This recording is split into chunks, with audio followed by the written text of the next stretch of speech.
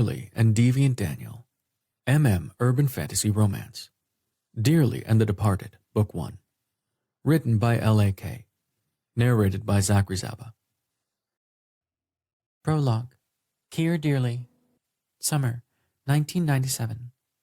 My double bed was shaking so hard I was sure we were having an earthquake. I'd been through a few small ones growing up, but they still scared me. Of course, living in California, we all knew there was the possibility the whole state would fall into the ocean one day, leaving Arizona and Nevada as the new West Coast. When my eyes opened, I was somewhat expecting to be surrounded by water. There were no crashing sounds of anything falling off my desk or dresser, so I assumed it was a mild tremor and turned over to face the window, where the moon was lighting up my room through the second-story window. What I wasn't expecting was to see a man sitting in my desk chair watching me. I was a naive 15-year-old, and I totally thought I was going to die, either at the stranger's hands or out of sheer fright. Please don't kill me. I'm sort of an asshole, but my parents would be devastated. I stammered, trying to remember any prayers besides the dinner one that I learned from Nana Dearly when we used to go visit her in San Francisco after she moved into the retirement community. Nana had been a hyper-religious person, always talking about evil spirits haunting the funeral home. Dad used to laugh and tell her nothing was going to hurt us and that he was careful, though I never knew what he was careful about. How about you leave us alone and you can take my Sega 32X and all my games? My Nokia phone is charging on my desk and I have $134.15 in my middle desk drawer from cutting grass and doing chores around the house. Please don't hurt my mom and dad. I don't know where they keep their money, but I can try to find it. I babbled nervously. The man held up his hand for me to stop talking, which was probably for the best because I tended to be annoying when I was nervous, or scared shitless, as the case seemed to be. Are you Kier Dearly, son? My guest asked in a low tone. Considering how large he was, it was a surprise he didn't have a booming voice. Yes, sir. I'm Kier, I responded, equally as quiet. I assumed he was trying to keep from waking my parents in the bedroom next door, which was probably smart because my father knew how to get rid of a body, so to speak. Kier, will you tell my son I'm very sorry? The man asked me. Of course, I had no idea what he meant because I didn't know him, so how the hell could I know his son? Who's your son, and what are you sorry for? I asked, as any sane person would do if they woke to find a stranger sitting at their desk at 3 a.m. I glanced at my clock to confirm my guess. Billy Townsend. I think he's in your class because I've heard your name before. I know he's a bully, but he learned it from me, which is a god-awful thing to teach a child. I'll be sorry about that forever. I tried to talk to your father, but he couldn't see or hear me. Besides, I believe your mother taught you how to be a caring, compassionate young man. All I taught my son was how to be a mean bastard, especially to people he didn't understand. I was the worst kind of person when I was alive, and his mother's probably going to jail for stabbing me in the heart. Please tell my son I deserved to die, and I'm sorry for giving him a terrible example of what a man should be. Okay? The man's quiet voice was shaky as he seemed to beg me. None of it made a damn bit of sense to me. Billy Townsend was the son of a bitch at my school who I avoided as much as possible, because I'd had too many busted lips, black eyes, and a few broken fingers because of his bullshit. The last run-in resulted in the broken fingers because the asshole pushed against my locker door when I had my hand in the way. I wanted nothing to do with the kid, but I was too fucking scared to tell the man I assumed was his father that I wouldn't pass along the message. Hell, I didn't know how to do it anyway, without sounding like I'd lost my mind. Finally, I took a deep breath. Are you going to kill me? I asked the man straight out. He laughed as he shook his head. No, son, I'm not in a spot to hurt anyone anymore.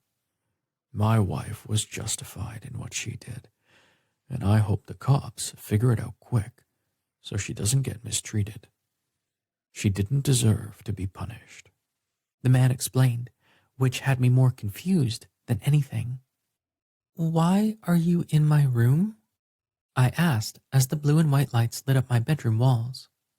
I walked over to the window and looked out, seeing an ambulance had backed up to the rear of my home where the receiving bay was located.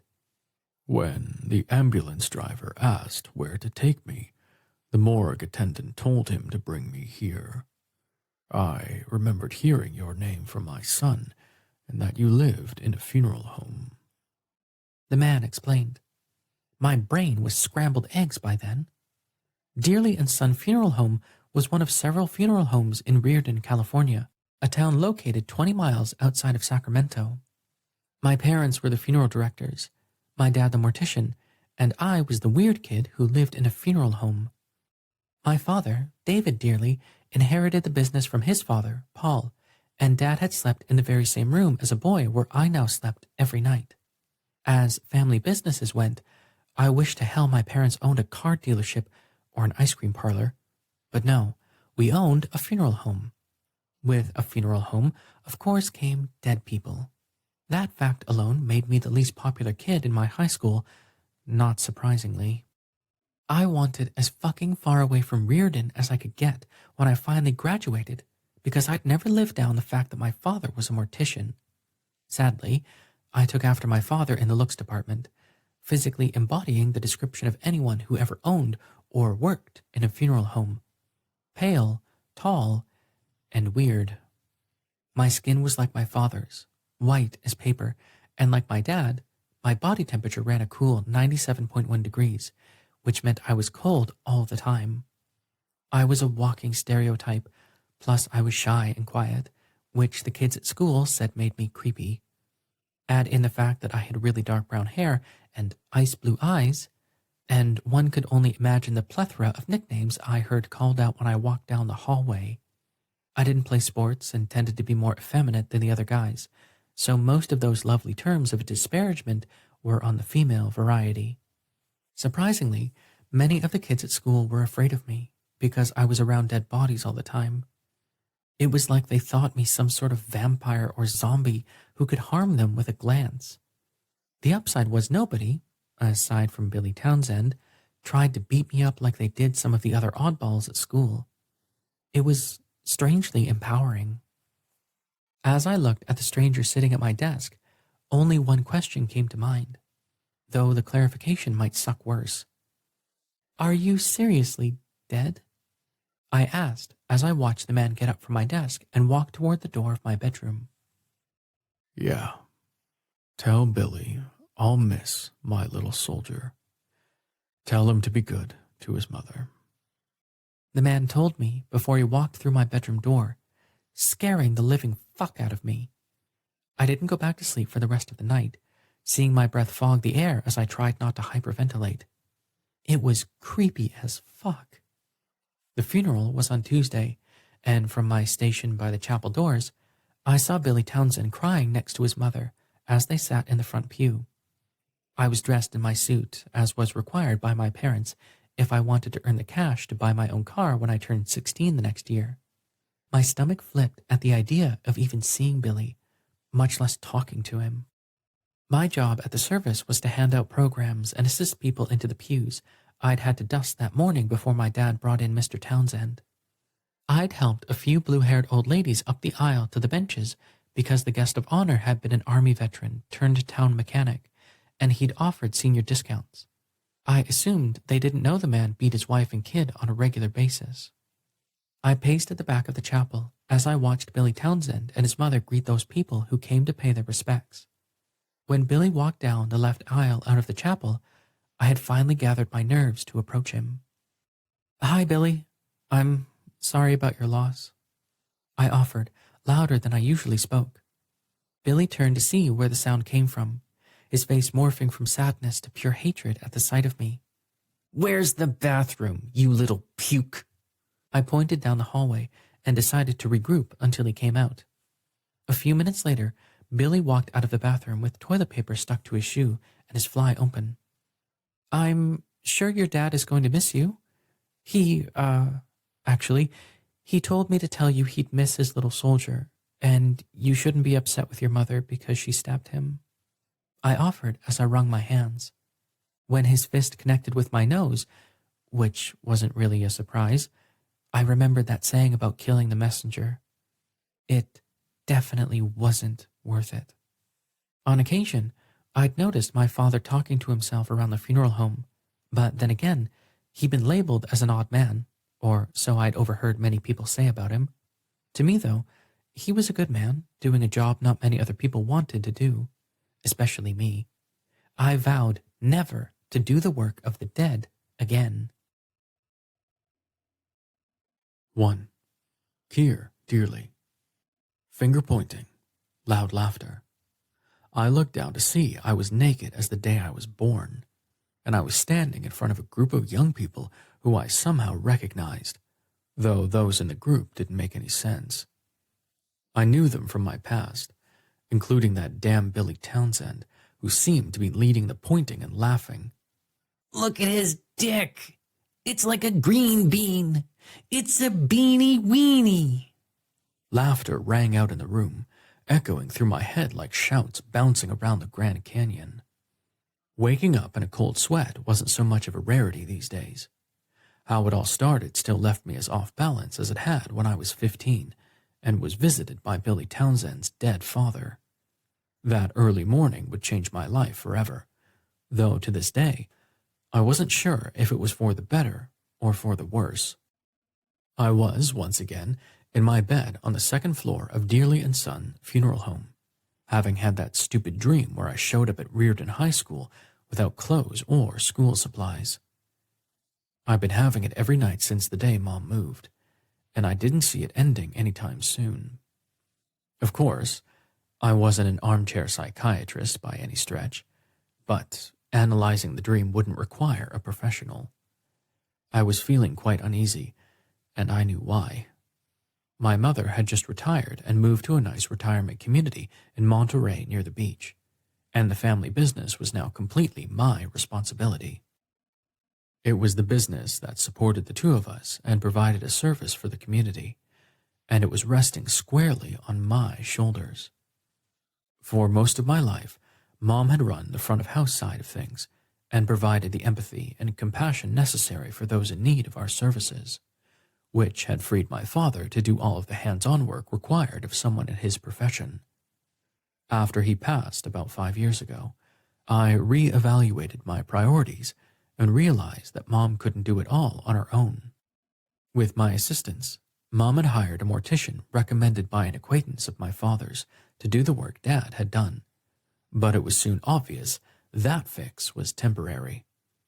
Brent Miller was a recovering drug addict, and Mom believed the recovery part of his journey had taken a far left turn toward overdosing right there in the embalming suite, which prompted me to make changes in my life to make sure Mom wasn't overburdened. Desperate times had called for desperate measures to keep the place open. At least I'd been smart enough to pursue an online degree in mortuary sciences while I was at UC Davis, getting my bachelor's and later my master's in network engineering. In the back of my mind, I sort of always knew I'd go to work with my parents someday when they were too old to run the place alone. And because I'd never imagined myself with a love life of any kind, I didn't have to worry about how a spouse would be affected by my career decisions. I'd quit my job as a computer network engineer, taking my mortician's examination, and stepped up to take Dad's place because, in my heart, I knew it had never really been an option for me not to join the family business. Dearly and Son, me being said son. Hell, I'd trained for the job my whole life. After passing the exam with flying colors, we let Brent go, though he hadn't gone easily. It had taken my best friend Barry for Brent to see his services were no longer required by way of physically dragging the large man down the driveway into the middle of the street. Mom and I were quite grateful for Barry's assistance. I'd followed in Dad's footsteps at the funeral home, picking up the bodies from where they met their ends, or at the hospital morgue, handling the back-of-house details by preparing the bodies for viewing and burial, and setting up the parlors for services and visitations. Everything had worked like a well-oiled machine between my mother and I until Mom decided she wanted to be around people who were alive versus our usual guests. Of course, I couldn't blame her. She and my father had run the funeral home together for 30-odd years before he died, and I knew it had taken a toll on her to carry on without him. Over the past 5 years since we begun working together, Mom had been slowly, and somewhat stealthily, withdrawing from most of the usual duties she performed for my father. I hadn't really thought much of it until her birthday in December. I'd taken Mom out to dinner to celebrate, and she'd told me she'd decided to retire and move south. I'd wanted to rail against it and beg her to stay with me, but I was a grown man, so I kissed her cheek and wished her well. When Lucy Dearly moved to Monterey, I drove the U-Haul down for her, which was filled with the memories she wanted to take along to her new duplex. After it was unloaded and I was preparing to return to Reardon, I hugged my mother tightly and promised to visit as much as time permitted. I was the third generation and son to run the family business. If I ran it into the ground, it was because I was a shitty businessman and an abysmal failure. I wasn't prepared for the pressure, but was I, a 40-year-old man, supposed to tell my 65-year-old mother she couldn't retire? I didn't really have time to dwell or wonder when the recurring naked in school dream would stop. I had a busy day ahead of me with arranging interviews for staff positions because my best friend, Barrett, had put me on notice. He wasn't going to be able to help me out at the funeral home any longer. He had refused to come over for dinner to my place, and not because I was a shitty cook. He always chose a restaurant between our houses to meet when I had free time. Thankfully, Barry had mercy on me after Mom moved and agreed to help me for as long as I needed him. But the previous afternoon, Barry ordered me to get my ass in gear and hire someone because he was at the end of his patience with my lack of concern for my staffing issues. To further complicate things, there was a body downstairs waiting for me. My guest was Fred Eichner, a 90-year-old man who had died in his sleep and was discovered by his fifth wife when she came into the room to bring him breakfast. Fred's private funeral was being held on Thursday morning. There would be no visitation before the service, and immediately after, his body was being taken to the crematorium down the street. Fred's ashes were to be interned next to his first through fourth wives in the family mausoleum at Suncrest Cemetery. Wife number 5 had a plane to catch at noon, or so she told me when she called to make the arrangements before I sent Barrett to pick up Fred at the family estate. Barrett said Fred's wife, Trixie, had invited him to go with her on a trip, saying her girlfriend had backed out at the last minute. We had a good laugh about that one while we were unloading the poor man's body from the back of the hearse. I laid odds Trixie had dancing in her history, and not on the Great White Way, as Broadway was also called because of all of the white lights on the front of the theaters shining on the street. Just after I got out of bed that morning, the county coroner in Sacramento called to tell me I had a new guest on the way as soon as the autopsy was finished. It was a man of 35. He was the victim of a murder, and I dreaded meeting him. For the first couple of years that I'd been the mortician in residence at Dearly & Son, I'd ignored the spirits who tried to get my attention and get me to help them. As a matter of fact, I hadn't been completely convinced I wasn't losing my mind. I thought about my father walking around the building, seemingly talking to himself, and how I thought the old man might be cracking up. I didn't want my employees, when I finally hired them, to think the same of me. Over the past year, I'd been unable to resist a few of my guests. Their requests had been harmless, and I'd figured out how to couch the deceased's words as if I were merely offering a condolence. That all changed when I met my first murder victim. Corinne Burke was a young woman of 25. She told me that she'd graduated college with a degree in social work, and she'd had a bright future. She'd reminded me a lot of my mother, who'd always been willing to help a stranger in need, and it seemed that Corinne, too, had worn her heart on her sleeve. I opened the garage door to the receiving bay to see a private ambulance backing up to the ramp. I'd received a call at lunchtime from Dr. Joaquim Arroyo, the Sacramento County coroner, telling me that his office had been requested to deliver a deceased young woman to Dearly and Son. Her parents would call for an appointment later that day to make final arrangements, and they'd hired a private ambulance to deliver her to the mortuary. "Here, Dearly?" A young man asked. "That's me," I told him as I pushed a gurney near the back door of the large ambulance as he opened it. The guy clearly didn't give a shit about showing respect for the dead. The smell coming out of the back of that vehicle could have given me a contact high. "Meet Cora Burke," the guy stated as he glanced at the tag on the body bag on the gurney in the back. "Corrine Burke," I corrected the stoned idiot. "Help me move her to my gurney, and then you can go." "You smoke all the way here?" I asked the asshole. The skunk smell rolled off of him like a landfill breeze, so if he wasn't smoking, he had an actual skunk riding in his buzz. The stupid dick laughed. "Hey, man, I was communing with the dead." I wanted to smack the stupid right out of the guy. After we transferred her to my table, he held out his fucking hand. I slapped it and turned my back. "Wait," he stated. I turned around and saw him puff up his chest. "I usually get a tip for delivery, you know, like flower delivery drivers and shit. Instead of FTD, call me STD." I looked at him and lifted an eyebrow in question. I had no doubt he was a walking, talking STD, as in sexually transmitted disease. "You know, stiffs to deliver?" he clarified before he cracked up. I stepped over to him, being taller but definitely not stronger. "Here's your tip. Get the fuck out of here before I call every goddamn funeral home I know up and down the West Coast and tell them not to use your boss for transport.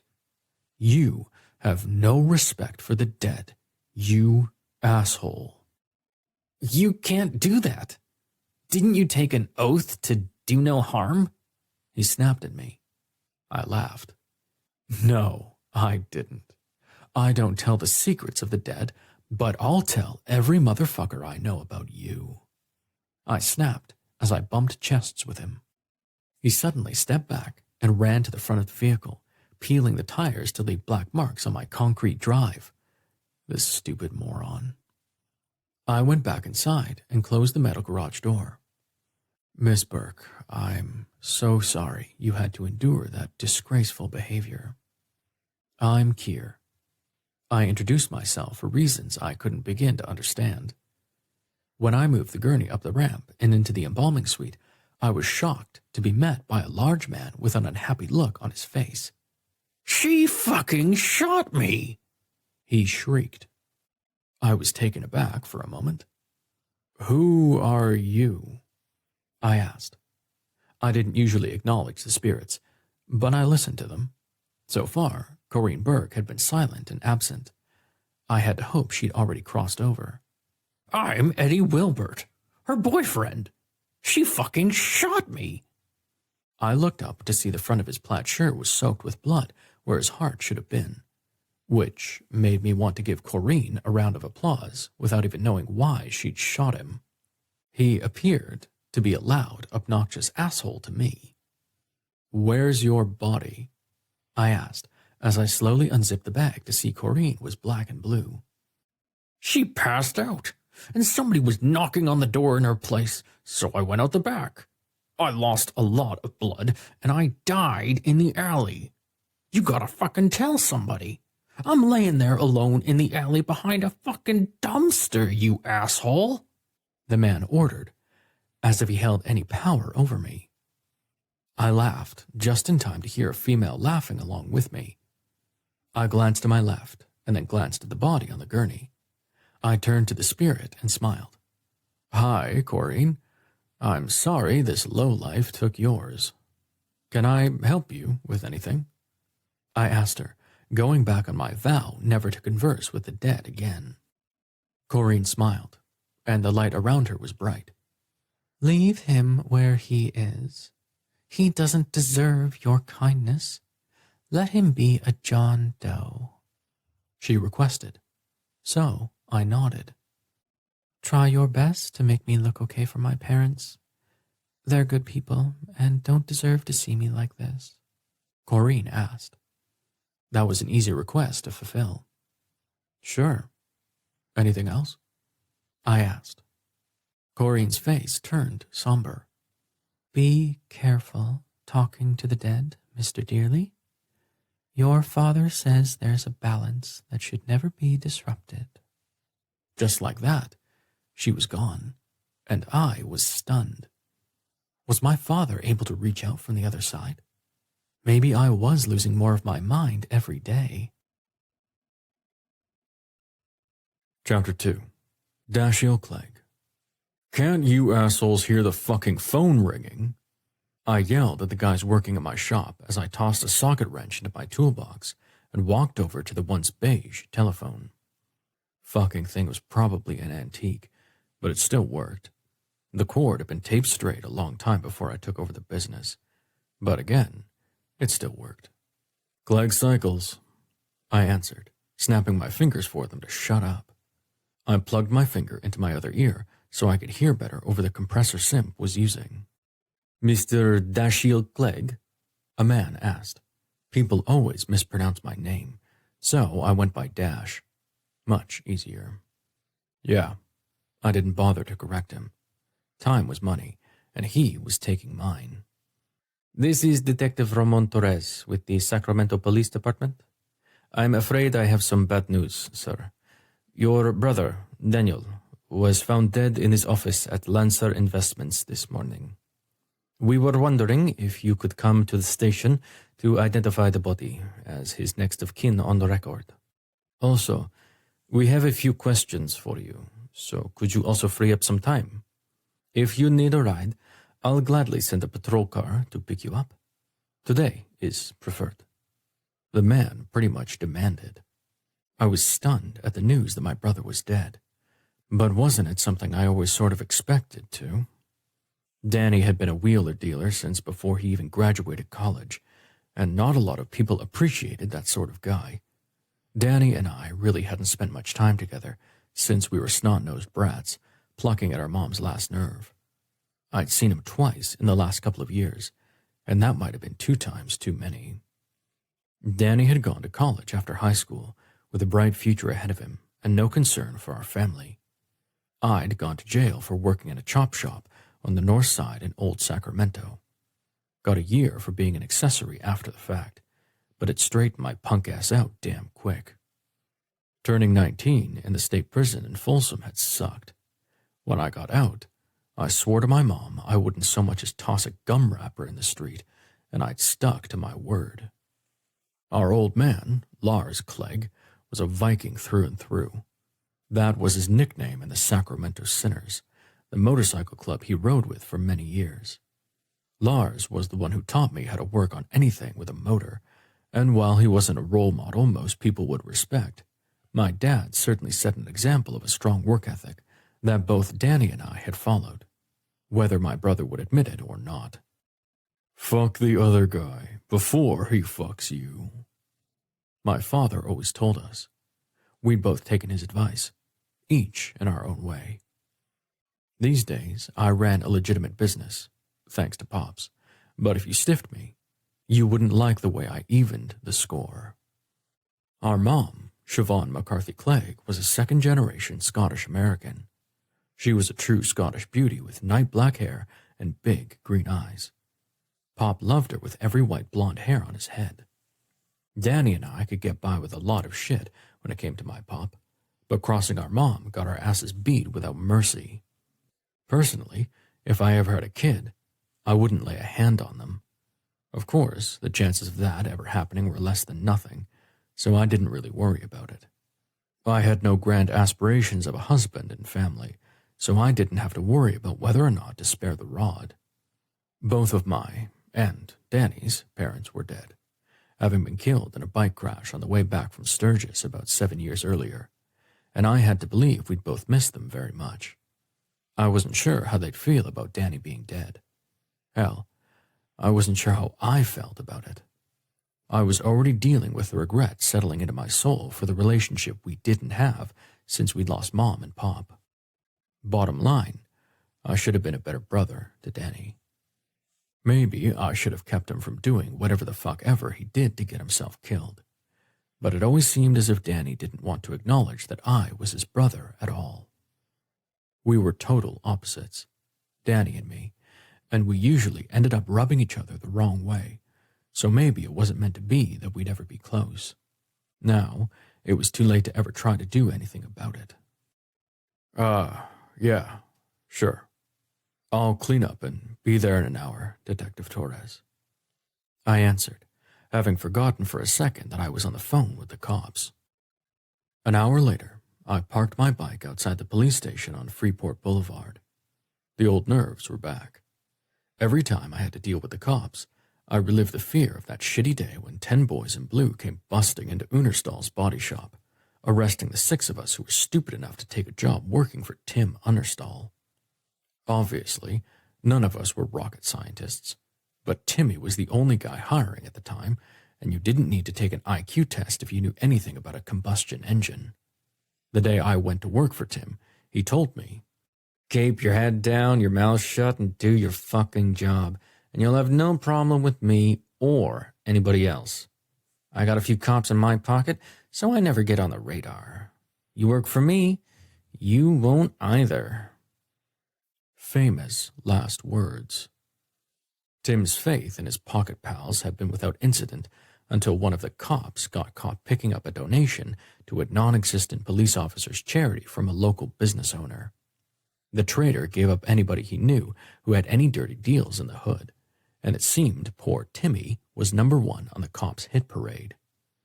That stupid bastard would never see the light of day after his asshole cop buddy spilled his guts, and we all went along for the ride right to Folsom. I walked into the police station, heading to the front desk to see a cop, shiny as a new penny, standing there with a big fucking smile. "Good afternoon. How can I help you?" Junior G-Man wannabe asked.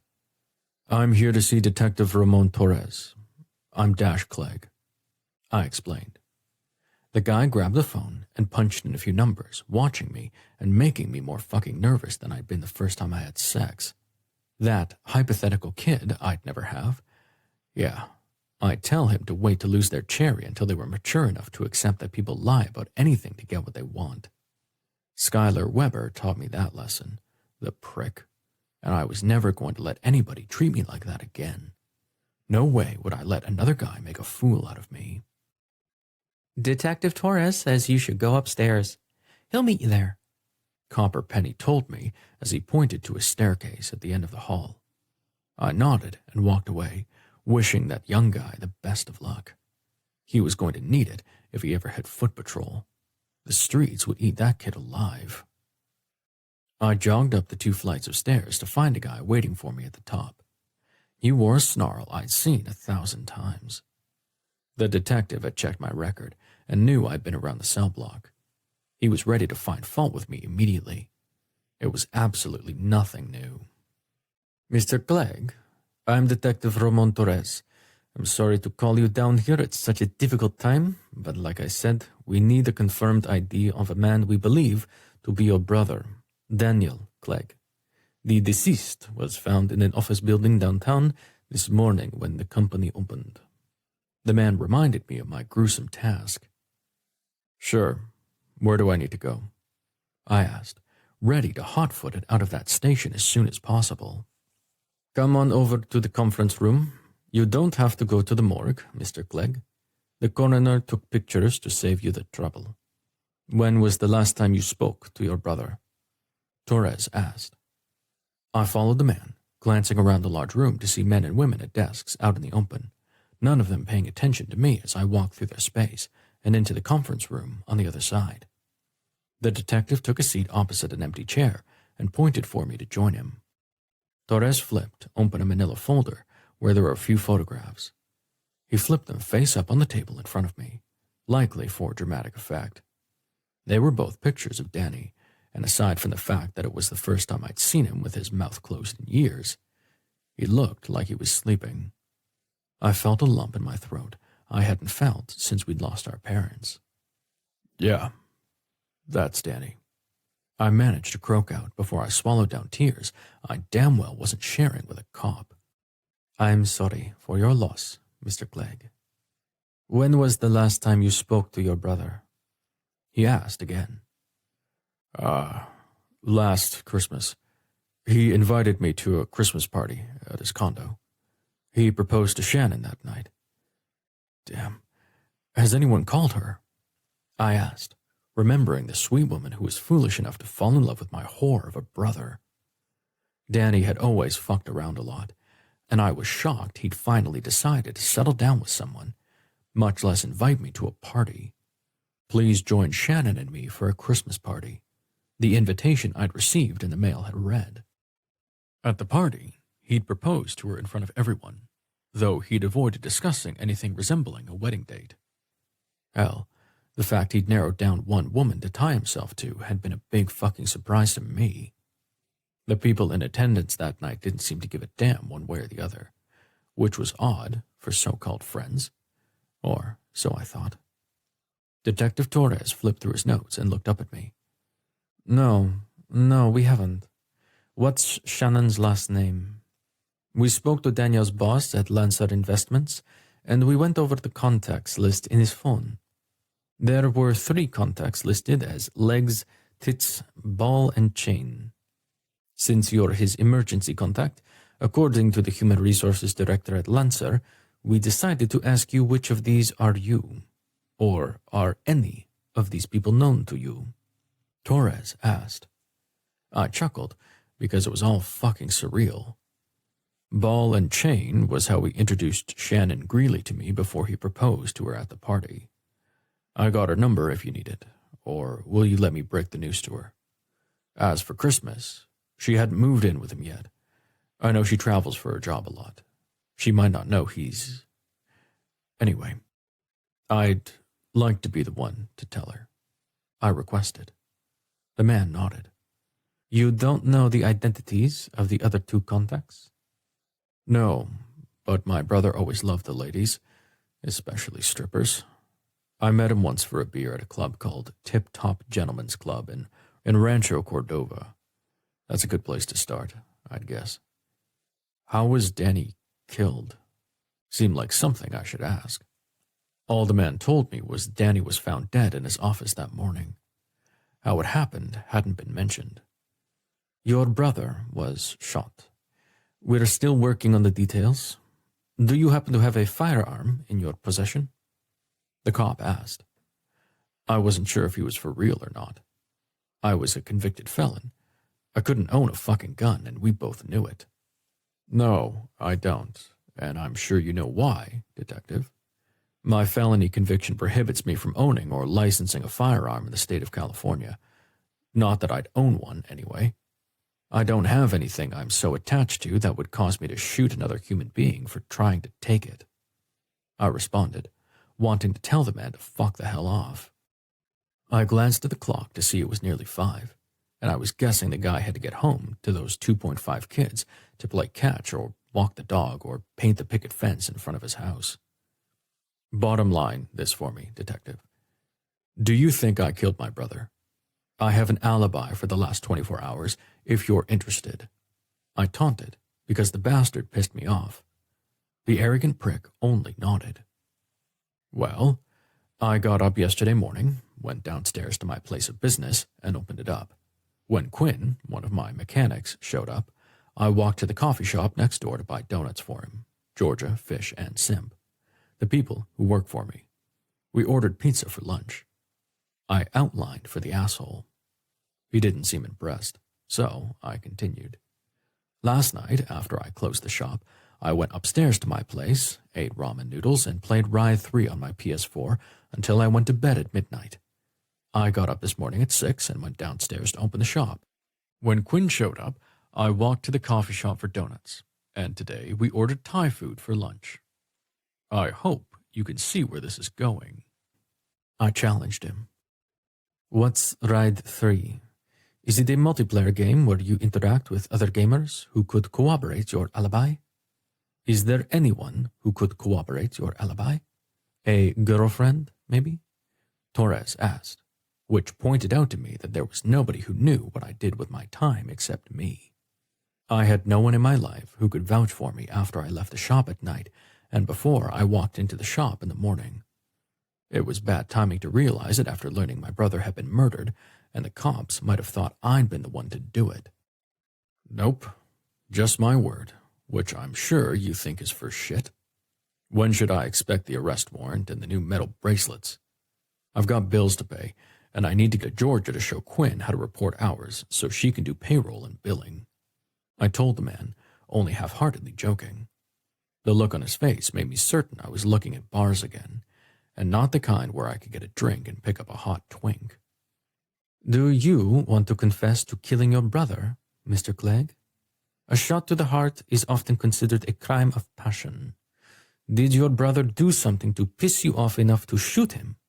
I can get video equipment in here in a few minutes to take your video statement, and we can take care of this now.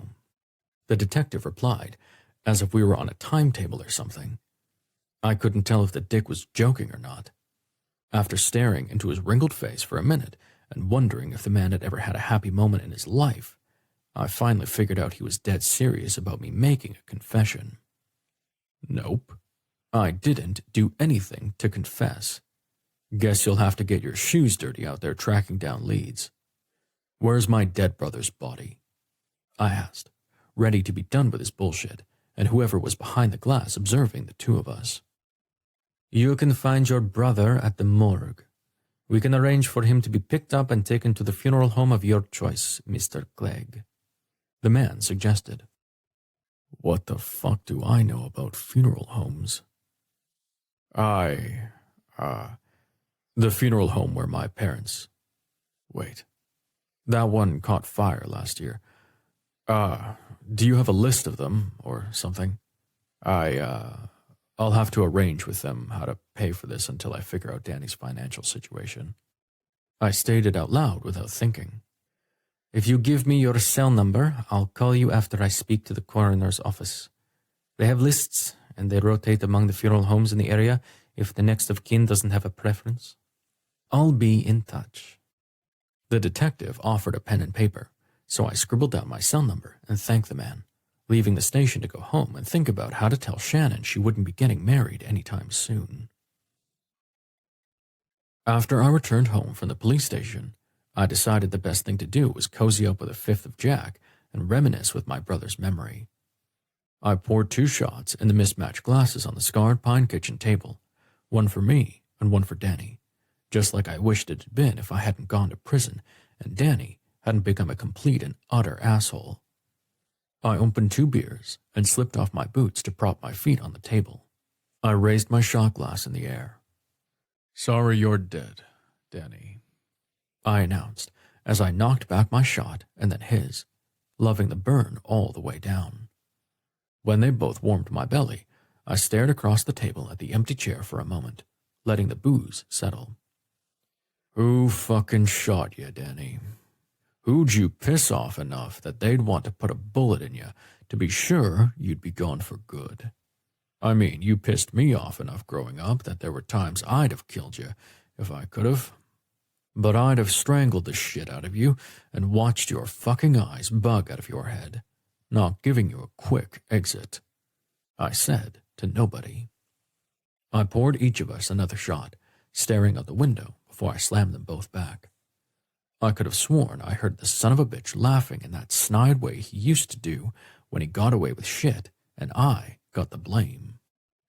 I finally found my balls to make the call to Shannon, figuring I was about as ready to tell her the bad news as I'd ever be. "Hello?" She answered on the second ring. "Shannon, hey, it's me, Dash, Danny's brother. How've you been? You got a minute to talk?" Great lead-in, dumbass. "I'm okay now. I guess you heard, huh?" She asked me. "Oh, yeah, I heard about it earlier today. I was gonna come over and talk to you in person, but I needed a drink to sort of settle it in my mind, and now I shouldn't drive anywhere," I admitted. I took a swig of my beer before I continued. I just... I'm... I'm so sorry, Shannon. I feel horrible about it for you. You know Danny and I weren't close. Hell, we haven't been close for most of my life, so I can't imagine how you must feel about it. I offered, not exactly sure what was appropriate to say to a woman who had just lost the man she loved. I'd never had to tell someone the person they loved and were preparing to marry had been murdered. Thankfully, she already knew about it, so it wouldn't be a shock. You've had a few drinks, I see.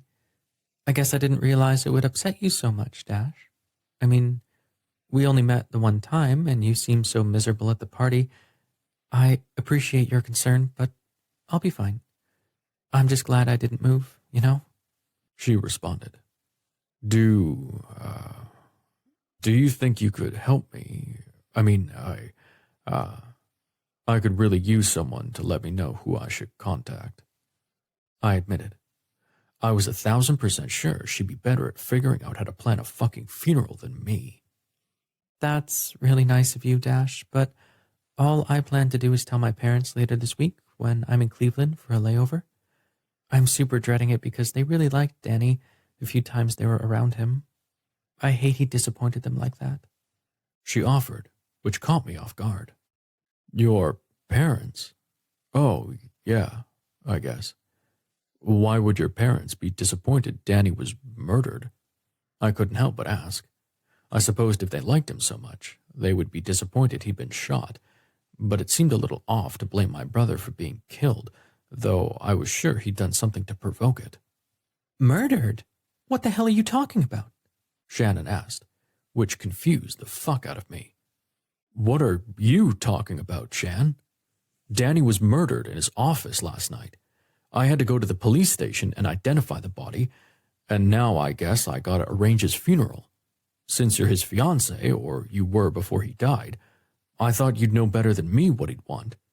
We got no family to invite to his service, but I know you two had lots of friends. And there are the people at his office who might want to pay their respects. I suggested. Holy fuck! I thought you were talking about our breakup, Dash. We broke up last week. I gave him back the piece of shit ring and everything. You're home by yourself. You want me to come over? Shannon offered. Bless her. I looked around at my disaster of an apartment, and as drunk as I was, I knew that wasn't a good idea. Not tonight. Can I call you tomorrow? Maybe we can meet for coffee and you can tell me what happened between the two of you. I'll still need help with the funeral, and you knew him better than me. I reminded her. No doubt, somewhere along the way, Danny had told her that we really weren't close. Thankfully, she was as kind as I thought her to be. Sure, of course. Call me in the morning. I just got home this morning from New York and I'm off until Monday, so I'll help you as much as I can. Do you know where the police are sending him? There's a nice funeral home near my aunt's house in Reardon. There's also a beautiful cemetery out there, Suncrest Cemetery. I think it's perpetual care. Do you want me to call someone for you? She asked. If you don't mind, could you call Detective Torres at SPD and give him the name of the place? Send me a text where it is too, will you? I guess I better go there tomorrow, huh? I asked. I'll come pick you up at 10, Dash, and we'll go there together. I don't think you should ride your bike after having such an enormous shock like this, nor do I think you should go alone. I'll help you in any way I can. It's not your fault, your brother. I really do want to help you. Shan offered kindly. I had a feeling Shannon was leaving out a lot of details because she didn't really sound too upset about the news that Danny was dead. Whatever my brother had done to her must have been big. I wasn't looking forward to the story when she was ready to tell it, but I felt like I owed it to her to listen. 3. Kier. I woke that morning and went for a run, trying to mentally prepare myself for the day ahead. Once I returned, I showered and dressed, wondering about my upcoming guest, a male murder victim named Daniel Clegg. The previous night, I had received a phone call from Shannon Greeley, who identified herself as the fiancée of Clegg and said he was supposed to arrive sometime the next morning. Today. She'd arranged transport for the body from the Sacramento coroner's office, and I'd promised I'd do my best to do Mr. Clegg justice.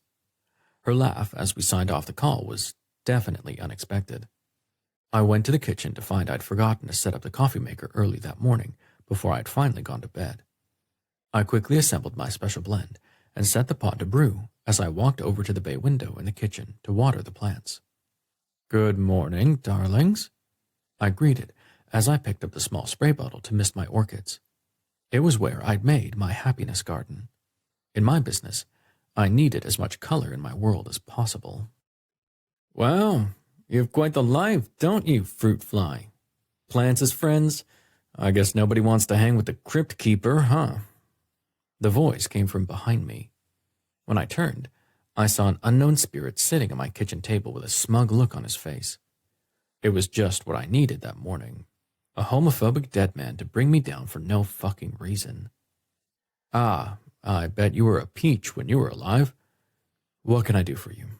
Your body isn't here, in case you're looking for it," I stated as I went about my business, waiting for the man to outline his. "I'm Daniel Clegg, and my body will be here later today if the coroner doesn't fuck it up. I was an investment consultant, and I embezzled more money than you'll ever make in this dump in a lifetime. My clients are too fucking stupid to even miss it, but that doesn't really matter.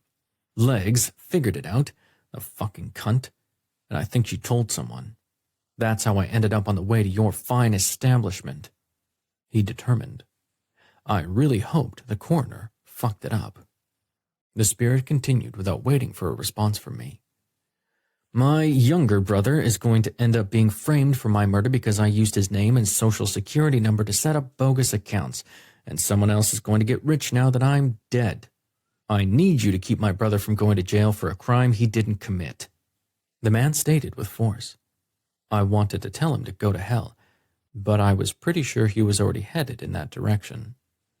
I poured myself a cup of coffee and sat down across from where Daniel Clegg had started to pace my kitchen floor as he eyeballed me. I almost laughed at the similarity of his name to one of the actors who played James Bond, but I was guessing that he was likely not going to see the humor in my observation since he was now no longer among the living. "I'm a mortician, not a detective, and I'd imagine anyone who murdered you wouldn't take too kindly to a stranger meddling in their affairs. Why is your brother going to be blamed? Who murdered you?" I asked. Seemed as if knowing the answer to the riddle would be a great place to start and end the conversation. "Here's a fun twist. I don't know who shot me, but it was a clean shot through the heart. I was watching a hell of a show at the time. 2 hot women. Well, you wouldn't appreciate it, I'm sure, and I didn't see who pulled the trigger. Good luck with this mess," the man stated before he left the room. I assumed he'd crossed over, having reached his objective. I wasn't about to rush to accuse anyone of murder based on the fact Daniel Clegg said legs before using a derogatory slur. Fucking cunt. Whatever he'd done to get himself murdered, which he probably deserved, wasn't any of my business. I couldn't see myself investigating his accusations at all. As I mentioned earlier to Daniel Clegg, I wasn't a detective. Barry appeared in the doorway, startling me because I hadn't heard the bell over the basement door. He looked around the kitchen for a moment before he walked over to the coffee maker and poured himself a cup. "Who were you talking to?" I wanted to laugh, having asked my father that same question over and over again when I was growing up in the house. That had me wondering about things I likely shouldn't, like why I was able to see and hear the spirits around me, but Mom never gave any indication that she had when she was still working with me. I glanced up as my friend went to the fridge and pulled out the milk, adding a large splash to his coffee. He always bitched I made it too strong, but it was my coffee and my coffee maker. My choice. "Want some coffee with that milk?" I teased as I reached for my tablet and pulled up the local paper to check my new ad. I was running a sale, which sounded creepy as fuck for a funeral home, but it was for prepaid arrangements. I wasn't trying to encourage anyone to kill Uncle Bill so they could get a discount on a casket. It was kinder to the decedent's family if one made their own arrangements in advance of that dreaded day. I didn't see it as morbid to consider how a person might want their last soiree to proceed. In times of grief, family members had a hard time making decisions. Prepaid arrangements were a way to relieve them of the responsibility of trying not to look like a cheapskate because they were sure their loved one wouldn't want them to break the bank. They also worried what the guests in attendance would think of them if they bought the bottom-of-the-line box instead of a fancy gold-trimmed oak coffin with velvet lining. If one made their own arrangements, no one could criticize. It was the deceased's last wishes that were to be honored. I wasn't talking to anyone. Why? I lied. Barry would lose his shit if he knew I could talk to the dead. I'd kept it a secret from him and everyone else for 25 years. No need to spill my guts to the man and scare the fuck out of him after all that time. Oh, there it is. Damn, there's a typo. I complained. I'd sent the specifics to the ad department at the Reardon Telegraph the previous week. I was prepared to give a 15% discount to any prospective clients if they called to make an appointment within the next 2 weeks and gave the code BAD and S, pre-arranged Dearly and Son. The advertisement I was looking at read 50% discount instead of 15, which was a huge problem. It was then I remembered their graphics department had sent me a mock-up, but I hadn't bothered to check it carefully before I sent it back with a note approving it. I really needed to hire someone who paid more attention to detail than me. Barry walked over and looked at the ad, and then the fucker cracked up. That's gonna cut into profits. You need to hire someone, Kier. I don't mind being an Uber driver for the dead because that new hearse has a sweet sound system, but I don't do administrative work. Hell, I've got Winnie to do that shit for me at the shop.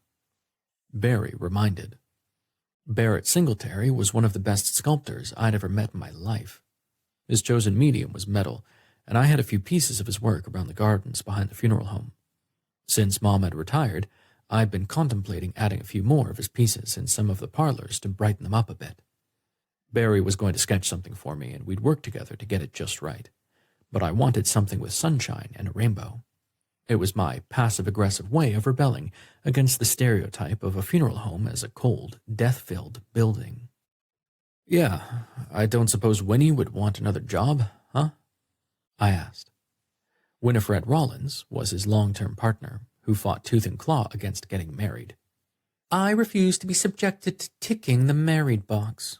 I'm my own woman, and I don't need a man to support me in any way. She told anyone who asked why she and Barry had never tied the knot. The couple had been together for 22 years and had raised an 18-year-old daughter who'd started her freshman year at UCLA the previous fall to study film. No, she doesn't need another job. Now, what do you need this morning? I've got to get to the shop. My day is booked, Barry told me as he gulped down his coffee and placed the cup in the sink. Mr. Eidner's private service is the day after tomorrow at 10. Would you be available to transport him to Steinbeck's down the street after the memorial? Or do I need to call and ask them to pick him up? I asked. What time? Barry asked. Any time after 11. I think they close at 6, but I'll double-check and send you a text. Trixie has a plane to catch at noon, as you recall. Did you tell Winnie about that little adventure the Merry Widow invited you to join? I joked. Barry looked at me with a scowl. What the hell do you think? I'm standing in the kitchen not laying on a slab, ain't I? I thought Jewish people didn't cremate. They usually don't, but since there's not going to be a rabbi or traditional burial prep, I'm guessing Fred wasn't particularly religious. That, or Trixie is sticking it to the old boy one last time. I assessed. It wasn't my business to get involved in the arrangements made by the deceased's loved ones. I did have to wonder how much Trixie loved Fred, though. At least he'd be laid to rest with the 4 other women who had married him for one reason or another. Barry chuckled. Good luck with the interviews for new employees. I can't wait to see how they go. Barry taunted. A second later, he said the phrase I always hated hearing from him. When are you going to get out and meet a nice guy? Let Winnie and me take you out on Saturday night.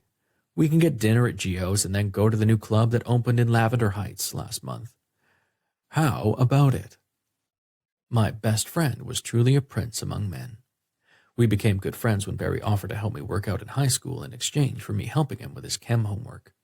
His parents didn't really put a lot of value on academics because they owned a dairy farm outside town, but Barry wanted to go to college to become a graphic designer and get as far away from the bovine teats as possible. Let me think about it, and I'll let you know. Kisses to Winnie. I told him as I got off my ass to begin my busy day. I had to get in touch with the ad department at the paper to see if they could pull the ad and correct it before I had old people lining up down the block to get a 50% off their dream funeral that would rival one for a head of state. After Clegg's body was dropped off and secured in a drawer downstairs, I went up to prepare for my interview with an assistant. I'd chosen the candidate I believed to be the best fit that afternoon, but I had another candidate I would meet with later in the week if this one didn't work out. I truly hoped I'd mesh with the first candidate, but I had a feeling it would still be damn hard replacing my mother. The doorbell chimed at exactly 12:59 p.m., which was a good sign. I hurried from the office to the hallway, ready to meet Mrs. Genevieve DeSalt. I glanced out the small windows next to the door to see a woman in her mid-40s. Her hair was short and styled nicely, and she was wearing a dress with a white sweater over her shoulders and a pair of flats. I was impressed that she was dressed so professionally, so I smiled brightly as I opened the door.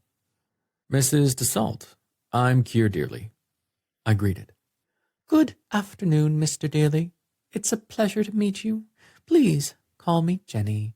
I hope I'm not late, she offered as she glanced down at her white gold and diamond watch. Clearly, Jenny DeSalt obviously wasn't in dire straits and in need of the job. "Please, call me Keir. Let's go to my office and have a chat. I received your online application and I'd like to discuss your work experience," I suggested to her. She nodded and followed me down the hallway to my office near the hospitality room. "Can I get you anything to drink, Jenny?" I asked her. The woman smiled and shook her head, so I opened the file I'd made for her documents and the list of questions I'd jotted down. "I see on your resume that you were the church secretary at Sacred Heart of Mary for 10 years. Can you tell me why you left?" I asked her. For a moment, her face twisted into that of someone sucking on a lemon tart. A liberal priest became the pastor, and he encouraged the gays to come back to the church. I find that type of behavior despicable, she said so sweetly that butter wouldn't melt in her mouth.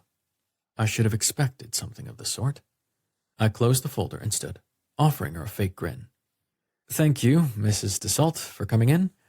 I'm sorry to inform you that I'm one of those despicable gays you're so opposed to, so I think we can agree that you won't feel comfortable working here.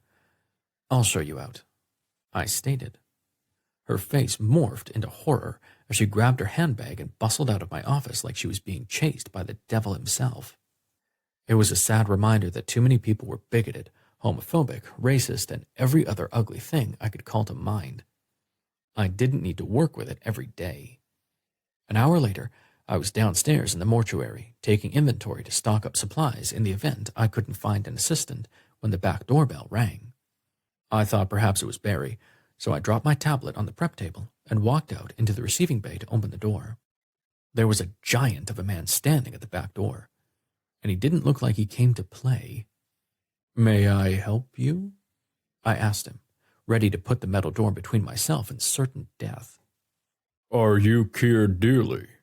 the large man asked me, a none too friendly tone in his voice. He was about 5 inches taller than me and about 5 feet wider at the shoulders. I glanced behind him in the driveway to see if he had his blue ox, but all I found was a beat-up Jeep Cherokee in an indescribable color. Maybe it was camo? "Barry Singletary sent me. Said you needed a driver. I've got my CDL. What do you need driven where?"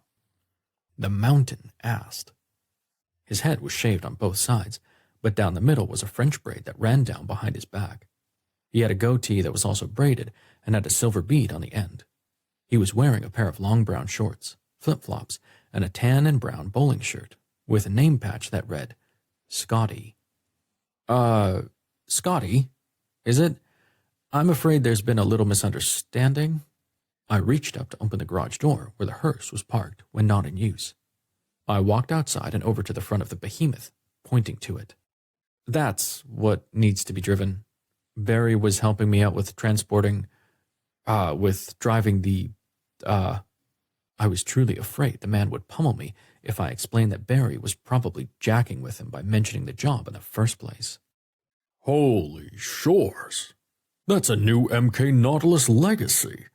How many miles she got on her? The man asked, surprising the hell out of me. You know hearses? I asked. The man chuckled. Yep. Used to work for Cromer's Mortuary in San Diego before I moved here. They had a 2016 Cadillac Armbuster Crown Regal, which was nice, but these Lincolns are the gold standard for hearses.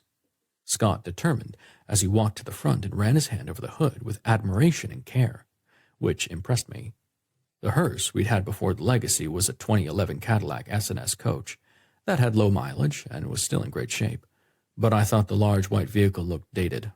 When I expressed my concerns to Mom after Dad died, she gave me the okay to sell it and buy the new one.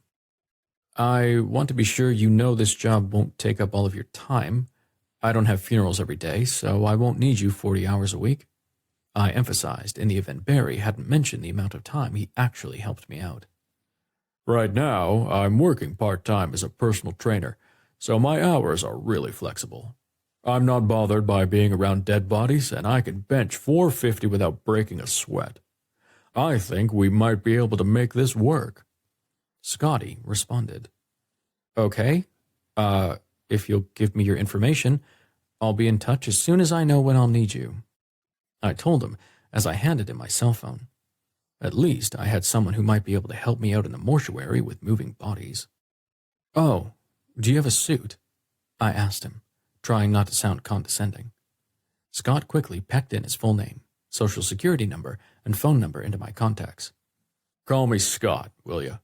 Yeah, I've got an appropriate suit for the job, Mr. Dearly. No worries. Oh, I also have about another 100 hours of community service to finish, which should take about 2 weeks. After that, I'm all yours. The man offered as he handed me back the device. I thought about asking what he'd done to warrant community service, but as I took in the size of him again, I decided it didn't really matter. Scott climbed back into his Jeep just before the front bell rang, so I closed the garage door and hurried upstairs.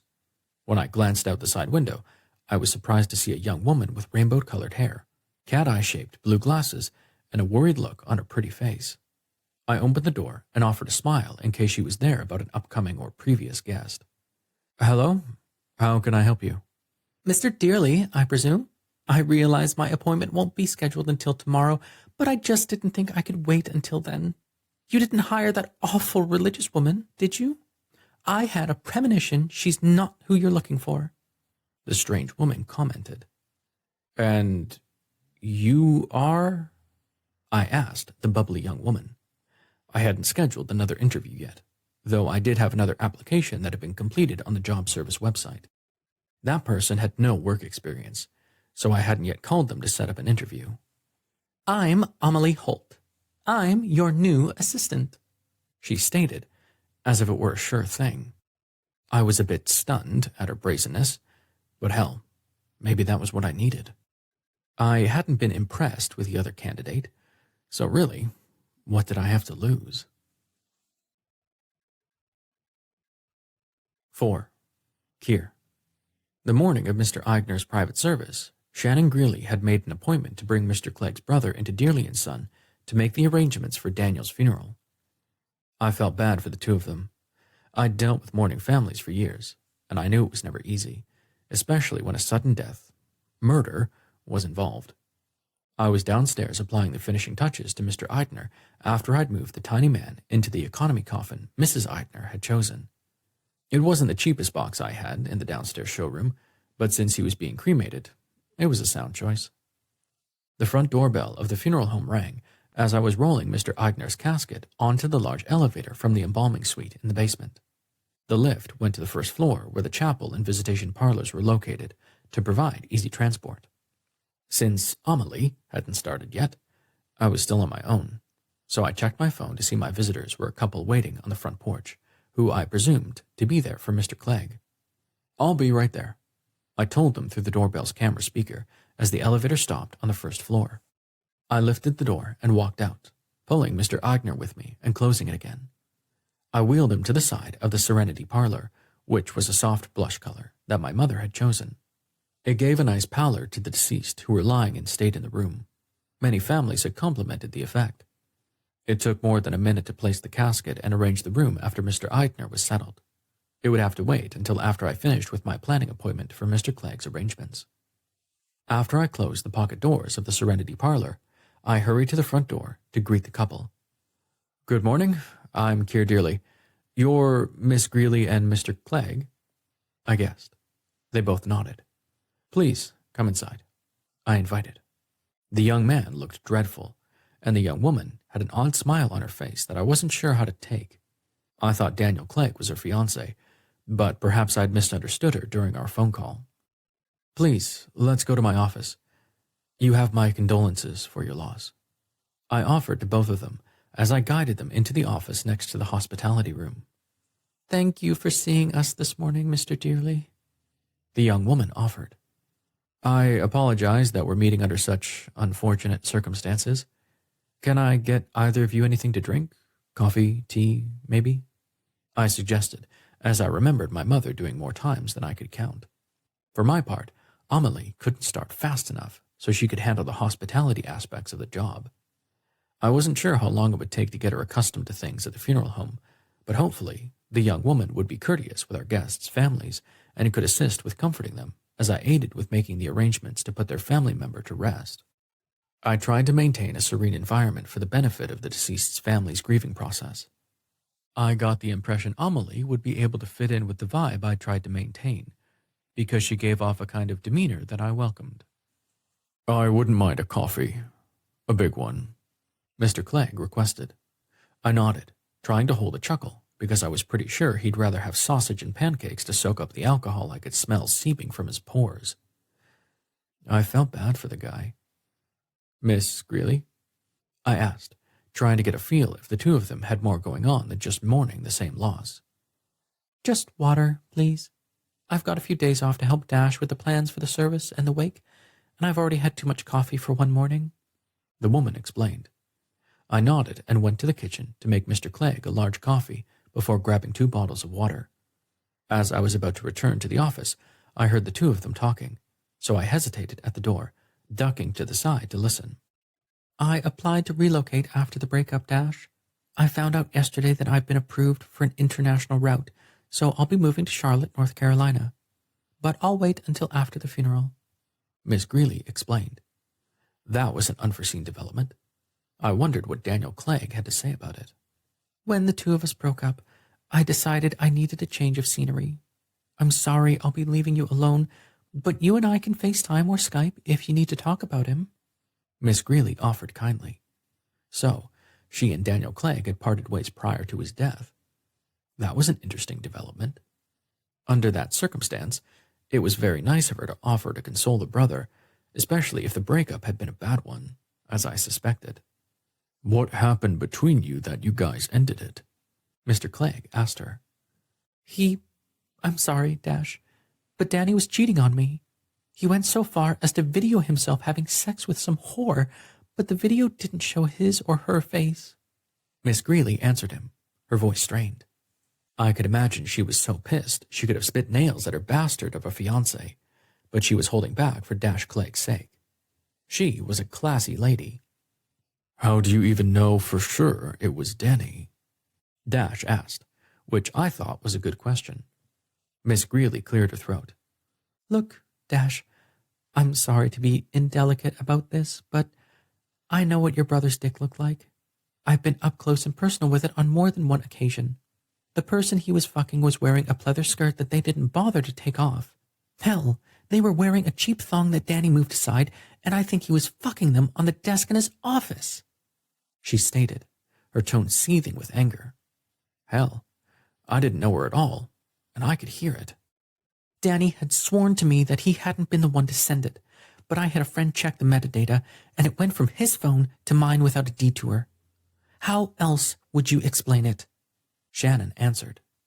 Yeah, that sounded like a deal breaker to me, for sure. I cleared my throat before walking back into the office, handing the woman a bottle of water and the coffee and the other water bottle to Dash Clegg. I was sort of feeling a little guilty for eavesdropping, but what I'd heard added another dimension to the death of Daniel Clegg. I opened the drawer of the filing cabinet in the corner of my office to retrieve an information sheet for collecting the necessary facts pertaining to the recently deceased, to begin walking Dash through it so we could begin compiling an obituary and the eulogy. Learning that Dash was the only remaining member of the Clegg family hit home for me. I happened to be the last dearly.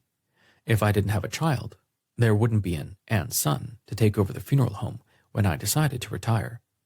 Or I died. No pressure there.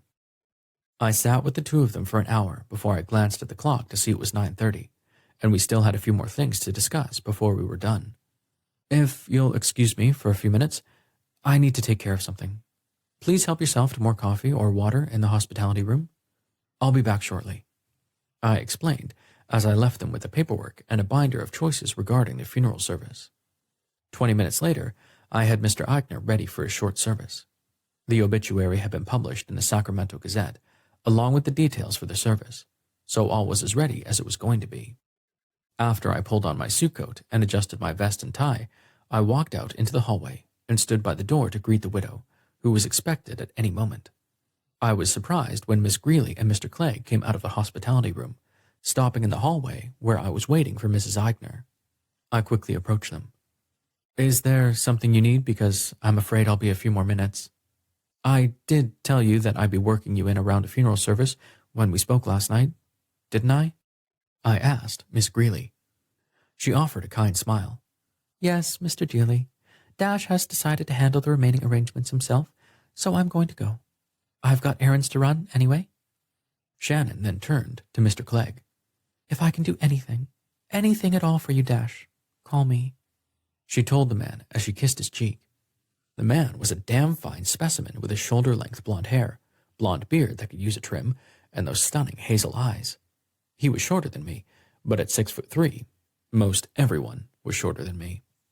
Dash Clegg was also about 10 years my junior, but it didn't really matter because he'd never be interested in a nerd like me. If I went to Lavender Hill in Midtown Sacramento on any random Saturday night, I could get my dick sucked or even fucked if I wanted. I knew the score, though. I was far too old to be trolling bars, so I didn't do it any longer, much to the dismay of Barry and Winnie. They wanted everyone to be happily entangled. I just didn't believe it was in the cards for me. Hell, back in the day when I went to clubs, I'd hook up and be done with it. Most of the time, I didn't tell them my name, and I didn't give a flying fuck about theirs. Those were the days. But I hadn't done anything of the sort for a very long time, and didn't intend to do it again anytime soon. Miss Greeley bid me goodbye before she left. Mr. Clegg seemed to take in the foyer before he offered a kind smile. Nice place you got here. Does your wife help you out? Shan said your mother and father ran the place when her grandfather had his funeral here about 15 years ago. He was nervously trying to make small talk, which was sweet of him, considering what he was going through at the moment. It's actually just me. My mother retired earlier this year and moved to Monterey to enjoy her life a little more, and I've been interviewing assistants. I believe I found a nice young woman to handle the administrative details, and a mortuary assistant I'm hoping will... I'm sorry, you have other things on your mind right now, I'm sure. I'd gotten caught up in his good looks and rambled aimlessly, which was totally against my usual vague responses regarding my personal situation. The man had lost a brother. He likely didn't give a furry rat's ass about my life. As I checked my watch, I became more aggravated by the moment that Trixie Eigner was late. I looked at the handsome Mr. Clegg and apologized. I'm so sorry that I'm having to make you wait, but the visitation is supposed to start at 10. I seriously doubt the widow will hang around for more than... Oh, this must be her, I said as the camera for the front door chirped.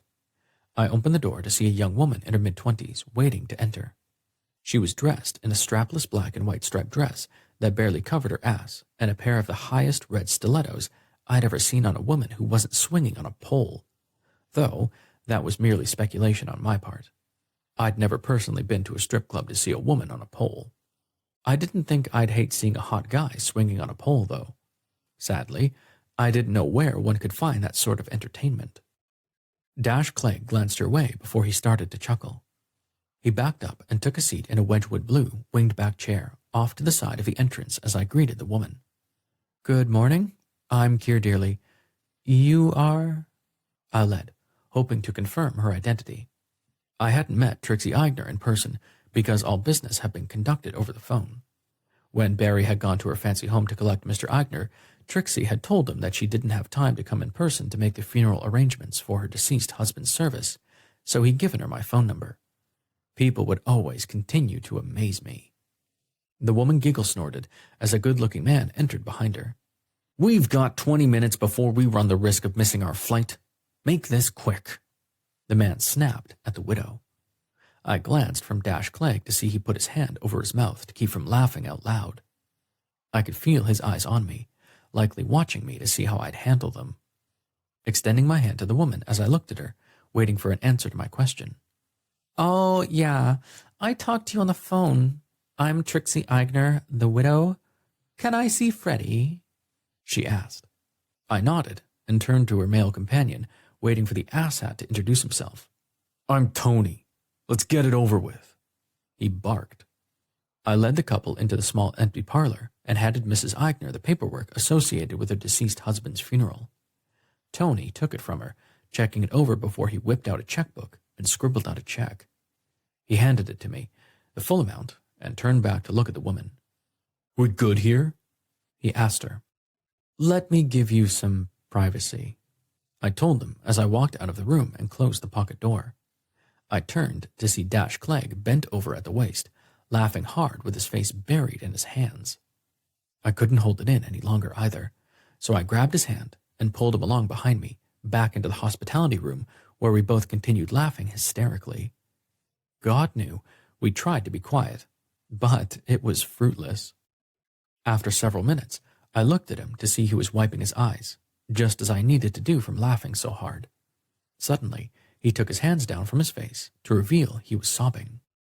I quickly realized it wasn't about the spectacle we just witnessed with Trixie and her date to her husband's funeral. It was about a young man who had lost the last member of his family and was trying like hell to deal with the loss. Unsure of what to do for Dash Clegg, I pulled him into my arms in hopes of offering him some comfort. "I'm truly sorry for your loss, Mr. Clegg. It takes some time for these things to hit us, and when they do, it can be like ramming into a brick wall. Let me get you a chair. I'll get rid of the widow and her date as quickly as possible. I'll be right back, and then I'll help you get through the remainder of the paperwork," I promised. I took him into my office and put him in a chair, offering him a box of tissues before I closed the door to leave him alone. My heart was aching for him. By the time I got back to the foyer, the door to the Serenity parlor was open, and it was empty. I walked out to the front of the room and looked down at the older man, feeling so sad for him. "Mr. Eigner, I'm so sorry they weren't respectful to you. I hope you found your peace," I whispered to him before I folded the blanket from the top over him and closed the lid. I turned to wheel the casket out and saw Dash Clegg sitting in the first row of chairs, seemingly having collected himself.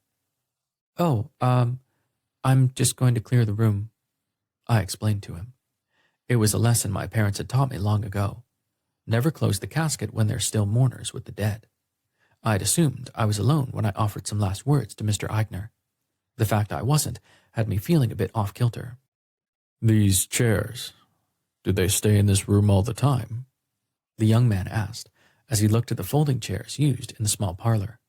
The chapel had pews because sometimes funerals were held there instead of at a church, especially when the deceased wasn't particularly religious, but the parlor had a more intimate feel to it.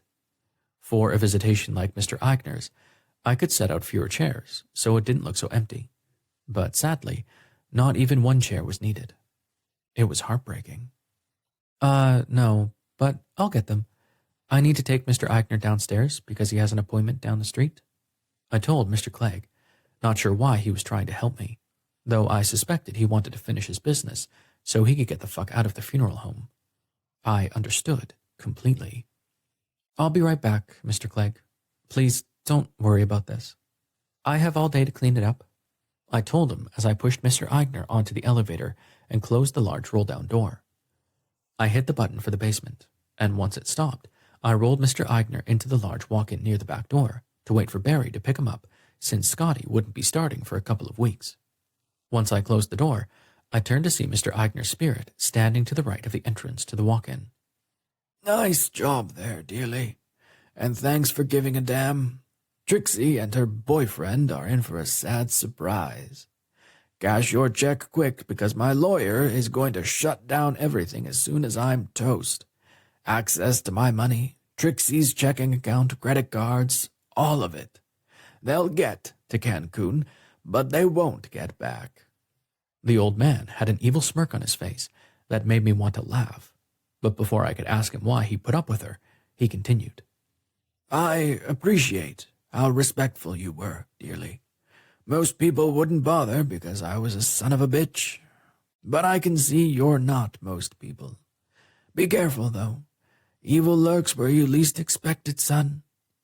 Thanks again. Mr. Eigner offered as he turned to walk out through the garage door. I felt a little better about what had happened with his visitation. He'd already pre-planned his own agenda, and he required nothing from me but to offer his thanks. His comment about evil was a bit disconcerting, but I had no idea what the dead thought was important to say before they passed over. I hoped he had a peaceful passing to his ever after. When I walked up the stairs to the first floor, I was surprised to see the Serenity Parlor was empty of chairs, and the silk flowers I used when the deceased didn't have any sprays in their honor had been put away in the storage room off to the side. Wow, Mr. Clegg, thank you. You didn't have to do this, I told the handsome man as he walked out from the storage room, flipping off the light before he closed the door. I'm not one to sit still, normally. Anything else you need to do to close this up? He asked as he looked around. I shook my head as he walked over to where I was standing. I turned off the lights and pulled the pocket doors closed before I turned to look at the handsome, no, gorgeous, blonde. How about we go upstairs to my place and I make us something to eat? We can go through the arrangements and I can help you decide what you want to do. Is that okay? I suggested.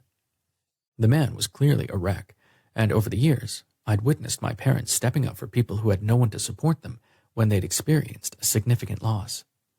That was all I was doing, and nobody could say anything differently. Sure. I don't know how any of this works, so if you'd help me, I'd appreciate it. Dash Clegg agreed. I guided him to the stairwell that led to my home. It's nothing spectacular, trust me. Do you like sandwiches, or would you rather have a salad? I asked as we climbed the stairs together. Salad? I don't eat salad. Mr. Clegg responded with a chuckle in his voice and a frown on his handsome face. I snickered as I opened the door and placed my hand on the small of his back to guide him inside. What's your issue with salad? Too healthy? I can honestly say, aside from lettuce and tomato on a hamburger, I've never had a salad. The man responded. I nodded. Okay, so how about a BLT sandwich? Yeah. Hell, I love bacon. Mr. Clegg replied. I made us sandwiches and grabbed a fresh bag of chips from the pantry. Mr. Clegg told me all about repairing and building motorcycles, which was actually very interesting. I knew nothing about what went into building a motorcycle from scratch, and learning Dash sourced parts from junkyards in California was quite a surprise to me. Once Dash had talked away all of his nervous energy, we settled down to work on what he wanted for his brother's funeral. I agreed to offer him payment terms for the funeral package until he could get a handle on his brother's financial situation, which frankly could take a year or longer. I didn't make a habit of doing it, but for Mr. Clegg, I decided I would make an exception. In all honesty, I was prepared to take a loss on the account. Only too well did I remember what his brother had told me about the criminal enterprise he conducted while doing his day job, and that the crimes would be blamed on his younger brother. There might not be anything for Dash Clegg to use to pay the bill, and I damn well wasn't about to take his business as collateral. Daniel might have been his brother, but Dash wasn't his brother's keeper. 5. Dash. Shannon and I had met at Danny's place before going to Dearly & Son Funeral Home to arrange for Danny's funeral. Shannon had given me the keys to the door, but she hadn't gone inside. I was guessing there were too many memories in that space for her to handle, so I didn't press her to come with me. I'd been there for the Christmas party the previous holiday season, and I dreaded going into the empty unit again. Danny had never been to my place over the shop. I believed he thought it was beneath him to see the business Pop started from scratch and made damn successful during his life. Half of the shop belonged to my brother on paper because it was left to both of us, but Danny never wanted anything to do with it. Till the end, he stayed in his lane, and I stayed in mine. After I found the keys to Danny's fancy BMW in a bowl on the kitchen counter, the cops had impounded his Lincoln SUV from his office parking space, I followed Shan to the funeral home in Reardon, where she'd arranged for Danny's body to be taken. I was truly grateful for her handling that piece of the puzzle that Danny's death was turning out to be. I was completely unprepared for the task ahead of me. The fancy car I was driving wasn't me at all. I loved my 2011 CVO Softail convertible bike. I rebuilt her in my spare time, and she was a beauty. Black leather, midnight cobalt blue paint, detachable fairing and saddlebags, and as much shiny chrome as she could carry. I couldn't, though, deny Danny's car was gorgeous and really a smooth fucking ride. The man I met at the funeral home, the guy who was around dead people every day, I damn well wasn't ready to meet someone like him. The fucker was tall and built like no funeral director I'd ever imagined. He had dark brown hair and the biggest blue eyes I'd ever seen in my life. I thought he was damn handsome, sure. Anybody would if they had eyes. The more I watched him, though, I could tell he had a caring way about him that wasn't bullshit just because of his job. He was actually a very kind, compassionate man who truly felt things. I knew damn well that I wasn't ready for a man like Keir Dearly to come into my life. After talking me through the paperwork for Danny's funeral, Keir insisted I take out a signature loan because he refused to take the shop as collateral to guarantee I'd pay for the funeral. In that moment, I felt a little better about the state of humanity. He even made me a sandwich and helped me make the necessary choices to give Danny a nice send-off. I left the funeral home at about 3 that afternoon, not exactly sure what the fuck had happened to me that day with all the mood swings, but I was damn grateful Keir Dearly had stepped in to offer his assistance with everything. In the end, I was sad to have confirmation my brother was the fucking snake in the grass I believed him to be for most of our adult lives. Finding out Shan called off the wedding because he was a low-life, cheating bastard actually broke my heart for her. I was happy to learn Shan had thrown the goddamn ring at Danny after she found out the fucking stone wasn't even real. It confirmed for me something I damn well hated to accept. Danny hadn't changed his spots at all. When Shan explained someone had sent her a video of Danny fucking another person on his desk at work, I knew what a total prick my brother had become, and for the life of me, I couldn't understand why. We'd grown up in the same goddamn house. I had to wonder how the fuck he'd stooped to lows even I couldn't believe him capable of reaching. As I continued to learn new things about my brother, I couldn't help but wonder if he'd always been such a piece of shit, or was it something he'd picked up in the last few years? Had our parents' death affected him so much that he became a total waste of air? Had he forgotten the basic values we'd been taught when we were growing up? I pulled the fancy car in front of the empty bay at the bike shop, hopping out and heading toward the entrance to open the rolling bay door from the inside.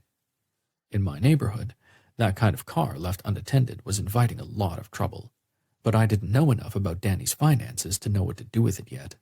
The last thing I needed was for some little mini banger to steal the fucker, only to later find out it had a loan against it for $100,000 and no insurance to cover it. What I didn't expect was to see Georgia and Quinn sitting on plastic chairs in front of the office, drinking beer.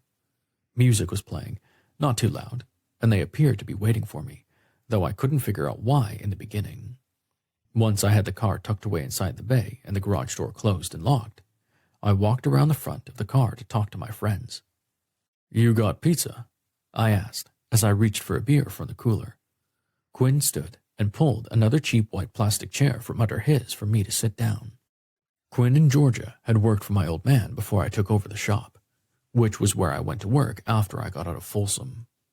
My parents had rented a little house a few miles away, so Pop let me move into the empty apartment over the business so I could have my own space.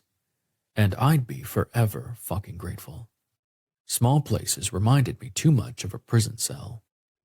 Once Mom and Pop were killed, the old-timers who worked at the shop walked out on me. The fucks never talked to me anyway, and I had a feeling they weren't about to work for the butt pirate, as they referred to me behind my father's back. Georgia and Quinn, however, were more loyal than anyone I'd ever met, and over time, they'd become not only good employees, but very good friends. I was fucking grateful to have them around that first month after everything went to shit, and they helped me hire 2 more guys. Fisher, Fishworth, and Tommy, Simpson. The 2 of them were incredibly skilled mechanics and all-around great guys, and they were a smart addition to the shop, or so I believed Pop would have thought. Both were hard workers, but they had their own lives outside the shop, so we didn't hang out after the workday was through. Quinn and Georgia, though, they were always there for me. Quinn had worked for Pop since he dropped out of high school, when I'd been a pimply-faced little shit disturber of 12.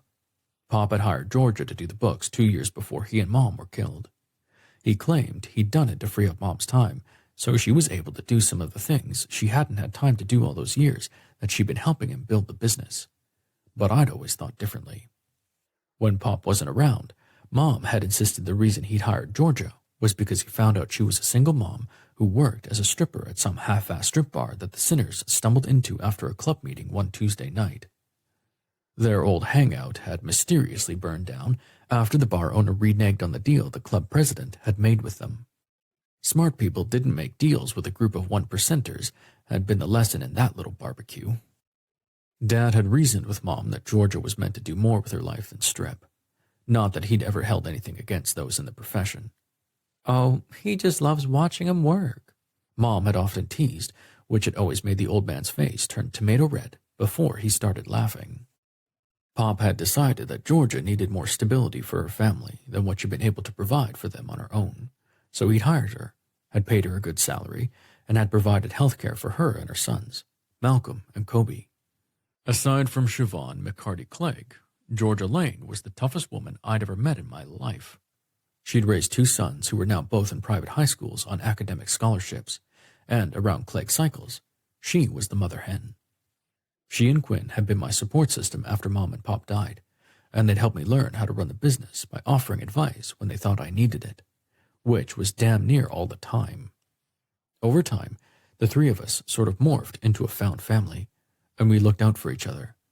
How they'd learned of Danny's death, I didn't know, but I could tell they knew, and they weren't thrilled they hadn't heard it from me. So, you don't show up today, and you don't offer us any explanation? If I'd done it, you'd have sent my fine ass packing, Georgia complained, full-on arms over her chest and her foot tapping on the concrete floor like I'd expected from her. That woman knew there was no way I'd have ever fired her. I chuckled as I took a sip of the beer and plopped my ass into the plastic chair next to them in the empty middle bay. How was today? Did Trudeau pick up his Triumph?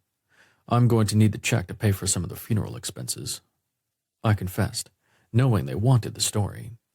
I hesitated to tell them anything about Danny's death because I wasn't sure how to get through the story without losing my shit again. That breakdown I'd had when it was just me and the hot guy had been fucking awful, but Keir had a way about him that had calmed me. As shitty as the situation seemed to be concerning my brother's passing, I was oddly comforted by watching the undertaker, who thought he was alone in the fancy parlor when he addressed the dead man whose wife didn't even give him 5 minutes. It only reinforced my observation that Keir Dearly was an extraordinary man. He'd made an impression on me that I wasn't sure how to process, but I knew the handsome man was sincere. His actions became more important to me than I could have imagined. Trudeau didn't come by today, but I'm sure he's good for it. Why didn't you call us, Dash? We could have shut down the shop and been with you. Quinn bitched, clearly upset that I hadn't shared the latest news in my life. Quinn had found out about Pop and Mom when the cops came to the shop to tell me. I was as stunned that day as I was yesterday when the cops called me to go down to the police station. I wasn't great at handling death, especially when it was people I loved with all my heart. Maybe that was a good thing. It proved that I still had a heart, right? I didn't know how to tell you. Fuck, I didn't know how to tell Shannon, but it turns out they broke up a week ago. I should have told you when that detective called yesterday, but what difference does it really make? I hope I can keep the shop because Danny was a half owner, but it all remains to be seen. Now, what about that pizza? I reminded them, hoping I'd staved off the discussion they'd wanted to have about my future. I didn't need to rehash everything right now. I just wanted to fucking forget it all for a hot minute. It seemed like every fucking thing in my life was up in the air, and I had no idea where or how shit was going to land. A meat lover's pizza and a cold beer with my friends sounded damn good, considering the only thing I'd eaten all day was the bacon sandwich Keir Dearly had made for me hours ago. I had decided the next time I shared a meal with that handsome man, and I planned to do that very thing, it was going to be a nice steak, and I was going to wear a jacket and not my leather one. He was the type of person I believed should be treated better than most people I'd met in my life. I was just a motorcycle tramp, not good enough for him, but after how incredible he'd been with me all afternoon, I owed him a nice night out. Currently, I needed to get my shit together before the funeral on Friday. Danny's friends and coworkers were going to be there because Shannon had called Danny's assistant and given her the information about when and where the funeral was going to be. They all knew about his death because he'd been shot at the office. I'd thanked Shannon for coming with me to Dearly and Son the day I went to make the arrangements, and I told her she should leave without feeling guilty. She'd given Danny enough of her life, and he'd fucked her over. Literally. She didn't need to waste any more time on my brother.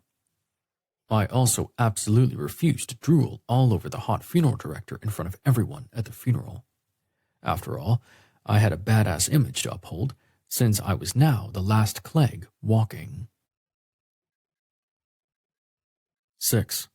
I stood in the bedroom of Danny's apartment the next afternoon, staring into his closet. I had no fucking idea what he'd want to wear to a funeral, much less his own. I needed to take a suit to the mortuary because Keir had asked me to bring him a set of clothes, but I had no idea what to choose. When my phone rang, I answered. Yeah? Hi, Mr. Clegg. This is Keir Dearly. I just wanted to ask if you found a suit for your brother? The undertaker asked. The question was ironic, considering I had nothing to wear to my brother's funeral, much less having the ability to pick something for Danny. I'm at his place, but I don't know what the fuck is appropriate. He's going to be wearing them for a long time. I responded to the man who had kept me awake the night before because I couldn't get him out of my head. I wasn't usually attracted to the preppy types, but there was something about the man I couldn't stop thinking about.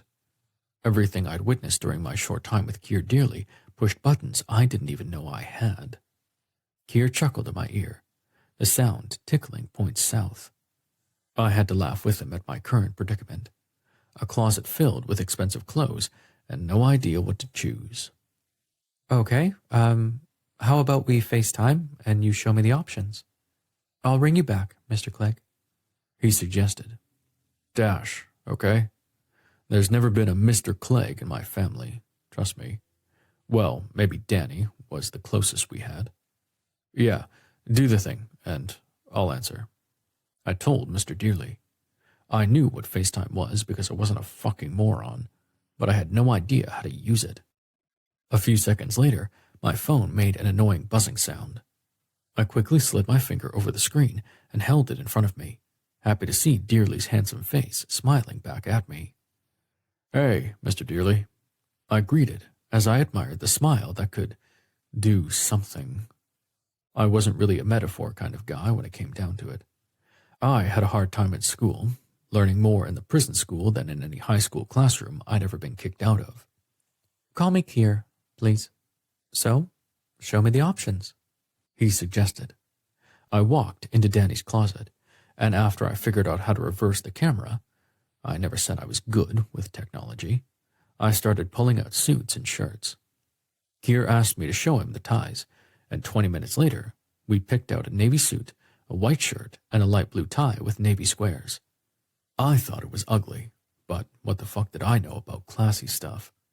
Keir said it was tasteful. After Kier had given it his stamp of approval, I packed it all carefully in a soup bag. I'll bring it by. Do you have time for dinner? The man gave me a smile that struck a match inside me that grew to a blaze in short order. God, I hadn't fucked anyone in so long, and I didn't even know if the man was gay. He was so fucking sexy I couldn't help my cock's reaction. I actually do have time for dinner. You want me to call and order something? I don't really cook. The bacon I had was pre-cooked, so I just had to warm it in the microwave. Kier offered, looking a little embarrassed. I couldn't help smiling like a fucking fangirl at his offer. You like barbecue? There's a great place near Danny's apartment.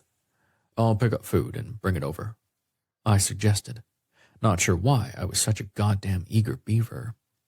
Yes, I was gay, but no, I didn't date. Well, not since getting fucked over hard. Anyway, I fucked when I had the desire, but I didn't spend the night, and I didn't hit it twice. Danny didn't like the fact I was gay, but that fucker ended up making a bigger mess of his life than me, and I'd been to fucking prison. There was a metaphor in that somewhere. I was certain. Sounds good. Do they have cornbread? I had it once when I was on spring break in Savannah, and it was delicious. I'm fine with anything else. Kier offered. Okay, I'll pick up food and be there at 6. Is that okay? I asked. Sure. Park behind the funeral home and come up the back stairs. That's the entrance to my place. Kier instructed. I'll see you soon, I responded, my voice sounding a lot more excited than I wanted to give away. I carefully picked up the suit bag, as Kier had called it when I'd shown him the inside of Danny's closet. There were shirts under dry cleaning bags that Danny must have picked up before he died. I wondered what the fuck I was going to do with all the shit in his condo. Hell, I wondered what I was going to do with the condo, too. I damn well didn't want to live there, and I couldn't say for sure I couldn't afford how much it cost per month.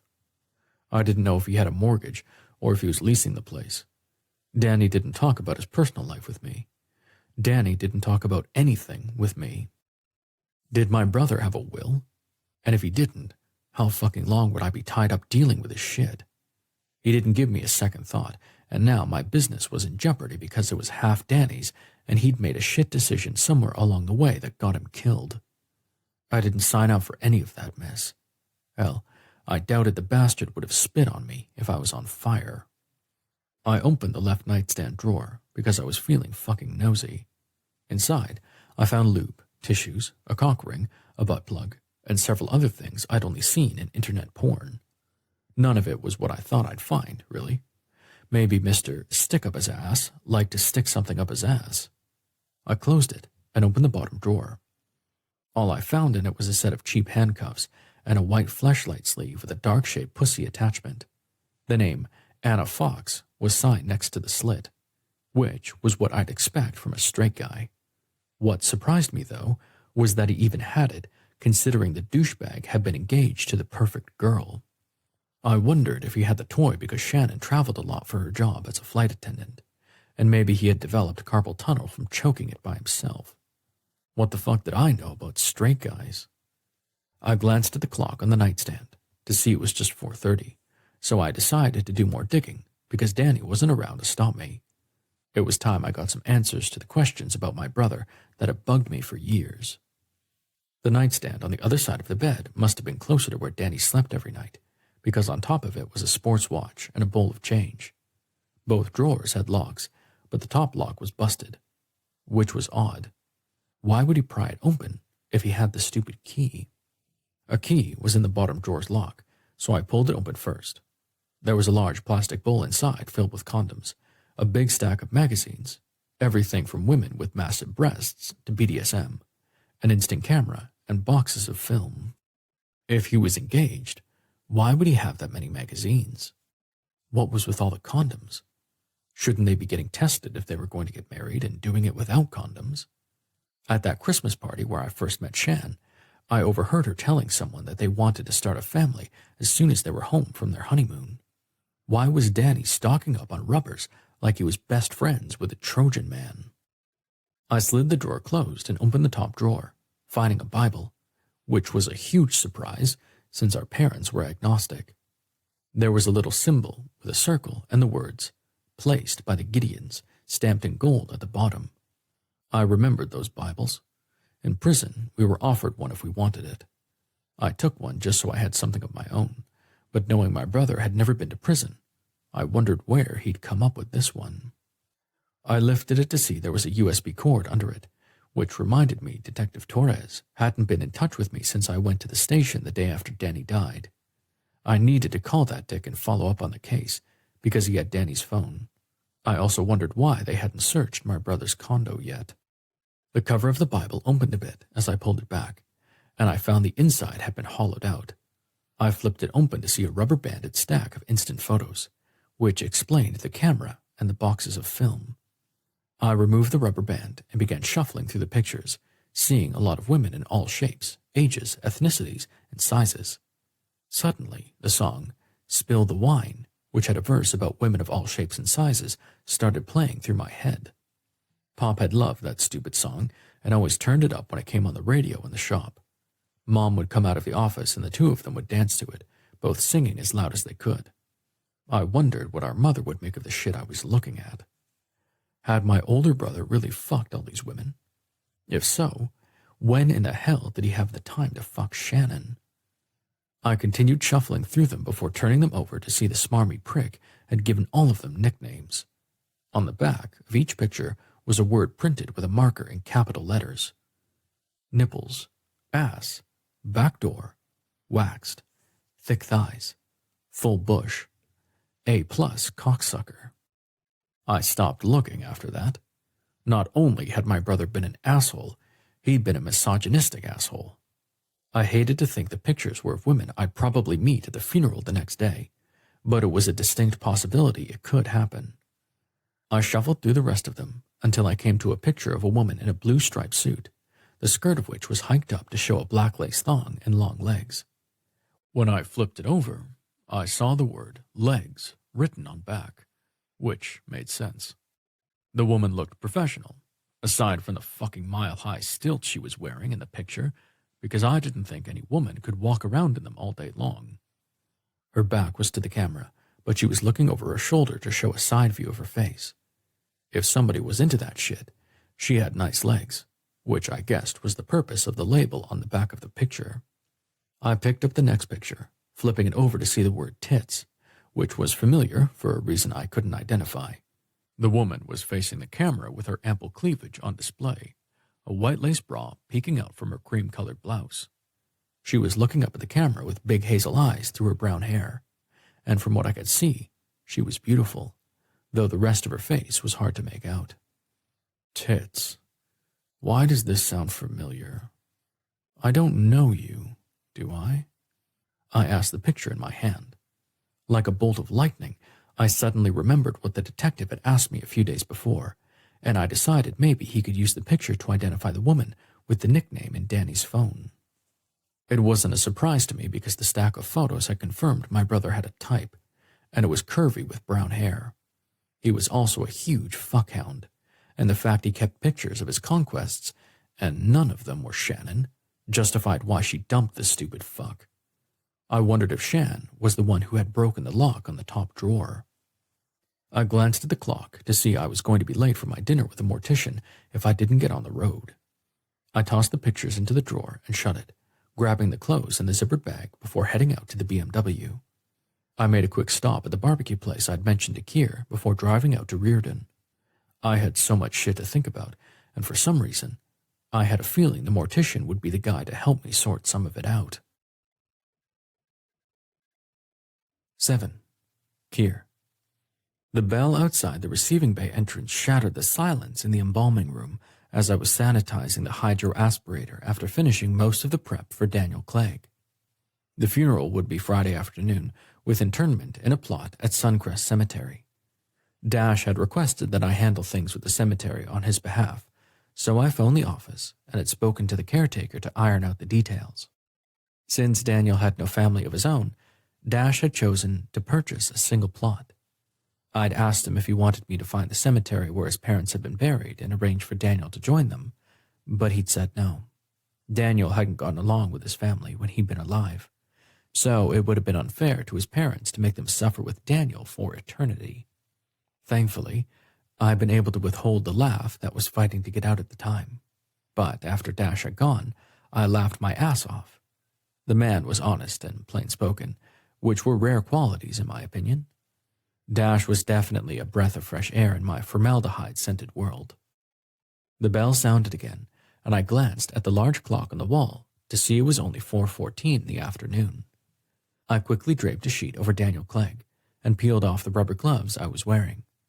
It wasn't unusual for someone to forget a call regarding a drop-off, and as David Dearly always said, we never turn away business, even if the grieving family can't afford to pay. We will always have the reputation of being compassionate and empathetic, never turning our backs on a grieving family in need. That's worth $1 million in advertising. I'd slipped off the paper gown I was wearing, tossing everything in the hazmat bin before I walked through the swinging doors of the embalming suite to the receiving bay. I opened the large overhead door to see two men standing on the concrete driveway, so I stepped forward to greet them. "Good afternoon. May I help you?" I asked them, looking around to find only a sedan on the driveway. I was guessing they were policemen based on the car and the shorter one's appearance. The taller one was pretty good looking and well put together in clothes that I was sure his policeman's salary couldn't begin to fund. I couldn't begin to imagine what they were doing at my place of business. "Mr. Dearly, I am Detective Ramon Torres, and this is my partner, Detective J. Frick. Do you have a few moments to speak with us?" I felt a shiver slide down my spine because I had a feeling things were about to take a terrible turn. "Sure, come through here, and we'll go upstairs to the office to talk if you'll follow me," I invited. I led them through the embalming suite, stopping to move Mr. Clegg into the walk-in unit until I could get back to him. The coroner had done a good job processing the body for the autopsy, but I wanted Daniel to look his best. Well, as good as a corpse could look, anyway. "Follow me," I told the two detectives as I headed toward the stairs, still in the scrubs I wore when I worked with the guests. We went upstairs, and I led them to the hospitality room. I hadn't made coffee because I had no appointments that day, knowing Dash Clegg was coming over for dinner that night. "I don't have any coffee prepared, but I can put on a pot if you're interested. I have a few soft drinks in the fridge, along with some water, but I hadn't had a full visitation since last weekend, so I've been lazy about shopping," I offered, cocking my hip as I was prone to do when I was anxious. I saw the shorter man give me a look of disgust that immediately had my hackles up. The tall, good-looking one only offered a nice smile. If Shorty had a problem with my orientation, he could suck my dick. I had a feeling his partner didn't share his homophobic point of view, and perhaps he was one of my kind. I gave him a smile just to piss off the other guy. "I'm fine with a cola," Detective Frick stated, with Torres nodding in agreement. I reached into the fridge to retrieve 2 cans of soda and filled 2 glasses with ice before I offered them to the policeman, quickly snatching a bottle of water for myself. I led the men into my office, directing them to the chairs across from my desk and taking a seat behind it to put the glass table between us. Unlike when I usually met with bereaved families and sat with them at the table in the corner, I tried to remain open and accessible for the families of my guests as I walked them through the funeral process. The 2 cops sitting across from me weren't going to get the same consideration. "What brings you by without calling first?" I asked as I pulled out a pad of paper and a pen from the credenza behind my desk. "You have Daniel Clegg here, correct?" Detective Torres asked. "Yes, I do. The Sacramento coroner dropped him off earlier today, and Mr. Clegg's funeral is set for tomorrow." "Is there a problem?" I asked, feeling my stomach begin to churn a little, as it always did when my anxiety skyrocketed. "No, Mr. Dearly. That is, unless you've done something illegal," Detective Frick joked, giving me a sly wink before he started chuckling. I personally didn't think he was very funny, but that smile did light up his face. Maybe I was feeling a little guilty because on the surface I'd withheld information I'd been privileged to, but I was sure the police wouldn't see my source, the victim's spirit, as credible, thereby justifying my silence. There was no way I could tell them that the spirit of the dead man in my walk-in told me the name, or moniker, of a woman who the victim believed had something to do with his death. In the normal world, it was impossible to imagine something of the sort could happen. If I tried to explain it to them, I'd likely end up in a padded cell. While I knew the detectives would never believe me, I wondered if Dash might. As I considered the potential consequences of approaching him with such a far-fetched story, I knew it wasn't worth it to find out his level of tolerance for unbelievable occurrences if it meant he would laugh at me and get as far away as possible. I was more than a little eager for the two of us to get to know each other better. There was just something about him. No, Detective, I'm afraid the most exciting thing that's happened to me recently was winning a free hamburger at a fast food place a few months ago. I offered. I damn well wasn't going to tell them I was having a non-date date with the dead man's brother that night. It wasn't any of their business. Yes, well, let's talk about Daniel Clegg's funeral. How did your interaction with Dashiell Clegg feel during the planning? Did he give you the impression he was hiding anything, or that he felt guilty regarding his brother's death by planning an elaborate send-off? How is he going to pay for the service? Torres asked. I was at a crossroads. I didn't like to discuss the details associated with a transaction between the family of the deceased and my business. I wasn't bound by any confidentiality oaths like doctors or lawyers, but I didn't think how the man planned to pay for the funeral was relevant to them. Unfortunately, there was no way to dodge their question, and if I lied, it would only make Dash look guilty. He chose to take out a loan until he could get a handle on his brother's financial situation, as I would have done if I found myself in his shoes. Daniel Clegg's former fiancée came with Dashiell Clegg to make the arrangements. Mr. Clegg decided to do it himself after he learned that she and Daniel had called off their wedding the week before the murder. So, she left Mr. Clegg here. I offered, trying not to sound as if I was defending Dash, because I had an idea that wouldn't go in his favor. How much is Mr. Clegg's funeral going to cost? Did you check Dashiell Clegg's credit rating before giving him the loan? Did you know Mr. Clegg is an ex-convict, Mr. Dearly? Torres enlightened a little too happily for my tastes. It was news to me about Dash's past, but it wasn't my place to know those things about someone who'd I just met, regardless of my personal feelings toward the man. Dash had a right to his secrets, just like I had a right to mine. As I was guiding Mr. Clegg through the casket choices for his brother, it didn't come up that he'd been incarcerated. He chose the Essex 20-gauge steel casket with the ivory satin pin-tuck liner. What does that say about him? I asked, not happy with the turn the conversation had taken. Mr. Dearly, we're not accusing you of any wrongdoing. We have reason to believe Dashiell Clegg benefited from his brother's death to the point he's become a person of interest in Daniel Clegg's murder. All we want to do is discreetly observe the funeral tomorrow to get a look at those in attendance. We have no other leads regarding any other possible suspects, but we don't want to wrongfully charge Dashiell Clegg if there is another person out there who could have killed his brother. We just want to look at those in attendance. Torres insisted. There's something irresistible to many murderers about revisiting the places and the events surrounding the crime. Attending the funeral and grieving the loss, along with the rest of the mourners, has been known to appeal to some killers because they're keeping a big secret from everyone else in the room. Detective Frick injected, studying me closely to the point I became uncomfortable. Torres spoke up again. Yeah, they get off knowing they put the corpse in the box, and all the other mourners are looking at their handiwork. To some, it's a bigger rush than the actual kill.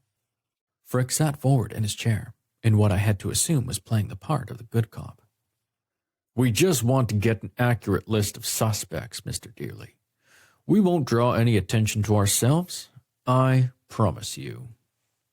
Yeah, I seriously doubted it was possible Torres could blend in anywhere. He looked like a cop right down to his cheap suit and pleather discount store shoes. Frick? He was Torres's polar opposite. He was too good-looking and well-dressed to blend in. He'd stand out in any crowd.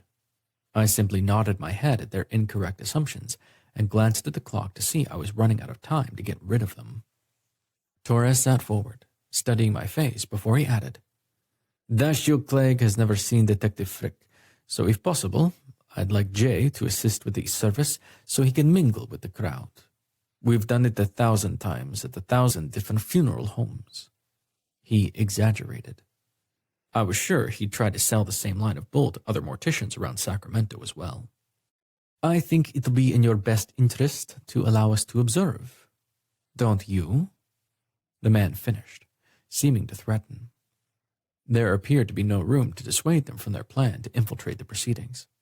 I knew giving them permission to do anything associated with the funeral was a horrible idea, especially considering the insider information I had. But what was I going to say? If I didn't cooperate, the police might only focus on Dash, and I couldn't let him take the fall for something he didn't do. You have no other suspects at this point in time? I asked, hoping they weren't simply following the easy trail and not tracing out other leads. Of course, I was out of luck. Between the three of us and the fence post, all signs point to the brother. We just have to set the snare to nail him. Torres responded, which made me feel even worse. Ramon, that's enough. Frick scolded. Of course, Torres wasn't done. We have evidence we can't discuss, Mr. Dealey. We just need to connect the dots from the information we've uncovered so far to those we plan to observe at the service. If it's the brother, well, we need to know it. No harm will come to you. Detective Torres seemed to try to assure me. It wasn't assuring. What time is the service? I easily picked up on the parts they were attempting to play with me, but something about Jay Frick led me to believe he wasn't nearly as bloodthirsty as his partner. So I answered, directing my attention to Detective Frick. The visitation begins at 1. The funeral is at 2:30 with the graveside service and interment of the casket at 3:30. Okay, I'll be here at noon, if that's okay. Do you have any questions, Mr. Dearly? Frick asked, his eyes boring into mine. Either he was the most intense man I'd ever met, or there was something going on that had nothing to do with Daniel Clegg's death. Do you promise not to disrupt the service? Burying our dead is a solemn, respectful occasion, and if your intent is to arrest someone during the proceedings, I'll have to decline giving you access. I levied, trying to buy time to think. Mr. Dearly, we'd never do anything to disrespect a funeral or a family in mourning. We've found that during investigations, a funeral is an opportunity to familiarize ourselves with the deceased's acquaintances, so we can add or delete from our potential suspect pool. We'll be discreet, Frick promised. I hoped to hell he was good for his word.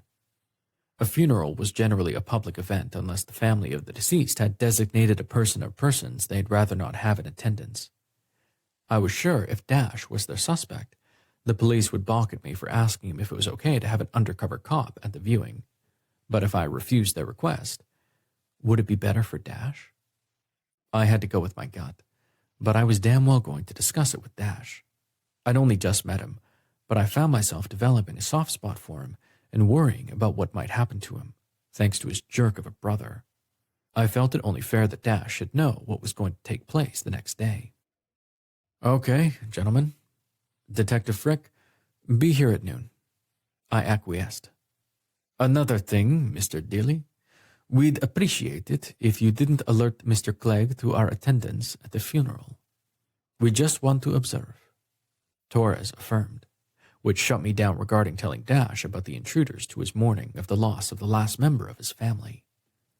I decided to do the thing I'd done when I was a kid, so I crossed my fingers behind my back, or in this instance, in my lap. Sure, come to the receiving bay tomorrow, and I'll let you in. I don't like this, for the record, I explained as I continued to keep my fingers crossed. Thank you for your cooperation, Mr. Dearly. I'll see you tomorrow. Have a good evening, Frick offered as they rose from their chairs. I stood and followed them out of the office and down the stairs, moving them through the embalming suite to the receiving bay. I opened the door for them to leave, all the while keeping my mouth shut as I tried to figure out how best to proceed. When the door closed, I returned to the walk-in and pulled out the gurney with Daniel Clegg on it. I pulled back the sheet and began setting the facial features for the viewing. If you want to save your brother from being charged with your murder, you better give me more than that crap I heard the other night, I admonished as I secured the eye caps. I continued working on the man, taunting him to help me out, even though I was pretty sure Daniel Clegg had crossed over and wouldn't come back for anything in this life or the next. It was left to me, and I knew in my heart Dash hadn't shot Daniel. He wasn't capable of killing a gnat, much less a person, and I believed it down to the very depths of my soul. I had the feeling there was enough circumstantial evidence created by the killer to seal Dash's fate, just as Daniel had vaguely alluded to when I had last seen him in my kitchen. I had to do something to help. But what? Was there anything I could say without coming off like a raving lunatic? That required some thought, but it had to be quick because I needed to warn Dash of the presence of detectives at the visitation. How to tell him what I knew without sounding like I'd lost any common sense I ever had was the question. I guess telling him his brother said he was murdered by someone identified as Legs wouldn't be too alarming. You think? 8. Kier. I was combing my hair, trying to decide if I needed a trim, when the doorbell for my upstairs home chimed. I glanced at the clock to see it was 5:59 p.m. If it was Dash, the guy was wonderfully punctual, which was a huge plus for me. I rushed out of my bedroom and down the hallway toward the kitchen, nearly breaking my neck when I tripped over the table leg in my haste to get to the door. I was trying to tamp down my excitement at seeing Dash again, but I was fighting a losing battle. The man had been on my mind all damn day since we'd had our FaceTime call, so I could help him pick out something for Daniel's service. How had I let a possible crush turn me inside out? I'd scoured my house on hands and knees, scrubbing the floors, especially the bathroom. I wasn't sure why I was so worried about how things looked, because he likely wouldn't be at my place very long. We were only sharing the meal he was bringing because I'd fed him lunch the previous day. We weren't on a date, which I continued to chant to myself throughout my shower.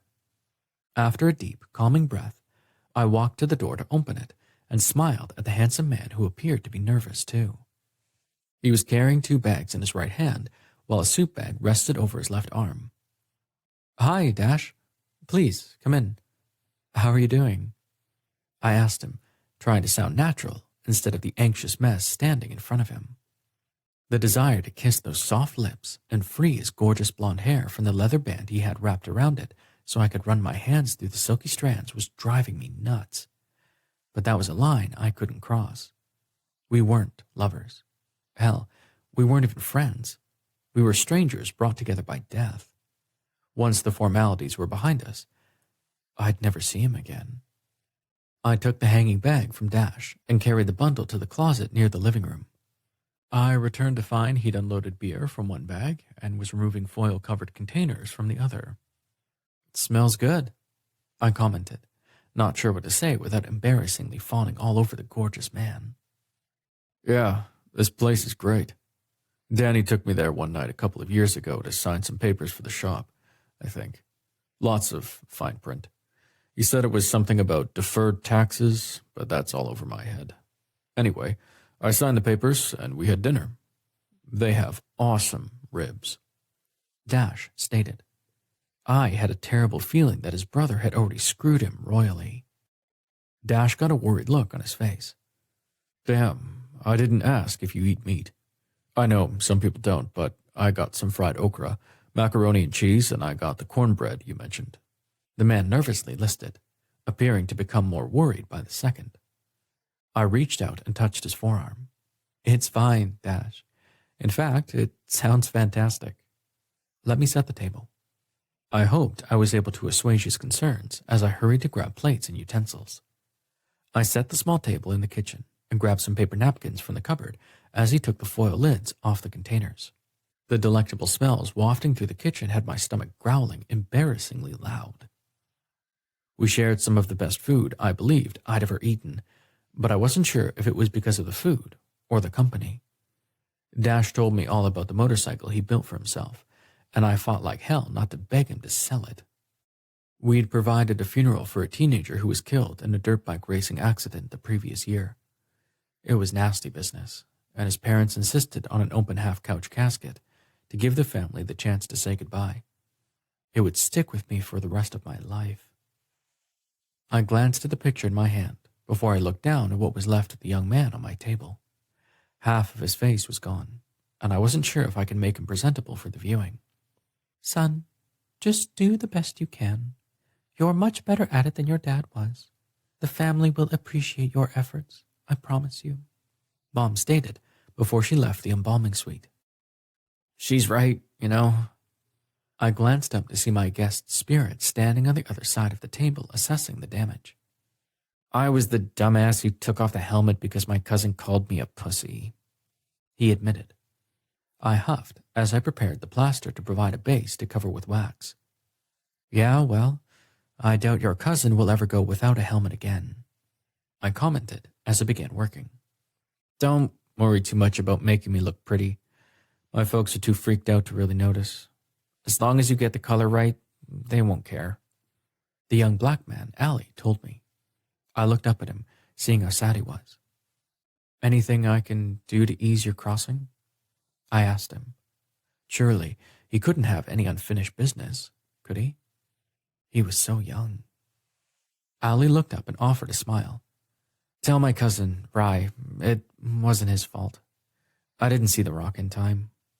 He answered me and stepped back. I'll make sure he knows it wasn't his fault. Say hi to my dad if you see him, will you? I asked. He's the one who helped me get here. He's a real nice dude, Ali replied. I glanced up to ask him more questions, but the spirit was gone. Mom had helped me a lot with the reconstruction for Ali, giving me tips and tricks that Dad had discovered to try to make the boy look like himself. As much as I tried, he truly looked nothing like the picture his mother had given me to use as a guide. I wasn't a miracle worker, but I really wanted to do Ali justice. In the end, I made him look more like a spirit than the photo. His parents hadn't seen his body before it arrived at Dearly & Son. The police were able to identify him by the student ID in his wallet, so a visual ID hadn't been necessary. I had to commend whoever saved them from that heart-wrenching task, but they had read the police report regarding the cousin's eyewitness accounting of how the boy was killed, so they thanked me for doing the very best I could. My heart had been shredded that night after the funeral. How long have you been riding motorcycles? I asked Dash. He sort of glanced around the room for a moment, as if he was trying to formulate a response before he looked at me and grinned. Oh, I got my first mini bike when I was in first grade. It was a 40cc four-stroke off-road model, bright royal blue. He answered with a fond smile. I tried to picture a small version of Dash sitting on a two-wheeled motorbike, and my heart jumped to my throat out of fear, though Dash gave me the impression he'd always been fearless. My dad was a biker his whole life, and he worked on bikes exclusively by the time I was born. On occasion, he worked on cars, like if things were slow with bikes, but mostly just bikes. He could put together a bike with his eyes closed. Dash raved. I could see he admired his father very much, and it made me smile. I knew exactly how he felt. I'd been very proud of my dad, too. Pop started working on cars full-time when he dropped out of high school at 16. His old man walked out on a wife and 5 kids, and my pop was the oldest, so he had a heavy burden on his shoulders at a young age. He used to fix cars in the driveway of the family home, but the neighbors bitched about all the cars blocking the street all the time, so Grandma made him find somewhere else to do the work. Dash absolutely glowed when he talked about what his father had accomplished at such a young age. I was certain he missed his dad.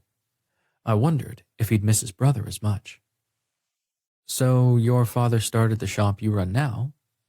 I asked, having picked that much up during our limited conversations. Yeah, he did. Pop was able to find a small garage to rent years ago, and he founded Clegg Cycles. He moved it around Sacramento a few times until he bought the garage that I run now. He got a good rep as being a magician with a 4-stroke engine, and he became the go-to guy for custom bikes for a lot of the bike clubs up in NorCal. Dash continued to brag. I nodded. Dash chuckled for a second. There was a local club, the Sacramento Sinners, that approached Pop to join. Patchen, not prospect, which is really a big deal. They assured him he'd get all of their business, so he did it. And man, he was busy. Mom didn't like him being in an outlaw bike club at first because she thought they were like the Hells Angels. But over the years, she found out they were mostly decent guys. He explained. Biker club, huh? Were they dangerous? I asked him, probably sounding like a dumbass. Dash actually laughed out loud that time. They did more good deeds than bad ones, I'd say. They used to do charity poker runs for people who were down on their luck or had an illness in the family. Pop always claimed it was more like a brotherhood than a social club, but I'd overheard him telling Mom some of the shady shit that had happened behind the scenes. Anyway, my parents made a lot of friends in the club, and we were kind of like a big, happy family before I came out. The Sinners weren't thrilled about me being gay, so I didn't even try to prospect. They took their business elsewhere after Pop and Mom were killed. Dash's last comment made me sad. I was guessing that the business of death was truly one of the only non-judgmental professions left. The handsome man looked down at the table again, glancing up at me before he spoke. My parents were killed on their way back from Sturgis, the motorcycle rally. They'd gone with a group of sinners, and they were on the way home when another biker on a crotch rocket lost control of his bike and skidded into my parents, flipping their bike and killing them on impact. Holy shit. I'm so sorry. How old were you? I asked him, biting my tongue to keep from asking how he could actually climb on the back of a motorcycle if his parents had been killed while riding one. I was 23 and working at the shop when we got the call. Danny was 28 and working at his fancy job. He hadn't talked to Mom or Pop since he finished college. Neither one of us got to say goodbye, but I bet it bothered me a lot more than it bothered Danny. I had the feeling Dash was right. I truly hate that for you, I replied. Dash shook his head before he downed the rest of his beer, setting the empty bottle on the table. I guess we were one of those tragic families who didn't always get along. Danny hated the fact our parents owned a motorcycle shop and Pop belonged to a biker club, but he sure as fuck didn't hate the fact that Mom and Pop were able to pay for the shit his scholarship to Stanford didn't cover. I couldn't say he was bitter, maybe just resigned. From what I'd witnessed during my brief discussion with Daniel, I could confirm that Dash had described his brother perfectly, both alive and dead. He always thought he was better than the rest of the family, and I guess Mom sort of fed that desire in him to get away from Sacramento and make something better of himself because he was so fucking smart. He graduated high school at the top of his class after he transferred to a private high school in 10th grade. Dash explained, looking down at his hands that were resting on the tabletop. I took a sip of my beer as I formulated what to say to him that wouldn't sound as if I was trying to placate him. Finally, I took a shot. I'm sure your parents were proud of both of their sons. I mean, hell, you can work on motors.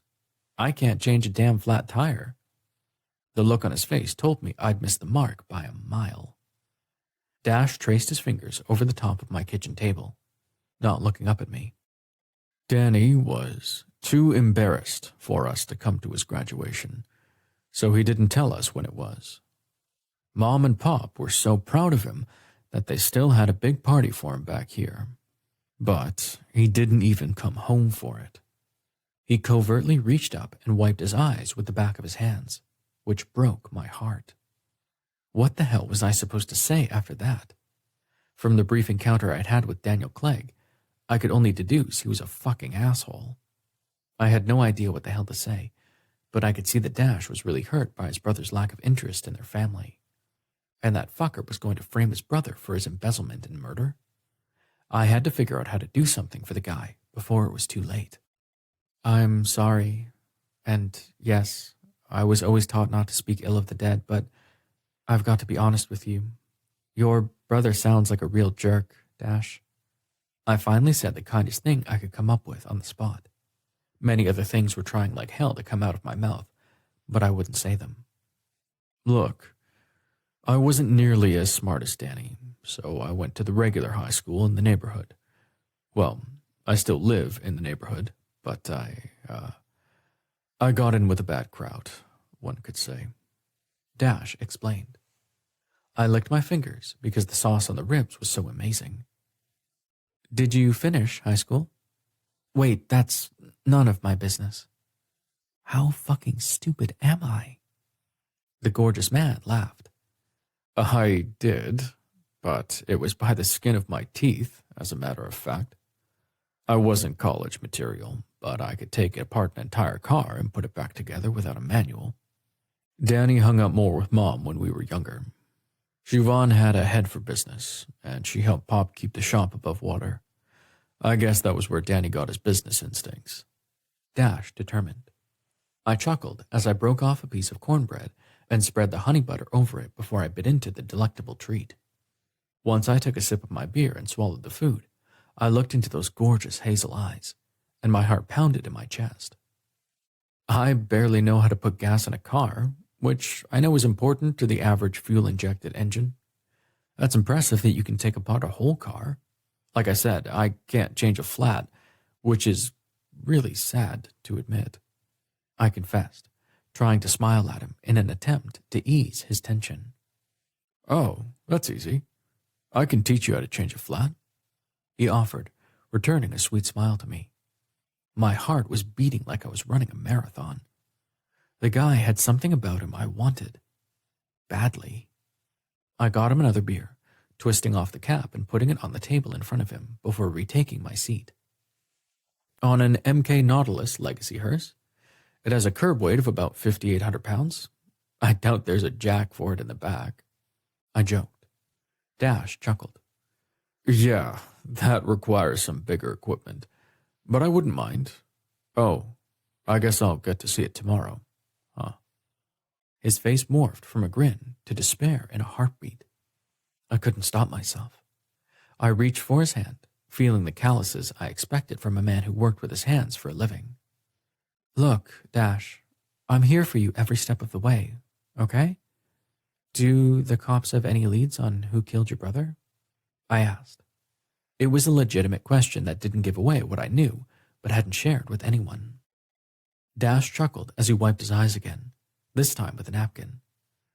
I have no idea, but I feel like they're looking at me for his death, and I don't know why. Fuck, Kier. Danny and I spoke at Christmas for the first time since we had dinner the previous year. We hadn't had any contact after that either. I have no clue what the hell he was up to, because we simply weren't close. The man whispered, fighting his emotions. I held his hand tightly in mine, not willing to let go. Dash continued. Shannon, his fiancée, she got a video from Danny's phone last week. He was fucking some other chick, and he swore he didn't send it. She said it was him because she knew what his dick looked like, and the next day she found out her engagement ring was fake. That's why I told her not to worry about helping with the funeral. She gave me advice about some shit, but after the way Danny treated her, he didn't deserve for her to care about him anymore or waste one more minute of her time on him. I rubbed my hand over his knuckles, hoping to hell he didn't think I was taking advantage of his situation. Regardless of the fact I was attracted to the man, I did feel sympathetic to the loss that was clearly a lot for him to take. He sniffled before he continued speaking, not moving to take his hand from mine. I snooped through his stuff when I was picking up the suit, and I found some things in a drawer that made me feel ashamed of my brother for the first time in my life. I mean, I knew he was a bastard, but I really felt bad for Shan. Seems like she'd stopped dating other people when they got engaged, but Danny didn't. His comment caught my attention. Did any of the things you found give you any idea if he was involved with someone else? I mean, somebody wanted him dead, and a shot through the heart is usually indicative of a crime of passion. I offered, remembering more than one Dateline episode where my favorite presenter made the comment. Crime stories were my weakness. The methodical approach to solving crimes was like crack to me, which was why I wanted to help out. But I wasn't about to let the police box an innocent man into a 6x8 cell just to put a closed stamp on a file. Dash looked up from his plate, his eyes bugging out. That's what the detective on the case said to me the other day. He said a shot to the heart was a crime of passion. Does everybody but me know this shit? My gut's telling me they've already made up their minds that I did it, and they're not going to investigate who really pulled the trigger or why they did it. Dash explained. I released his hand to pick up our empty plates and carry them to the sink to worry about later. You want some coffee? I asked. No, I'll finish this one and head back to Sacramento. I'm driving Danny's car because my mind is too fucked up to ride my bike right now. I have no idea what to do about any of this shitstorm raining down on me. And I don't have anything to wear for the fucking funeral tomorrow. Dash lamented. Remembering his brother's suit, I went to the hallway to grab the clothes he'd brought for Daniel. He put it into a fancy suit bag with a tailor shop logo on the front, telling me it was custom and expensive. I unzipped it and saw a ticket hanging off the see-through bag covering Daniel's shirt.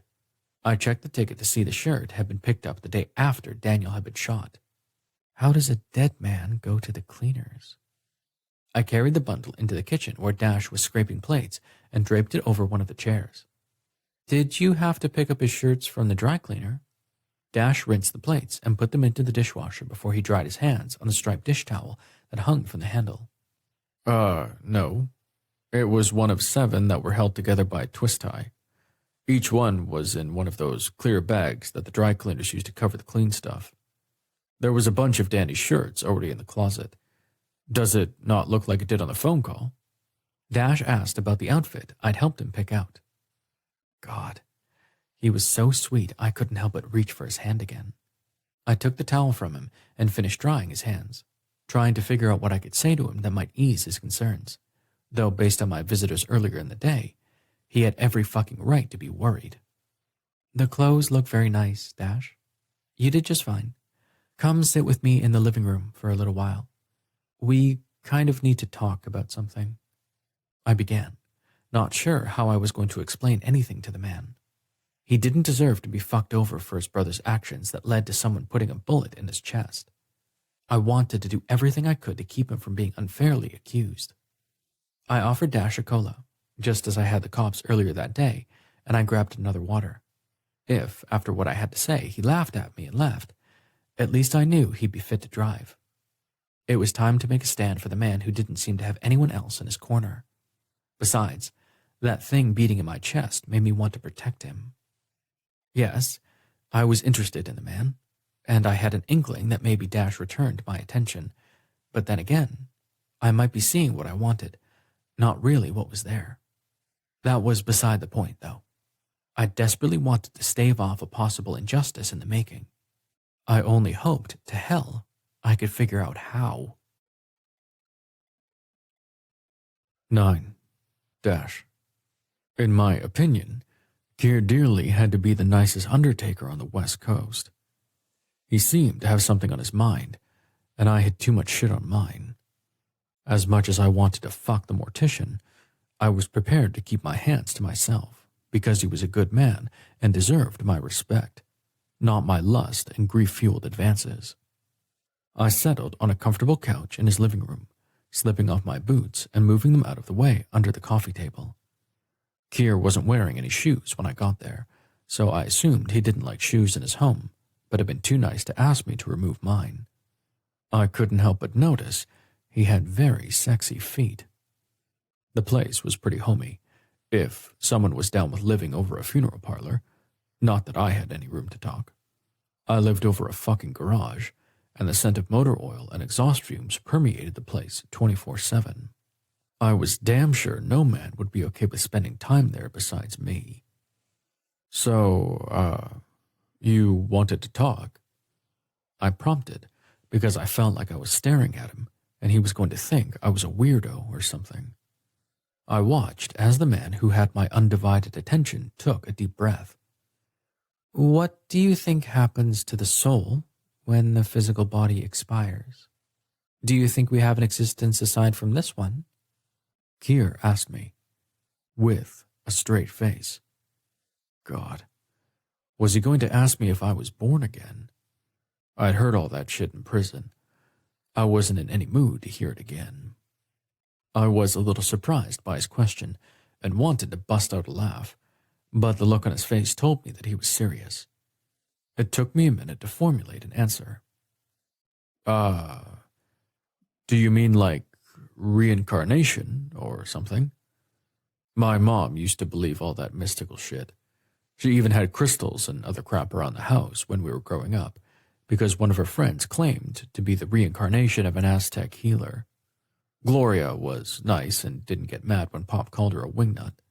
Mom, however, wasn't of the same mind. One time, she got pissed at us for laughing at Glow and refused to talk to either of us for 2 weeks.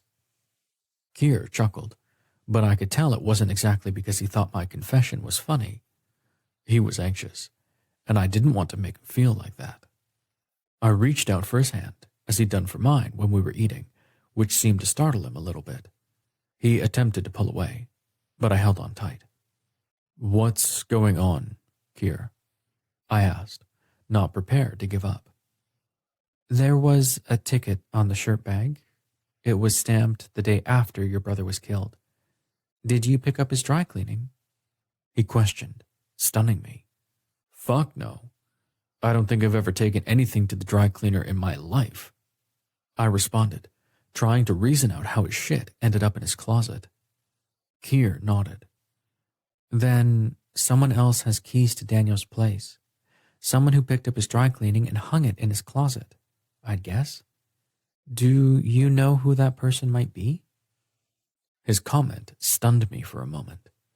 I hadn't realized there was a tag on the shirt bag, nor had I considered someone else might have the key to my brother's condo, aside from poor Shannon, who'd already given me her set. I was damn sure she wouldn't have picked up Danny's dry cleaning unless she planned to set all that shit on fire, and who'd blame her if she did? I have no idea, but... But what? Kier asked as he sat on his left foot after he turned to look at me, his gorgeous eyes holding steady with mine. I decided I needed someone in my corner, so I exhaled and told the truth. I found pictures in his nightstand. They were the instant kind, you know. When I was a kid, my parents had one of those cameras. Polaroid, I think.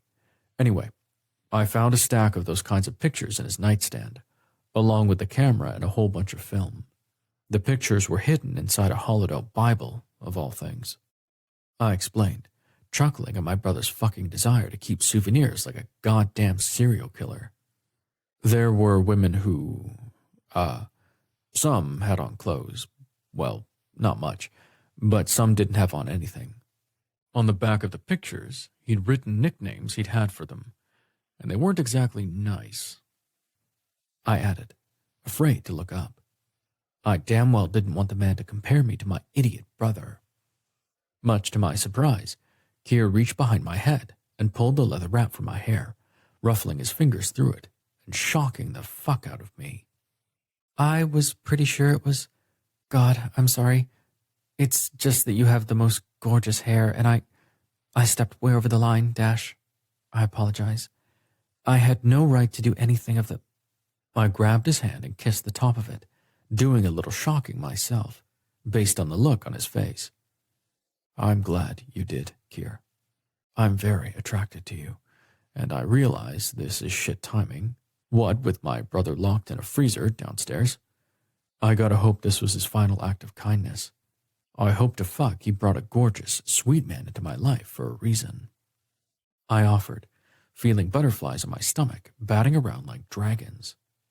Then, much to my amazement, the gorgeous man pulled me closer and kissed me.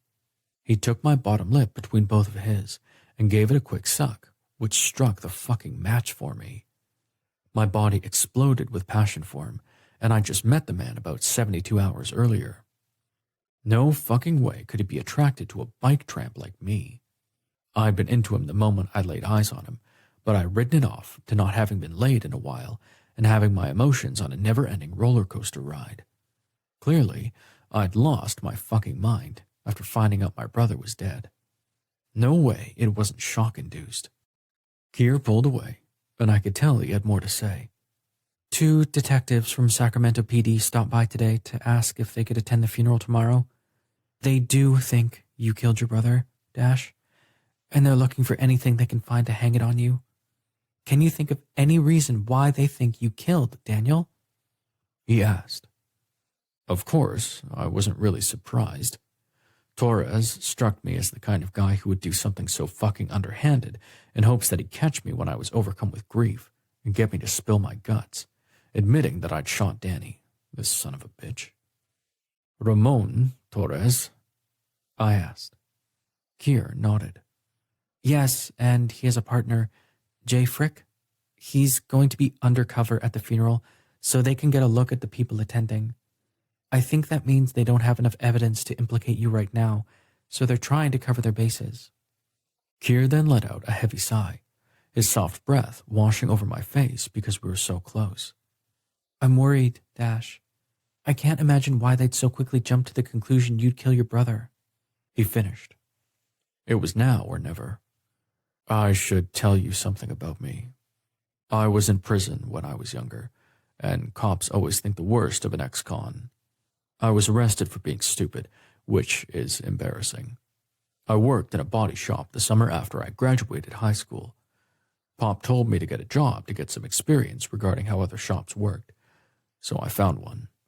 Sadly, at 18, I didn't say anything to anyone when I figured out the man I was working for was running a chop shop.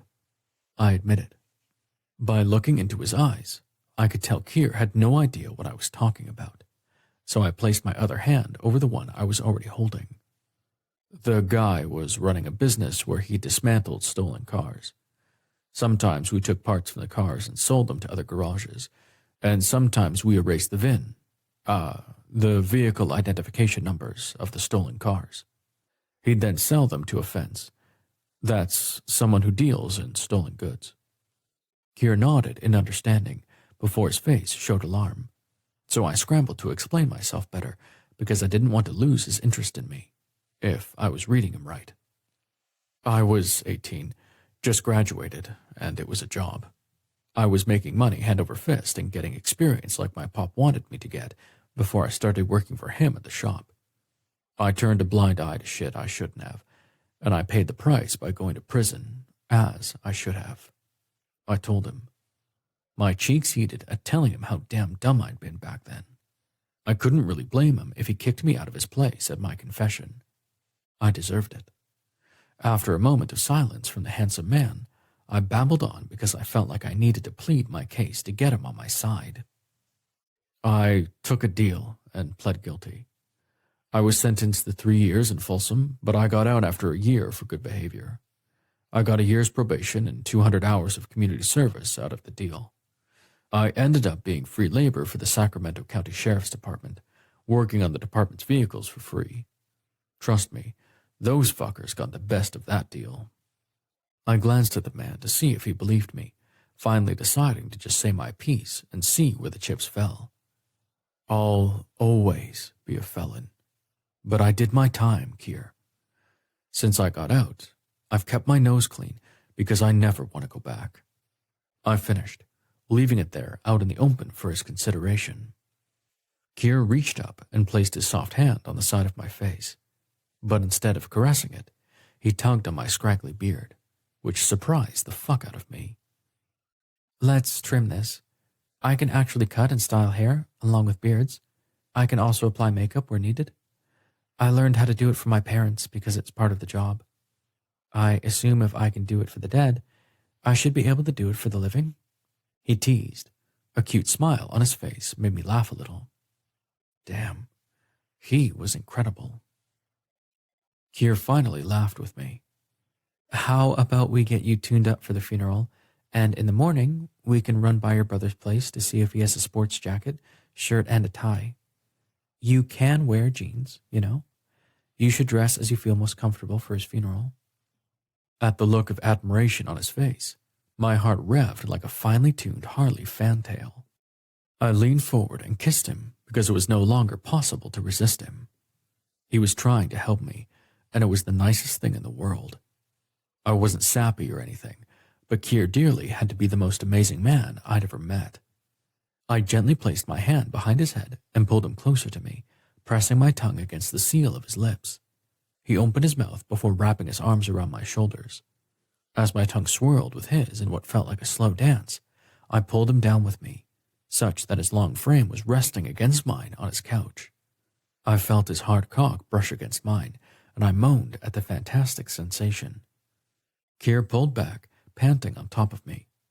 I could taste the sweetness from the barbecue sauce and honey on his tongue from our dinner.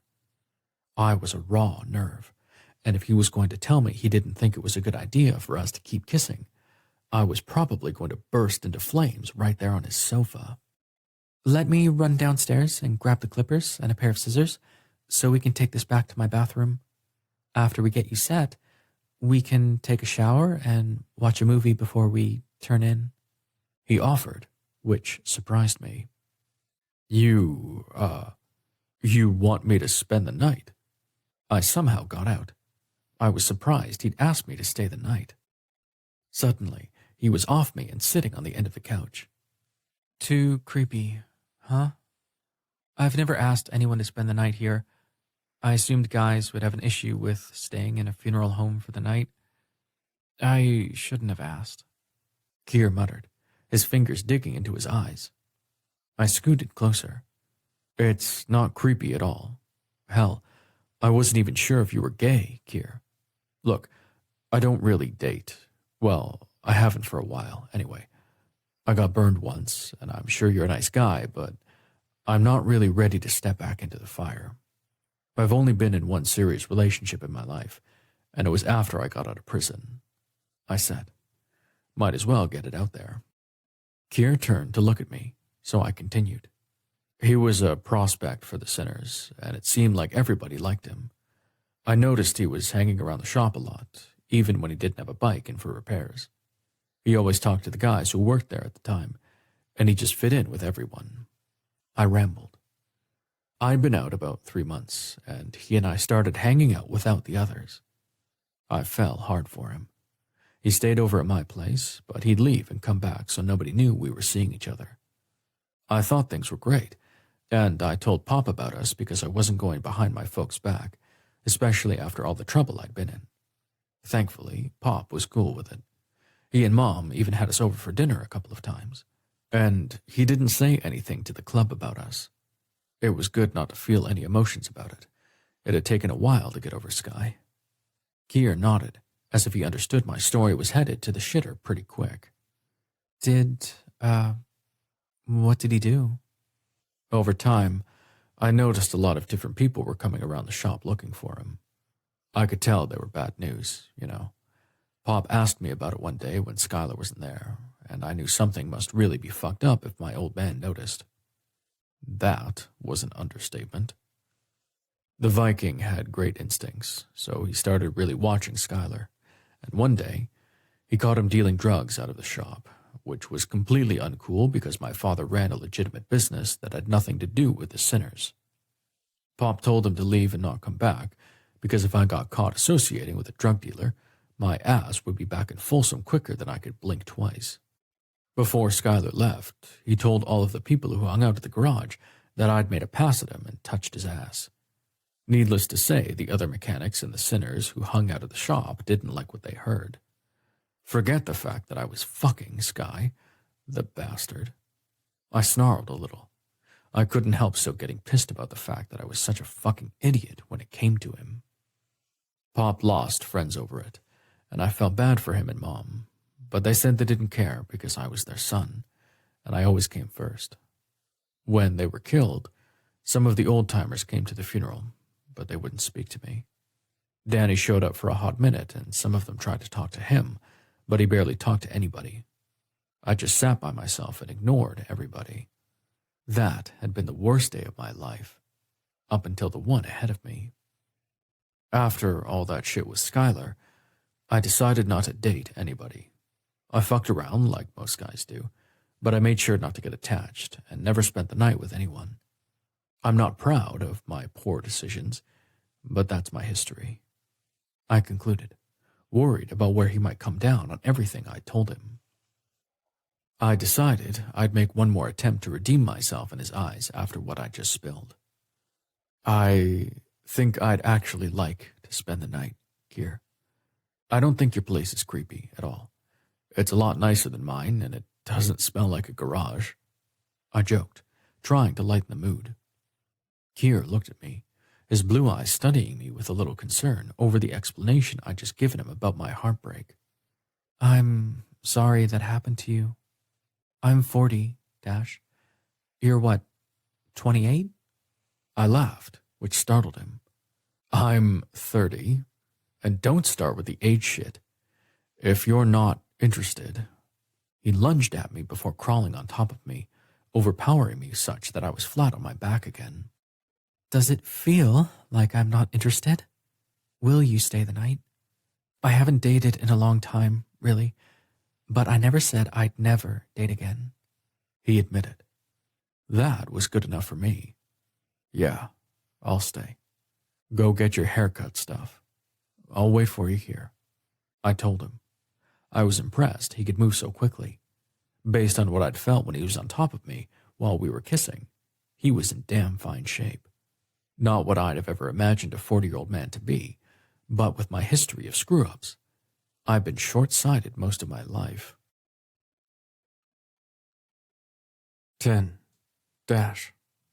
It had been a long time since I'd laughed as hard as I was with Kier telling me tales from the mortuary. When I was a kid, we had this guy once who had a heart attack while having sex with his much younger girlfriend and died on top of her.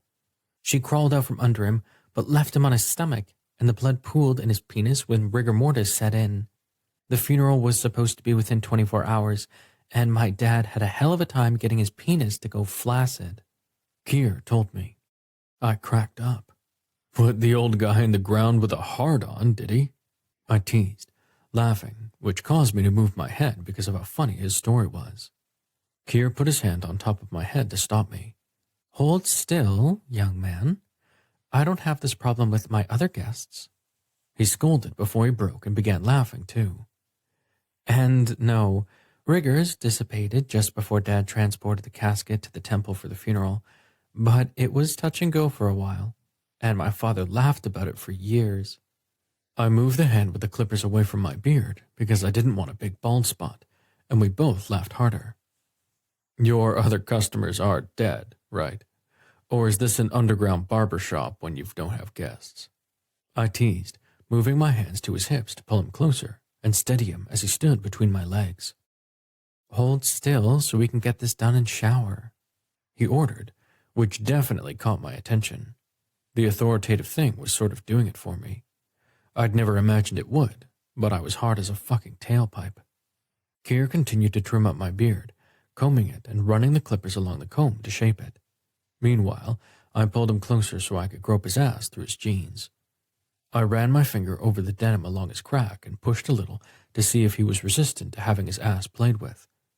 And when he put his hands on my shoulders after shutting off the clippers, I looked up at him to see a smile. Yes, I'm a bottom, if that's what you're trying to find out. Let me trim your hair. It looks like you took hedge trimmers to it. Kier assessed as he ran his fingers through the strands, which felt so fucking good. I closed my eyes. Whatever you want to do, gorgeous. I told him, meaning it with every fiber in my being. Soft lips touched mine, and I returned the kiss. He pulled away completely and placed the clippers on the bathroom sink. Let's make this quick so we can move on. Turn around, Kier ordered, and I eagerly complied. I sat facing the toilet tank so he could trim the bottom of my hair, which I chopped around on with scissors when my hair got too long and started to bug me. I always wore it pulled back, so I didn't really pay much attention to how it looked. It was nice of Kier to try to make me presentable for Danny's funeral. So, what do those cops hope to accomplish by being here tomorrow? I asked as Kier combed my hair and, from what I could tell, trimmed up the split ends. They said they were trying to widen the suspect pool. They have some sort of evidence they claim leads to you, but they wouldn't tell me what it was. I'm hoping they're not just focusing on you. With that, Kier kissed the crown of my head before he reached for the towel he'd spread on the floor to catch the hair. After the bathroom is cleaned up, we stripped and stepped into the large shower in that huge marble bathroom. I was glad to see I wasn't the only one who was hard, and the admiration he had on his face for my uncut cock was welcomed. Pop didn't believe in circumcision. You must have noticed it, Aunt Danny, I pointed out as I stepped under the shower head. Keir looked at me, his brow furrowed. Actually, your brother is circumcised, he offered. I stepped back and stopped washing my hair. He is? When the fuck? He has a Prince Albert piercing too, so I'm going to guess the circumcision was done at least a year apart, because I doubt one would do them at the same time. I guess he never told you? Keir reasoned. Keir moved me under the water and ran his fingers through my hair to rinse out the shampoo, our swords crossing in the process. His dick was thick, but not long, whereas mine wasn't as thick, but was longer. I'd had rave reviews in the past, so I wasn't worried about my showing if we got down to it. I was praying, though, that we got down to it. I reached out to wrap his dick with my eager hand. That's more than a mouthful, I joked as I pulled the tall man down to kiss his lips before I ran my hands down his gorgeous, slender but fit body. How much do you work out? I asked. I do cardio 5 mornings a week and weight training, focusing on different muscle groups, 4 days a week. I need to maintain my strength so I can manipulate the guests, especially since I don't have a technician to assist me at the moment. I hired a guy the other day, but he can't start for a week or so. He's a personal trainer and used to be a bodybuilder, so I'll have help moving people around. Keir clarified. He then went on. If I have a guest that I can't move around by myself, my best friend, Barrett Singletary, comes over to help me out. It's begrudgingly, because being around the dead creeps him out. Keir told me casually. Of course, he was used to being around dead people, having followed in his parents' footsteps and living in the same house his whole life. I never thought about you having to lift and move the bodies by yourself. What's your friend do for a living? I asked him. Barry's an artist, a sculptor, as a matter of fact. Mostly metals, so he's used to doing the heavy lifting. Honestly, though, he's not really limited to one medium. He and I have been good friends since high school. He told me a few days before Danny arrived that he'd only be able to help me for 2 more weeks, and then he sent someone my way because he knows how much I hate interviewing strangers. I have a new administrative assistant starting very soon, too, which should free up some of my time. He responded. Like this free time right here. I pumped his cock twice, seeing those gorgeous blue eyes roll back as his eyelids fluttered. I'm not going to last if you keep doing that, Dash. It's been a while since I've been with anyone. Keir whispered. Why? I asked, releasing his dick because I wasn't in any hurry for the party to end so quickly. Keir wiped his eyes from the shower spray before opening them. Before Mom retired this spring, I went to San Francisco for a weekend, and I had a couple of hookups. I knew I was going to be running the place by myself, so it was like a last hurrah. I'm too damn old to cruise bars anymore without seeming like an old pathetic creeper, so I don't. He was too damn sexy to write off his sex life so quickly. Keir's eyes suddenly opened wide. Oh, damn. Look, I'm not trying to drag you down the aisle next week. I'm just saying I haven't had sex with anyone other than my right hand in a while because I've been busy around here. No pressure to do anything you might not feel like doing, okay? He stated, seeming a little upset with himself for being so honest. I pulled him in my arms as I reached around him to shut off the faucet. I haven't been with anyone in a while, either, but that's because I've been busy trying to keep the shop from going under. I offered, hoping it made him feel a little better. I could see he was still tense, so I continued. Before I met you 3 days ago, I'd given up on ever thinking about meeting someone who could keep me interested more than one night because I don't feel like I can focus on anything besides my business. The shop keeps me hopping, though I really need to figure out if it's worth all my time since Danny owned half of it after Pop died. I have some good friends, Quinn and Georgia, to hang with who keep me from getting lonely, but I wouldn't mind having another friend. I told him, smiling at his look of curiosity. I'd never been one to make promises I wasn't going to keep, so I didn't commit to anything more than friendship. Kier didn't appear to be unhappy with my comment. I feel the same about Barry and Winnie, his long-term partner, and Dealey and Son. It's a lot to manage on my own, but I wouldn't mind a new friend. Maybe a friend with benefits? Kier agreed. Let me give you a sample of the benefits, yeah? Can we go to bed? I requested. Kier handed me a towel before grabbing one for himself. We quickly dried off, and I ran a comb through my hair, checking out the trim he gave me in the bathroom mirror. It looked really good. I looked respectable, even by my mother's standards, for the first time in a long time.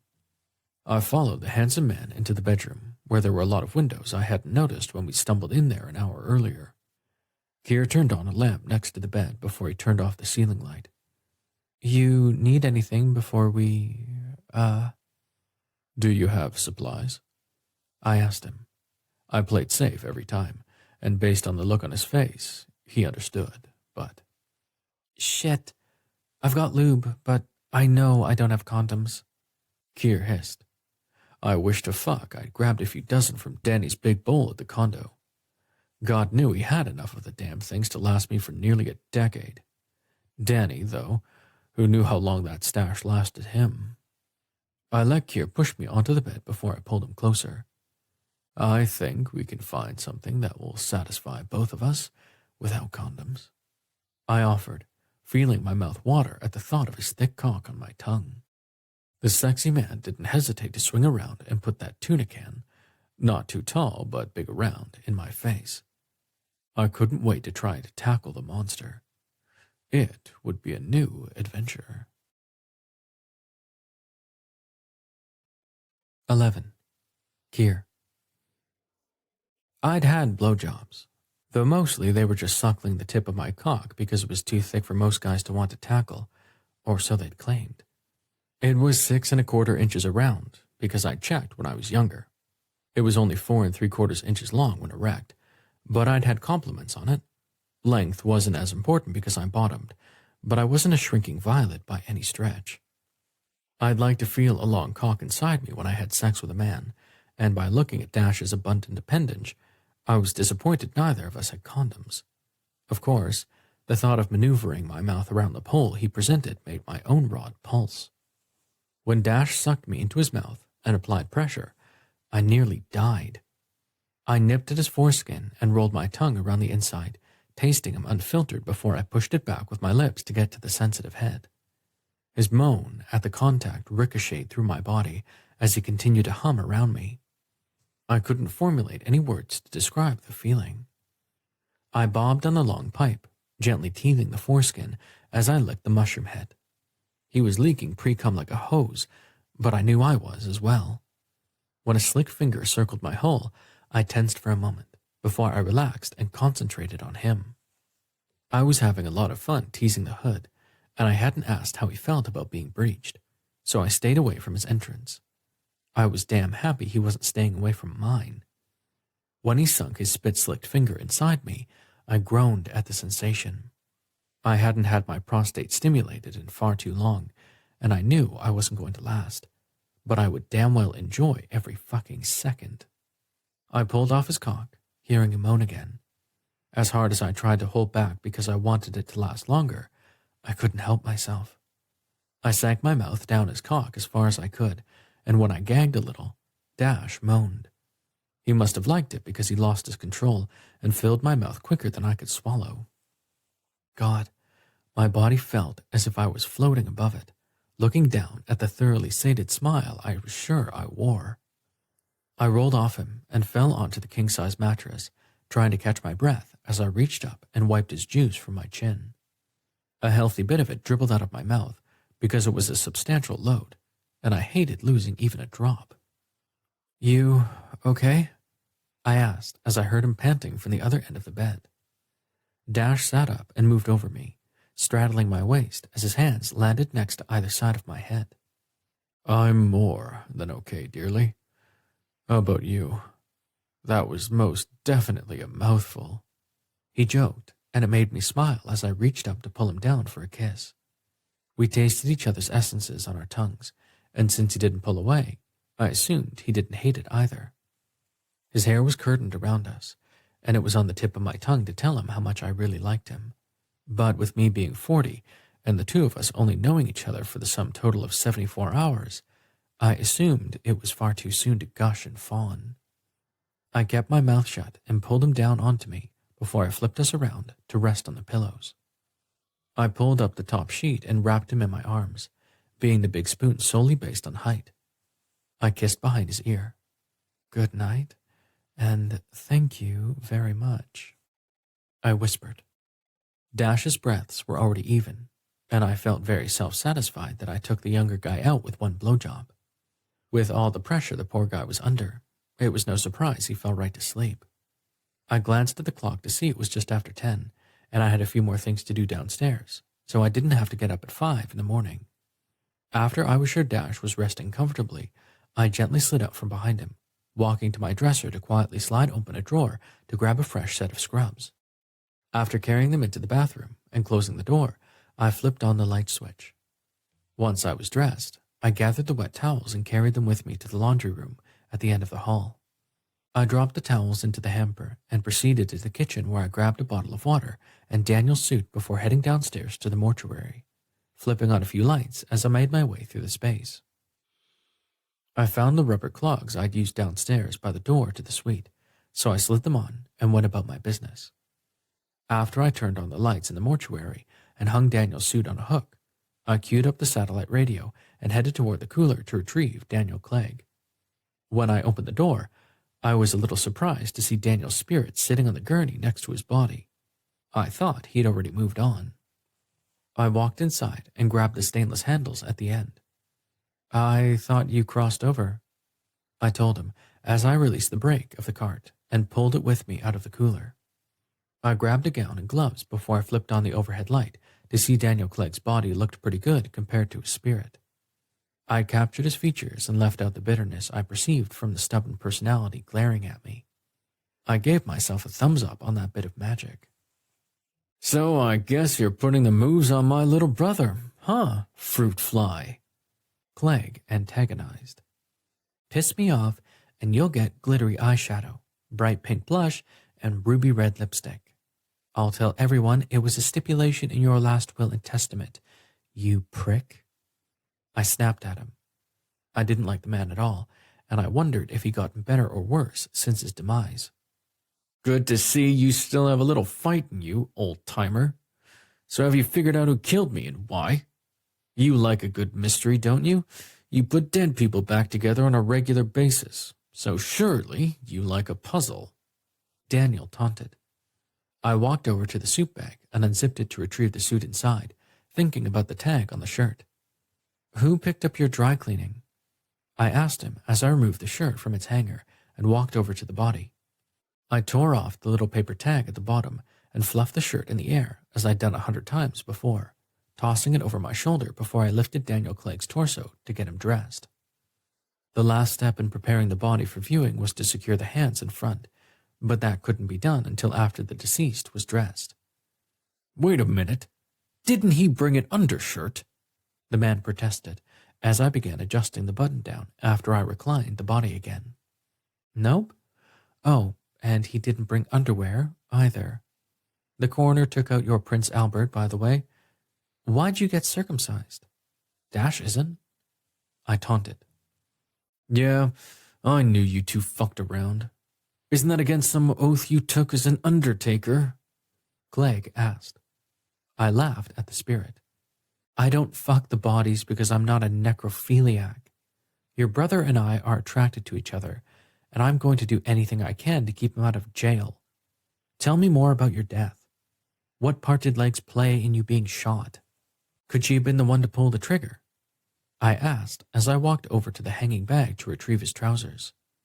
"Okay, I told you I embezzled a lot of money from my clients. When I made the investments, I directed the dividends into subsidiary accounts instead of reinvesting them into my clients' accounts," he explained. I had to stew on that for a moment. I wasn't a numbers guy, and the word dividend sent my brain into a downward spiral. Daniel let out an exasperated sigh. "Follow me on this, fruit fly. All of those dividend accounts were opened under Dash's name and social security number once I figured out how to copy his signature. He signed the papers for the first one after I lied to him and said they were for our parents' insurance benefits. Dash didn't have the slightest idea of what he was signing at the time, the poor bastard.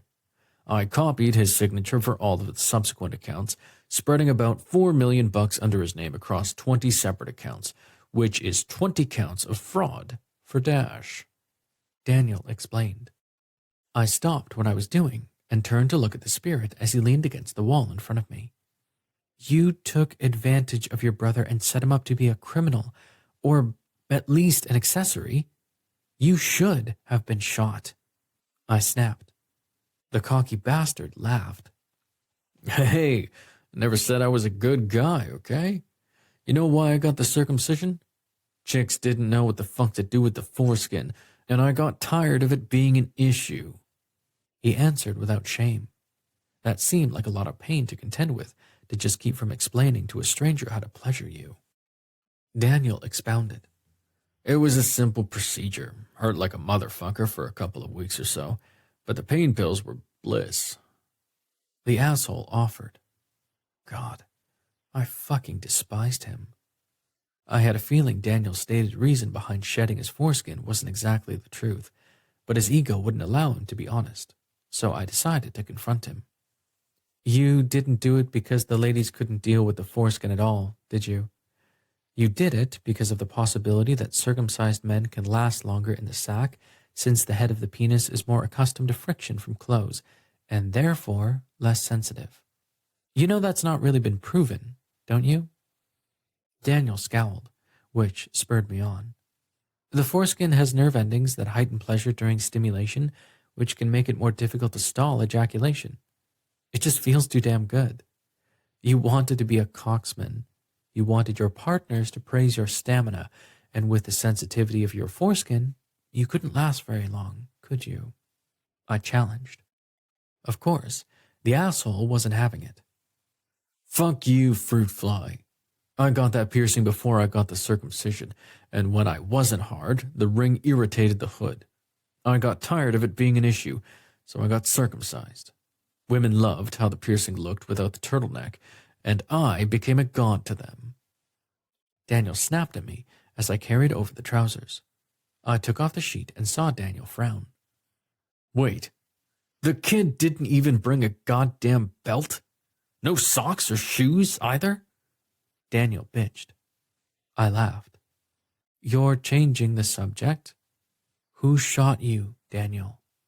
I snapped as I worked the trousers up his body, not giving a damn he wasn't wearing underwear. I continued the conversation, hoping the asshole gave me any information to help Dash. He picked the half-couch casket, so it won't matter what you're wearing or not wearing on your feet. You won't need a belt because the jacket will be buttoned, you degenerate. Tell me more about helping Dash stay out of prison, or I pull out the glitter. I threatened, not happy to be having an argument with a spirit. Okay, I'm a vain asshole, or I was. I made a mistake by proposing to Shannon, but Old Man Lancer wouldn't promote me unless I could show I was in a stable relationship with a respectable woman and that we were planning to have a family. He was an asshole, but he wanted the appearance of his employees being solid citizens, and nobody's more solid than Shannon Greeley and her family. Clegg explained. Lancer's been married to his wife for 30 years, okay? All the guys at the firm who were up for promotion were married with baggage. Families. None of the single guys I knew were fast-tracked, so I punted. He admitted, and it was as I suspected. He'd never planned to marry Shannon Greeley. The loudmouth continued. I told Shan I wanted kids, which was what she wanted to hear. Her family was an uppity bunch, and they only pretended to like me because they wanted her married. Shan was a sweet kid who had that fixer gene, you know. When I finally got the promotion, I'd planned to let her down easy. She's the kind of girl who could find a nice guy and make a good life for herself. I just needed her to get me over a few key hurdles so I could gain Lancer's confidence. Only 2 things in life are important to me: cash and pussy. I wanted as much of both as I could get. Whatever I had to do to get him. God, he was a narcissistic, deviant bastard. He and Dash were absolutely nothing alike, thank heaven. Besides, I had a vasectomy in Mexico years ago. Never wanted kids at all, but none of the urologists I went to in the States would do it because of my age, so I had it done when I was on vacation. Clegg told me. In that moment, I was happy for Shannon that she dodged that bullet. He said he didn't intend to marry her, but if push came to shove, Daniel Clegg was the type of person to do something so rash and fuck up her life just to spite everyone in his orbit. Clegg sighed. I had a good thing going until jealousy took root, and she sent that goddamn video to Shan. Fuck. Nothing dies on the internet. That's why I took instant pictures of my girls.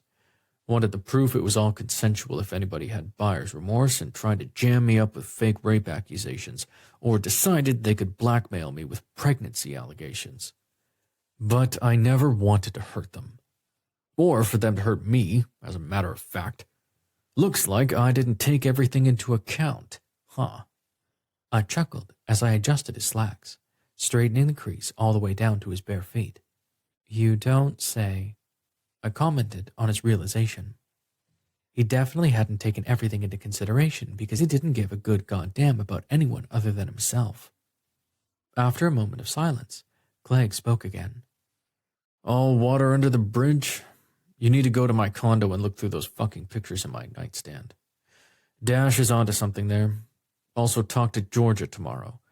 She knows a hell of a lot more than she's saying. Daniel directed. I was exhausted with his bullshit. Why don't you just tell me what I need to know, Daniel? The spirit laughed. Number 1, asshole. You need to be able to lead the cop by the nose through it because I don't think he's smart enough not to drop a toaster into his bathwater. You're gonna have to spoon-feed the evidence to the asshole. Torres, not Frick. Watch him. He's damn smart. And he's interested in you. Clegg stated. I was about to protest, but he held up his hand. Number 2, this is probably my last rodeo, so where's the fun for me if I tell you everything? I'm fucking dead. I need one more escapade, fruit fly, so I'm counting on you to keep my kid brother out of jail. If you don't, I'll fucking haunt you until you die, and I can beat the shit out of you on the other side. He's a good kid, and he's going to need you as this whole thing plays out. If you're lucky, he might need you after as well. Don't fuck it up. Daniel insisted. I laughed as I tucked the shirt into the pants, carefully zipping them so as not to catch anything in the zipper. Yes, he was dead, but all guys had, at one time or another, zipped up their dick and felt that pain. It was out of mutual respect I ensured I didn't do it to Daniel Clegg's empty husk. Okay, Daniel, how do I start this escapade you're so excited to pursue? I asked as I flipped up the collar on his shirt to fit the tie around his neck. Full Windsor, please. It was my signature look, after all. Daniel's spirit prompted as he adjusted the white shirt he was wearing. Do you happen to have any clothes at your condo that would work for Dash? He doesn't have anything to wear tomorrow, and I can tell it's bothering him. I beseeched, sure Daniel had heard our conversations if he was still hanging around the funeral home. Yes, there's a really nice sport coat in my closet that was always a little big on me. It's a beautiful silk linen blend, so I had to have it, but I only wore it once. Should fit him fine. Daniel suggested, drawing my attention to the fact that he was on the small side. Who else had keys to your condo, Napoleon? I taunted as I tied a stunning full Windsor knot and slid it up to the top button on his dress shirt, making sure the dimple was perfect. He snarled at my comment, but didn't dispute it. Dash was about half a foot taller and had lots of muscles that didn't come from a gym. He worked for his living, whereas Daniel was a desk jockey. The only thing that linked the two of them as brothers was their facial features, though I believed Dash to be the more handsome of the two. Plus, he was alive, which was a win for me. To answer your question, I had 5 keys made to my condo. The cops have the one that was in my pocket when I was killed. Shannon gave one to Dash. That leaves 3 for you to find, fruit fly. Good luck. The asshole told me before he disappeared. I wanted to kill him, but that would be redundant, so I wheeled him into the cooler for the night. I'd put his suit coat on him before I placed him in the casket in the morning prior to the visitation. I still had a lot of work to do regarding who killed him, but at least I had a little more to go on. If the asshat was being honest. If not, glitter it was before the big event. 12. Kier.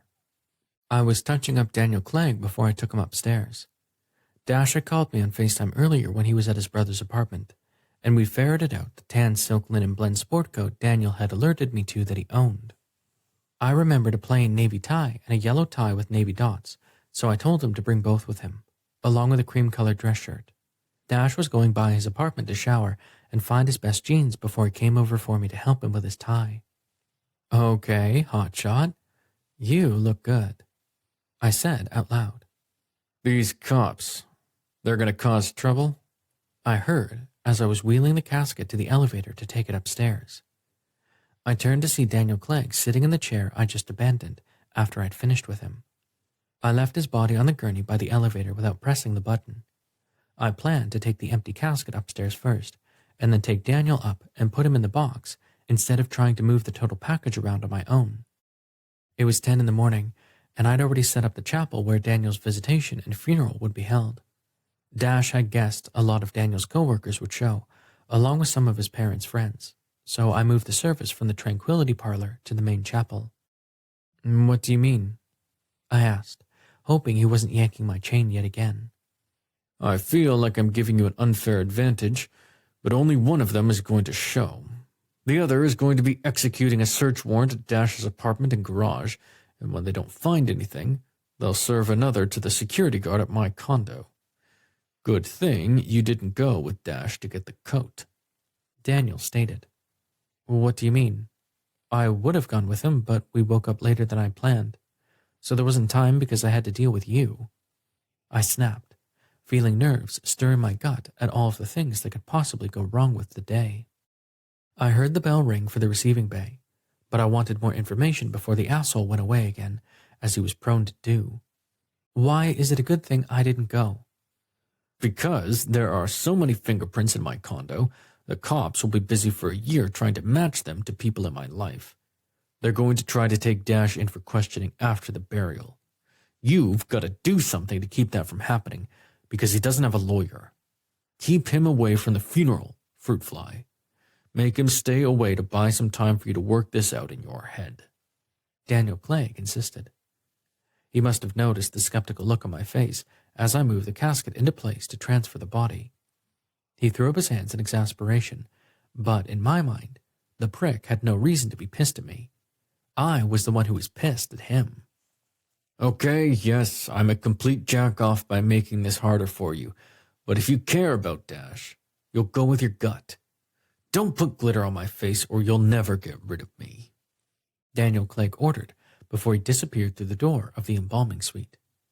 I hurried from the suite to the receiving bay, hitting the button for the overhead door to find Barrett standing there in a suit. "What the fuck took so long?" he complained. "What are you doing here?" I asked. Barry shook his head. "You said there's a funeral today, and Scotty told me you couldn't start until next weekend, so I assumed you needed my help. I was going to take the hearse for a bath, anyway, since I used it the other day to take Mr. Eigner for his fire dance," Barry teased in his usual fashion.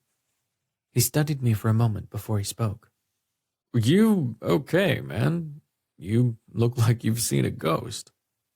Truth was that I had, but it was what the ghost said that had me on edge. I shook off the mood. "I'm fine, thanks, Barry. The visitation is starting soon. The funeral service begins at 2:30, so I'll need transport to the 3:30 graveside service. I already talked to Ben at Suncrest, and they'll have everything ready when we get there," I explained as the front doorbell rang. I reached for the keys hanging by the garage door and tossed them to Barry. "I appreciate your help today. I have a temp coming to assist with the service since I didn't think you were available today. I'll introduce you when you get back." Also, let me give you some cash. I need a favor, if you don't mind. Like always, Barry nodded, a true friend through any kind of bullshit. Can you stop at a store and pick up 2 disposable phones? I requested as I reached into my pocket and handed him 2 $100 bills, not sure how much those things cost. You okay, Kier? Barry asked as he looked around, as if he could feel trouble in the air. I couldn't involve him in what I was going to do, because he had a partner and a daughter, and it might be a little illegal. I was on my own with this one. Can you help me lift the body into the casket really quick before you go? How's Dahlia? School okay? I asked to get his mind on anything besides handling a dead body. Barry followed me to the casket and helped me lift Daniel inside and situate him so he looked as natural as a corpse could look. Once I closed the half lids, Barry's stance became much less tense as we stepped away. Dahlia? I reminded him. At the mention of his daughter, Barry smiled before going to the sink to wash his hands. She's coming home tonight. Are we okay to rain check going out this weekend? Maybe next weekend? Relief coursed through my body at not having to lie to my best friend as the doorbell of the funeral home chimed. Yeah, that's fine. I need to go get the front door. I'll see you in a while. I offered as I rushed back through the embalming suite to the stairs, taking them 2 at a time. I opened the front door to see Dash standing there with his jacket, tie, and 2 iced coffees in a holder with a waxed bag hanging out of his gorgeous mouth. What's this? I asked as I took the bag and the coffee holder from him and stepped aside for him to come inside. I offered him a soft kiss to his sumptuous lips because I couldn't resist. When I stepped back, reluctantly, Dash rewarded me with a bright grin. There's a coffee shop near Danny's place, so I stopped to get us some breakfast. You need help with anything? He asked after I closed the front door. The guy was so damn polite. It stunned me. The florist should be here in about an hour. Barry just picked up the hearse to take it to the car wash. Let's go upstairs. I need to get dressed. I explained as I motioned toward my scrubs. Dash chuckled. I don't know. You look hot to me, but that's just because I know you don't have anything on under them. Can I take you out for dinner tonight after all of this? God, I wanted to accept his invitation in the worst possible way. But what I had to say to him was more important than the 2 of us having a dinner date. If things worked out, we could have that first real date once the mystery of Daniel's death was solved. Dash's freedom was more important than another non-date date. Of course, I'd love to go to dinner with you, but not tonight. Actually, Dash, I need you to leave Daniel's car here, so give me the keys and let me return it to his building. You take a cab back to your shop, pack some clothes, and go somewhere the cops can't find you.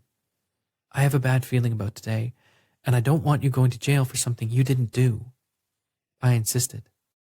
His face morphed through a plethora of emotions before landing on utter confusion. Dash finally asked, What's going on here? We didn't have time, and I didn't have the mental bandwidth for me to explain everything to him, so I plowed ahead. Do you have a place you could hide out for a few days? I bet the cops are going to search Daniel's condo today, and your fingerprints are all over it. Buy yourself some time by disappearing so they actually investigate your brother's death. Will you, please? For me? Dude, seriously? You're scaring the shit out of me. Dash responded, his handsome face contorting into a look of worry. I couldn't blame him. I can't explain it right now, okay? Just, please, listen to me. Will you tell me where I can find those pictures, the Polaroids you mentioned last night? The police will find your fingerprints all over them, and I don't want them to think you planted them there or that the pictures are actually yours. They'll need them to identify the woman your brother was involved with, so they can actually question them when they can't find you. I speculated, and what I'd said was no lie. Daniel had left me no roadmap to help find his killer, but he had mentioned that legs and tits pictures were in the stack of photos, and maybe one of them could offer some clues as to who shot Daniel. I wanted to see the pictures for myself, and attempt to wipe off Dash fingerprints as I did it. The handsome mechanic still hadn't really said anything, so I endeavored to explain things further. I'll leave the car and his keys in the condo, and get back here during the visitation without anyone noticing I'm missing. Barry's going to get disposable phones for us to stay in touch. He should be back in a little while. Go to your place, pack up some stuff, and get out of there as quickly as possible. Something occurred to me. Torres had said they wouldn't disrupt the funeral, but no promises were made about the graveside service. I have a feeling they're going to take you in for questioning after the graveside service, and I don't want you going to jail, even for a day. I explained to him as I led him to the kitchen and put the drinks and bag on the table. I grabbed the beautiful, worried man and kissed him again, feeling as if I would die if anything happened to him. He wrapped his arms around my waist and tangled his tongue with mine, reminding me of how talented his mouth was. I pulled away before my cock poked him in the belly. Stop, please. Don't get us going, Dash, because I don't think I can stop with you. Those cops will be here in a couple of hours. Let me change and I'll take you down to the basement so you can say goodbye to Daniel. After that, I want you to take a few days away and give me time to figure out how we'll handle this, because I damn well won't let you go through this alone. I vowed. Dash finally nodded. Will your bookkeeper, Georgia, be at the service? I asked him after we slowly finished the beautiful kiss. I remembered what Daniel had said about her, so I needed to find time to speak with her.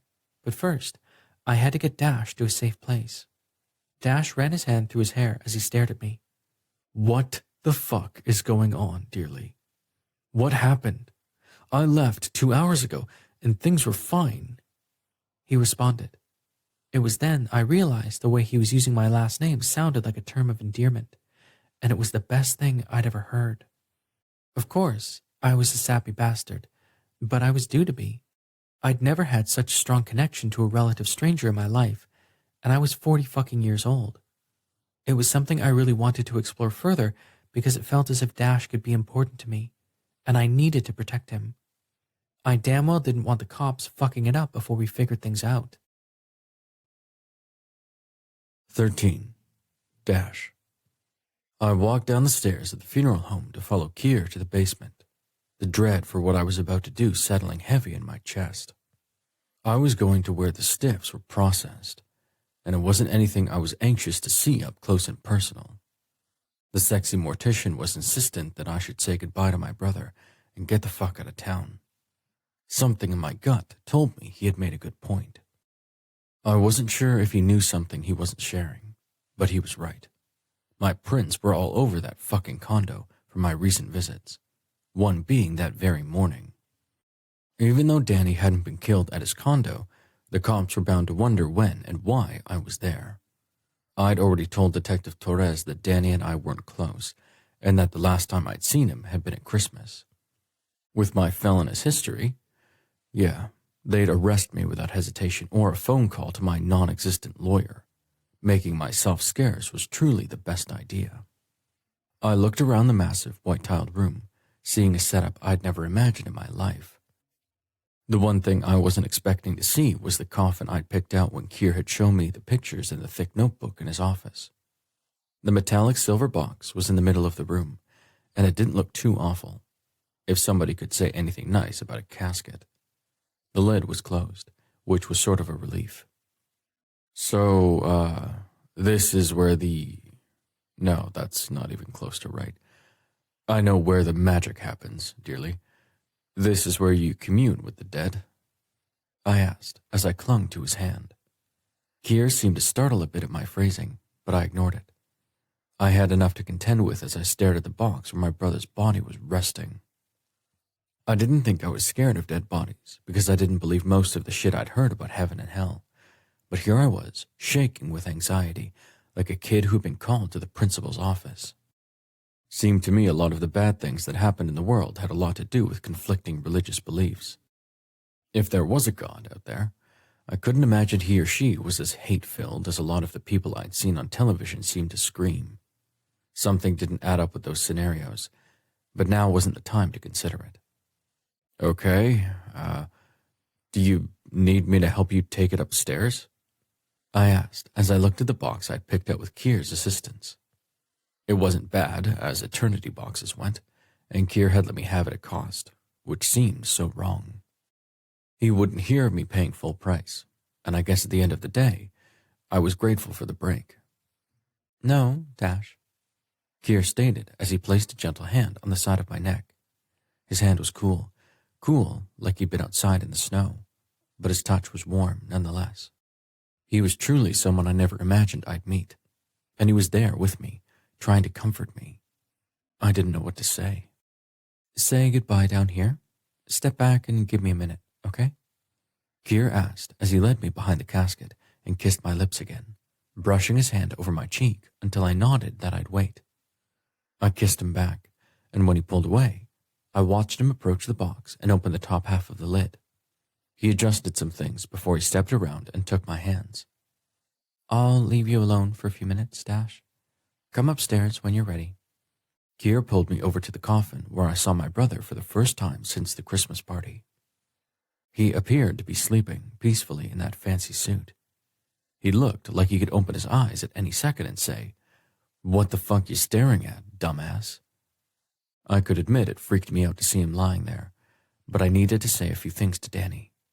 I was actually grateful Kier gave me the privacy to be honest with my dead brother, probably for once in my life. The door at the top of the stairs closed, so I leaned against the casket and looked down, releasing a tense breath. "You motherfucking asshole. You're a good-for-nothing son of a bitch. You know that?" I swallowed a lump in my throat and continued. "What you did to Shannon was awful. And those pictures.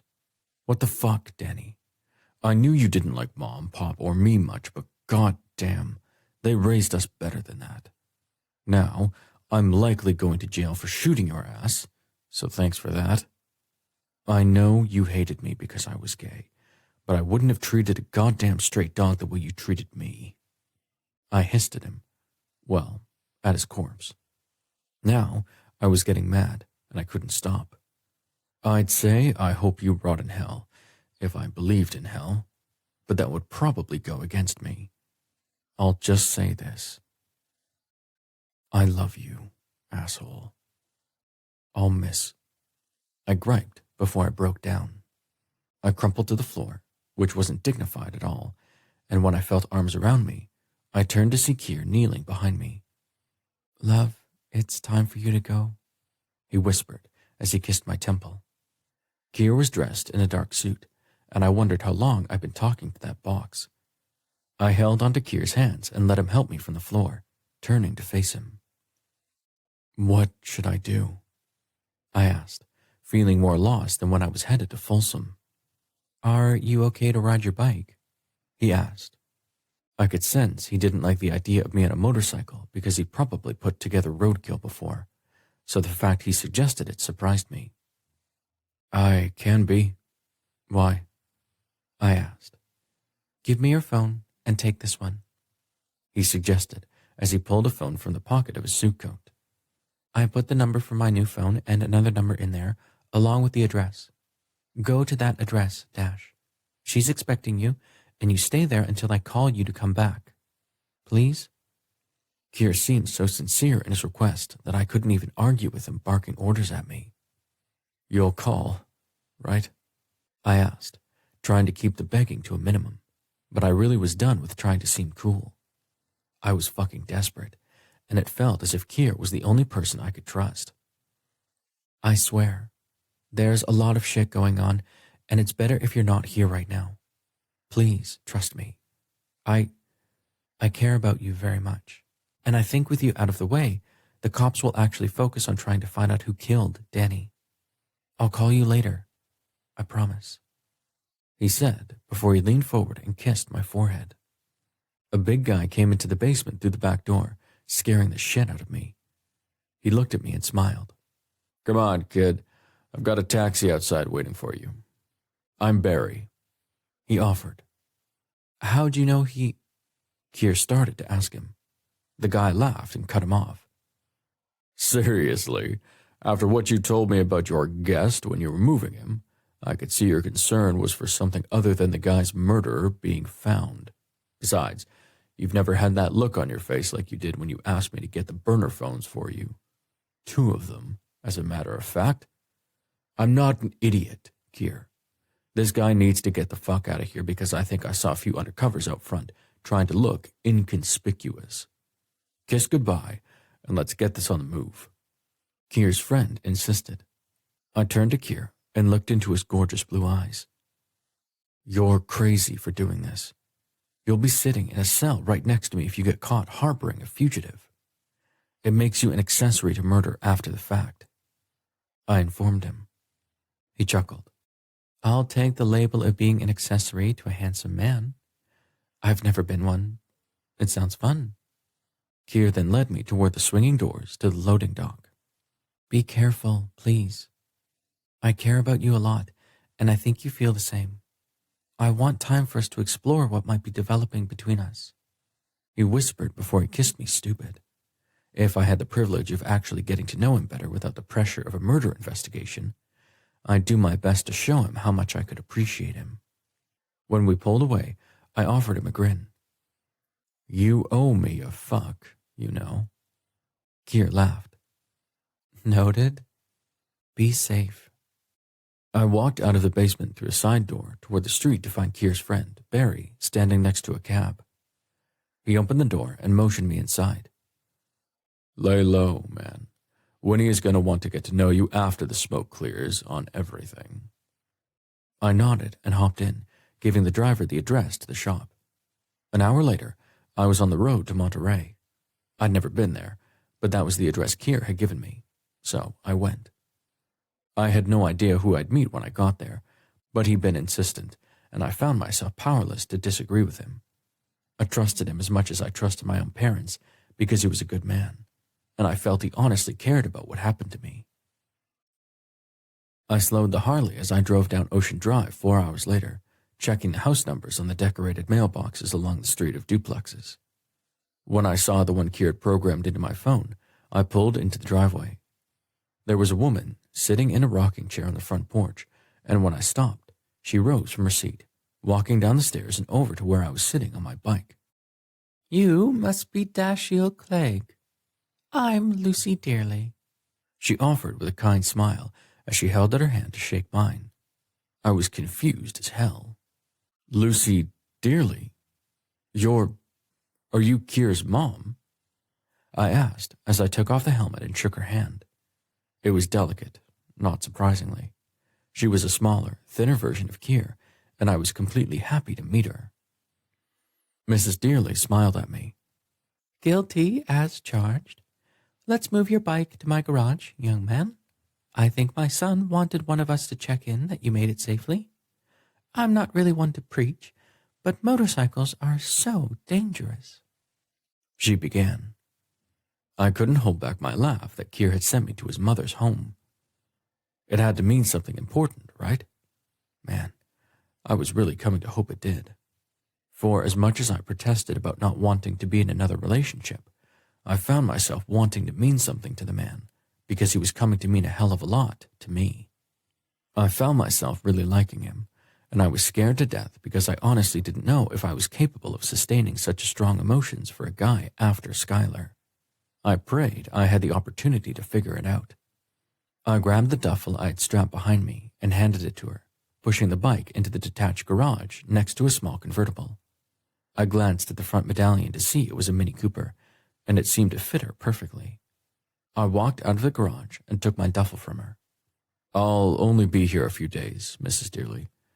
It was a spur-of-the-moment thing, and I guess Kier couldn't think of anywhere else for me to go, since I don't have any living family and needed to get out of town for a few days. I explained to her. Mrs. Dearly opened the front door to her home and motioned for me to come inside. I looked around to see it was exactly as I expected. Lots of floral print and expensive-looking furniture. It was classy, just like Kier's place above the funeral home. Clearly, Mrs. Dearly had consistent taste. Come this way, Dashiell. I've made up the guest room for you. There's a television in there if you want your privacy. I'll be out for the evening with a friend, so you'll have the house to yourself. There are cold cuts in the refrigerator for sandwiches in case you're hungry. She extended, which was far kinder than I deserved. She then patted my bicep and smiled. I'm sure you're exhausted, what with everything going on. Kier gave me a vague glimpse into the trouble, so I know you have a lot on your mind. It's 3 o'clock. Why don't you take a little nap? I'll be home about 9. Mrs. Dearly suggested. Thank you, ma'am. I won't be any trouble, I promise. I offered. She smiled and pulled the door closed as she left. I sat down on the side of the queen-size bed and pulled off my boots before reaching into the duffel bag and grabbing a pair of flip-flops I wore around the house after work. A shower sounded like a great idea, so I grabbed a change of clothes and walked across the hall to the bathroom. Hopefully, after I cleaned up, I could relax enough to take a nap. I wished to fuck I was in Kier's bed with him because I felt at peace there with his arms around me. It was a sensation I could become addicted to very easily. After I stripped off, I turned on the shower and stepped inside, remembering the night before with Kier. The man had a beautiful body with long muscular arms and strong legs. He wasn't bulky by any stretch, but I could feel the strength in him, and it wasn't just physical. Kier had confidence and integrity that anyone would see after a simple conversation with the man. He was a lot smarter than I'd ever be. The man oozed compassion and support. That was probably what made him so good at his job. I'd never met anyone with such a knack for making a person believe they were important, and he could be a source of strength for them if they needed. I had no fucking idea that was exactly what I had been searching for all my life, but he was there, giving me support without even having to ask. Thinking about him had my body stirring, but no fucking way was I going to take myself in hand in his mother's guest bathroom. I reached down to turn the water to cold when there was a knock on the door. Yes? I responded before I shrieked because the water turned to ice in a heartbeat. Quickly turning off the water, I looked around the curtain to see Mrs. Dearly with a towel. I'm sorry, Dashiell, but the linen closet is in the hallway. I forgot to mention it. She told me before she scurried away, leaving me with a flushed face. I could have sworn that I caught a glimpse of a smirk on her face before she left, and as I looked down, I saw my hard dick had peeked out of the curtain as well. My whole body heated with embarrassment for the first time in a long time at having flashed such a kind lady. I wasn't sure if I could face her ever again. Turning the water back on to finish rinsing the soap from my body, I dressed in boxer briefs, basketball shorts, and a t-shirt before walking into the living room of her home. Mrs. Dearly was in the kitchen on the phone. I must say, Kier, well done, dear. She spoke into the cordless handset with a slight giggle in her voice. I ducked down the hallway to the guest room and reached for the phone in my jacket pocket. I'd left Danny's fancy sport coat in the closet at my place over the shop, hoping maybe, someday, I'd have a reason to wear it. I'd packed up enough clothes for a few days and got the fuck out of there without leaving a note for the guys. Hopefully, Kier spoke to Quinn and Georgia at the funeral and gave them some sort of plausible reason for my absence. Once everything was back to normal, I'd explain everything to them. But for the moment, it was best if they knew nothing about where I was or why I'd left in such a rush. I knew the fucking cops would question them, and I wanted them to say they had no idea where I was without having to lie. They'd forgive me for the communication lockdown, I was sure. They were my family. 14. Kier. After I saw Dash enter the cab, I rushed to the elevator to take Daniel Clegg upstairs for his viewing. It was nearly 11, and Barry had said he'd seen plainclothes officers in the neighborhood. I prayed they hadn't seen Dash leave. They didn't put it together, I heard behind me. I turned to see Daniel Clegg's spirit sitting on top of the steel casket with a smile on his face. Get out of my head, Daniel. Tell me what I need to know about Georgia or go away, I demanded. I was tired of his cat-and-mouse game. She'll tell you anything you want to know, but what she knows isn't as important as who she's done, fruit fly. Just ask her about the shop. Ask her why it stayed in the black all this time, and make sure to tell Dash, he offered, as I heard the front doorbell echoing through the elevator shaft. I hit the button to take us to the first floor so I could place the casket in the chapel. Once the lift stopped, I pushed Daniel's ride into the hallway and rushed to the front door to find Detective Jay Frick with a shit-eating grin on his very nice face. I believed Frick and Torres both thought me to be a clueless idiot. They thought they had fooled me, the limp-wristed, dim-witted mortician, with their promises not to cause a scene at the service. Their promise not to arrest Dash while he was grieving his brother and trying to respectfully lay him to rest was bullshit. Thankfully, I had a spy on my side, and even though he might be an arrogant asshole, Daniel was looking out for Dash, maybe for the first time in his life. "Detective Frick, come in, please. You're just in time to help me place the casket," I offered, seeing him swallow hard as his face paled. "Ah, not so fucking cocky when there's a dead body involved, I see." It was interesting to see his reaction, especially since he claimed to be there to investigate a murder. You don't have a murder if there's not a corpse, and I'd have thought he'd seen enough of them in his tenure as a police officer that it wouldn't bother him at all. I doubt I'm qualified to do anything like that," he began before Barrett snuck up behind him. "Who do we have here?" my best friend asked in a sinister voice. The detective jumped and spun around, squealing the whole time, which had me laughing so hard I was crying. Barry joined me, and we had a good old-fashioned snort fest at Frick's expense. Finally, when I calmed enough, I spoke up. "Barrett Singletary, this is our assistant for the day, Jay Frick. Jay, this is my friend and transport manager, Barrett Singletary. Barry, I'm going to place the casket. Can you and Jay wait downstairs for the florist's delivery? I need to run out to pick up some cookies and soft drinks for the hospitality room. I'll be back in an hour." I told them with a wink for Barry. I actually pitied the detective. Barry was going to scare the shit out of him in the embalming suite. I just knew it. My friend had bitched about being in there on more than one occasion, but knowing Barry, he wouldn't hesitate to put the fear of God in the detective because he had absolutely no regard for the boys in blue. Whether he'd admit it or not, Barry had grown more comfortable in the mortuary over the time we'd worked together. Winnie, however, wouldn't even go downstairs, much less spend time there. The two of them worked well together at Barry's business, and I couldn't blame Barry for wanting to continue their successful partnership without a side hustle at the funeral home. One good thing I knew was that Barry was astute and could easily read people. He could likely sense that the detective was going to be a pain in the ass, and based on my erratic behavior, I was sure Barry was going to fuck with Frick to put him on edge. It was a shame I'd miss it. I drove the BMW into the garage of Daniel's apartment, wearing a pair of neoprene gloves I used in the mortuary. I found 2 spots with Daniel's condo number on them after driving around for a few minutes. They were both empty, which had me wondering if Daniel owned another vehicle. I hopped out and looked around, grateful there were no cameras pointing toward the spaces. After I took the rag I'd brought along and wiped down the interior where I thought perhaps Dash had touched the vehicle, I looked around to ensure there were no police officers watching me.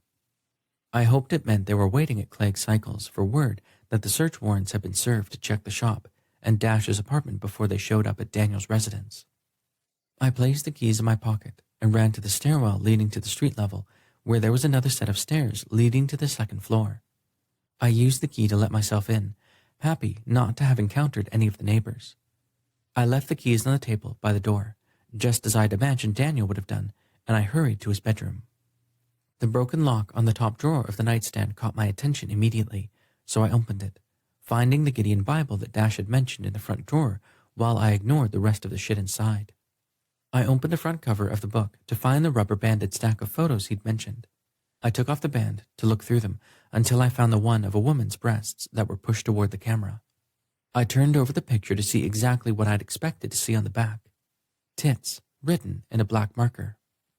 I familiarized myself with as much of her face as I was able to see because of the position it was in when the photo was snapped, and then a few of the others in the subsequent pictures in case they showed up at the service.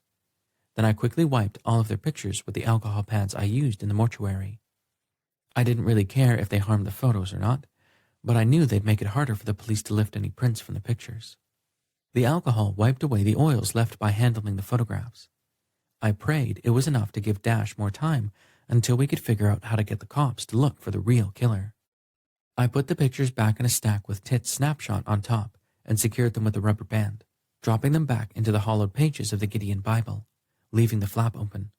I wiped the drawers, the key in the lock of the bottom drawer of the nightstand, and everywhere Dash mentioned he touched except the closet door. He could easily explain having come over to pick up a suit. The total lack of his fingerprints in the condo would seem unusual, I was guessing. I gathered all of my trash and left the bedroom as I'd found it, locking the door in the condo from the inside and rushing down the stairs to go out the back. I walked down the back alley to the grocery store at the end of the block to do the shopping and get a cab back to the funeral home before it was noticed I was still gone. I prayed everything worked. I wanted the police to find the photos, but I wanted to find Tits first. I stood at the side of the chapel, watching everyone file through and nodding my head in greeting. The minister from Reardon Unitarian Ministries had agreed to say a few words over Danny, as she did for many of our guests who had no specific religious affiliation. Her name was Leanne Cook. She held a doctorate in theology, and I'd found her to be a kind, charming woman. I saw Leanne enter through the side of the chapel near the hospitality room, so I made my way through the crowd to where she was standing. "Thank you, Dr. Cook, for doing this. I appreciate it," I told her as I extended my hand to shake hers. "Is the family present?" she asked kindly as we shook hands. The deceased's brother isn't here quite yet, but I have the eulogy if you'd like to look it over," I offered, seeing Detective Frick staring at me as I spoke to the woman. Thankfully, I'd grabbed enough cookies and drinks to convince Frick that I'd managed a thoughtful shopping trip while I was out. He'd met me in the hallway when I opened the front door to come inside, and when he'd asked where I'd been, I held up the bags and sent him to the hospitality room with them. The man would have to work harder than that to get ahead of me. "May I use your office?" Dr. Cook asked. I offered my arm and escorted her there, stopping by the fridge to offer her something to drink.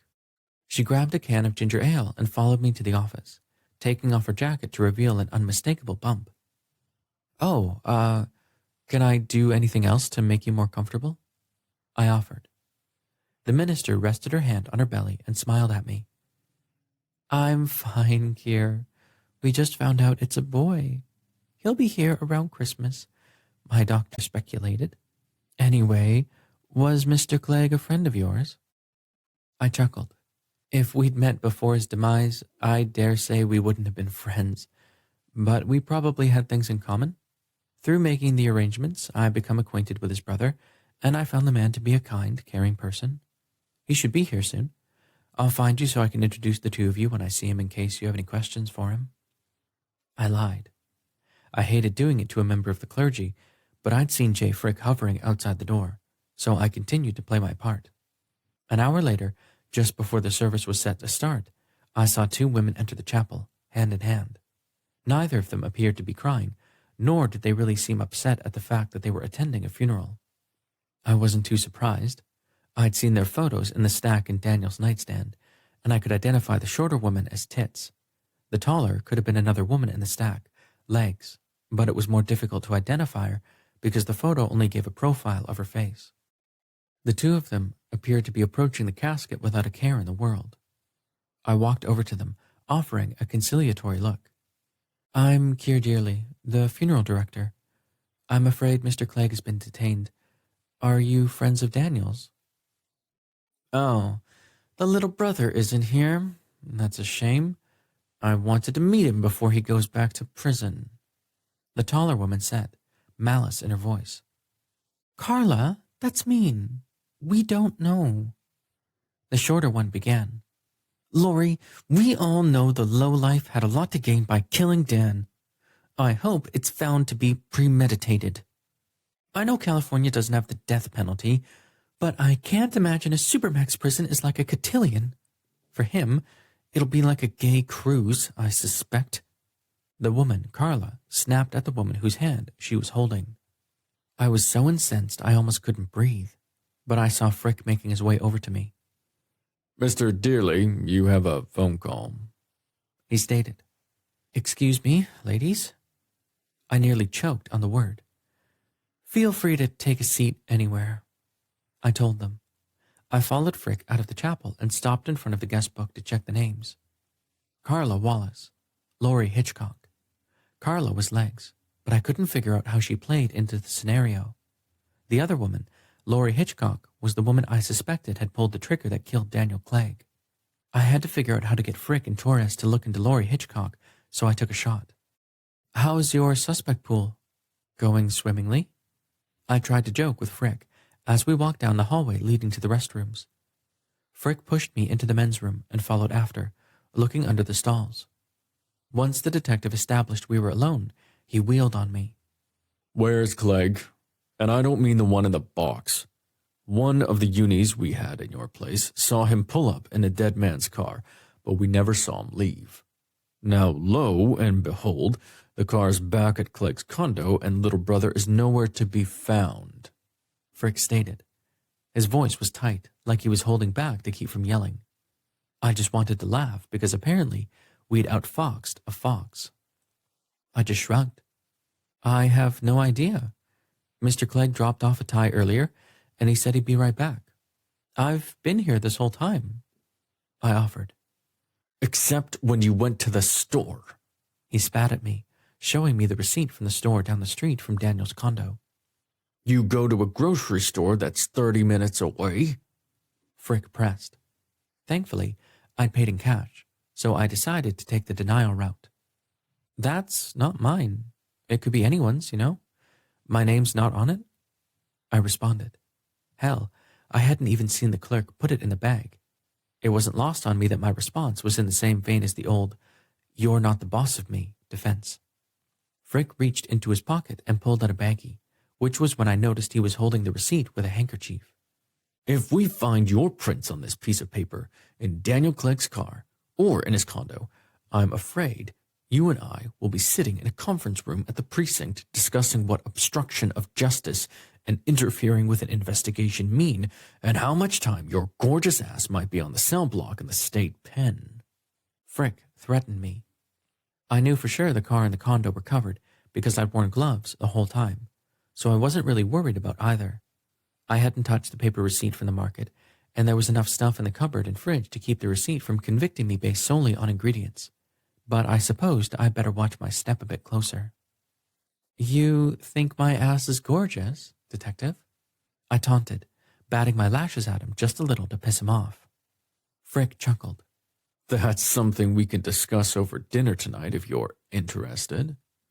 Under any other circumstances, I might just be interested in the tall, beefy policeman with the shining green eyes and the brown wavy hair.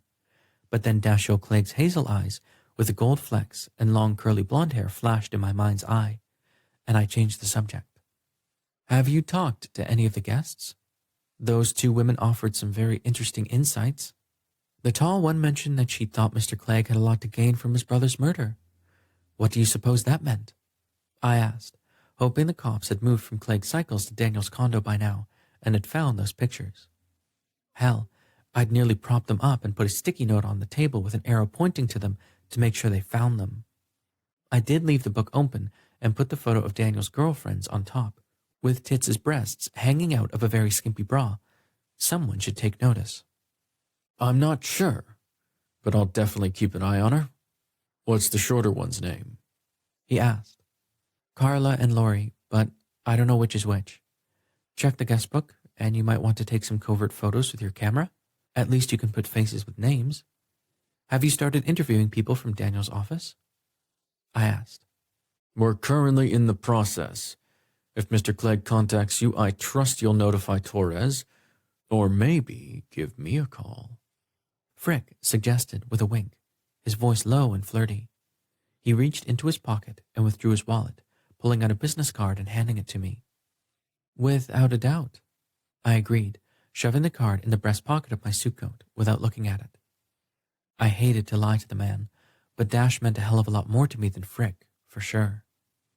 I glanced at my watch to see we needed to get the service going, so I walked out of the restroom and back toward the chapel. I saw a pretty African-American woman with two teenage boys standing behind her as she looked around frantically, so I approached her. Hello, I'm Keir Dearly. Are you here for the Clegg visitation? I asked. The woman looked up at me and offered a quivery smile. Hello, Mr. Dearly. I'm Georgia Lane. I work for Dash Clegg. I was just trying to find him, she explained. I gently reached for her elbow and turned to the young man with her. Would you like some soda and cookies? The service won't start for a few more minutes, and I remember when I was at your age, I was always hungry. Come on, I urged as I escorted the woman, as I assumed was their mother, since they looked a lot like her. Guys, the remote to the television is on the table. Please don't turn it too loud, but help yourselves to anything in the fridge or on the counter. I'd like to speak to your mom for a few minutes, if you don't mind. I told the three of them. Take your time. I ain't in no hurry to see a dead body. The shorter boy stated, which brought a laugh from the taller. Georgia hissed behind me, which shut both of them up quickly. Mind your manners, and if others come into the room, mute the television. Don't embarrass me, she ordered before the two of us walked into my office. Can I get you coffee or water? I asked.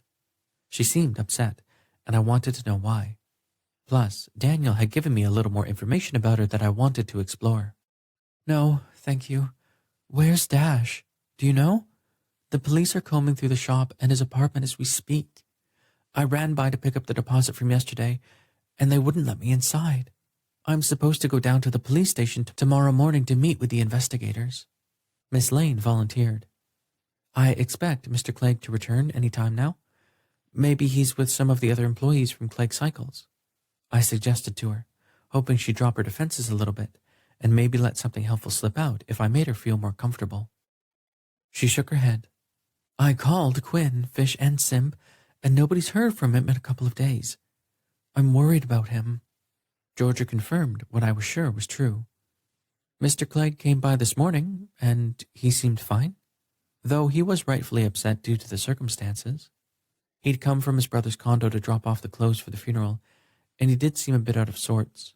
He said he'd be back, but I haven't heard from him.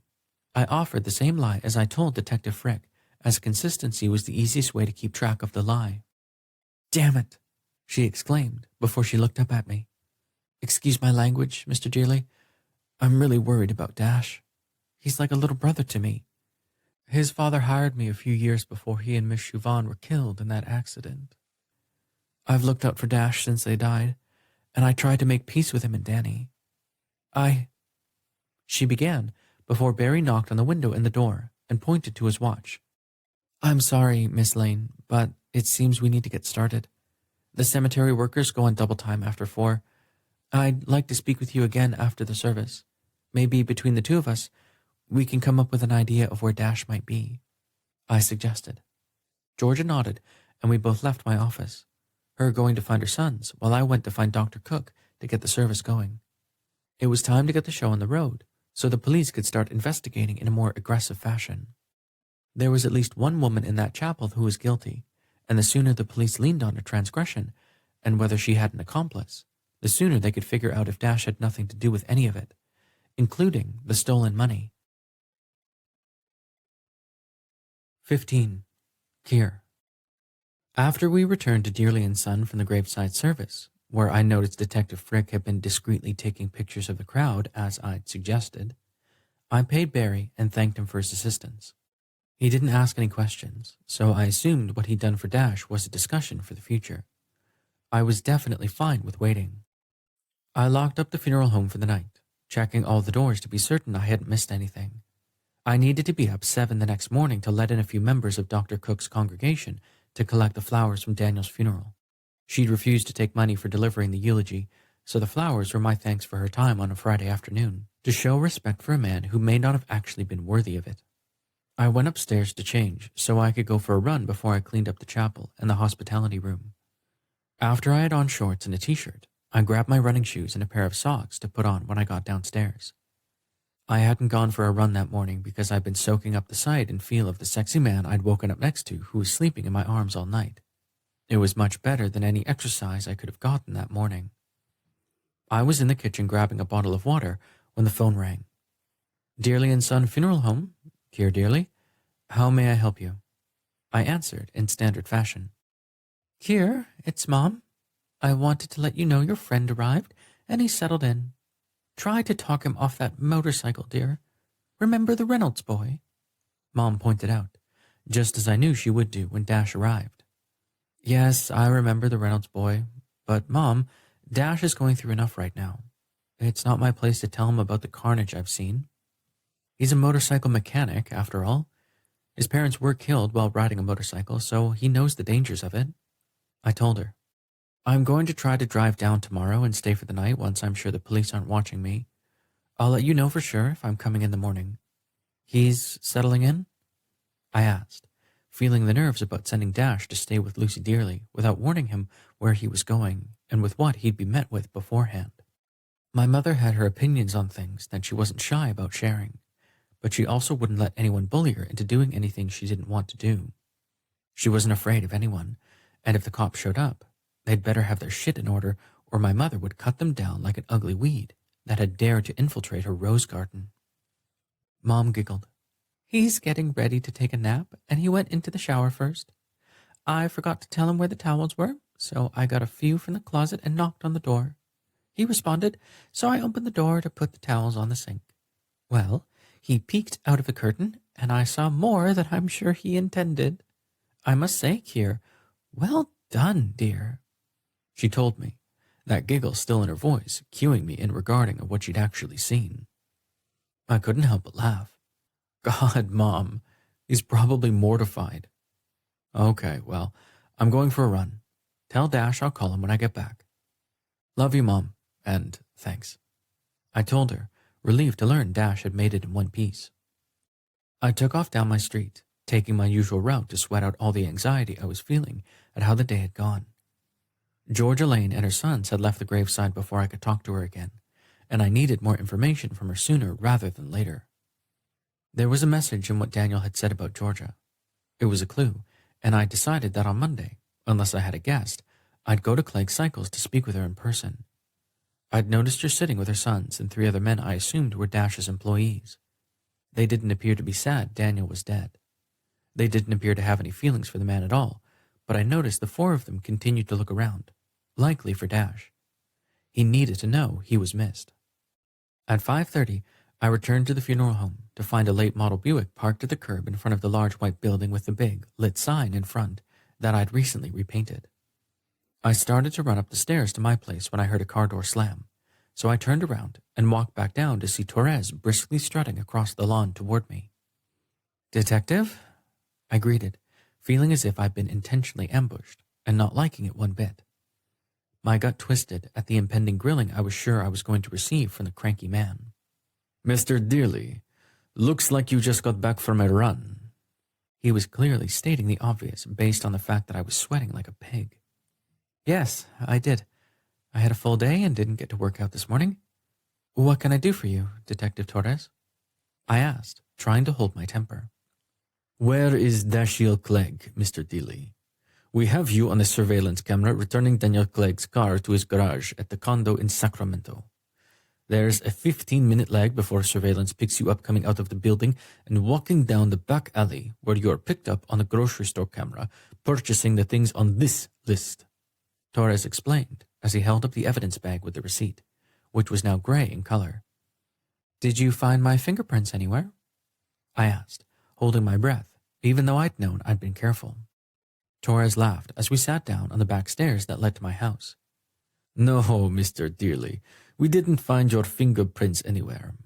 Well, we haven't identified all of the fingerprints from Mr. Clegg's condo, but if we found nothing in the car, I'm sure we won't find anything in the condo. Torres answered, easing my mind for a moment. What is your game? What do you get out of any of this, Mr. Dearly? We're going to catch Dashiell Clegg. We have accounts in his name that he had his brother set up for him, according to a memo in the file discovered in Daniel's office. My theory of the case is that they were in it together, Mr. Dearly, and when Daniel wanted to come clean for fear of losing his job, Dashiell became angry and shot him. Torres hypothesized. I wished I had a bottle of water, but mine was empty, and I wasn't about to invite the cop into my home. Who told you about Daniel Clegg wanting to come clean on anything? I pressed him, hoping he told me more. Daniel was assigned a junior investment consultant to assist with his large portfolio. Her name was Carla Wallace. Miss Wallace said she found accounts that weren't accredited to any of the clients Daniel serviced. So she went to J.J. Lancer and hinted that something fishy was going on with Daniel. When she showed J.J. the list of accounts, He used his administrative authority to override the locked accounts and found they were owned by Dashiell Clegg. Carla said Mr. Lancer told her to hold off on confronting Daniel about the accounts to allow time for them to get a forensic accountant to investigate her claim before they notified the SEC and had formal charges filed. Torres commented. That jived with what Daniel had told me earlier that day. Wallace's part in the embezzlement hadn't been mentioned, but the evidence seemed to point to her, not Dash. Torres continued. Miss Wallace insisted that Dashiell showed up at Lancer Investments early on the day Daniel was shot, but Daniel wouldn't see him. The receptionist confirmed the woman's story that Clegg had stormed into the office that morning and demanded to see Daniel before most of the employees were in for the day. The next morning, when Daniel was discovered dead in his office, J.J. Lancer checked Daniel's portfolio to find all of the accounts had been closed and the money was missing. There's no way to trace it, but I'd bet it was all moved offshore. I'd say Dashiell Clegg's on his way out of the country to collect his windfall and disappear. I damn well couldn't see how Torres had made that jump, but I didn't comment. I still didn't know if he was as astute as I believed a cop should be, and I didn't want to give away what I knew about all of it. I could never explain how I came to know the information. Torres stood and paced in front of me, as if he was still working things out in his mind. I'm going to warn you, Mr. Dearly. You don't want to be on the wrong side of this. We're following the evidence, and if you've gotten yourself tangled up in any way, I'm afraid the community will have to find a new funeral home to bury their dead. I know your mother just retired, and I'm sure her retirement income is dependent on the profits from Dearly & Son. I'd hate for your mother to be put out of that fancy duplex she's leasing in Monterey. Torres threatened. Obviously, I judged Detective Ramon Torres properly. He was just as bloodthirsty as I'd assumed. It was going to be harder than I anticipated to get him to see reason, but I would figure out how to prove Dash had no part in it. In my soul, I knew the man was innocent, and I wouldn't allow them to railroad him into anything. If I was somehow wrong about Dash, then I was too damn dumb to have the funeral home in the first place. I stood from the stairs and brushed off my ass. We're done here, Detective Torres. If you find anything I'm guilty of doing, bring a warrant next time you drop by, I said, offering a threat of my own.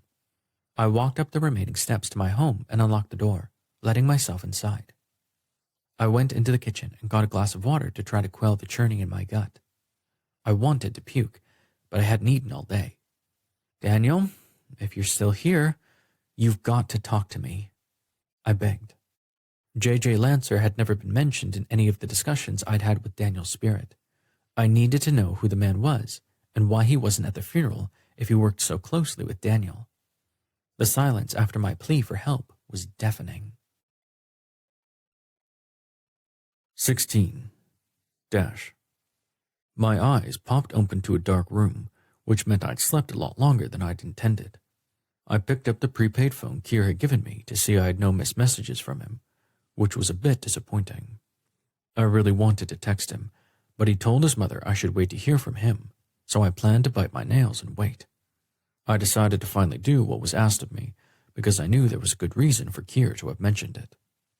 I sat up and turned on the light on the nightstand, rubbing my eyes at the intrusion. It was 10:30 at night according to the clock next to the bed, and I desperately wanted to know what had happened that day at Danny's funeral. I was pretty sure my friends were worried and upset at my absence. There was no way they'd be able to find me, and I couldn't chance calling them, so I gave up on that train of thought pretty quickly. I couldn't remember any of their numbers off the top of my head anyway. I'd given my phone to Kier before he had left, so I'd consider calling my line to see if Kier would answer it, but something in my mind told me not to. Maybe the cops had put a tracer on my number, and calling it would alert the police to where I was, and I definitely didn't want to do anything to put Mrs. Dearly in jeopardy. She'd been so kind to let me crash with her, and I didn't want to seem ungrateful. I was hungry, so I went into the kitchen and opened the fridge to see a sandwich on a plate covered with a napkin. I wondered if it was for me, but I remembered Mrs. Dearly had told me there was stuff in the fridge and that I should help myself. I was about to pull out ham and cheese to make something when someone walked into the kitchen. "Oops, sorry, young man," I heard behind me. I turned to see a man about my height, though he had a huskier build. His hair was silver, and he had a short silver beard that highlighted his shining blue eyes. The oddest thing was that he was wearing a pink kimono with white briefs. Clearly, the kimono wasn't his, since there was at least 4 inches of exposed stomach where it was belted around him. I'm Dash, a friend of Kier's, I offered, as if it were normal for the two of us to be meeting in the kitchen in our underwear. He reached around me and removed the sandwich from the refrigerator shelf, placing it on the little kitchen table before he grabbed 2 beers and closed the door. He walked to the sink and turned on the light over it before he opened a drawer and pulled out a knife. The man retrieved another plate from the cabinet and headed to the table, taking a seat and pointing to the one across from me without really making eye contact. "You hungry?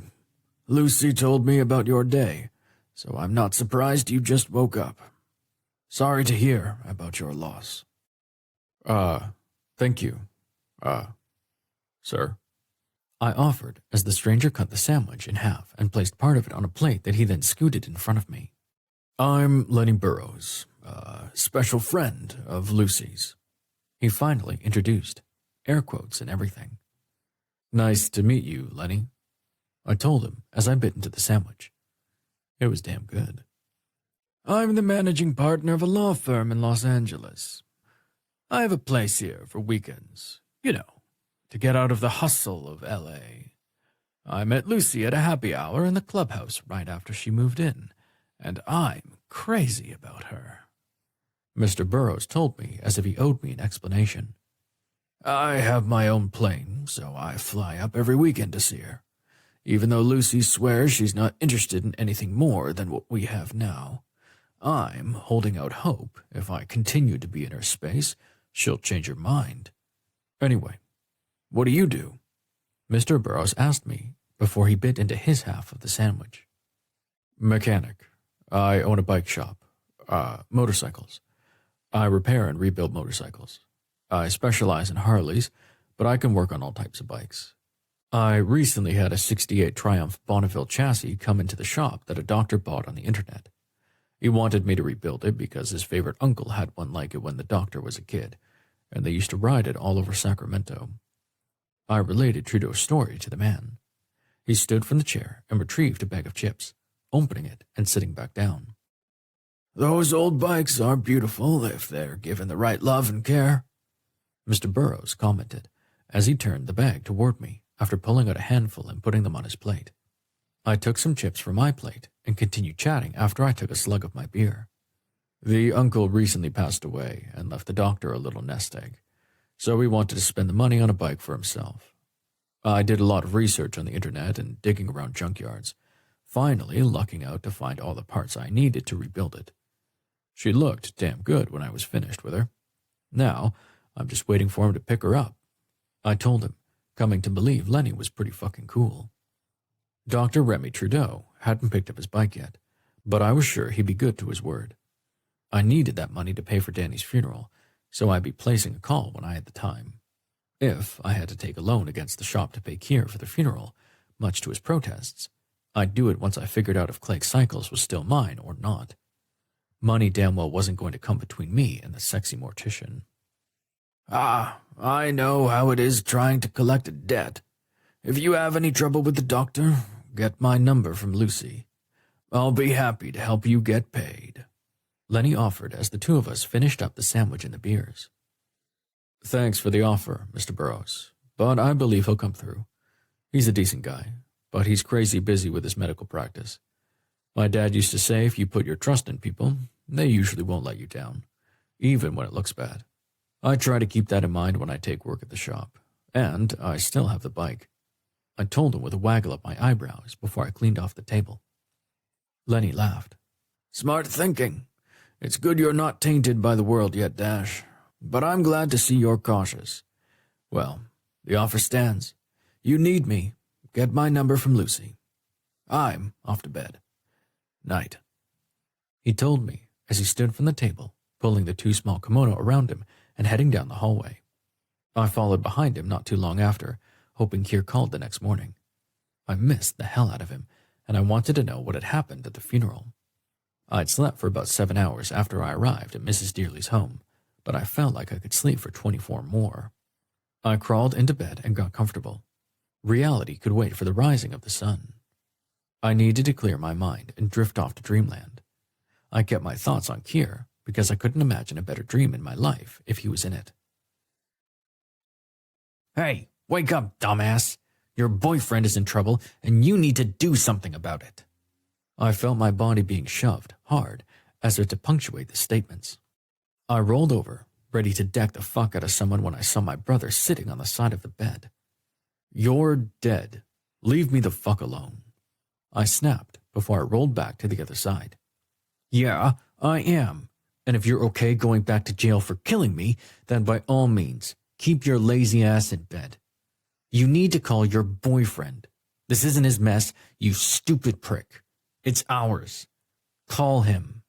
Danny ordered before he slapped my face like he used to do when we were kids. The dick. I jolted up in the bed and felt the stinging on my cheek as if I'd actually been slapped. The dream. It seemed like it was real, but I was damn sure it was guilt talking to me. I'd left Kier to deal with all of that bullshit by himself, and I shouldn't have. I should have stayed and fought my own battle. I turned on the light and reached for the phone, finding the number Kier had programmed into the phone for me and hitting the call button. I glanced at the time to see it was 3 a.m, and if I woke him, I'd be sorry, but I needed to talk to him. Fuck. Hey, love. I heard as he fumbled with the phone. I closed my eyes, thanking whatever deity responsible for the fact that he sounded happy to hear from me. I know I was supposed to wait for you to call, but I needed to hear your voice. Are you okay? I asked. I'll be there in about 15 minutes. Can you let me in so I don't have to knock or ring the bell? I don't want to wake Mom. He explained quietly. I was pretty sure he was in for the shock of his life when he met her guest, but that was Lucy's business, not mine. Sure, I'll meet you outside. I told him as I slipped on my flip-flops and shorts and quietly made my way out of the bedroom to the front porch where I took a seat in Lucy's rocker. 20 minutes later, headlights from a car turned onto Lucy's street, so I quickly ducked behind the large chair in case it was the cops. But when that tall figure stepped out, I hurried down the stairs and grabbed him, surprised the two of us didn't hit the ground because of the force when I slammed into him. Whoa, I'm glad to see you too. Kier told me as he wrapped his arms around me. It felt like heaven. I pulled away and looked into those sky-blue eyes, happy he was there. Where's your stuff? I asked. Kier reached into the passenger seat and grabbed a leather bag which I took from him. Come on, let's go lay down. I'm sure your mom's going to be surprised to see you, I guessed. Oh, Lucy Dearly would be surprised to see her son, all right. But I had to believe that Kier would be even more stunned when he got a look at her other guest. I liked Lenny. He seemed like a decent guy. But the man wasn't fucking my mother. The light of day would reveal many secrets, or so Siobhan used to say. I prayed none of them were life-altering. I felt nibbles on my ear, so I opened my eyes to see the sun shining brightly in Northern California. I'm glad to be next to you again. Kier whispered in my ear, which was the reassurance I truly needed. I'd had a crazy dream, but thankfully it wasn't that Kier had arrived at his mother's home. That part had been real. I rolled over and pulled his mouth to mine, not caring about the morning breath or anything else. He was kissing me, and he was in bed with me. I was happy and relieved. Are you okay? What happened yesterday? I quietly asked Kier as I kissed his handsome face, happy to have him in my arms. I need to pee, but I'll be right back. I drank about 6 bottles of water on the drive down. Was Mom a pain in the ass? Kier asked. I had to play it right, because it wasn't my place to tell him that his mother had a gentleman friend who'd slept over. Knowing how much he'd loved his father, I wasn't about to stomp in and make trouble. It wasn't my place to explain to him about Lenny Burrows, just like I shouldn't have left Kier to clean up my fucking mess. I'd failed him, and I was pissed at myself for it. No, Dearly. Lucy was great. She's really kind, and she was very welcoming to me. I offered. I'm glad, Dash. There are a few things I'd like to talk to you about. He replied, sounding worried. Of course, that had me anxious as well. I dressed while he was in the bathroom, and when he returned to the bedroom, I took my turn. After I brushed my teeth, I went back to find Kier naked on the bed. God, it was a welcome sight. But if I couldn't even jack off in the shower of her home, I didn't see myself being able to fuck Lucy's son under her roof. "We can't do that here," I whispered as I sat down on the bed facing him as he stroked his thick cock. Why? Mom's already out and about, I'm sure. The front door closed and woke me up, he explained. My mind ran through a million excuses, but if I followed through on my plans, it might be the only time we'd get to be together for a very long time, so I stripped like my clothes were on fire and went after him. I missed the fuck out of you. I couldn't think about anything but you. The whole ride down. I whispered into the light fur on his abs as I kissed my way down his gorgeous body to his cock. I sucked that fat thing into my mouth as Kier reached behind his pillow and came up with a small bottle of lube and a condom. I made sure we didn't run into a problem again. Not that I hated what we did the last time. Get me ready.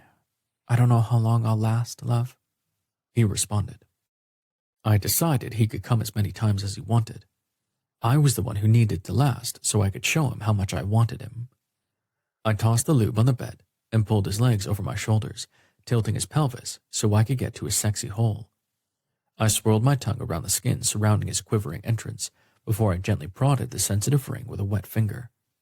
I heard Kier's gasp, and I smiled as I continued to put the moves on the mortician. Rimming was something I'd never really done to any of the guys I'd fucked, because it was far too intimate of an act to perform on a stranger. Hell, I barely knew their names when we fucked. That hadn't been important to me at the time. Kier had become far from a stranger to me so quickly, and tasting him there, hearing his moans of pleasure, meant more than being with anyone from my past, even Skylar. I nipped at his taint, watching as he slowly stroked his cock and lifted his head so he could see me. I winked at him and watched his face morph into ecstasy as ropes of white seed painted his chest. I quickly went back to tonguing his hole while I slicked up my fingers and then began breaching him slowly. I inserted one finger at a time until I'd worked two inside him to the knuckle when I stroked over his P-spot. Oh, hell, Dash. Please fuck me, he begged. I grabbed the foil packet from where Kier had placed it on the bed and ripped it open with my teeth because my hand was too slick to grasp it. I pulled back my foreskin so I could get the stimulation offered by being inside him before I carefully slid the condom down my pulsing cock. Once it was in place, I grabbed the lube and slicked away. You ready for me, dearly? I whispered as I teased his twitching hole with my throbbing rod. God, more than, he responded. I pushed against his opening, gently slipping the head inside his warm channel. I waited until he nodded before slowly pushing all the way to the hilt. No, I wasn't usually gentle with my hookups, but with Kier, I wanted to show him our first time together that I cared about him very much, especially in the light of what the coming weeks would entail. I maneuvered myself to my knees and pulled his ass up on my thighs, slowly sawing in and out of his slick channel. I wanted to kiss him, so I dropped onto my hands and leaned up to catch his soft lips in a passionate kiss. I could see it wasn't too easy for him to breathe, being bent in half like that, so I backed off, continuing to glide in and out of his tight entrance. Fuck yeah, I groaned as I enjoyed joining myself to him. When I changed the angle, I heard the huff of air I wanted to hear as I continued to peg his prostate. Oh, God, please, harder, he begged. I was trying not to be loud, but I could tell he needed more, so I grabbed the condom and pulled out, falling on the bed next to him. Get up here, I ordered as I took his hand and pulled him such that he was straddling my hips. I held my cock still for him, and he slid down it in one move, taking my breath away that time. I felt so fucking good, and I had to think about dead puppies to keep from shooting too soon. Kier leaned forward and kissed me the same way I tried to kiss him when I was on top, each of us hungry for the connection. I placed my hands on his thighs and fucked up into him. Fuck, yes, Dash, he moaned before he began moving harder on my cock as I met him stroke for stroke. I reached down and grabbed his hard rod with my slick hand, moving it in time with our fucking. I'm gonna come again, he whispered. Good, dearly. Let go and mark me. I responded as I pumped into him harder, feeling his balls pull up against his body as he exploded on my chest at the same time I filled the condom. I felt a few drops of his cum land on my lips, not realizing I had closed my eyes because the sensation was so damn good. I opened them to see Keir smiling. You tried to give me a facial, I joked with him. Keir chuckled. The first time, I'd have drowned you. Less punch in this one, but one of these days I'll see that handsome face covered in my cum, and then I'll lick it all off of you. He joked as he leaned forward and licked my lips, causing me to suck his tongue into my mouth for a deliciously filthy kiss. After several minutes of smooching and laughing with each other, I reached down to hold the condom as I slipped out of Keir's body, much to my dislike. I don't think both of us can fit into the guest shower. Hell, can you fit into the guest shower? I teased him, referring to his height. Keir laughed. If I squat a little, and not in a sexy way like I just did, you go first. I'll go start the coffee and see if Mom has frozen waffles or something easy to fix. I'm starving. I kissed him again and gathered my discarded shorts and t-shirt, rushing out of the bedroom and into the bathroom. I quickly took a shower, conserving the hot water in case Mrs. Dearly had a small tank, and I cleaned up the bathroom after I dressed. When I opened the door, I heard loud voices echoing the hallway, and they had me a bit concerned. I went to my duffel and found an elastic band, sliding my wet hair back from my face before wrapping it around the length a few times and pulling it through to make a bun. I left the bedroom and hurried down the hallway and into the kitchen, seeing Keir sitting at the peninsula counter while his mother, who was still in a robe, arranged bagels on a baking sheet. Good morning, Dash. How'd you sleep? What time did this one wake you to let him in? I offered him a key when I moved in, but he turned it down, Mrs. Dearly stated with a big smile for her son. I said I wouldn't use it because I wouldn't want to scare the shit out of you like I did when I came in here 30 minutes ago. Did you go out in your robe? Keir asked. Damn, I wasn't looking forward to where the conversation was heading. I knew his father had been gone for a number of years, but I worried maybe Keir would be upset if his mother had a gentleman friend. Say, like Lenny Burrows. I wasn't sure how I'd feel about it if Mom had lived longer than Pop and met someone new. Of course I didn't, Keir. I had a friend over to sit on the porch and have coffee. I've been up for hours, but I didn't want to make noise by showering and dressing for the day. Are you okay?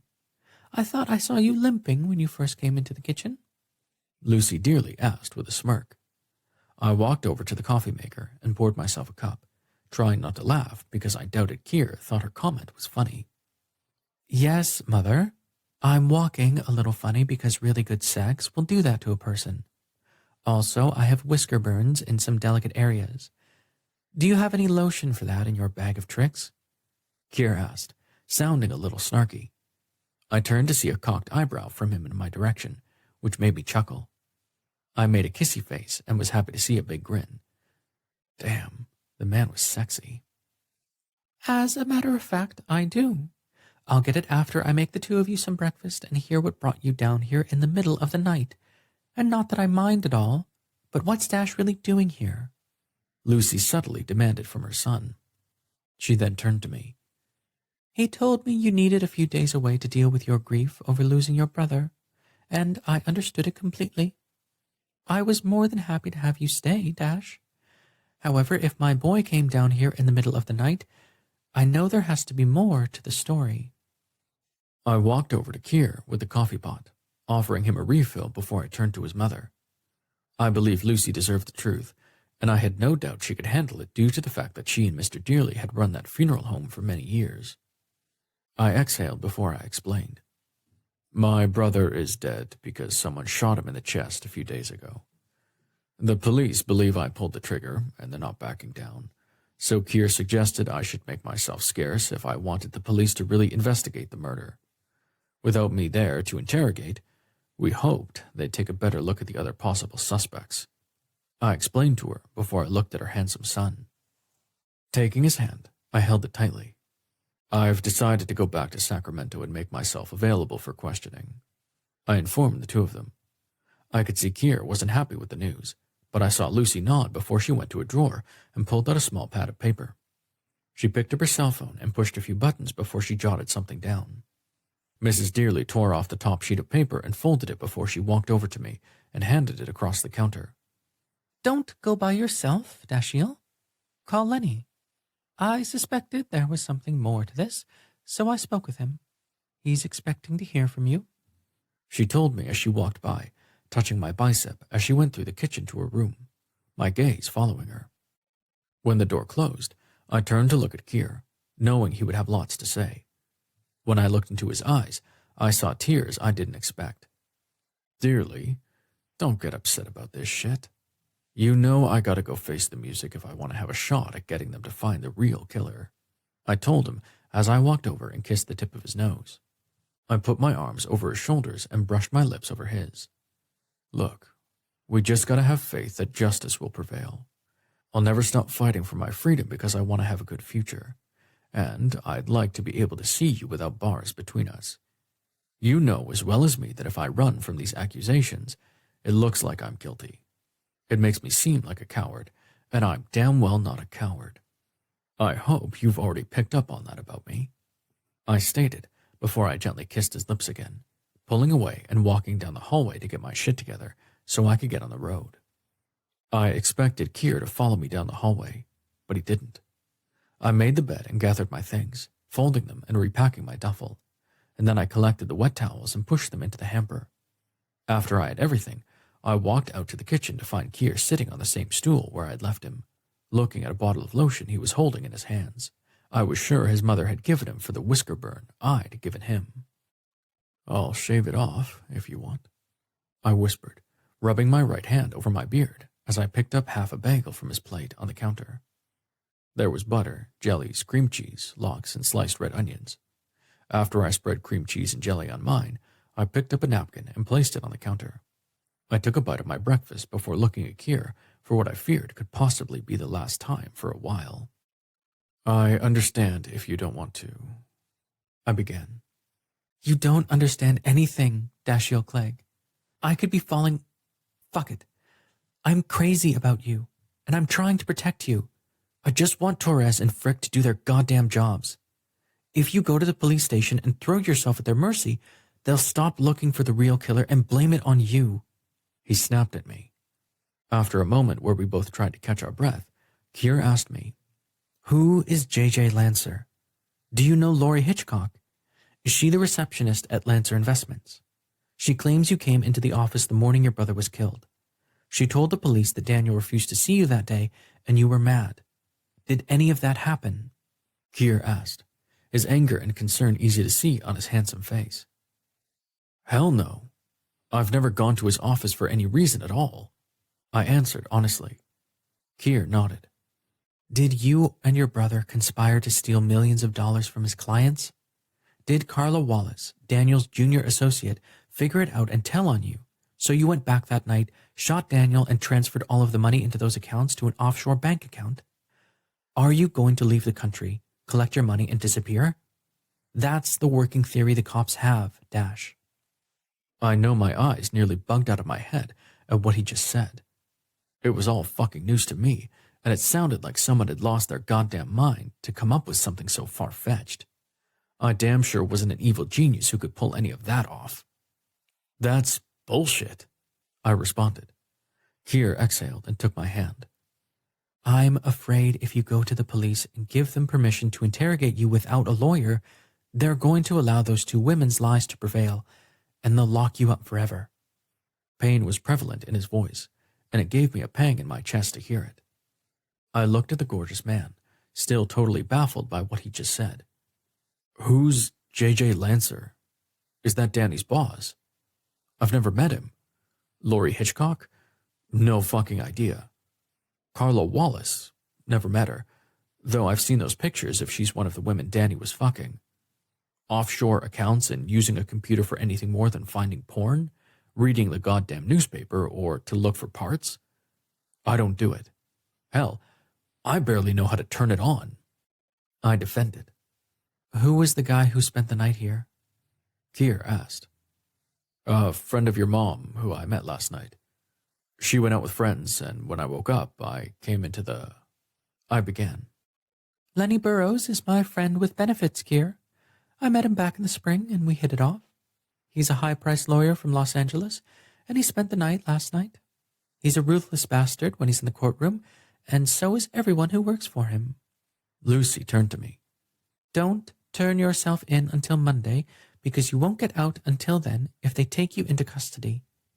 Call Lenny and have him get his best criminal associate to meet you at the police station on Monday morning. Mrs. Dearly insisted. Yes, please don't go back today, Dash. They'll keep you over the weekend, and I don't want to spend it without you. Kier whispered. He had a point. I sure as hell didn't want to be stuck in jail over the weekend. Okay, I'll wait until Monday. I'll go put my bag, I muttered. No, let me shower and get my stuff. There are a few nice places to stay on Ocean View Boulevard. We can stay at one for tonight and leave my mother to her carnal dalliances with her friend with benefits. Kier suggested teasingly as he walked around the peninsula counter and hugged his mother. Thank you, Mom, for letting Dash stay the night. We'll take it from here. He told her before he kissed her forehead and headed toward the bedroom. I sat down and looked at Mrs. Dearly. I wasn't going to rat you out. I offered in case she confessed because she was worried I'd tell her son just how I'd met Lenny Burrows.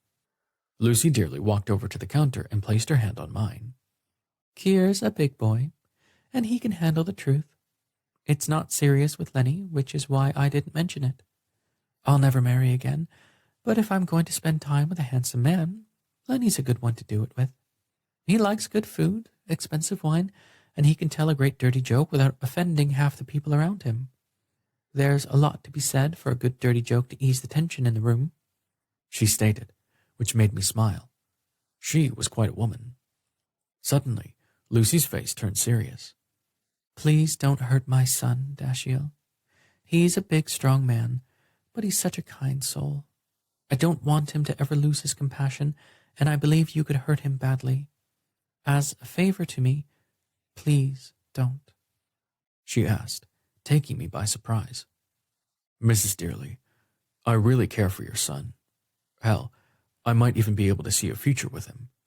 He's been honest with me that he cares about me, and though I'm not really sure about the whole monogamy thing because I got burned pretty badly before, I truly care about Kier. I confessed to her, seeing her face unchanged from the intense look she'd given me when she'd asked me not to hurt Kier. I felt I owed her more. I truly don't want to do anything to hurt him, but I have to be true to myself and let the police interrogate me. I have to be the man who deserves a guy like Kier. I answered her. Lucy walked around the counter and pecked a kiss on my cheek. And now I know why my son feels the way he does about you. With that, she left the kitchen, leaving me to my thoughts. I had to figure out how to prove my innocence because I believed Kier and I could maybe have some sort of a relationship with time. I damn well knew I wasn't willing to leave him behind because the cops were idiots and wouldn't investigate the crime the way they should. They believed they had an easy mark on me. I hated to tell them, but they'd underestimated me if they thought I'd go down easily. I suddenly had another very important reason not to go back to prison. Kier Dearly. 17. Kier. I went back to the guest room at my mother's house to gather my things for a shower. I'd done a quick search for nearby hotels, motels, and B&Bs while Dash was in the shower, because spending another night at my mother's place was out of the question, especially after I smelled the scent of a man's cologne that wasn't mine or Dash's in the kitchen. Staying was absolutely the last thing I wanted to do. Don't get me wrong, my mother was still a beautiful woman, and she loved to be active, so I didn't expect her to rot away in her new duplex. The goal was for her to do things she hadn't been able to do after Dad died, because we'd had a business to carry on. I most assuredly didn't want her to ever be lonely. Of course, hearing my mother had a friend with benefits wasn't my idea of Saturday morning chit-chat, but if the man was a good attorney and could help keep Dash out of jail, I'd give him a chance. I knew my mother had found the love of her life in my father, but I believed one could love more than one person in a lifetime. I talked to her about Lenny Burrows another time because I had other, more pressing irons in the fire. I booked a room at what appeared to be a nice bed and breakfast down the beach near Lover's Point Reserve. The room had views of the ocean, a sturdy-looking bed, and a fireplace, though I doubted we'd light it. It was October, after all, and the weather was still warm. After I took the vitamin E lotion Mom gave me into the bathroom to treat my tender areas, I decided I had something more to consider. Yes, Dash was damn good at rimming, and yes, my ass cheeks and taint were on fire from beard burn. Did I really want him to shave it off? For me, Dashiell Clegg was the perfect mix of bad boy and upstanding citizen. Forget he'd gone to jail for a teenager's mistake. I wouldn't hold it against him. I actually admired him for being strong enough to survive it. I stood under the cool shower spray, allowing the water to ease the exterior sting, and decided I didn't want him to shave off his sexy beard. Maybe he could condition the whiskers to make them softer, but shave it? Oh no. I'd always had a thing for a bearded bad boy, which was strange for a 40-year-old man to admit. Of course, in my heart, I was still the 20-year-old twink who loved hot guys riding motorcycles in leather jackets, just like the man sitting in my mother's kitchen. It only took me 20 more years to get my wish, and I wasn't giving him up. I was falling in love with him, though I couldn't tell him that because I had a feeling he'd bolt. I finished showering, slathered something called Burt's Bees body butter on my ass cheeks and hole, and got dressed. I'd searched the earth for something to help with the whisker burn that maybe had a numbing component, or I'd learned to live with the discomfort. I'd definitely never ask him to stop doing it. As I pulled on my briefs, I looked into the mirror and realized something I'd ignored for a very long time. You actually feel alive for the first time in a long time. You're sickeningly giddy, and you actually want some sort of commitment for once, which you've avoided your entire life. You feel like you could rule the world. I told my reflection that smiled back when I had a quick session of self-analysis. Yes, I was losing my mind over a man, but Dash was different than all the other guys I'd met/fucked back in the day. He was sweet, sincere, and he ticked all of my boxes in other, more intimate ways. I prayed to heaven I didn't become one of those people who was having a full cavity search at Folsom on the first Saturday of every month just to see him. I wanted him home with me to do it himself, every damn day. I was antsy as hell to speak with Georgia Lane because I felt like she had some answers we needed. But first, I had to get Dash out of Mom's duplex and into a quaint room at a gorgeous B&B on the beach. I was looking forward to having the time alone with the man without his brother's funeral hanging over us. I walked out of the bedroom with my small leather bag to find my Prince Charming on a ladder, changing a light bulb over the sink for my mother. Lucy, you need to call your super. The drywall is damp up here, which could explain why the bulb keeps shorting out. Electricity and water rarely ever mix. Dash told her as he stepped down and flipped the switch. The light came on for a second before it shorted out. Again. Dang. Okay, Lucy, I'm going to see if I can isolate the breaker so your place doesn't go up in flames. Maybe you should come with us to the place Kier wants us to go to until we can get someone in here to check this out. Dash suggested. Bless his heart. But fuck no. Of course, I wasn't having any of that shit. Taking the man I wanted to be my boyfriend for a romantic weekend was not going to involve my mother. Talk about a buzzkill. I looked at Mom and cocked an eyebrow, just as she did when she wanted to make a point. Oh, Dash, that's very kind, but I think Lenny and I have plans tonight, and it might just be time for me to spend the night at his place. If you'll excuse me, I'll just go make a call. Turn off the breaker, but please, make sure it's not for the fridge. Mom requested. 30 minutes later, we were in my Lexus on the way to the B&B.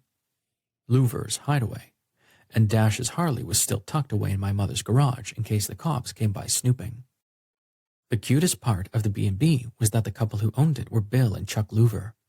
When I pulled up in front of it, I noticed that the place looked like something out of a Hallmark movie with its neat-as-a-pin appearance and all of the beautiful flowers in the gardens on each side of the front walk. So, we need to talk about my discussion with Detective Torres yesterday. I want us to have a good time at this place, but I don't want it to be for the last time, Dash. So we need to go through what the guy told me. Also, you need to call Georgia. She does the books, yes? I asked, trying to figure out how to keep from telling him that his dead brother's spirit had given me insight we would need to keep his perfectly gorgeous ass out of jail. Yeah, I do need to call Georgia. I should have called her yesterday, but what you said made sense about not tipping off anyone. I don't want her to get accused of anything. What do you think she knows that I need to know? Dash asked. I pulled into the parking lot and found a spot, turning off the engine and turning to Dash. How much do you know about the financial status of your garage? I ventured. Dash turned to me from the passenger seat, his face anxious.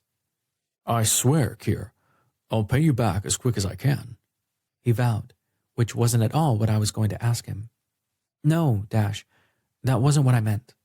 I don't give a shit about the funeral expenses. I want to hear what Georgia knows about your business's financial position.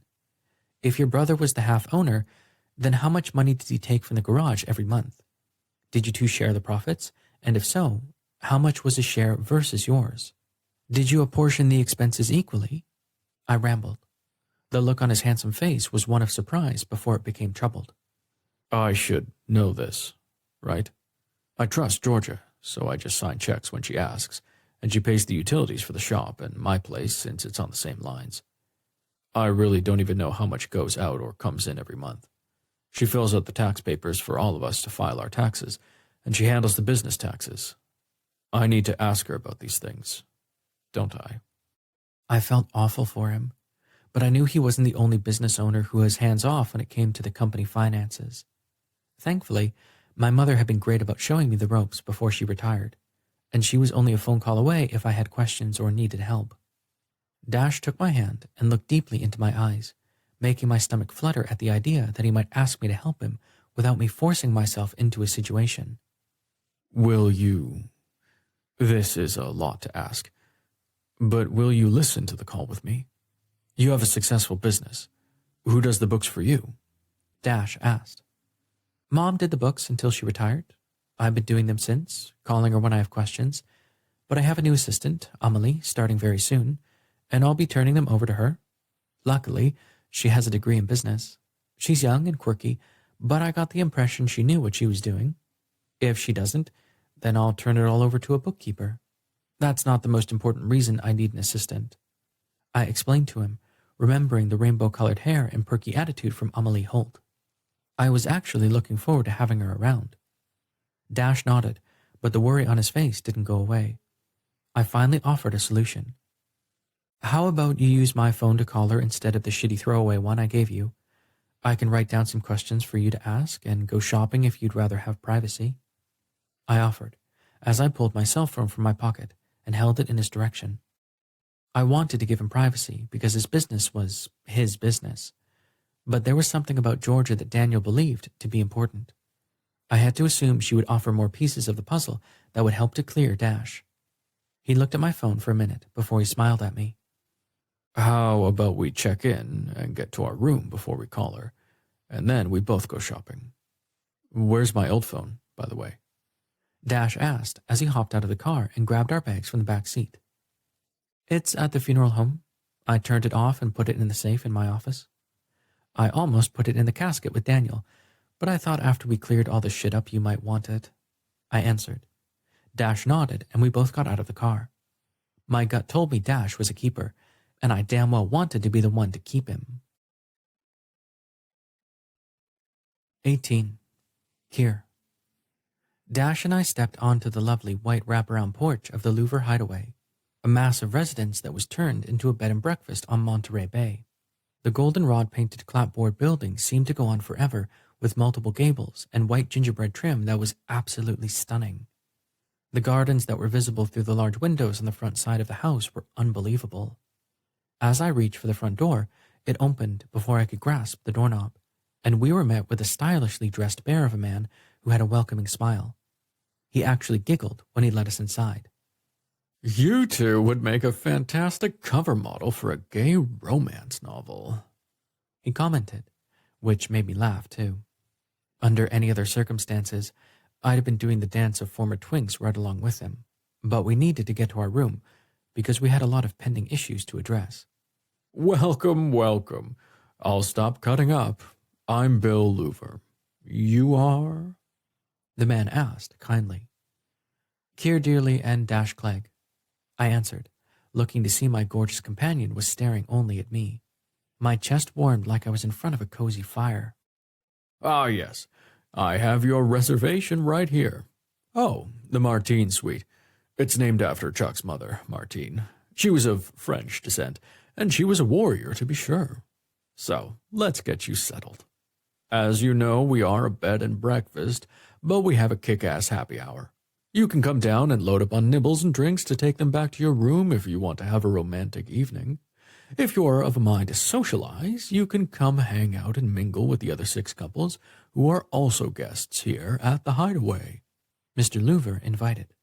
He then pulled out a trifold copy of a crudely drawn map of the beach area, with small numbered red hearts placed all over it. If you're interested in small bites, there's a fantastic Spanish restaurant just up the beach. He then looked around before he placed his hand sideways in front of his mouth, as if he were sharing a secret. I highly recommend the place next door. He pointed to hearts numbered 1 and 2, respectively, hovering on heart number 2. It's the cutest Mexican-Chinese fusion place, and the food is fabulous. Bill filled us in as he handed me the map and dashed the old-fashioned brass key to our room. Thanks a lot. Dash replied as he picked up our bags. I saw Bill Louver take in my man and offer me a nod of approval with a wink as he tilted his head toward the staircase. Thank you. We'll see you later, I responded to him as we made our way to the beautiful, white-painted staircase. Bill giggled again. Not if you're lucky, honey, he responded, which made me laugh. He was right. If I was lucky, we wouldn't come out of that room until Sunday afternoon when we headed back to Reardon, or Sacramento, wherever he led. Call her, I urged Dash as we both recovered from incredible simultaneous orgasms. Dash and I made love as soon as we hit the room, which was just as quaint as I thought it would be when I'd found it on the website. The mattress wasn't as great as mine, but the atmosphere more than made up for the few lumps we'd encountered. We went at it like animals, and it was glorious. Dash sat with his back against the headboard as I rested on my side next to him, hand on his tight abs as I gently scraped my nails over his soft happy trail, leading to my happiest place on earth. So, what should I ask her? You're the real businessman between us, Keir. Help me with the questions, will you? Dash requested. Love, you're a businessman too. How have you kept the place running since you lost your parents? I asked. Dash's face turned a little pink, which made me grin. He was so fucking gorgeous. Georgia started working for my parents a couple of years before they were killed, and I haven't really asked her anything about it since I took over. He admitted. I sighed as I scooted up and rested my head against his hard chest. Yes, I was taller than the two of us, though not by much, but I was coming to love curling up against him. Okay, but it's your business, Dash. She's your friend, so just call and talk to her, I urged. He sat up a little taller in the gorgeous mahogany bed we'd just defiled, taking my phone and pushing in her number. It rang twice before it was answered. If this is a sales call, you need to lose my goddamn number, we both heard after I pressed the button to put it on speaker. Georgia, heel. It's me, Dash offered. The woman laughed. You little fucker. I'll have you know I've called you at least 12 times. She scolded. Dash smirked. I'm sorry, Georgia, but I've been freaking out. It took a little time for me to get my shit together, but now I need to ask you about some stuff regarding the garage. I'm going to have to find Danny's lawyer. You've talked to him, I'm sure, so can you give me his number? You know how the business is set up, right? He asked, as I'd suggested. Georgia quietly exhaled. Where are you, Dash? We need to talk about this shit in person. I had to make a command appearance at the police station today. Baby, I'm afraid they're looking for your pretty ass. She sounded dead serious, and as I looked up at Dash, I saw he felt it too. What did they ask? I whispered to the handsome man as I put my finger over the mic on the phone and then withdrew it. Dash glanced into my eyes and nodded. What did they ask you? No, wait. What was the arrangement you had with Danny, Georgia? Did he take money out of the business? How did we seem to have had a decent flow of customers since I took over, but how much of the profits did Danny take? Dash asked, finally seeming to get on the same page without me having to push him and perhaps overstep a boundary. The woman was silent for a beat too long, and I had a feeling it meant trouble. I was keeping my damn mouth shut, though it was killing me. Dashiell, you know that I love you like you're my little brother. When Viking and Miss Chauvin passed away, I tried to support you like a big sister, okay? Please don't judge me for doing what I did to help keep the garage going. Please don't judge me for doing what I did to help keep the garage going. Dash wasn't able to say anything, and I certainly wasn't weighing in, so Georgia continued. Danny and me, we had a transactional relationship after your parents passed, Dash. I'm not proud of what I did, but it was a means to an end until that bastard changed the rules on me. Georgia elaborated. Dash touched my cheek, and I moved off of him. He quickly hopped up from the bed, tossing the phone onto the white duvet as he pulled on shorts. I could see that he was processing what she had said and didn't have a clear head to ask the right questions, and I understood exactly why. In his mind, I was guessing, Danny had taken advantage of Georgia, and with his brother no longer around, Dash felt guilty for what Georgia had to endure. I took a deep breath, exhaled, and then I spoke. Hello, Georgia. It's Keir Dearly, and I'm here with Dash. The cops are trying to gather enough evidence to charge him with Daniel's murder. You and I both know he didn't shoot his brother. So can you tell us what you told the police when you met with them? I questioned, referring to her earlier comment about being called down to the police station. Hold up.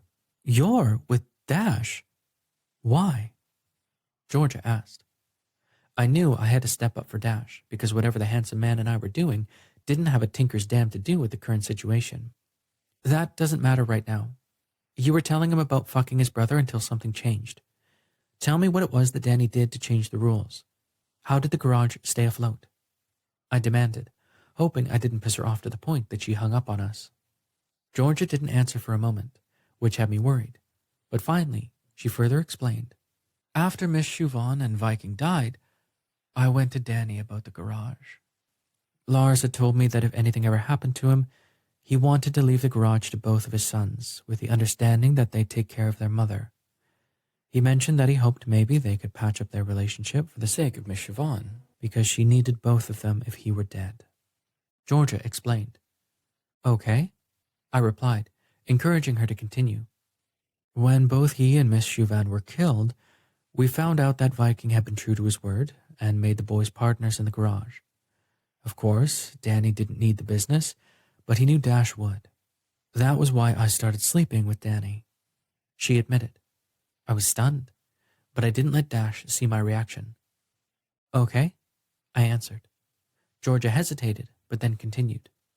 He knew how much I cared about Dash, and Danny never missed an opportunity to fuck someone over. Georgia answered a little too vaguely for my tastes. Of course, that brought up another 1,000 questions. What's that mean, exactly? Danny called me over to his place one night to discuss the garage. He said he was thinking of selling his half because he said he needed the cash. Fucker knew Dash didn't have the money to buy him out, and the garage was Dash's world. I knew Danny didn't give a shit about the business, so I asked him what it would take for him not to sell his share. We made a deal. Georgia confessed. Dash walked over and sat down on the bed next to me, taking the phone from my hand. Okay, so what was the deal? He asked her, though I could see he was worried about the answer. Do you want to go take a walk and let me handle this? I asked him as I muted the phone. I was worried about him because I could tell he cared about Georgia very much. I didn't want him to be disappointed in her. I had the feeling she did what she did because of her love for Dash. He shook his head before he leaned forward and kissed my cheek, taking the phone from me. Georgia, honey, tell me what Danny made you do. Dash insisted, closing his eyes as he waited for her to answer. Georgia hesitated again, but finally, Danny said that if I'd party with him when he wanted company, and let him take my picture every once in a while. He wouldn't take a cut from the garage, and he'd throw a little cash my way. He also wanted me to do some errands for him on occasion, and it sounded like a good deal to me. I had 2 boys to raise, so I didn't take time to date anybody. Georgia told us. Dash shook his head, in disbelief or disgust. I didn't know. The garage was able to pay its bills and provide all of us with paychecks because you kept the customers coming in, Dash.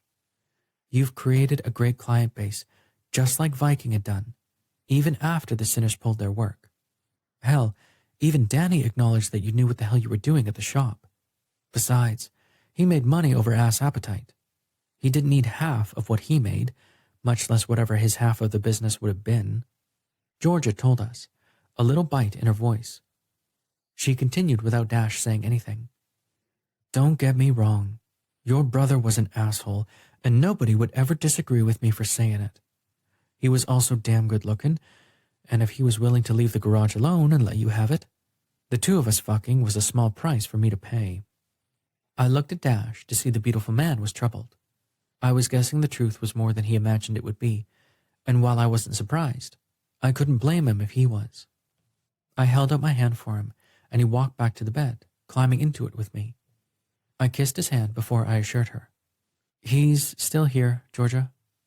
Yeah, go ahead. Dash finally replied. Another heavy sigh was heard from her. Hell, Dash. Danny would hire a private chef to make us dinner at his place, and we always had nice wine. He'd ask me all about you and how things were going at the shop.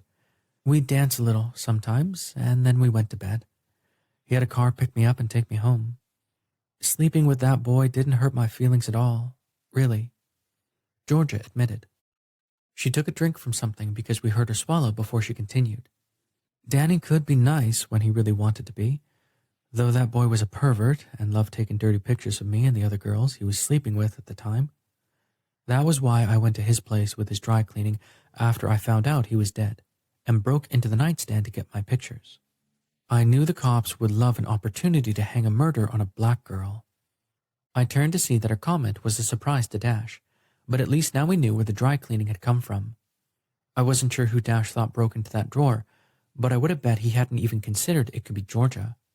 So it was you who dropped off his shirts the next day, and that's when you busted the lock? He asked. Yeah, I shoved the shirts in his closet and tried to find the key for the drawer, but I had no luck. I didn't mean to actually break it, but I knew that was where Danny kept his pictures, and I wanted mine out of there. I got them from the stack and put the rest back like I found them. I wore gloves, so hopefully the cops won't know I was there, but they didn't mention it when I talked to them earlier today. She told us. Honestly, I was relieved to hear it. Look, Dash, your mama, Miss Chauvin, she used to handle the taxes and shit when she was alive, and back then, I helped out with appointments and ordering parts. When she and Viking were killed, it was Danny who taught me how to do the books, handle payroll, and calculate the quarterly taxes so we didn't get in trouble with the IRS. I'll always be beholden to him for teaching me to do books and manage the other stuff so you didn't have to hire someone else to do it. Georgia revealed.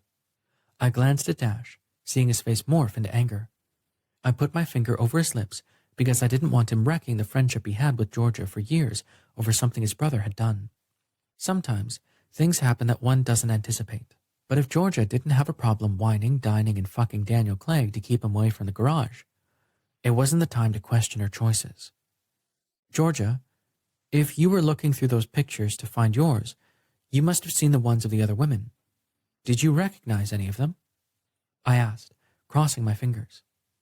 Only one, which surprised the fuck out of me. I thought Danny had better taste than that, but I saw that bitch at the funeral. She started dancing at the Tip Top when I was still working there. Fuck, I think she still works there on the weekends.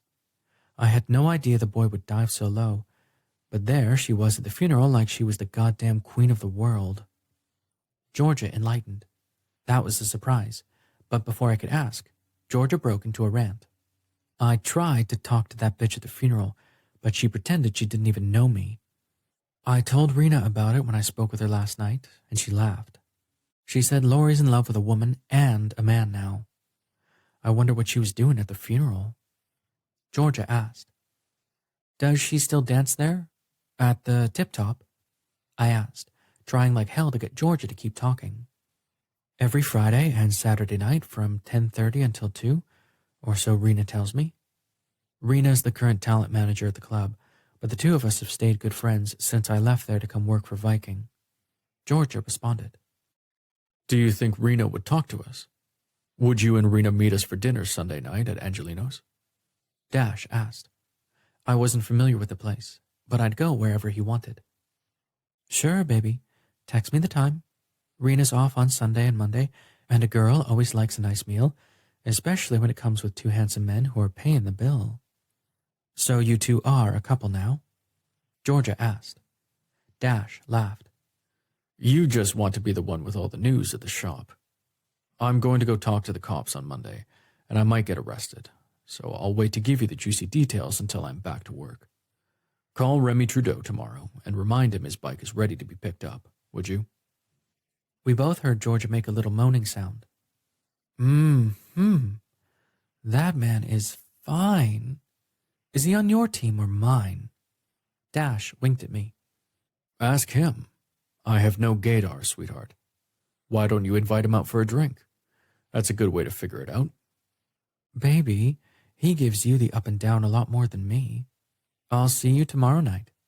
Be safe. Georgia offered. Dash ended the call and handed me the phone, which I tossed onto the nightstand. That explains a lot. Maybe Daniel wasn't as awful as you might have thought, but I'm sure there's still more to the story. I don't know if she turned those pictures over, but Lori's nickname was Tits. She came for the visitation with a woman named Carla Wallace, who was Danny's junior account assistant. She had a picture in the stack, remember? Legs was what he called her. I reminded him, hoping I wasn't revealing anything he didn't know. You know, I saw those pictures, and it seems like the two of them are always mentioned in the same sentence. You think they're a couple? If they are, what the hell were they doing with Danny? Dash asked. I felt him kiss the top of my head, and I'd never felt so special. Certainly not by a lover. I looked up and touched his face, feeling his rough beard. Come on, let's get dressed and then stop downstairs to have a cocktail and a snack with the Louvers. We'll walk down the street and stop in the drugstore to get some conditioner for your beard so it's a little softer. I want you to keep it because it's sexy, and even though I loved what you did to me, my ass cheeks are raw. Would you let me return the favor sometime? Dash chuckled as he pulled my face up and kissed me, rolling me onto my back as he hovered over me with a big grin. I need to tell you something, and I know it's very fast, but I can't leave it hanging out there. You've come to mean a lot to me, Kier. I know it's only been a week, and that's crazy, but I really have a hard time thinking about being without you. If this goes to hell, and I end up going to prison for Danny's, he started saying before I put my fingers over his mouth. Don't even put it out there in the universe, love. We'll cross that bridge when we come to it. So, are you hungry? I questioned before I saw his face fall a little. By the way, I'm crazy about you too. It feels good to hear you feel the same way. I was a little worried because I thought it was quick too, but I think when you know, you know. You know? I joked. I absolutely longed to say how deep my feelings actually ran, but I knew that was too soon. I had no doubt that the more we got to know each other, the more my feelings would grow. Dash's deep laugh reverberated through my body, and it felt incredible. So, you want to shower together? I asked. He nodded and reached for the box of condoms and the lube I'd brought along. I glanced over my shoulder. Are we going to need those? You bet, dearly. Dash stated as he followed me into the bathroom and then into the shower. We used that condom all right, and going forward, I would keep condoms in my bathroom so we could always have shower sex. It was a lot more fun than I'd ever imagined. 19. Dash. Kier wasn't thrilled that I insisted on riding my bike home to Sacramento, but it was how I got around, and I wasn't about to leave her behind in his mother's garage in Monterey. He followed behind me, and I was sure I'd get a lecture about how fast I drove when we arrived at my place. But he was going to have to become accustomed to my real life if we were going to be friends, or whatever. I stopped outside the garage, seeing it was locked up tight just as it should be for a Sunday afternoon. The bed and breakfast where we'd stayed the previous night was a great place I'd like to visit again, if we could. The hosts, Chuck and Bob, were really nice guys, and I was sure Keir had as much fun as I had. I'd never actually been dancing because if I went to a club, I didn't dance. It had been nice to hold Keir in my arms as we danced to romantic Latin music at the Mexican restaurant where we'd gone for dinner.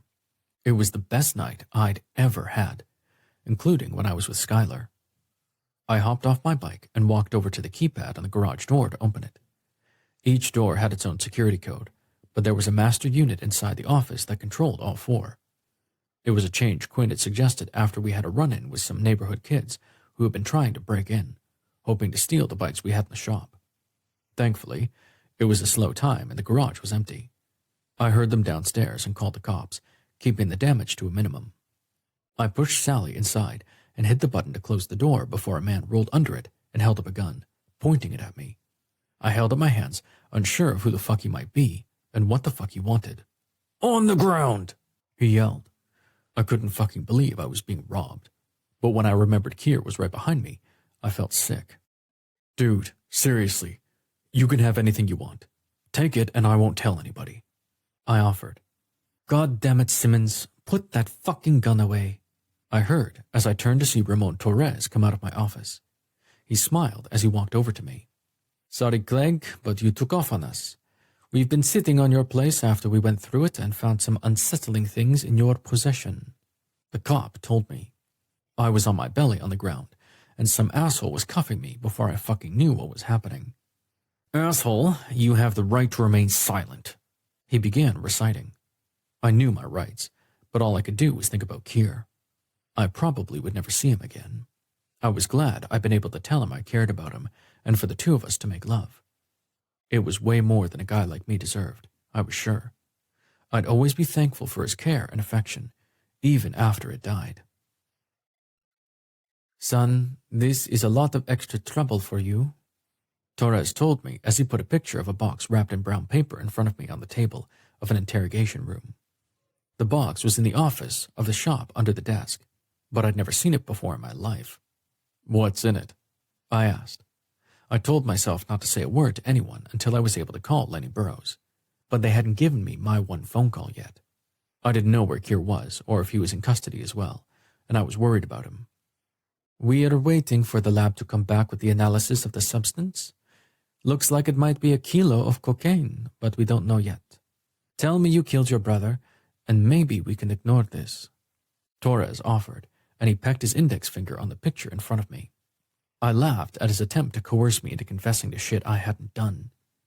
Did he think he was dealing with a fucking amateur? "Detective, I've never seen that package, and I'd guess if you talk to my employees, they'd testify they'd never seen it either." I barked back at him. He looked skeptical of my statement, so I took the opportunity to say my piece. "I didn't kill my brother, and you're gonna have to do a lot fucking better than that if you want to nail me. I'm a top, by the way, so nobody's nailing me. Just so we're clear." I told him. "We found your prints all over Daniel's condo, Dashiell. It'll go a lot easier for you if you confess," Torres urged. Just then, the door opened and a guy I'd never seen walked inside and flopped a folder in front of Torres.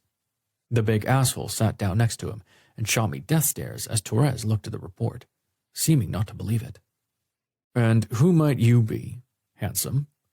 I asked him, offering my best fake smile. I was handcuffed to the table, so I wasn't going anywhere, but I wanted to know who the newest guy was at the party. "I'm Detective J. Frick. I've been working this case with Detective Torres since we found your brother dead in his office. Why weren't you at the funeral?" The big man began his interrogation. I took a deep breath, prepared to give him some truth. "Because I had to bury my parents, and I wasn't ready to bury my brother too," I confessed, feeling the tears building. I damn well wasn't about to shed them in front of the two assholes staring at me. "Where were you?" Detective Torres asked. I wasn't about to answer that question. "I went for a ride. I don't know where I was, but I decided to come back because I was sure you had questions. I was going to come into the police station tomorrow. I had a dinner date with friends tonight." I offered. It wasn't a lie. There was a knock on the door, and a tall man stuck his head in, motioning for them to come out of the room. I was grateful they left the folder and my hands were in front of me, because as soon as they were gone, I turned the fucking thing around so I could read it. Contents in box labeled Cascade. Non-ionic surfactants, sodium silicate, sodium sulfate, suds control agent, perfume, sodium hyperchlorite, sodium carbonate. All components are often found in household dishwasher detergent. I couldn't hold the laugh. Georgia's son's private school had been holding a fundraiser selling dishwasher soap. I told Georgia to have it delivered to the shop and she could distribute it from there. And that's what the cops found in the office. Those fuckers were so goddamn eager to hang my brother's murder on me, they were willing to do anything to railroad me into confessing to something I didn't do. It was time to blow the whistle. When they came back inside with more folders, I looked at Torres and said slowly, "I want my lawyer." Those were the magic words that stopped the interrogation, and I knew what I'd have to endure until I called Lenny Burroughs. But I wasn't about to let them keep questioning me. Even an innocent man had a breaking point and said shit that would put him in jail just to make them stop badgering him. I'd been put in a holding cell at the main jail on I Street, told I'd be transported to Rio Consumes Correctional Center in Elk Grove on Monday morning, after I was formally charged with murder, though they didn't provide any evidence that I'd done anything wrong.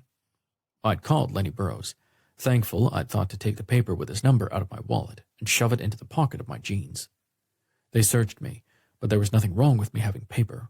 I guess they'd realized I couldn't die from a fucking paper cut. I was able to leave a message for Lenny when I finally got my one phone call, but I hadn't heard anything more. Monday afternoon, the echo of Detective Frick's voice caught my attention. He was speaking with the guy in the next holding cell, so I sat up from my metal bed and stretched my sore back, thrilled I hadn't suffered flashbacks from my time in prison. I went to the toilet and peed, zipping up before I washed my hands and face, finger-combing my hair back with wet hands to keep it out of my eyes. They'd taken the rubber band I'd had around it, which made me laugh. It was about 2 inches around, so I doubt I could have hung myself with it. Footsteps stopped outside my cell, so I turned around in time to see Detective Frick, cocky as anything. "Clegg, we're letting you go." He motioned for the deputy with him to unlock the door. He did, and Frick shoved the door to the side, coming into the cell to stand in front of me. "No charges on my Cascade possession? You guys are really shrewd." I snarked, unable to help myself. Frick chuckled. "Look, man, off the record, my partner has a hard-on for you. He's sure you shot your brother, and he won't stop until he finds something to nail you with. Leaving town again will only convince him that you're guilty, and he's like a fucking junkyard dog once he gets something in his head. Do yourself a favor and stick around. We'll be in touch." He told me before he stepped aside to allow me to exit. "See you around, Dick. Detective." I muttered louder than necessary as I walked down the corridor behind the deputy and was buzzed out through a large metal door. I went to the clerk's desk and presented the man with the ticket for my personal effects, and forever later, I walked out into a waiting area to see Keir and a beautiful woman in a Navy power suit waiting for me. "Oh, thank God," Keir gasped as we hurried over to me. I pulled him into my arms and was finally able to relax since I'd been arrested the previous night at my shop. After a minute, Keir and I released each other. "Dash, this is Stephanie Eames. She works for Lenny Burroughs. Miss Eames, this is Dashiell Clegg." Keir introduced. I nodded and took her hand to shake when offered. "Thank you for coming, but it looks like they were going to let me out anyway. Sorry you wasted a trip from Los Angeles."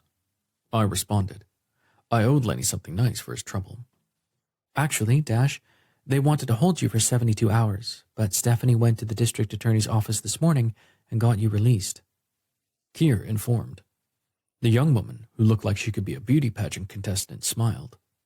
"I simply reminded them they have no evidence that you have anything to do with your brother's death. They're waiting for ballistics to come back on the bullet the coroner fished out of your brother anyway, and since they didn't find a gun at your place of business or your home, they really have nothing more than a hunch to hold you on." She informed us, very businesslike. "Frick told me not to leave town. That means they're not done with me, right?" I asked, feeling unease settle into my soul. I'm afraid they're not. But for now, you're free to live your life. I've got an aunt in town who I haven't seen in a few years, so I'm staying in Sacramento for a couple of days. If the detectives show up anywhere that you are, call me, she insisted as she handed me a business card. He'll be staying with me, Kier announced without a word to me about it. I was definitely in no frame of mind to be around anyone after spending the night behind bars again, but I wasn't going to argue with him in front of the lawyer. We all walked outside to the sidewalk and shook hands again, Miss Eames heading off to the black sedan parked down the street as Kier took my hand and tried to lead me toward his Lexus, but I stood firm. Don't you want to go home? Kier asked me. I hated what I was about to say, but I had to be honest with the man. Look, I really won't be good company, so I'm just going to go home. I'm sure my house is a fucking disaster, and right now I have a business to run. I'll get an Uber. Shit, I don't have my phone. I complained. Kier reached into the pocket of his jacket and handed me my original cell phone. I charged it for you. Let me just give you a ride to the shop, okay? He offered, which was really sweet of him and reminded me that he had nothing to do with my shit luck. I'd appreciate that. Thanks, I replied. It was nothing personal against Kier, but the flashback of my time in Folsom had me freaking the fuck out. We got into his car, and you could have heard a pin drop between us for the first 10 minutes. Finally, I remembered something I wanted to know. What happened to you? You were behind me on the way back before the cops picked me up, I asked. Kier glanced in the rearview mirror before making a left at the stoplight toward the shop. I lost you and turned one street too soon, taking me behind the garage where I saw a bunch of cop cars. I got out and walked down the street to see them bringing you out in handcuffs, so I stayed out of sight. I didn't want them to see me with you because... He stopped talking abruptly, not finishing his sentence. I realized he didn't want the cops to figure out I'd been in Monterey with his mother. It's okay. I get it, I said as he pulled up in front of the garage, which was still closed, just as I expected it would be. Thanks, I told Kier as I hopped out of his car and headed toward the middle bay of the garage, packing in the number to open the metal door. Once I was inside, I closed the door and looked around, seeing a huge fucking mess. I groaned as I walked over to my toolbox, seeing Quinn, Simp, and Fish must have already cleaned up their areas. They'd put all of my stuff on the workbench, likely so I could see if anything was missing. I'd owe them something good for trying to clean up the fucking mess the cops had left. I was willing to bet my apartment was equally as much of a goddamn disaster. Once I had my tools put away and everything back to normal in the garage, I turned on the alarm and went out the back door to go upstairs. I hoped to fuck I didn't have to spend the whole fucking night cleaning up another mess courtesy of the boys in blue. Danny, you motherfucker. Thanks for this. I growled out as I opened the door to my place to see it looked as if a tornado had whirled through. It was going to be a long goddamn night. 20. Kier. I seriously had to fight back the tears as I drove out to Reardon after dropping Dash at Clegg Cycles, but I could tell he wasn't in the mood to talk or do anything else, and I had to respect it. I'd brought along some cleaning supplies to help him clean up his place after the police had searched it, and I'd planned to bring him back home with me and order out for a nice dinner, but I could see it was the last thing he wanted to do, so I didn't push him. The previous night, I'd called Georgia to tell her he'd been arrested at the shop, so we wouldn't be meeting her in Rena for dinner to discuss Laurie Hitchcock's appearance at the funeral. I'd then called my mother to tell her what had happened, and she'd promised to relay the information to her friend, Lenny Burrows, and then I proceeded to walk the floors all night. Earlier in the morning, when I was doing the laundry, I'd received a message from an associate of Lenny's named Stephanie Eames. She was going to fly to Sacramento to represent Dash and to try to get him out of jail. She asked me to meet her at the county sheriff's department at 1 in the afternoon to collect Dash from the jail, which I'd done. It had gone to hell after that. When I pulled up to my house to park in my garage on the side away from the receiving bay at the funeral home, I saw a pickup truck parked on the street in plain sight. When I opened the garage door, I glanced in the rearview mirror to see Jay Frick hop out of the truck with a cloth grocery bag in his arms as he strolled up the driveway. The detective, Jay Frick, was the last person I wanted to see because I had a bone to pick with a spirit if I could get the bastard to show. I had no idea how to call them. They just fucking showed up when I least expected. I planned to go piss on Daniel Clegg's grave to get his attention so I could bitch at him from the position he put his brother in if I could get rid of Frick. "Detective?" I greeted him as I closed the garage door and headed toward the outside stairs up to my place. Mr. Dearly, I was in the neighborhood and I thought maybe you'd like to share a glass of wine and a charcuterie platter I just happened to stumble across at that specialty cheese shop on Darragon Street." Frick invited. "La fromagerie?" I asked. I'd stopped by the place on occasion to pick up some nice cheeses for Mom and me when we'd had a rare night at home without guests. We both loved the shop. Detective Frick grinned. "That's the one. It's a hidden gem out here in Reardon. Do you mind if I come in?" I looked at the man, who was as tall as me but likely twice as broad. There wasn't an ounce of fat on him, and he was wearing sexy jeans and a Versace shirt, untucked. I almost swallowed my tongue as I considered how much it must have cost him. "I told your partner that the next time one of you came here, you'd better have a search warrant." I quasi-joked. He was a nice guy, and he really hadn't been a dick when he'd been at the funeral home the day of Daniel's funeral, so I didn't dislike him, just the circumstances of our meeting in the first place. Frick reached into the bag and held up a bottle of rosé. "I'm not here on official business. I just wanted to get to know you better. I was impressed as I watched you working and interacting with the people in attendance at Clegg's funeral the other day." The detective's comment was nice to hear. I always tried to emulate the behaviors I'd witnessed from my own parents as they conducted services over the years, so I was thrilled someone had noticed. His next comment, however, took me completely off balance. "Honestly, I've been attracted to you from the moment I laid eyes on you when Torres and I stopped by last week. But after watching your compassion and sensitivity during the visitation, funeral, and graveside services, I gotta tell you, Mr. Dearly, you've captured my attention. Am I right in assuming that you're not currently attached?" Frick asked. Clearly, he hadn't seen me embrace Dash at the sheriff's office earlier that day when he got out of the county jail. In truth, though, he had me pegged, especially since Dash had just given me a big fuck off. As I thought about it, I could use a little company to lick my wounds, so I sighed. "Yeah, true. Come on up," I invited, hurrying up the stairs ahead of him as he followed. Once I opened the door, I stepped aside for Detective Frick to enter ahead of me. He went into the great room and over to the kitchen pass-through, placing his bag on the counter. "You have a wine chiller?" he asked, as he pulled out not one but 2 bottles of a popular brand. There was a little moisture on the bottles that indicated they were already cold, so I went to the butler's pantry and found the insulated wine chiller Mom and Dad had received as a silver anniversary gift. I quickly stuck it in the freezer and put the wine in the fridge to stay chilled. "Do you mind giving me a few minutes to freshen up? The remote for the television is on the cocktail table in the living area if you want to turn on something. I'll be back in a jiff," I assured as I hurried down the hallway. I checked both of my phones to see I'd received nothing from Dash, so I left the 2 devices on my bedside table and quickly changed into a pair of jeans and a long-sleeve Henley. It was cooler outside, though not cold, and I liked to keep the thermostat a little warmer upstairs than down. I ran cold like my father, so I wore long sleeves most of the time anyway. I slid on a pair of socks and ambled down the hallway, pulling up my sleeves as I went. Detective Frick was sitting on a stool at the peninsula in the kitchen with his phone in his hands. "Sorry I took so long. The platter?" I asked him, seeing the cheese platter was nowhere to be found. "Oh, sorry. I took the liberty of putting it in the fridge. I know some cheeses are better at room temperature, but I wasn't sure how long you might be, and I'd never starve without you.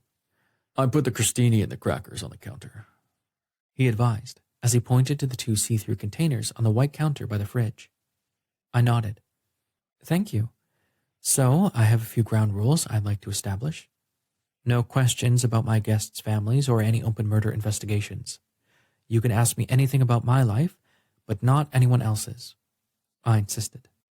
Detective Frick laughed. "Same here, Mr. Dearly." I grabbed 2 wine glasses and put them in front of the 2 seats at the peninsula before I found a few napkins for us. I retrieved one of the bottles of rosé and the corkscrew handing both over to the detective.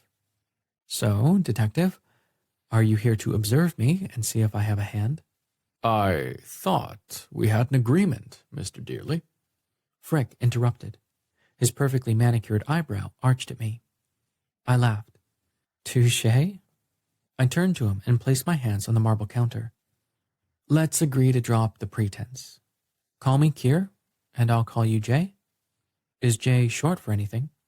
I asked, heading us down a more neutral path, I hoped. Yeah, Jameson. I grew up in Los Angeles and moved here to get away from my family. Alex Frick is my father. Jay told me.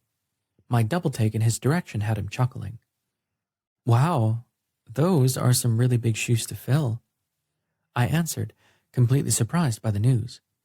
Not many people didn't know his father's reputation. Alex Frick was a famous celebrity attorney who had recently won a case for an Oscar-winning actor being accused of doing something I didn't give a shit about. Mr. Frick was always in the news, and as I looked at his absolutely stunning son, I could see why Jay Frick wasn't exactly thrilled to reveal his parentage. Yeah, no shit.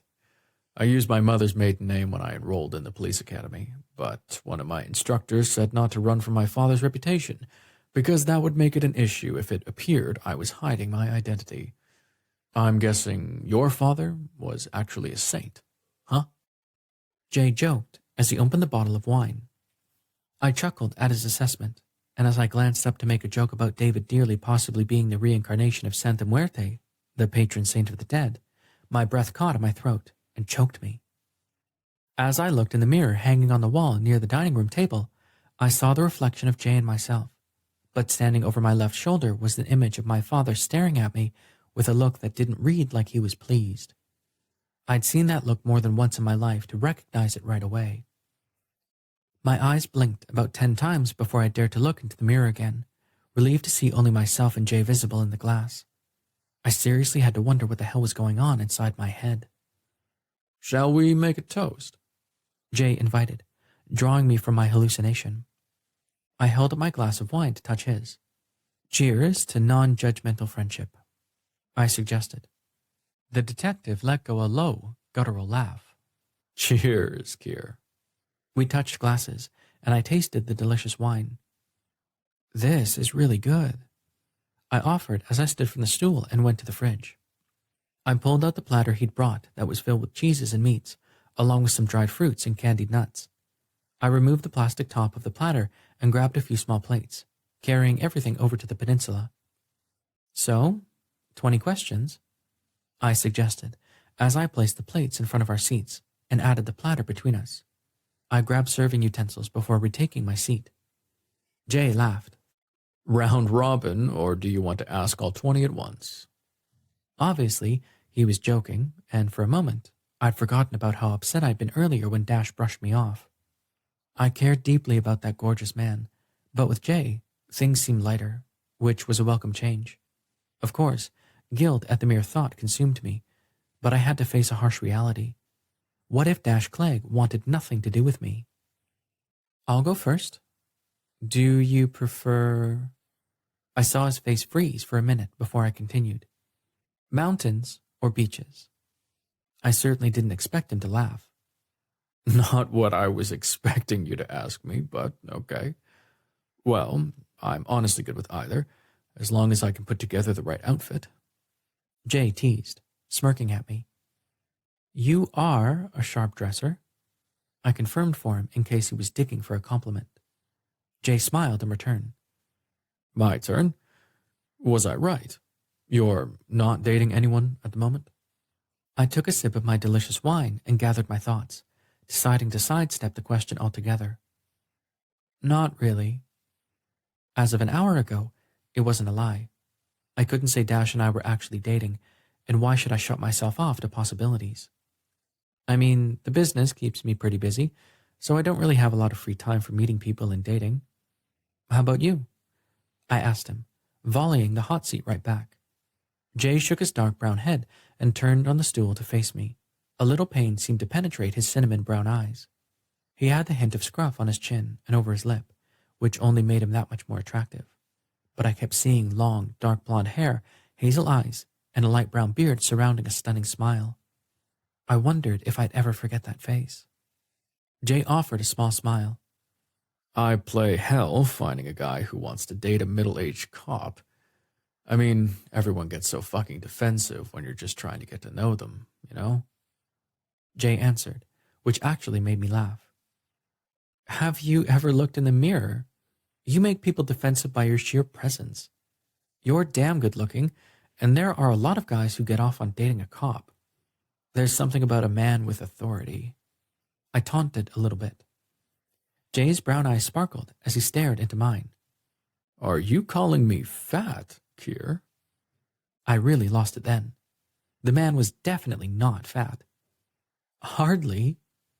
I took the serving fork and dished out some slices of what I thought to be Gruyere cheese, placing it on a piece of the sesame seed lavash he'd brought along.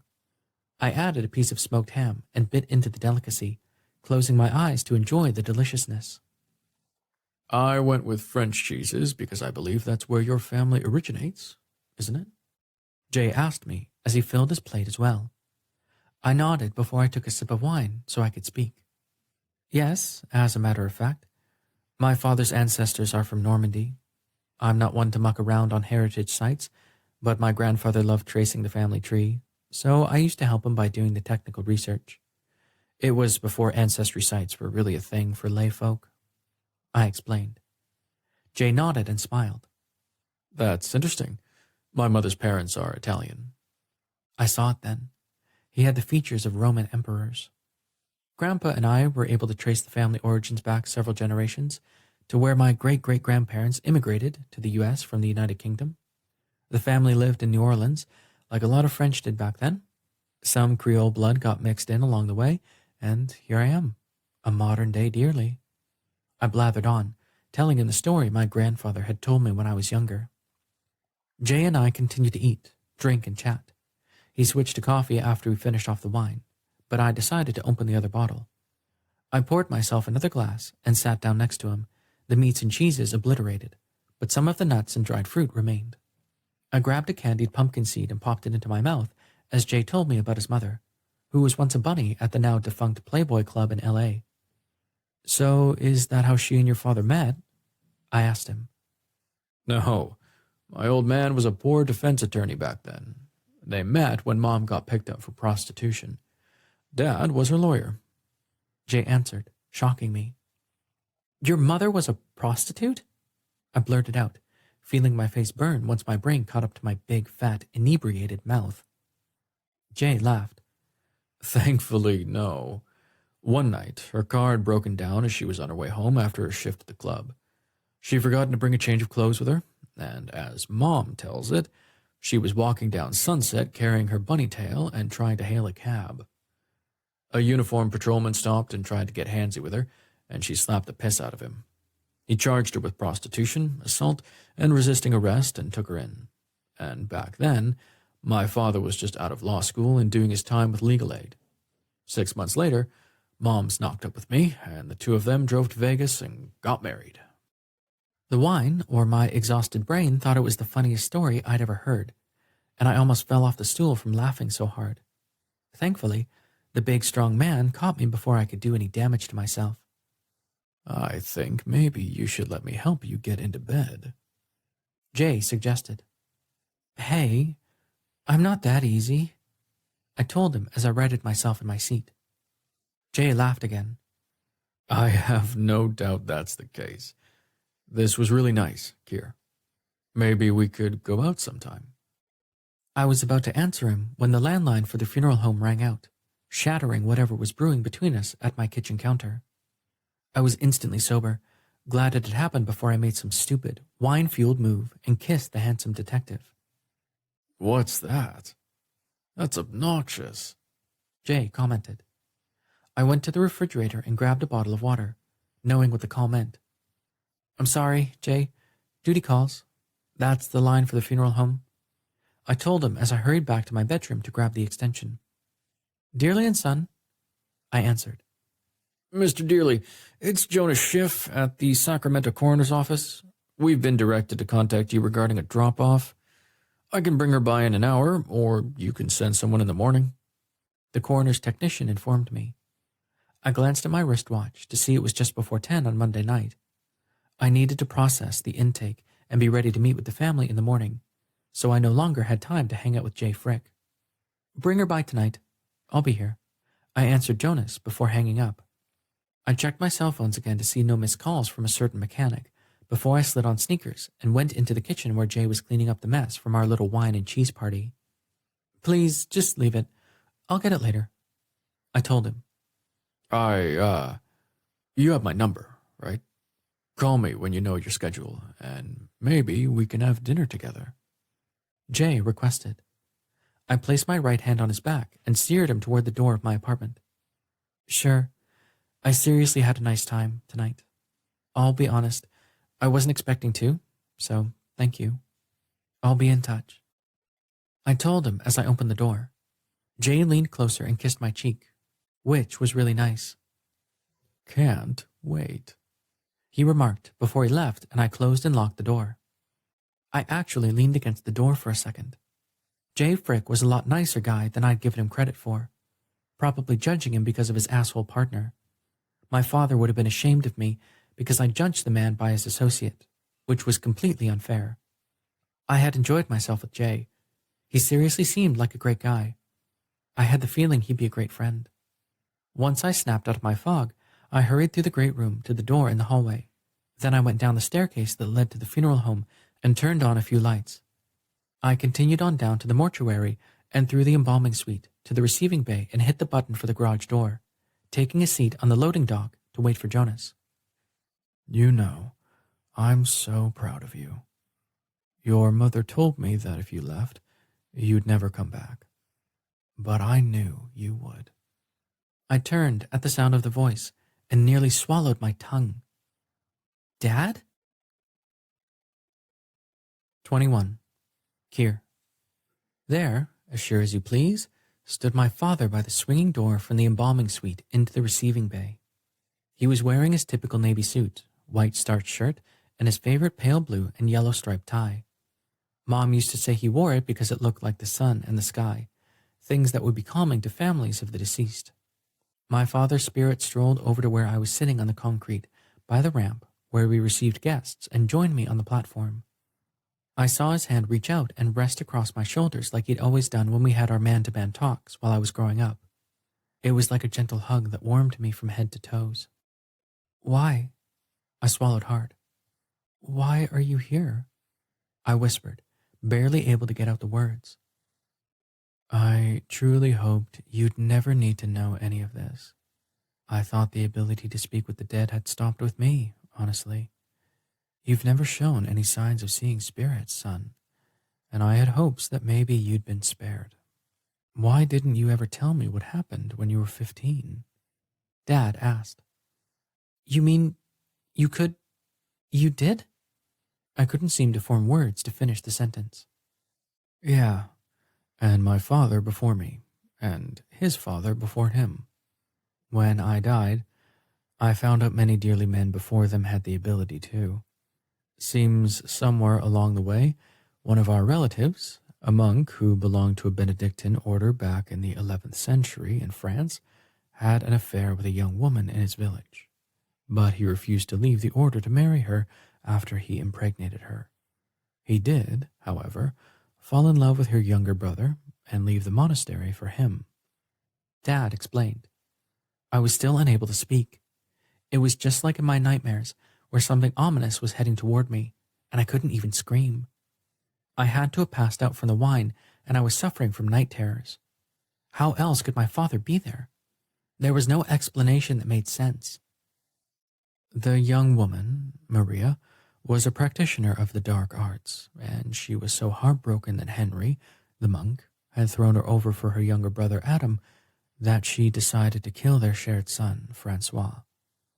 Unable to actually go through with killing the baby, she cursed the boy and his future sons with never experiencing peace in his life. When he was 2, she left him with her mother, went in search of Adam, her brother, and Henry, her lover, and our ancestor. After she killed them, she jumped off a cliff and killed herself. I could only shake my head at what he was telling me. that he was the one telling me. Dad continued. Long story short, Francois was able to see and speak with the dead, and his son had the same ability as well, though not the daughter born from his marriage. Several generations of Deirley men later, and many attempts to shed the family from Maria's curse, our forefathers left Normandy and spread out through the UK. They changed the surname to Dearly, I guess in hopes of outrunning the curse and the angel of death. Dad seemed to speculate, or so I assumed. I nodded again. Fast forward to our direct descendants moving to the U.S., Grandpa Paul's family moved to New Orleans, and he went to college there. During that time, he sought out the advice of anyone who dabbled in the occult, and he found a voodoo priestess he'd heard others discuss. He went to see her to find out if she could tell him how to break the curse of mingling with the dead. Dad stated. During one of their sessions, Grandma Lena strolled in, and Grandpa fell in love with her at first sight. The voodoo priestess was Lena's grandmother, Hélène. Dad spouted off as if he were giving a lecture at a university on the history of fucking up an entire family line by one woman scorned. Close your mouth, son. I'm almost done, and then I'll try to answer your questions. Dad insisted. I did as he said, just as I'd always done. Great-grandmother Hélène tried to break the curse for Paul, but she couldn't do it. So she suggested he attempt to please the Lord by putting his abilities to doing good works. That being, he opened a funeral home and assist the dead in crossing over. Dad finished. I swallowed hard and reached up, slapping my own face to check whether I was conscious. It hurt, so I was, unfortunately, awake. Why the fuck a funeral home? It's not like you can avoid the dead by running a funeral home. I snapped at him, which was likely rude since he'd come so far. Wait, why are you just now coming here? You've been dead for... Yeah, I know. There's a lot to do on the other side, but anyway, Grandma Hélène actually came here before she passed away to visit Paul and Lena, and she was able to put up a veil between the living and dead in this building. When you went away to school, did you have any visits from spirits? Dad asked me. I remembered how odd it was for the years I lived away from home. I never saw one dead person. No, I answered. Dad smiled. Good. It worked. Anyway, that's not why I'm here. I'm going to tell you the downside to all of this, and then I'm going to ask you a favor. The hairs on the back of my neck stood on end as I watched Dad pull his arm from my shoulders and clasp his hands between his dangling legs as he lowered his eyes for a moment. The air seemed to close in around me, fear settling in my soul at what he was going to tell me next. Okay, I responded, bracing myself for whatever was coming. As you can likely imagine, spirits are completely scared when they pass, and they'll do everything they can to stay here, especially the evil ones. The veil between the living and the dead is thin, but the veil between good and evil is even thinner. Dad seemed to warn. I have no fucking idea what that means, Dad, I answered. David Dearly exhaled, and for a moment, I was in middle school again, 13, and we were talking about how I didn't like girls. Dad was trying to soothe my fearful mind that there was nothing wrong with me as he attempted one of the lamest speeches about loving who were meant to love and how it didn't mean I was any different from my friends at school. He said I was only required to be the best me I could be, and he'd hugged me hard and told me he was proud of me. Tears welled in my eyes at the beautiful memory. Dad offered his dad smile. It means that when you continue doing favor for these spirits to guide them over, you run the chance of running into the bad apples too. Take this Daniel Clegg character. He's not a pure soul like the lady who's on her way here. He might try to stick around, using you to do so. Please be very careful with him, Kier. Unfortunately, he's not the worst of them. So honestly, weigh the promises you make to the dead. Sometimes a particularly awful one filled with evil shows up, and they not only don't want to leave, but they'll want to turn good people bad. They'll inhabit the living to stay among them and torture others to avenge what they perceive as wrongs done to them when they were alive. Dad warned. I glanced up at him. Dad, seriously, what's that mean? I responded. The more spirits you help, the bigger the chances are that you'll meet a bad one, a truly evil one. You can't always tell up front, Kier. So please, be careful. Dad implored. Can't you just stick around and let me know who's good or bad? I asked. It was so great to have him to talk to, and I didn't want to let him go. I had so many questions for him. I can't just stay here, but that brings me to my next question. I want to talk to your mother. You need to ask her to come up sometime soon so I can talk to her through you. I want to cross over, son. Now that I know you can handle things on this side, I want to go help out those on the other side. Can you do that? Dad asked. Before I made a commitment, I had a question. Dad, how did Mom take it when you told her about being able to talk to the dead? Dad seemed to ponder my question before he grinned at me.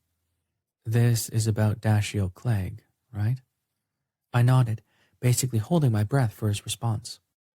As Grandpa found out with Grandma, and I found out with your mother, if the person loves you, and I mean really loves you, they'll accept all of your flaws, even the ability to speak with the dead. I have no idea if it's Dash, Jay, or someone you haven't met yet, son, but if they love you, you'll know it.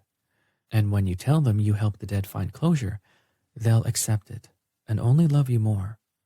Dad said, as I heard the beeping of a vehicle as it backed down the long driveway.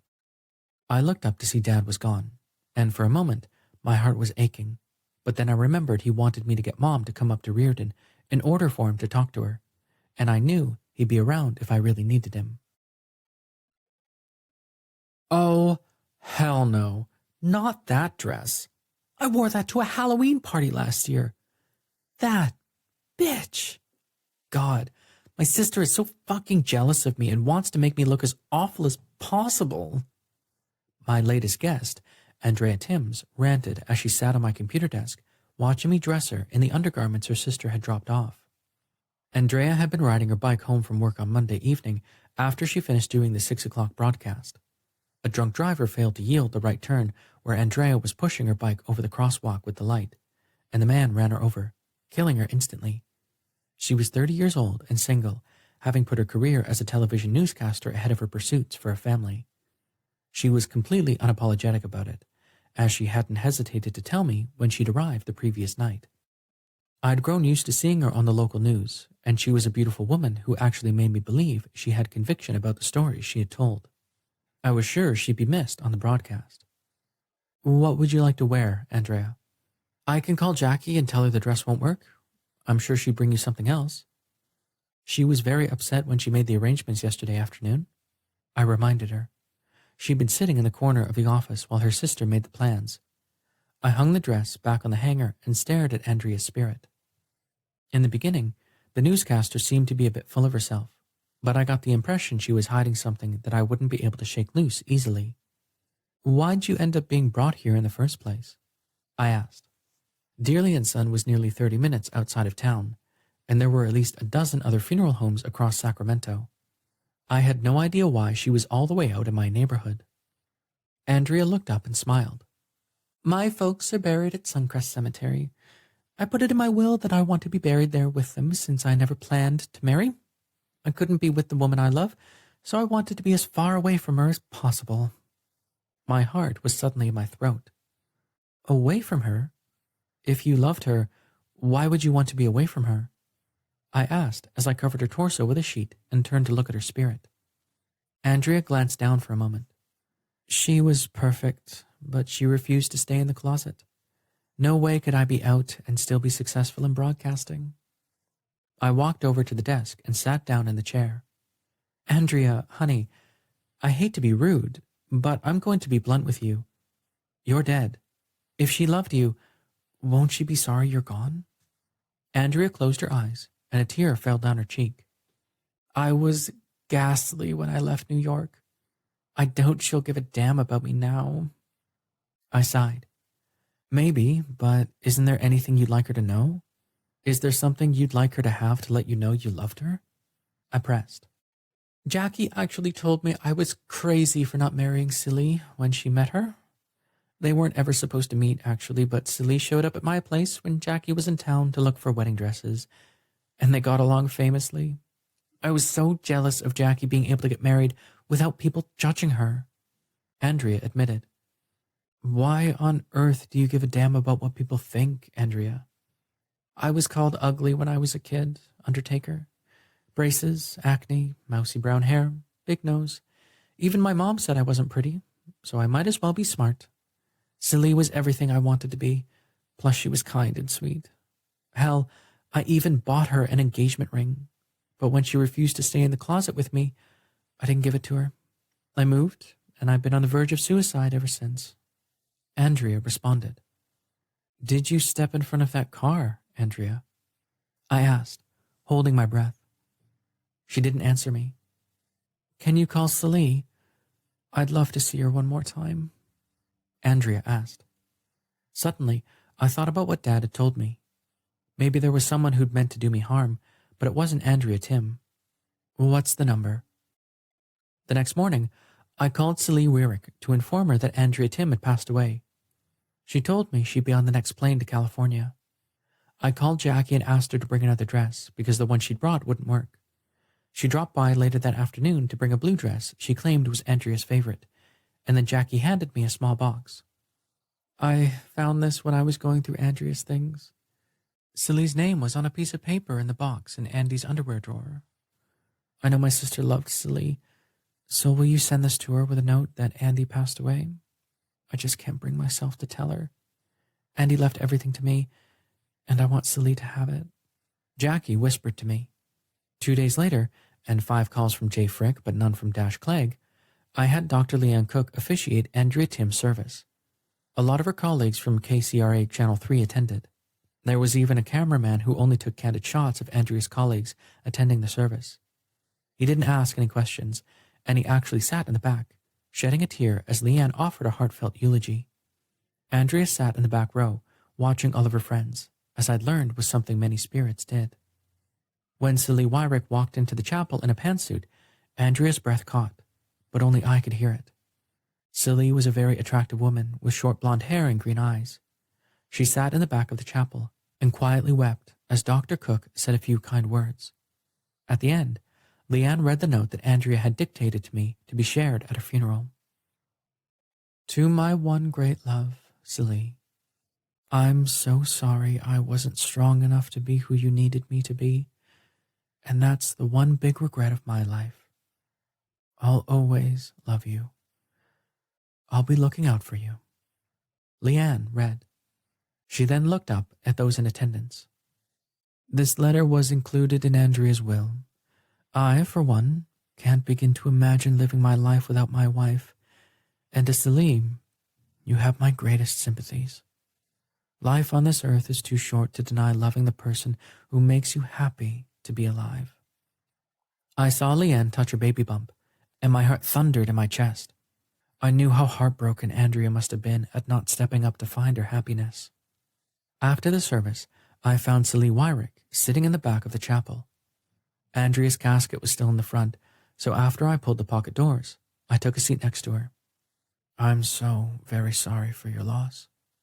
I reached into the pocket of my jacket and pulled out the velvet box. Jackie found this among Andrea's things with your name inside. She asked that I give it to you. I'll leave you alone for a few minutes. I offered. I watched as Celie opened the box and broke down. I'm sorry I didn't love you hard enough, so you take the chance with me. Celie whispered. She pulled the ring out and held it in her fingers as she tucked the box into her jacket pocket. I went to the front of the chapel, checking again that the place was empty except for Celie, who was crying in the back. I noticed something tucked into the corner of the casket and pulled it out, seeing a little rainbow-colored pinwheel. I gave it to her on our first date instead of flowers. Flowers die. That thing is plastic. It'll never go anywhere, Andrea stated.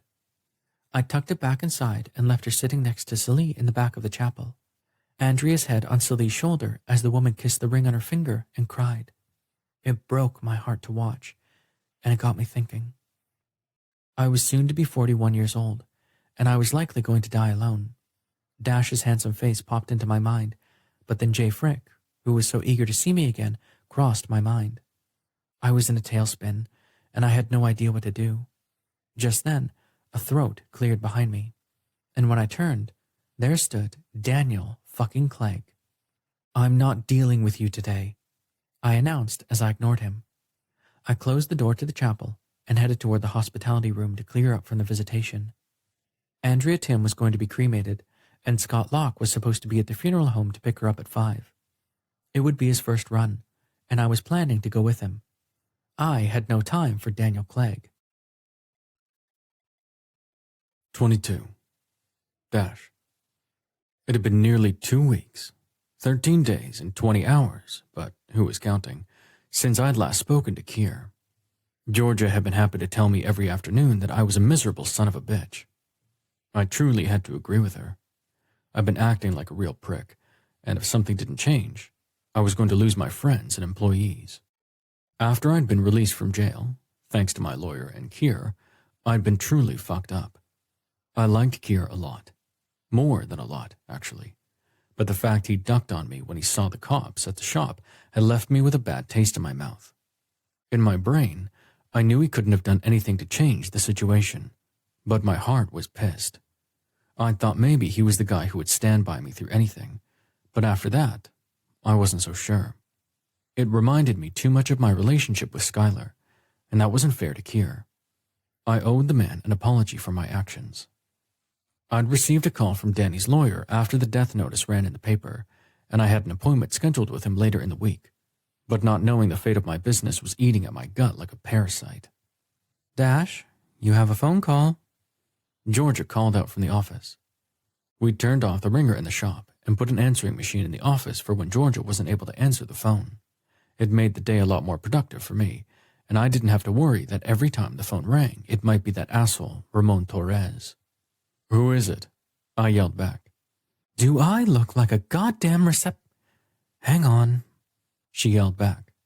All of the guys in the shop started laughing. That was one good thing. They kept me grounded and mostly sane as I tried to figure things out. Waiting for Torres to show up at the shop again was the worst part, because I knew, and Frick had confirmed, the guy wanted my ass in prison like a junkie wanted a fix. Georgia came out of the office with a look of disappointment. I'd seen her aim at her kids more than once. "It's Keir Dearly, Dash. Talk to the man," she insisted as she pointed toward the office before taking a seat between Simps and Fish's Bays with a fistful of menus to decide about lunch. I glanced at Quinn, and he nodded in agreement with her before he walked away. Nothing like being ganged up on. I glanced at the office and then back to Georgia, who raised an eyebrow and pointed. I put down my socket wrench and headed to the office, closing the door and picking up the portable handset. "Hello?" "Hello, this is Amelie Holt, Mr. Dearly's administrative assistant.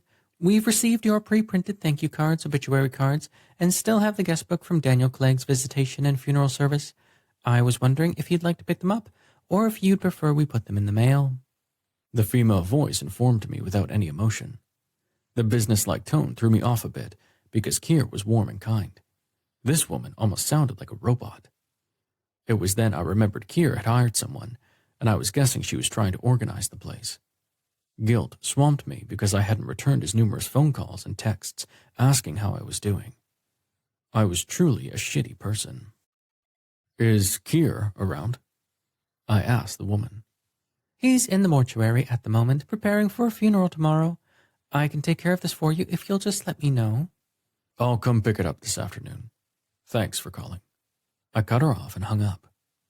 I went out of the office and walked through the garage to where Georgia, Quinn, and Simp were arguing about food and pulled out my wallet. "Here, get what you want. I'm taking off for a while.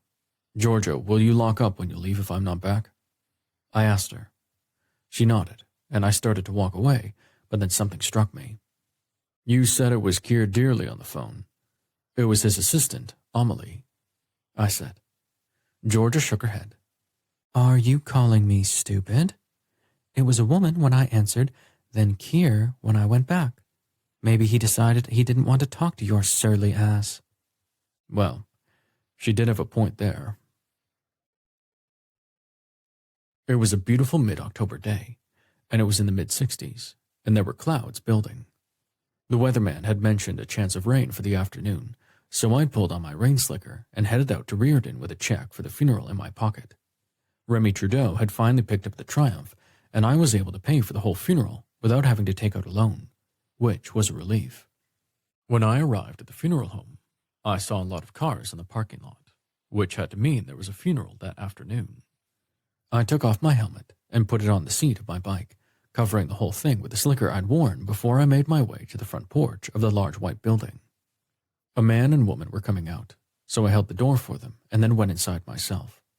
The front foyer area was full of people moving around, and there was a sign by the front desk that read, Albert Pickett Service, Main Chapel, visitation from 10 a.m. until 1:45 p.m., funeral at 2 p.m. I stopped at the desk in the entryway to see it was empty, so I made my way to the main chapel, remembering my brother's funeral had been there, without me. I didn't resent Keir for sending me to his mother's. It was probably better that I wasn't there. Unfortunately, it really hadn't sunk in that Danny was gone. It should have, but everything seemed as if it were just normal to me, the way it had been for too many years without hearing from my brother. I stuck my head into the chapel to see the deceased was there, but nobody else. Suddenly, Keir appeared from the side door, carrying a plant. He placed it on a stand at the head of the casket and adjusted it a bit before he left out the same way he'd come. I walked out of the chapel and around the corner, heading down the hallway to the hospitality room, where I saw Keir refreshing a cookie tray. There were a few people chatting around the room, but nobody was at the refreshment station, so I walked over there. "Got a cup of coffee for a lousy jackass?" I asked, my stomach in knots since I'd left the shop. I didn't even know if I'd be able to drink the coffee, but maybe he'd talk to me. I fucking hope so.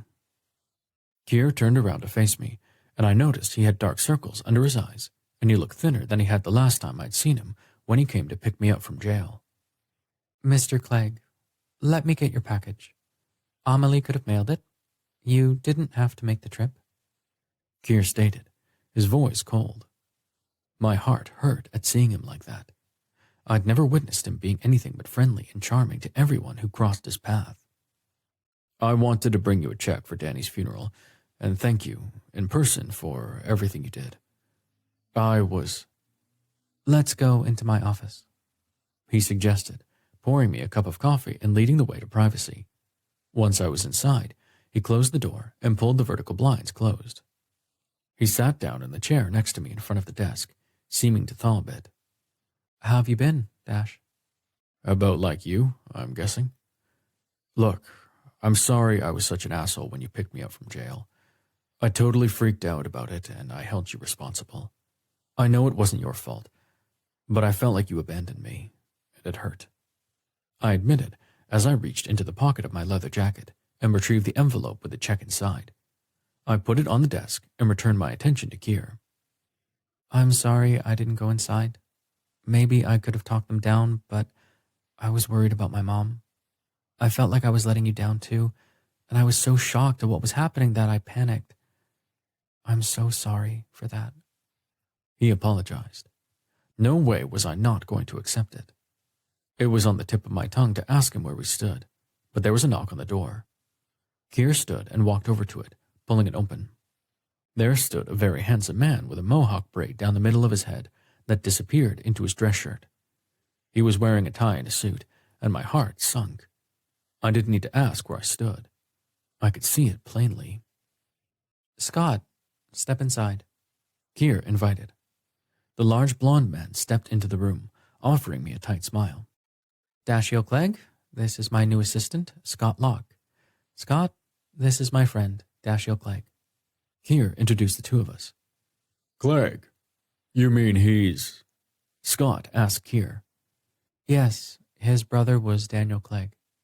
Keir confirmed. The man stuck out his hand.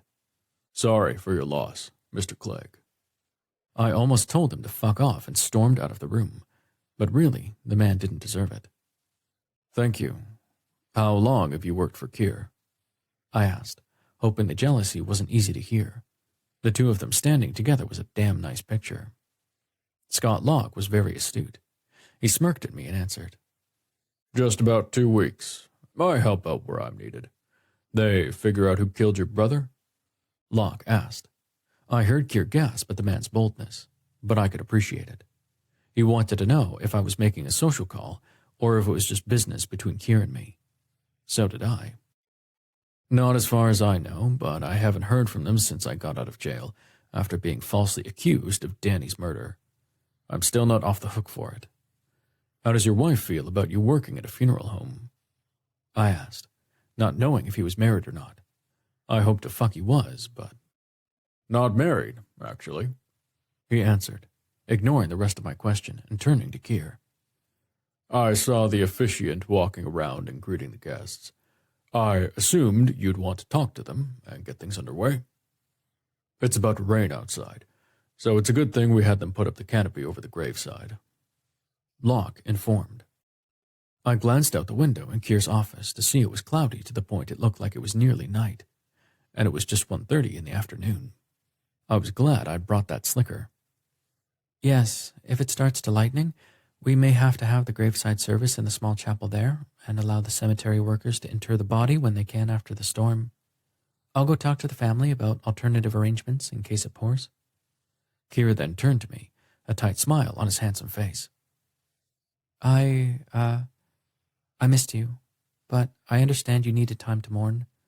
I'd like it if you stuck around, but if you need to go, I understand," he stated, his usual friendly demeanor seeming to have reached its limit with me. I understood why. I'd fucked up. "I don't have any other plans," I answered. Keir glanced away before he returned his gaze to mine. "You'll stick around then, yes?" I nodded, watching as he and Locke left the office, Keir closing the door behind him. I saw a bag on the floor in the corner with my name on it, so I walked over and retrieved the guest book from it. There was a list of people who'd sent flowers and plants from Danny's work, so I needed to get addresses to send the pre-printed thank you cards. I glanced through the book to see who had come to the visitation. I saw the names Carla Wallace and Laurie Hitchcock, and there, in very small writing beside each, were the notations, legs and tits.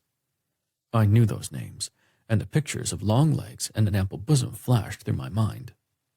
They were friends of Danny's, and Laurie Hitchcock was the stripper Georgia had talked about. I pulled up my phone and called the shop.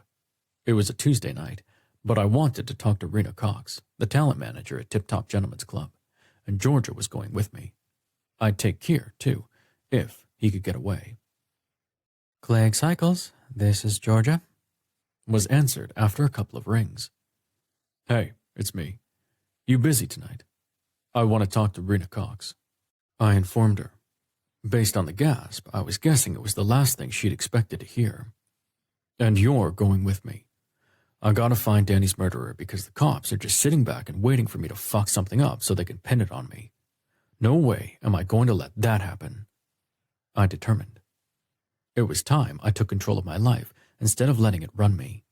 I was the one most affected by the outcome of finding the killer, so I needed to go find them. After I explained things to Keir, who admitted to writing Danny's nicknames for the women in the book, I stayed at the funeral home while he and Scott Locke took Mr. Pickett to the cemetery for a 6 feet under ceremony. I was sitting on the couch in the office going through the book when a young woman came in with folders.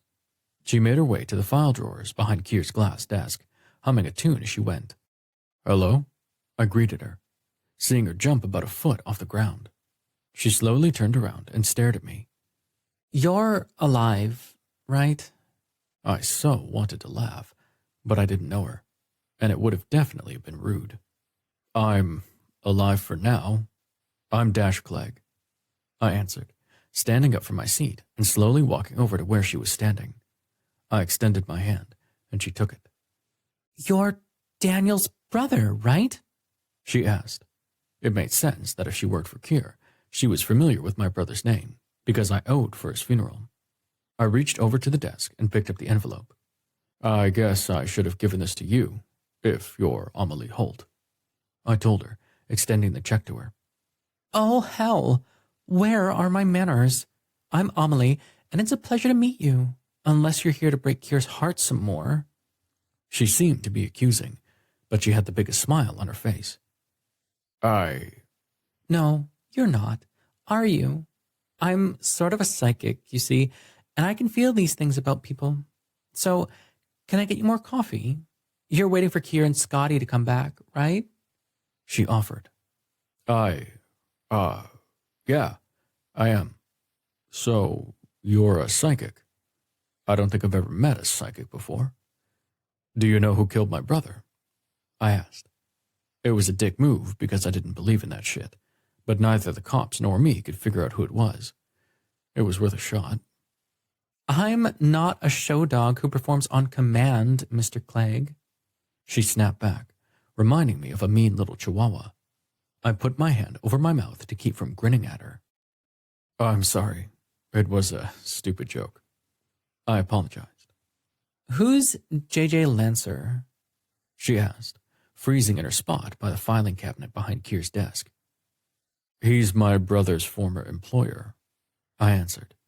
Of course, she could have heard that anywhere, though I hadn't noticed Lancer's name in the guest book.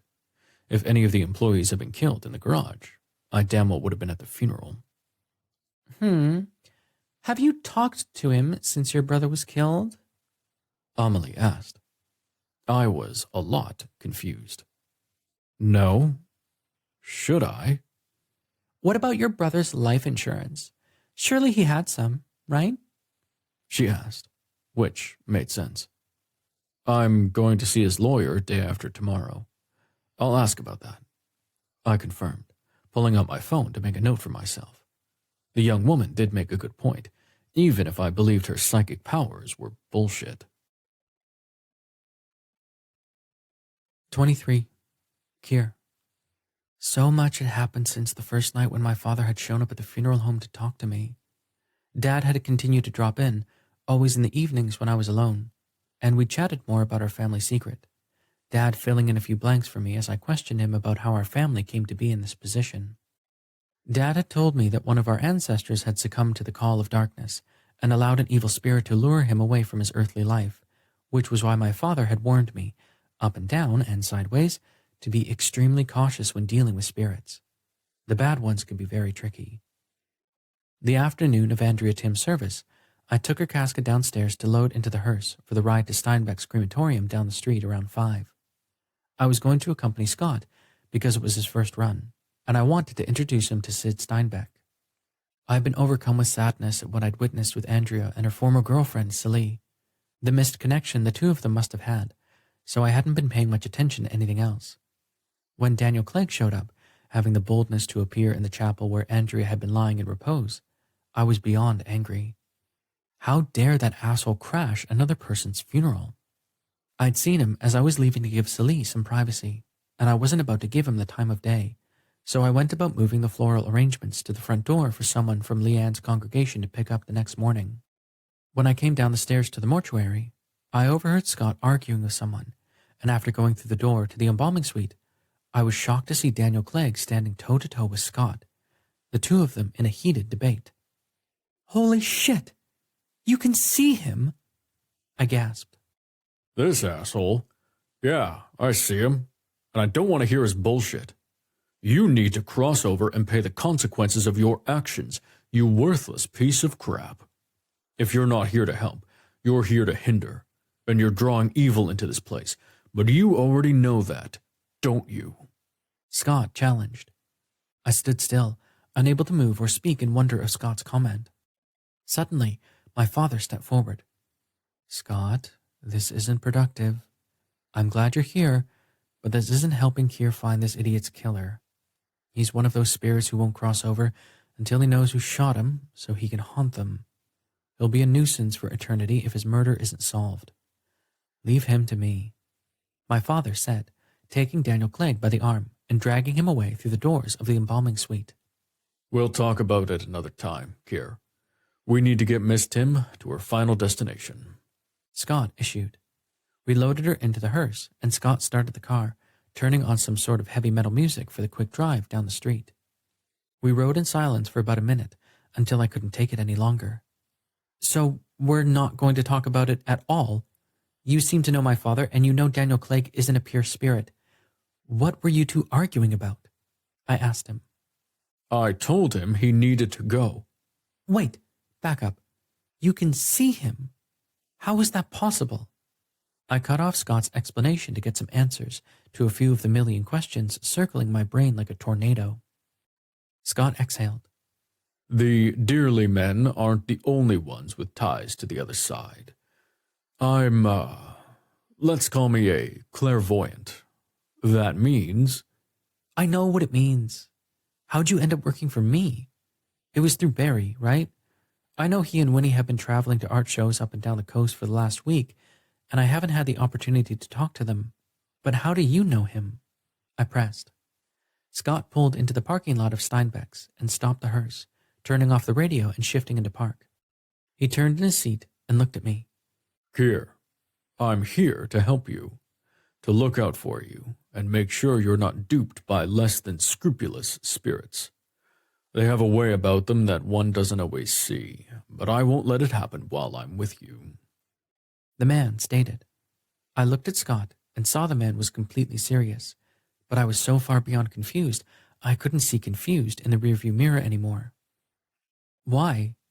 Why do you care about me? Scott chuckled.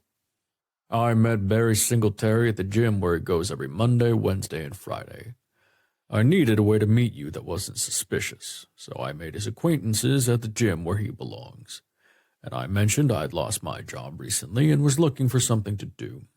I told him I was a truck driver, and he asked me if I was squeamish around dead people, and of course, I said no, so he told me to contact you. He's a really great guy with a very, very pure aura. He's a good friend to you. I studied Scott for a moment, guessing he wasn't exactly telling me everything. And? For a moment, I had to wonder if maybe Scott was one of those less than scrupulous spirits he'd mentioned a moment ago, trying to lure me to the dark side. We both got out of the car, and I walked around the driver's side, ready to really grill the hell out of the guy when I felt a gentle hand on my shoulder. I turned to see my grandfather, Paul, standing next to me, and I freaked the fuck out. I never saw spirits anywhere but at the funeral home. When I was finally able, I spoke to him for the first time in 30 years. What are you doing here, Papa? I whispered, unable to find my full voice. He'd never visited me before, and I was completely stunned he was there now. Everything was becoming stranger by the minute. Kier, grandson, you have a lot to learn about dealing with the dead, and with the impending evil headed your way, the learning curve just got sped up. Your father asked me to come forward to help you better understand what's going on, so here I am. Grandpa stared at me for a moment, finally figuring out I didn't have the slightest clue what to say, so he continued. As you know, you're one in a long line of mediums. You are a conduit for the dead, son, and as such, you're assigned protection by the powers that be. Scott here is your... Grandpa looked at Scott with a lifted eyebrow of expectation. I couldn't imagine what the next words were going to be out of either man's mouths. Scott finally rolled his eyes. I'm your guardian angel, but don't make a big deal of it, okay? I mean, I'm really just here to help you keep from making mistakes, but I can't really influence you one way or another. I'm only here to protect you, not be your conscience, and I can already tell you're going to be a massive pain in the ass. What? Albert Pickett was a perfectionist. That looks like crap, he complained, as I positioned the flowers in the chapel next to his casket. Yes, I was in a hurry because I had better places to be, in my office with Dash, and Albert's petty criticisms were pissing me off. Dash had arrived at the funeral home just as I was preparing for the chapel service, and I wanted to get to him, but the guest I was hosting was driving me nuts. I looked at a spirit standing to the side with his arms crossed as I was rearranging things once again. What did you do when you were alive? I was a set stylist. I worked in Hollywood for years before I retired and moved here with my partner. For the love of God, Albie, let the man do his job and come on. I've been waiting for you for 10 years. I've missed you. A tall man with a kind smile complained. When Albert saw him, He literally ran into his arms, and the two of them disappeared. I went ahead and set things up the way I wanted with no further interference. A few moments later, Amelie came into the chapel, all smiles. I really was glad to have hired her. She was weird in a wonderful way that reminded me that there was time in the day to laugh, and I appreciated it. "You ready for the family? His grandchildren are toddlers, and they're terrors, running around and screaming like banshees. Shall we get this on the road so they can be gone?" She encouraged, and then flashed that infectious smile. I nodded, and we opened the doors, the two of us greeting the family. Amelie left me to begin the requested music for the funeral service, a Cher medley, and a drag queen sashayed into the chapel, smiling and greeting the mourners and stopping me in my tracks. I hated to admit anything could surprise me, but that sure did. The queen, whose name was Amaridiu, took a seat on the dais as Cher wondered if there was life after love, and in that moment, I thought of Albert rushing into the arms of the man he loved, happy to be finally reunited. I glanced back at the chapel to see Dash sitting in a pew away from the mourners.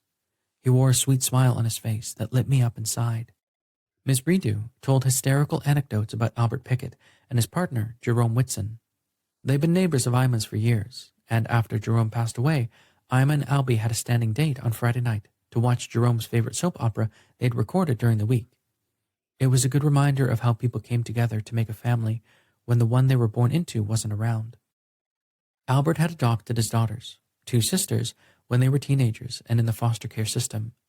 Both girls were there with their husbands and children, and it was beautiful to watch them mourn the loss of a man who had been a parent to them during a difficult time in any child's life. They were a testament to family by love, not by blood. I made my way around the room while Miss Redu continued to talk about Albert, taking a seat in the back pew and sliding down to sit by Dash. "I'm sorry this is taking so long," I apologized. Dash put his hand on my leg and offered a gentle squeeze. "No worries. This is really nice. I'm guessing Danny's wasn't filled with love like this one seems to be."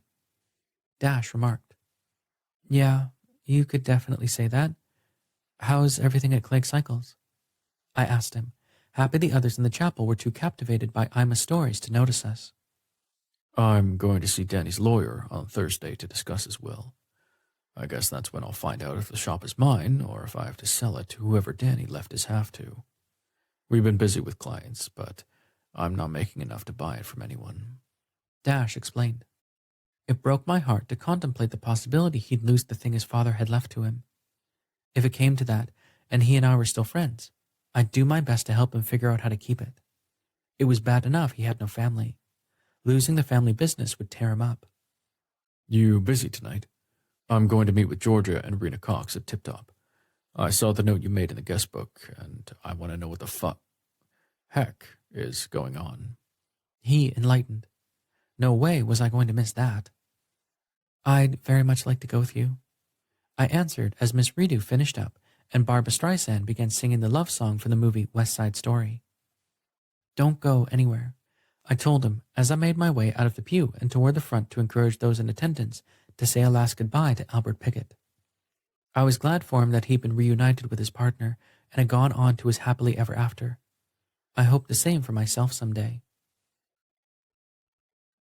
Dash stayed at the funeral home with Amelie while Scott and I took Mr. Pickett to a small, non-denominational cemetery in Lemon Hill. It was a beautiful spot, and there was already a marker set for Jerome Whitson, with his birth date and the date of his passing. A phrase under the date read, "Loving partner, father and friend." The other half of the large monument had Albert Pickett's name already engraved, which was where we delivered the casket. I led a short reciting of the Lord's Prayer, as the daughters had asked me to do, and then everyone said their goodbyes. As I stood near the casket while the attendees filed by and tossed flowers or small mementos into the open earth, I saw Albert and Jerome arm in arm, standing to the side and watching their daughters and grandchildren. It was truly touching. Once everyone was gone from the service, the chairs and turf were taken away as Scott and I stood by to observe the gravediggers performing their somber task.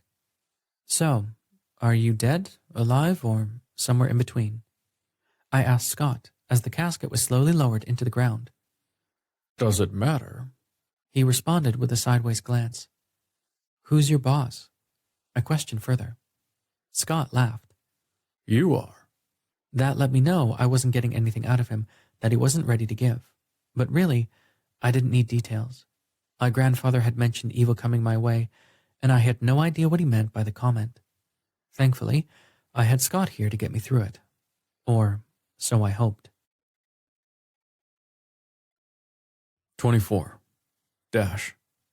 I sat in the hospitality suite after everyone left and watched a game show while I waited for Kier to return. The place was eerily quiet, which made sense, I guessed. Amelie had given me a soda and a bag of chips after my stomach growled when I was walking by her desk, and then she went about her business. I was on my own until Kier returned, and I wondered how the evening would go. Midway through the second game show, I felt a hand on my shoulder. I glanced up to see Kier standing behind the couch with a warm smile on his handsome face. Sorry it took so long, he told me for the second time that day. I turned off the television and stood. You never have to say you're sorry to me for doing your job, I responded. I walked over to the recycle bin, depositing my can and tossing the chip bag into the trash. You want to get some dinner before we go to the tip-top? I think I'd rather see all of the naked women on a full stomach. How about you? I joked. Kier laughed. Yeah, I agree. Come upstairs and let me change. Did you ride your bike here, or? Yeah, I rode my bike. Danny's car is still at his condo where you parked it, and I guess the cops still have his SUV until they find his murderer. I haven't been back to his place.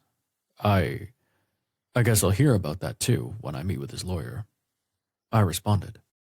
Kier took my hand and led me to the hallway and up the interior stairs to his home on the second floor. I followed him and waited as he unlocked the door. He stepped through and I followed, never releasing his hand. Once we were inside, I closed the door and, without really thinking too much, pulled him into my arms and kissed his soft lips. I put his arms around my shoulders and pulled him closer, brushing my semi-hard dick against Kier's thick bulge in his suit pants. Our tongues danced together, first in his mouth and then in mine. The minty taste that met my tongue as I attempted to consume him reminded me of the mints he carried with him. The familiarity of his body flooded me with need and reminded me how much I'd come to care about him since we'd met. Kier pulled back, not moving away from me by more than an inch. I missed you too, he whispered before he pulled me closer again and kissed me like I was giving him air. I walked him backward toward his bedroom and began undressing him without stopping the kiss until I tried to remove his tie. He started laughing as he pulled away. Don't hang me. I'll get mine off and you get yours off. I have condoms, he stated as he went to the nightstand and pulled out a box of condoms. An open box of condoms, which concerned me. I wanted to ask if he'd been with someone since we hadn't seen each other, but it wasn't really my place. We weren't exclusive, and he was a good-looking man. Any guy would be lucky to have Kier dearly give him the time of day. That was something I needed to remember. You sure you want to have sex?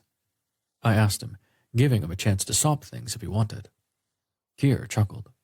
I owe you one, remember? I didn't remind him that we'd fucked in Monterey because I couldn't wait to be reconnected to him in that way. After we were both naked, Kier pulled the covers back on his bed and climbed in, shaking his ass at me and making me laugh. You ready to rumble, baby? I teased him, loving the way he moved across the mattress like a sleek panther on the prowl. Kier flopped onto his belly and then pushed his ass in the air, giving me a perfect view of that enticing pink, hairless hole. My cock started dripping immediately. I dove in tongue first, and for a moment, Kier froze, so I pulled away. What's wrong? I asked him. He turned, resting on his left hip and looking over his shoulder.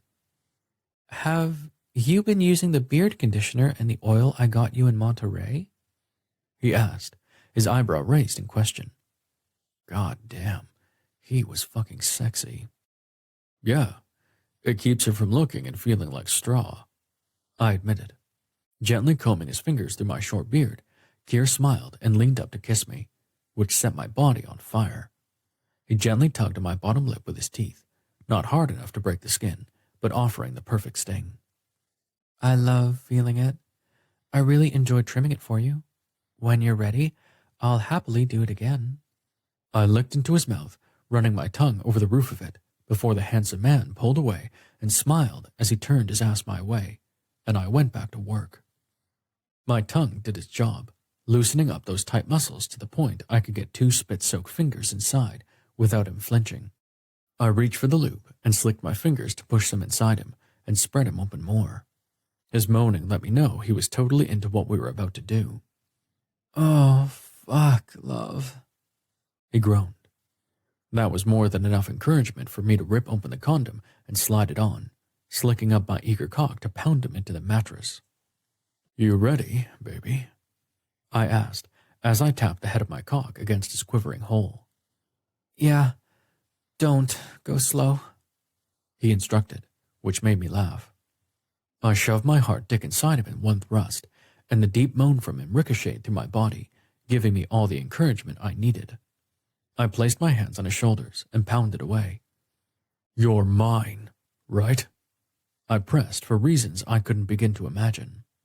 "God, yes," Keir gasped as I continued to do my best to fuck him into a coma. His channel held my dick like a warm blanket, and I had the feeling I'd never get enough of him.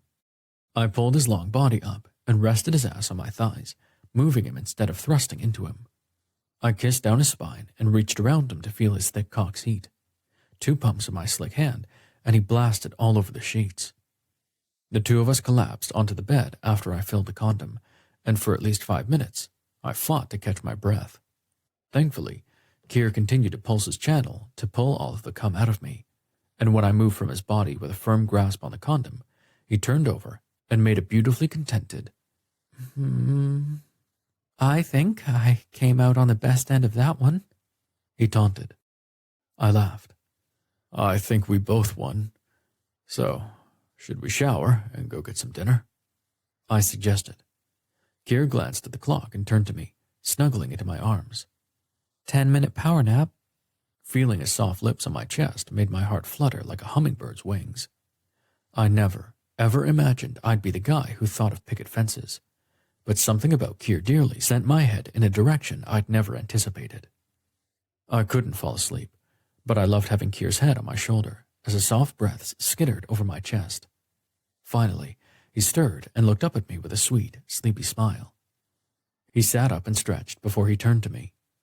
"Come on, love. Let's clean up and go to the strip club. We'll probably be like ducks out of water, but let's see how the other half lives." I laughed at him. He definitely had that right. Keir drove us to a burger joint in East Sacramento called We Gonna Beef. After we were sufficiently filled, we got back into his Lexus for part 2 of our journey. But before he started the car, he turned to me. "Any idea what we're going to be met with?" he asked me. I chuckled. As rumor has it, though I've never been to a hetero strip club myself, lots of tits and pussies. I answered, making him laugh. "Thanks, Einstein," Keir joked as he started the car and we drove to Tip Top Gentlemen's Club in Rancho Cordova. We pulled into the parking lot, and I thought it was pretty full for a weeknight. I hopped out of the car and met Keir in the front, wrapping an arm around his waist as I guided him toward the door. "You ready for this?" I asked as we approached the bouncer. "Probably not, but let's do it anyway," Keir answered, which had me patting his sexy ass. We went to the door, and the undertaker pulled out of my arms. "We gotta look straight or this guy won't let us in." I looked at the bouncer, seeing Keir was probably right. I paid our cover, and we went to the bar. "I'll have a seltzer water with a slice of lime," Keir ordered. The woman behind the bar looked at me, and I nodded, holding up my index and middle fingers. We definitely needed to be clear-headed for whatever was about to happen. A slender, dark hand landed on my arm, so I turned, relieved to see Georgia with a big smile on her face. "Good to see you made it, baby," Georgia greeted as she kissed both of my cheeks before she hugged Keir. "I'm Dash. You must be Rena. It's nice to meet you." I introduced myself to the tall woman next to Georgia. She had a body that must have had men salivating every night when she used to dance at the place. Rena nodded and hugged me, holding me close. "I've got a table upstairs in the VIP where we can talk. Laurie Hitchcock just finished her first set and went to change, so she'll be circulating through the crowd in 15 minutes. You can call down to the bar and schedule a lap dance when I point her out to you. Rena urged. I bought the ladies a bottle of wine, and we made our way up the stairs to the second floor, where there were booths with curtains that offered privacy. We slid into the half-round seating area, Kier and I in the middle, with Georgia next to him and Rena next to me, as another set of dancers took the stage, and everyone's attention was diverted to them. We were huddled together so we could hear each other over the music. I wasn't sure how many answers I'd get, but I was ready. You okay? Rena asked me, which was actually very nice of her. I'll survive, I hope. Did you know my brother? Were you one of the girls in Danny's harem? I asked her. It was sort of rude, but I couldn't think of a better way to ask her if she'd been used by my brother like Georgia had. Rena picked up the bottle of wine and filled Georgia's glass and then her own, shoving the bottle into the wine bucket the bartender had given me. She put her arm around my shoulder and whispered into my ear. I know my girlfriend fucked him, which I'm still pissed about. He tried to get her to make me join the two of them, but I don't knowingly share. I know Georgie did what she thought was best under the circumstances, but I hated that son of a bitch. No offense. She answered me. I grinned at her honesty. None taken. That seems to be the general consensus when I talk to anyone who knew my brother. I looked at her, losing the smile, as I leaned closer to ask a question. Did you kill my brother because of it? Rena looked at me and shook her head before she leaned closer. I wanted to kill the bastard because Georgie let him have so much fucking power over her. But no, I promise you, I didn't kill him. I won't say he didn't deserve what he got, though. I honestly agreed with the woman. I'm with you. Any ideas about who might have killed him? I'm trying to get off the radar of the cops. I replied. There she is. They'll give you the number of a private room, so when you stop at the bar to get the key, order her a tequila shot. They'll send Lori there, and when she shows up, ask her about Carla Wallace and your brother. Then ask her about the older man who came here with Carla sometimes. Rena suggested. Music began to play again, and I watched Kier and Georgia as they turned to the stage. 3 more dancers were getting ready to perform, but I had one more question for Rena. Are you in love with Georgia? She'd said she didn't kill Danny, but seriously, would she tell me if she had? She was definitely a plausible suspect for the police to question, but I felt in my gut she didn't do it, so I wouldn't drag her into the mess if I could keep her from it. I hated that I was in it. Rena chugged the wine in her glass and touched a napkin to her glossy lips. Yes, I'm very much in love with her, but she has her boys and won't tell them about us. What am I supposed to do but sit back and enjoy the time I get with her? I nodded as she handed me the phone from behind the booth. Who would you like to spend time with? A soft voice asked. Lori, I answered. Room 3. The line went dead after that. I turned to Kier and pulled him closer. I'm going to room 3. Stay here with Georgia and Rena. I'll be right back. He nodded, so I slid out of the booth behind Rena, offering her a kiss to her cheek before I went downstairs. I stopped at the bar and grabbed 2 tequila shots with lime wedges like Rena had suggested. I told the bartender what room I was heading to after I paid for the drinks and Lori's time. When I gave him my name and showed him my driver's license, I was given a key, and I carried our drinks and the key back to room 3. When I opened the door, there stood Tits in a halter top and a thong, having already arrived. I could see that she was really young, and I couldn't help but wonder how someone with so little life experience had gotten caught up in stripping in a dive club, much less murder. There was no way she wasn't involved, though. She was exactly my brother's type. Hi, handsome. I'm Lori, she greeted. I handed her the tequila shot. I'm Dashiell Clegg. I think you knew my brother? The young woman's face froze as she stared at me. I could see her trying to figure out how the fuck to get out of the room, but when I stepped in front of the door and lugged back my shot, she seemed to figure out that getting away was a lost cause. I'm not going to hurt you. I just want some answers, I insisted. Lori put her shot on the table in front of the couch in the room. I honestly had nothing to do with Danny's death. I was only the receptionist, okay? Carla brought JJ into the mix, not me. Lori insisted. JJ Lancer? Your boss? I questioned. What in the holy fuck was really going on? Well, yeah. Lori answered. She couldn't be much out of her teens, and it seemed to me as if Carla and JJ were taking advantage of her, which was really a sad state of affairs. The poor girl just didn't seem to be smart enough to know it. What was your cut? I asked her. My cut of what?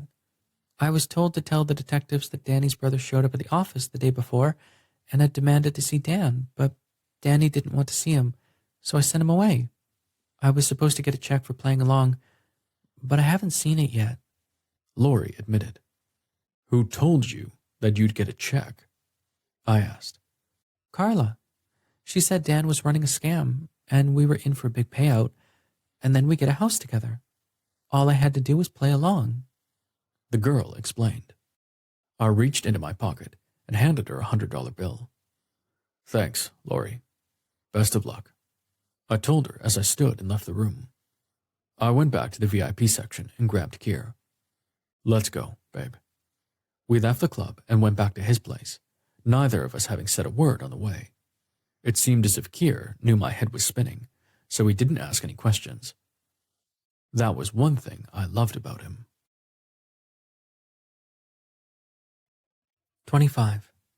Kier. You want to stay the night? I asked Dash once we arrived at my place.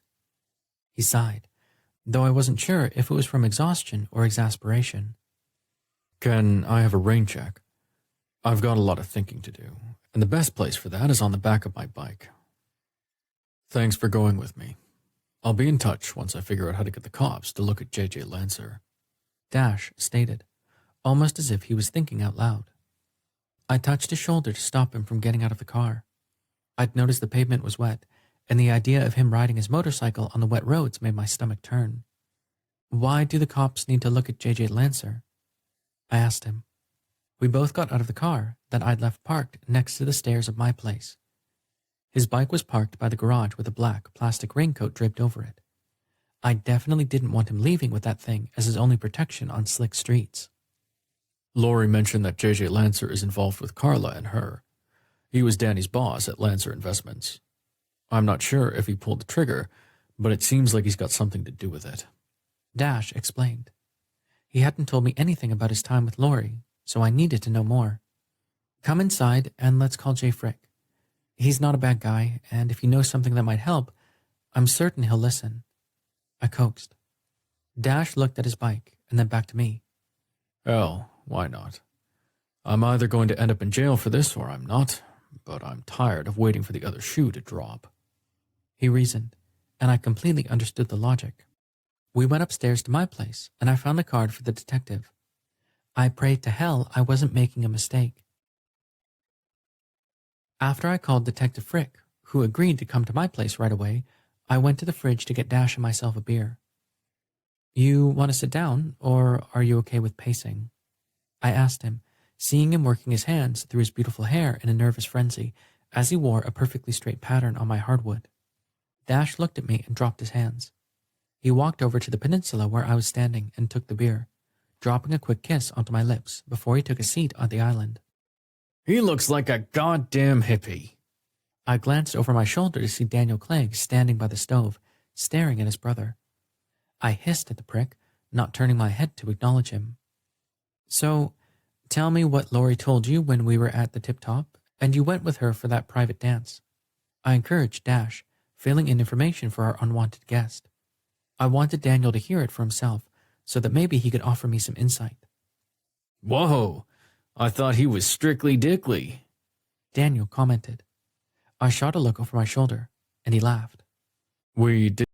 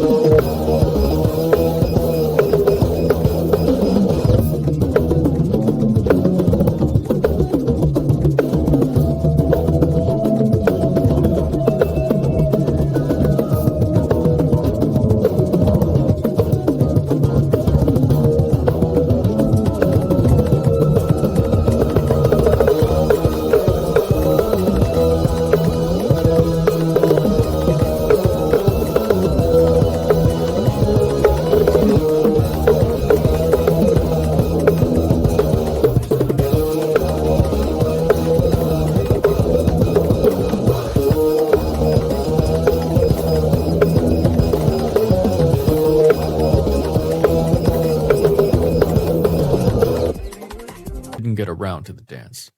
She told me she'd lied to the detectives about me dropping by the office the morning of the night Danny was shot. She said Carla brought JJ in on the deal, and if Lori did what they told her to do, she'd get a check. She said she hadn't gotten anything out of it yet, and I gave her a tip and left. Dash explained. JJ, that self-righteous fucking bastard. He could easily override my locked accounts and redirect the money to a dummy account and then transfer it to himself. He's got accounts all over the fucking globe. I should have known he and Carla were the ones doing this. He's probably the one who shot me, the weasel. Danny surmised. Isn't he married and wants stable people working for him? Wasn't that why you got engaged, so you looked like Mr. Upright Citizen? I asked the spirit, remembering his explanation for the broken engagement when I was working on him for his funeral. Who are you talking to? Dash asked, reminding me that he was still sitting next to me. Nobody. Just thinking out loud. I mumbled. I'm gonna use your bathroom, Dash said. I nodded. When I heard the door shut, I turned to Daniel. He'll think I'm nuts if I tell him I'm talking to you, so keep your comments to yourself right now, please. What can you tell me about J.J. Lancer? Or better yet, where can I talk to his wife? I asked. Why do you want to talk to that old bat, fruit fly? Daniel asked me. To see if she knows he's cheating on her with maybe 2 women. I answered as the sound of water running caught my attention. She owns a New Age shop on J Street. What's the name of it? Daniel paused, pacing like his brother was prone to do. Suddenly, he snapped his fingers. The Mystical Palm. Ask that weirdo you have working for you if she knows it. She reminds me a lot of Francie Lancer. Daniel informed. Go away. I hissed at Daniel, and for once, he did as I said. Dash came back from the bathroom, rubbing his palms together. That's nice lotion you have there. Is that why your skin's so soft? Dash asked. I giggled like a schoolgirl. Maybe? I agreed, kissing his gorgeous mouth. His soft tongue slid over my lips, and I drew it inside, sucking it like I wanted to suck his cock. Just as I was about to go down on my knees, the doorbell chimed. I pecked Dash's lips again before extricating myself from his hold and walking over to the door. I looked out the peephole to see it was only Jay, thank heaven. Torres was a real dick, and I didn't feel like refereeing a match between him and Dash anytime soon. I opened the door to a bright smile from the handsome detective. I didn't expect a booty call tonight, but here I am, so lay it on me. Jay teased. Dash growled behind me, which made me smile. Ha ha, detective. I called you here on official business. I think you know my friend, Dashiell Clegg. I prompted as I opened the door wider. You're seeing this guy? Frick asked, his face darkening a bit and his jaw clenching. Whatever we are has nothing to do with why I called you. Dash talked to Lori Hitchcock earlier tonight. Have you talked to her? I questioned. Of course we have. She's the receptionist at. Jay began before Dash interrupted him. She admitted that she lied to you. She said Carla Wallace and J.J. Lancer promised her a check if she misled the cops. Dash informed. Jay took a seat on one side of the peninsula, while Dash stood on the other. At least they weren't going to be able to throw down in my great room. Did you and Torres interview J.J. Lancer? I tossed into the mix. Actually, Ramon talked to him when we were on the scene that day, because we found out that he filed a police report the previous week for a gun stolen out of his vehicle in the parking garage. He was able to explain to us the way he believed Clegg had pulled it off. Jay explained. That's because that's how he did it, I'd bet. I hedged. I couldn't tell him that Daniel had told me it was. I was sure he wouldn't believe me, but I hoped it would pique his interest enough to dig a little deeper into Lancer's story. Jay looked at Dash, who held out his arms in a shrug. You got anything else to go on besides the fact that Torres still has a hard-on for me? Isn't it bad for your rep if you put an innocent man in jail because you're too lazy to... I stepped closer and touched Dash's shoulder before looking at Jay. I think what he means is that it shouldn't be too hard to look at J.J. Lancer's phone records to see if he called Carla Wallace on a regular basis, or even Laurie Hitchcock, right? I bet if you called her in and put her in the box, you could sweat it out of her. I offered my 2 cents. Jay looked at me and smirked. That right, Detective Stabler. Then he winked and laughed. Dash stiffened next to me, but didn't say anything. Jay blew out a big breath. Okay, I'll go talk to Laurie Hitchcock without Torres. She work at that club every night. She's probably still there. Rancho Cordova. We just left there half an hour ago, and she just started her shift. I answered. Jay, who was wearing a pair of dark-washed jeans and a yellow button-down that brought out the brown in his eyes, stood. Don't go off and do anything stupid, guys. Clegg, God only knows why, but I happen to believe you had nothing to do with your brother's murder. Let's see if we can find out who did, He said as he headed toward the door. I followed him across the room and opened the door for him. Thanks for coming over, Jay, I offered. Call me sometime when it's not related to business. I found a little wine bar in Citrus Heights. They have quite a selection of cheeses. Jay invited before he winked again and walked out. I closed the door behind him and turned to see Dash pulling on his coat. He didn't have to leave. I didn't realize you and the detective were seeing each other. We're not. I mean, we had some wine and cheese here the other night. You didn't want to see me, and Jay dropped by. I explained. Dash zipped up his leather jacket and nodded. It's okay, Kier. We're friends. Nothing more. Dash stated as he walked out the door and down the stairs. For a moment, I was speechless. Then Daniel spoke. Let him go. He's always been a sulker. He'll snap out of it.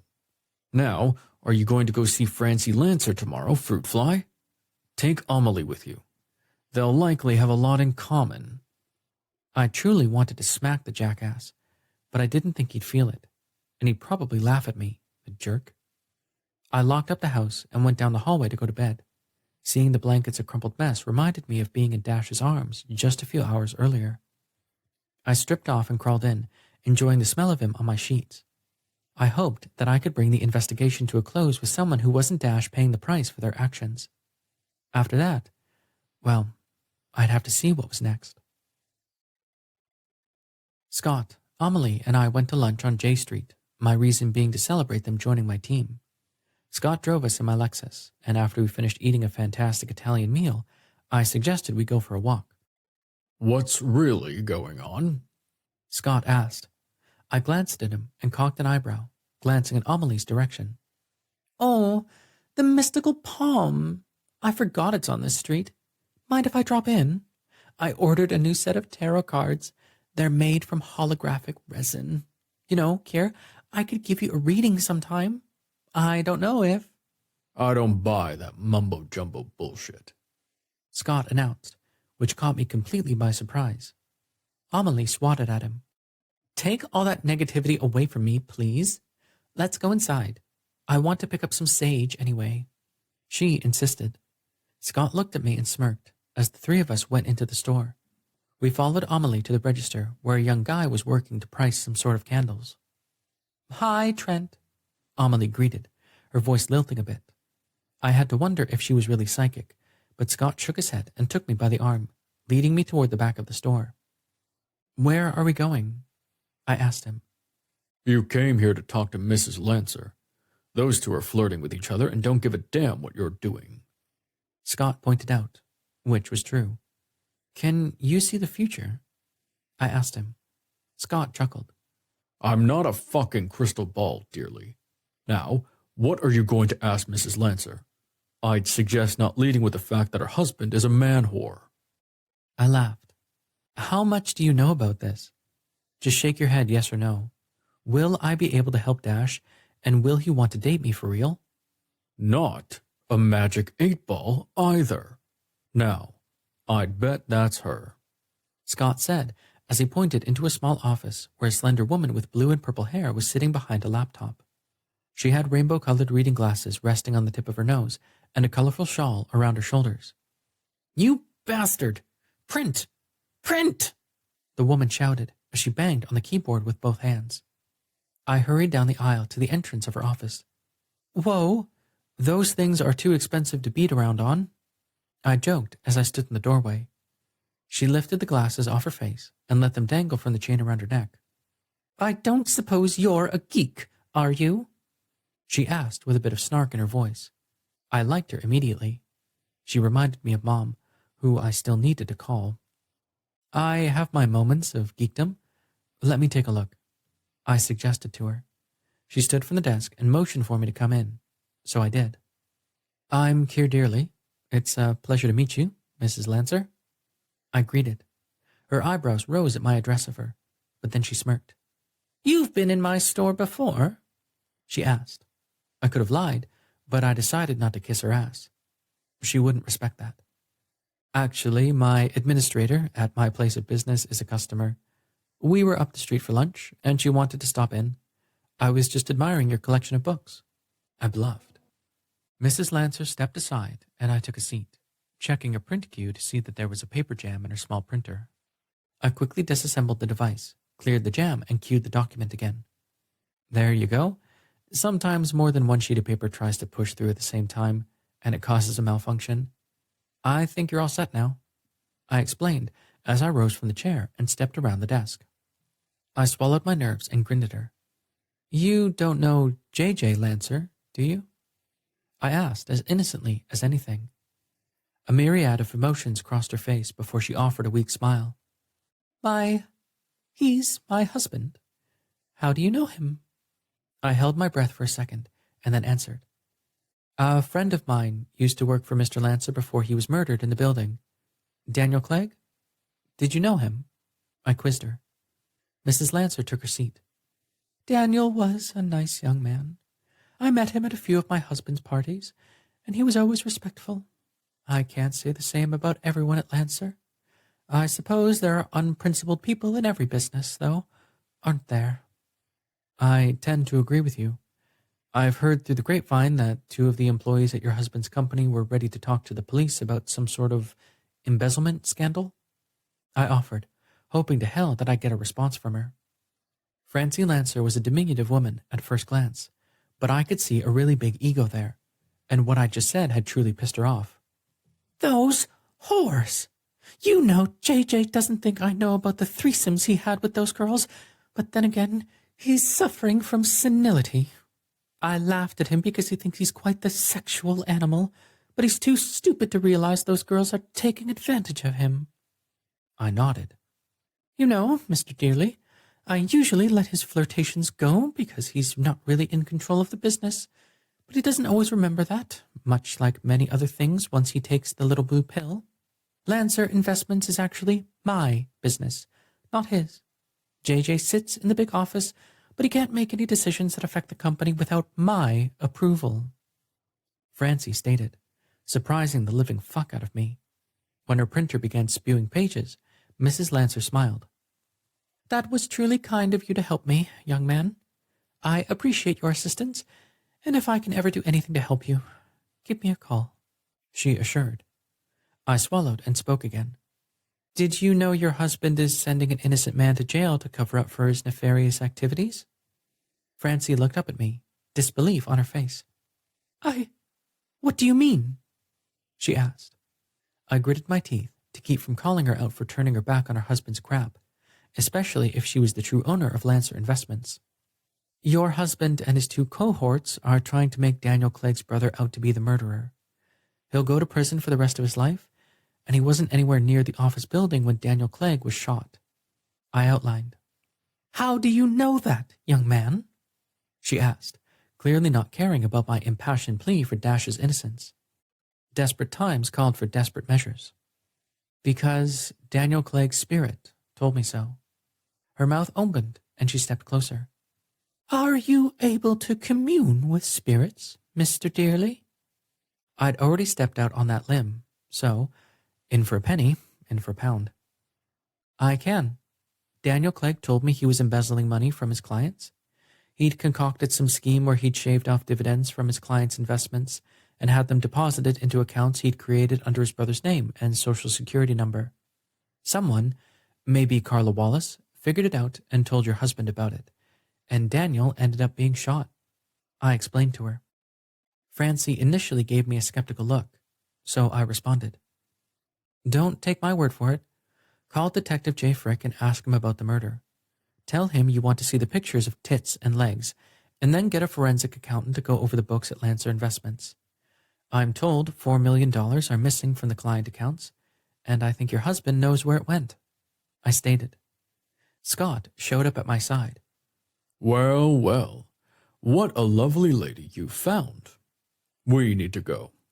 He told me and nodded his head toward the front of the store. I looked at Scott. Why? I mumbled as Francie Lancer looked at her cell phone. Her husband, is coming in, Scott whispered. I assumed it was his attempt at pig Latin, and it sucked. Why can't you do something to stop him? I pressed. I'm not fucking Houdini, Kier. Let's go. He insisted. We breezed by the front desk where Amelie was still flirting with the cashier. Let's go, I whispered as we walked by. Just as the three of us were about to leave, a short, bald man entered the shop, not at all what I thought J.J. Lancer would look like. We hurried out after he stepped to the counter, and we rushed down the street to where we'd left the car parked in the restaurant parking lot. How about you tell me what that was about? Amelie insisted. He can talk to the dead. He's trying to clear his boyfriend's name. Blah, blah, blah. Let's get out of here. Scott demanded as the three of us got into the car. The drive back to the funeral home was filled with Amelie's excited voice, chattering so high and fast, I was pretty sure only dogs could hear her at one point. I knew there was something about you that drew me to the job. I just knew when I pulled into the driveway that I was meant to be there. Oh, this is incredible. Amelie gushed. Look, I'm not sure how any of this works, okay? I'm just finding out more about it, and I've been warned that evil has a way of showing up under these sorts of situations, so you might want to second-guess your job, okay? I told her as I glanced over the back seat to see her rummaging through her bag. She pulled out 3 black polished stones, handing one to me and holding one in front of Scott's face as he was driving. Of course, he batted it away. That shit doesn't work for me, he complained, which made me laugh. I'll take his, I told her. Amelie giggled. These are jetstones to repel negativity and curses. I got sage to cleanse the building, and I ordered a bag of shungite stones to put around the place to ward off otherworldly activity, and I didn't even know any of this. See, Spirit is already guiding me. Oh, this is so exciting. Just then, Amelie's phone rang in her purse. She took it out and answered, chattering to someone. Scott leaned over to me. She's nuts, you know. I heard that, Amelie accused from the back seat. All I could do was laugh. 26. Dash. Bzz, bzz, bzz. Hello? Dashiell Clegg? It was a woman's voice, but not one I easily recognized. Yes, who is this? I asked. This is Laurie Hitchcock from Tip Top. We met last night, remember? What the fuck? Oh, yeah. I didn't realize I'd given you my number. I must have had more to drink than I thought. Anyway, how are you? I asked her. I'd had nothing to drink except for a tequila shot right before I left her and went to find Kier so we could leave. Jay Frick's visit to Kier's place last night had ruined my plans, and I was still pissed about it. I'd wanted to ask Kier if he'd go out with me again, maybe start talking about just seeing each other, like exclusively, but that didn't happen. Instead, I found out he'd been hanging out with Jay Frick, too. There was something about the Undertaker that really rang my bell. I've been thinking about him a lot, and for the first time in my life, I wanted a commitment from another man. Not just another man, but a man I thought I could fall in love with. In my opinion, Kier Dearly had a lot of potential. I'm fine, thank you. Anyway, I talked to JJ about our discussion last night, and he asked me to call and see if you come by the office. He'd like to talk to you. He knows you had nothing to do with the missing money, Dash, and wants to apologize, okay? Can you come to his office at Lancer Investments? He has a really nice private lounge where we can sit and have a drink. JJ said he thought we could come to some sort of a financial arrangement that would compensate you for all the trouble you've been through. Let's say 7 o'clock, shall we? The other employees will be gone by then. Can you drop by? Lori asked me. I had an appointment to meet with Danny's attorney, Braden Danner, the next morning that I was worried about because I'd finally found out about my shop. I really didn't have the patience to deal with one more thing, but maybe finding out what Lancer had to say would give me something to tell Detective Frick to get that asshole Torres off my back. I glanced at the clock on the wall of the shop and decided to go for it. I can meet you guys there at 7. I told her. I was in the middle of customizing a Harley Sportster with new handlebars, wheels, pegs, and pipes. The owner wasn't due back from a business trip until the middle of next week, so I could finish it up over the weekend. Unless Kier and I could settle things between us and do something together. Maybe if he didn't have a guest over the weekend, he could stay with me at my place over the garage. I glanced around and saw that I'd need to do a lot of cleaning up, but it would definitely be worth it to have him in my space. Maybe he'd sit and talk with me while I worked on the bike, so he could see what I did for a living. Lori filled me in on the security code needed to take the service elevator up to the 5th floor from the underground garage, and we finished the call. I shoved my phone in the pocket of my coveralls and went back to work. I needed to head upstairs to get cleaned up and grab a sandwich by 5 so I wasn't late. God only knew what I was getting myself into with that pair. What's with you watching the clock? You bitch about me doing it all the time. Sim called me out as he was repairing the front tire of a mint green Vespa. The young lady who was waiting for it at the coffee shop next door had said it was her only way to get to and from her job, so Sim, Quinn, and Fish had fought over who was going to fix it. Sim won the coin toss, and I got the feeling he cheated because he was interested in the young lady, which was why he was so quick to say he'd fix it when I started to tell her we didn't have new tires that small, but I could order one. I chuckled. You'll love this shit, you pervert. I just got a call from a stripper to meet her and Danny's boss downtown at Danny's old office. They want to talk to me about the money the cops think I stole. I answered. Fish walked over and offered me a piece of licorice. If you stole some money, how about you add a few more zeros to my paycheck? Quinn, Simp, and I started laughing as the 4 of us chomped on strawberry Twizzlers. Yeah, sure, princess. Right after I buy my super yacht. I joked. Once I finished for the day, I went upstairs to clean up and go meet with Lori Hitchcock, and as I was pulling out clean boxers, I saw the cheap phone Kier had given me before I headed down to Monterey.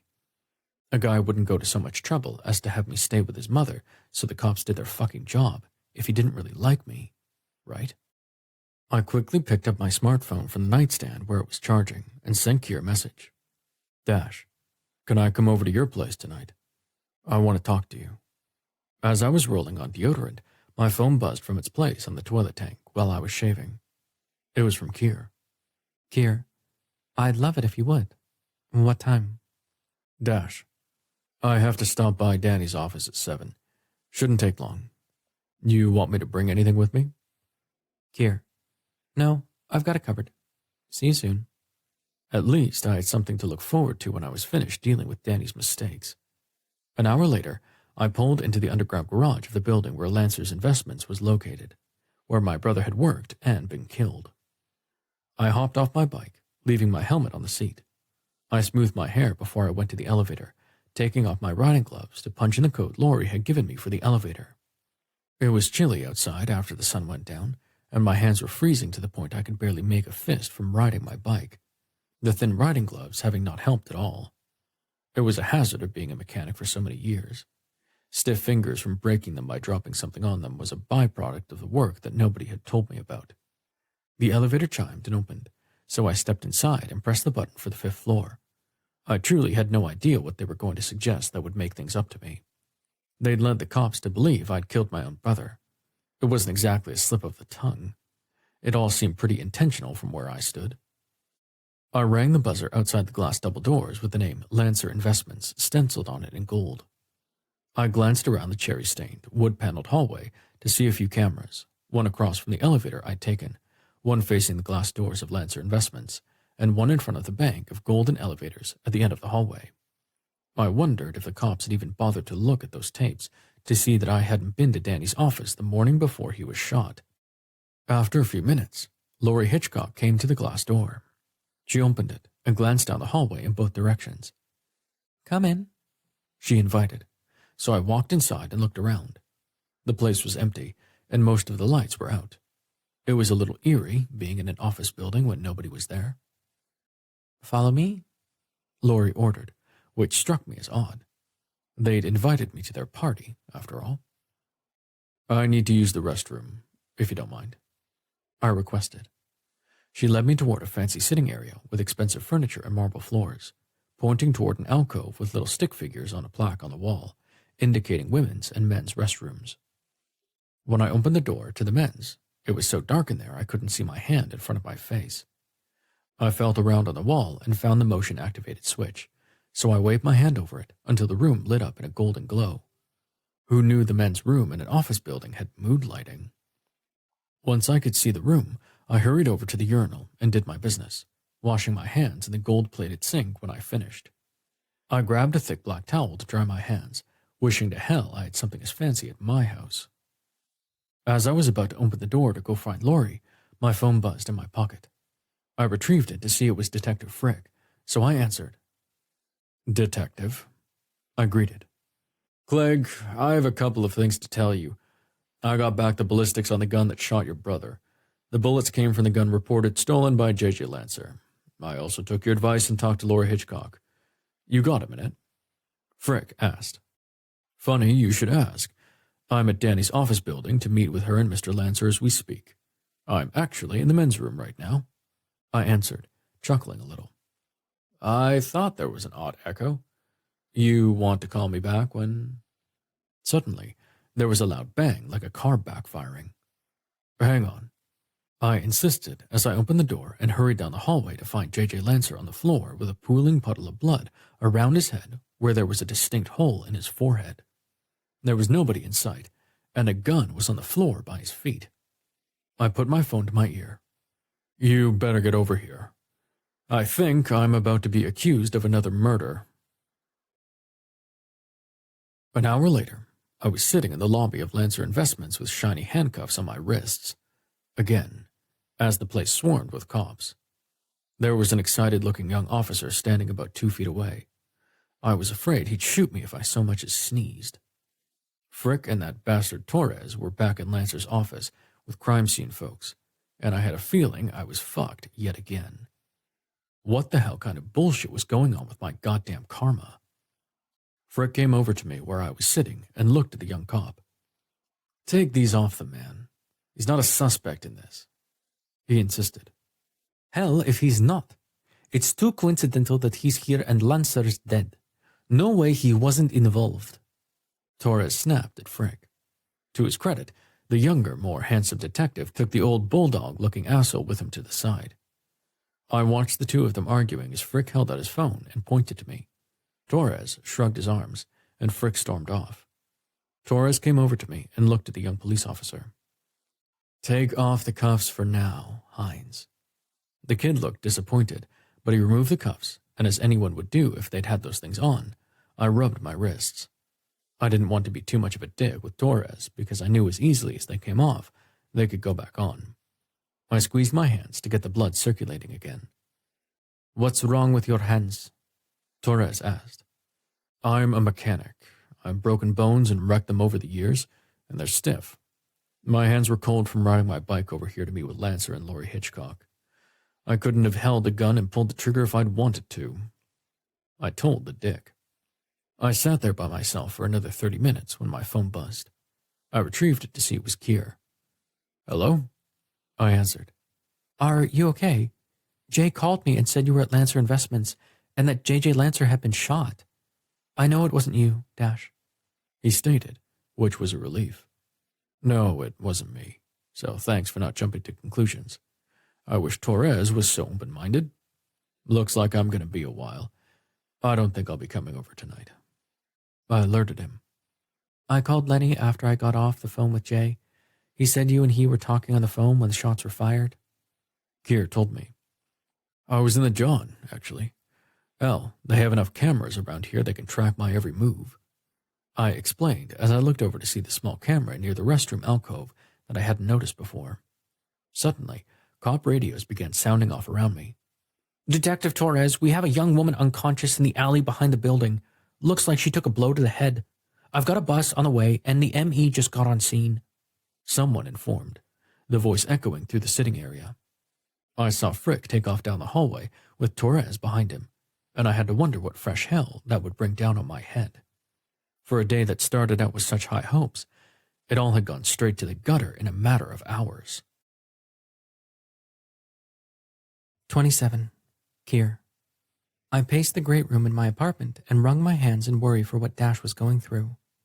There was no way he'd done any of those things he'd been accused of doing before, and now another murder was being added to the tally? I hoped to hell the cops saw that there was no way it was him. I knew that me showing up at a murder scene was a bad idea, but I couldn't just keep pacing the floor at my home, so I changed into old sweats and went downstairs. There were some things in the storage closets that I needed to move around anyway, and with all of the nervous energy coursing through my body, it was a good time to do it.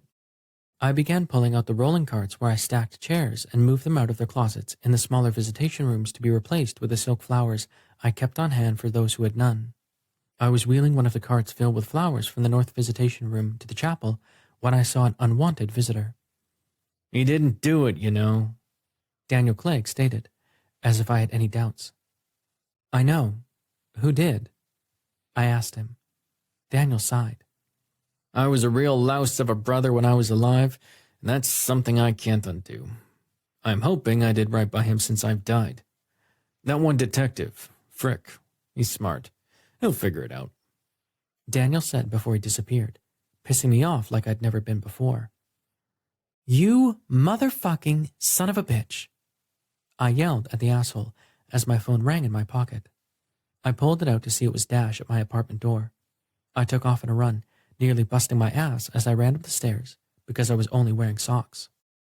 I ran through my apartment and pulled open the front door, damn near ripping it off the hinges. Oh, God!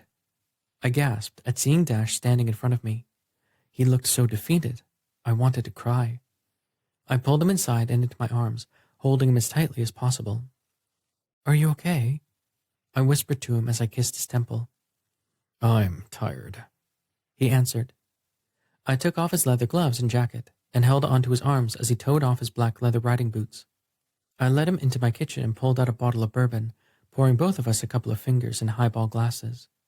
Dash shot his back and then took mine too, which made me smile. Did you eat anything?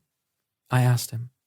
After I texted with him earlier in the day, I'd gone to the store and bought some cold cuts and other things I could put together for a snack when he came by. I'm not hungry. I've never seen anything like that. I mean, I've seen dead bodies, Mom and Dad and then Danny, but nothing like that. There was so much blood, he stated, probably more to himself than to me. I poured him another shot of bourbon, and he tossed it back without hesitation. I'm sorry you had to be there for that. Did the police have any idea what happened?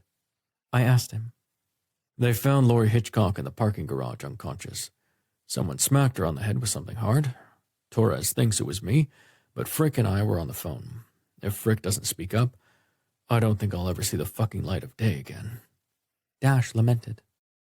I wrapped my arms around him from behind. I won't let that happen to you. We'll call Lenny in the morning and get him to come himself. Stephanie was good, but we need a pro for this. No way am I letting them lock you up for something you didn't do. I insisted, kissing the side of his neck. I have to go see Braden Danner tomorrow about Danny's will. Can you come with me? Of course I will. Let's go lay down, I suggested. I was sure the drinks were going to hit him, and he definitely wasn't getting on that two-wheeled death trap to go back to the garage in Sacramento. This time, he was staying put. I led Dash back to my room, glad I'd changed the sheets that morning. I unbuttoned the cuffs of the nice brown, orange, and green flannel shirt he was wearing, and then slowly pressed the pearl buttons through the holes. Where'd they take Lori? I asked, as I pulled the shirt from his jeans to get the last couple of buttons before I slid it off of his shoulders. Hospital, I guess. Frick said she was hit pretty hard. I hope they look at those fucking tapes. They've got cameras everywhere in that building. In the garage, by the elevators. They even had one that caught people coming and going from the Johns. They didn't look like cameras, They look like sprinkler heads, but when I was researching a security system for the shop, I saw some like that. Dash explained. I had a couple of cameras around the funeral home, mostly facing the parking lot and the receiving bay. I had a Ring doorbell at my apartment door and one on the front porch of the funeral home. I made a mental note to send a message to Jay about the cameras that Dash had mentioned, but now wasn't the time. I unbuckled his black belt before I flipped the brass button on his jeans. I felt a soft kiss to the side of my neck before his arms went around my shoulders. I really need you, he whispered, and that was all I needed to hear. He began stripping me, and I continued stripping him. We shared heated kisses to the point where teeth were clashing, but we both laughed at how eager we were to get naked. Once I had his socks off, I pulled back the covers on my bed and went to the nightstand drawer to retrieve lube and condoms. I slid off my socks and climbed onto the bed, my aching dick bobbing with each movement I made. Dash's cock had pre-cum leaking, his foreskin having retracted enough so I could see the purple head beneath. I bent over and swiped my tongue over the slit, tasting his tang. I hummed, feeling his hands in my short hair. He gently gripped my head and pushed his dick further into my mouth, me enjoying every inch of his dick as he slid it inside my mouth. Fuck, Kier, baby. That feels so fucking... God. Let me get you ready. I want to be inside you when I blow. He insisted. I swirled my tongue inside his foreskin before I pulled off with a loud, dirty-sounding pop. I'm sure you can go again if you want to finish like this. I love having you in my mouth, I said, trying to entice him. Dash offered a sexy chuckle. No way, dearly. I want in that tight ass. I definitely wasn't going to argue. I began prepping myself, stretching enough for 3 fingers with a lot of lube. I was on my hands and knees, my hole facing him as I prepped, watching over my shoulder as he stroked his long cock. I wiped my slick hand on my undershirt that had landed on the bed before tossing it off the side and waving my ass at the sexy man slinking up the bed toward me. He leaned forward and kissed both of my ass cheeks before biting the left one. On your back, please. Let's do this the old-fashioned way. I definitely want to look into those gorgeous blue eyes when I pound this ass, he stated, his voice taking a low, sexy pitch as he said the nasty words that light my fire. Come and get it, I told him as I flopped onto the bed.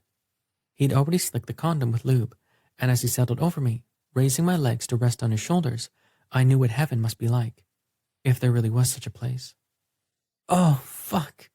We both gasped together as he rammed his cock inside, pegging my prostate before he was fully seated. He held still and studied my face. You didn't fuck Frick, did you? I was startled for a second before I gave him a big grin. Would it bother you if I did? I asked as I pulled my pelvis back and then up again, using my legs on his shoulders for leverage. Dash pulled back and slid home again, stopping to look into my eyes as his arms came down by my shoulders, bending me in half. I'm afraid it would, dearly. Those words made me happier than I'd ever been in my life.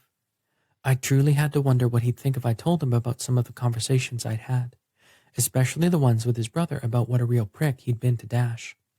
The fact Daniel was dead probably wouldn't be well received. Dash took me to new heights as he loved on me, and when he thought I was about to come, he squeezed my cock by the base, holding himself up on one strong arm. Not yet, dearly. I want us to come together when you blast. He dictated, which had me even hotter than the last time we'd fucked. The man definitely had command of that beautiful cock. Oh, I'm getting a cramp, I complained as I stretched my calf over Dash's shoulder. He quickly slid out and turned me on my right side before sliding back in as he rubbed my calf and continued. It felt so damn good to have him taking care of me that I never wanted it to stop. I'm getting close, dearly, he whispered as he pounded into me as promised. He leaned closer, and I wrapped my left arm around his shoulder, sharing a sumptuous kiss as he reached for my cock. 3 strokes, and I was, indeed, blasting on my abs and chest. He stiffened, and I felt his cock jerking inside of me as he filled the rubber. I truly wished there was no barrier between us. Dash collapsed over me, his dick still pulsing in my ass. He shivered, which caused the crinkly hair on his chest and abs to tickle me and bring goose flesh across my skin. It was definitely the best sexual experience I'd ever had in my 40 years of life.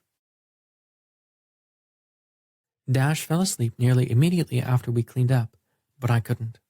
I quickly dressed in scrubs and headed downstairs, not surprised to see Daniel spinning around on my stool in the embalming suite like a toddler. God, you two are disgusting, he complained when he stopped and looked at me. Oh, really, Caligula? You're going to throw stones after what you did with Lori and Carla? How about what you forced Georgia to do to keep the garage open? What about all the other women in those photos? You were a real bastard, I replied. Daniel laughed. Yeah, well, I thrived on the power I had over all of them, and they let me take it so easily. They hung on my every word and fed my ego, and in return, I made them feel special. Until I was done with them. It was just a matter of time before someone wanted what I had. I guess old J.J. Lancer couldn't stand by and let it go. He spun in the chair again and stopped to stare at me. Think I'll get to see him now that he's dead? I've got a few choice words for that bastard. I shrugged. How the hell did I know what happened on the other side? You'll probably both get to burn together for eternity if there's really a hell. Any clue who shot him? I asked as I bagged up the trash to put out for Thursday and the medical waste to be picked up on Friday. Yep, he answered. I stopped and looked up at him, and the bastard closed his lips and turned an invisible key, tossing it over his shoulder. You're a dick, I announced. Who's a dick? I turned around to see Dash standing there in only his jeans. Damn, he looked sexy. Me. I'm a dick. I mean, for being stupid enough to get up and leave you all alone just so I could bag up trash. Come on, love. Let's go back up to bed. I stammered a bit before I reached for the light to turn it off. Suddenly, it flipped back on and Daniel was standing in front of me.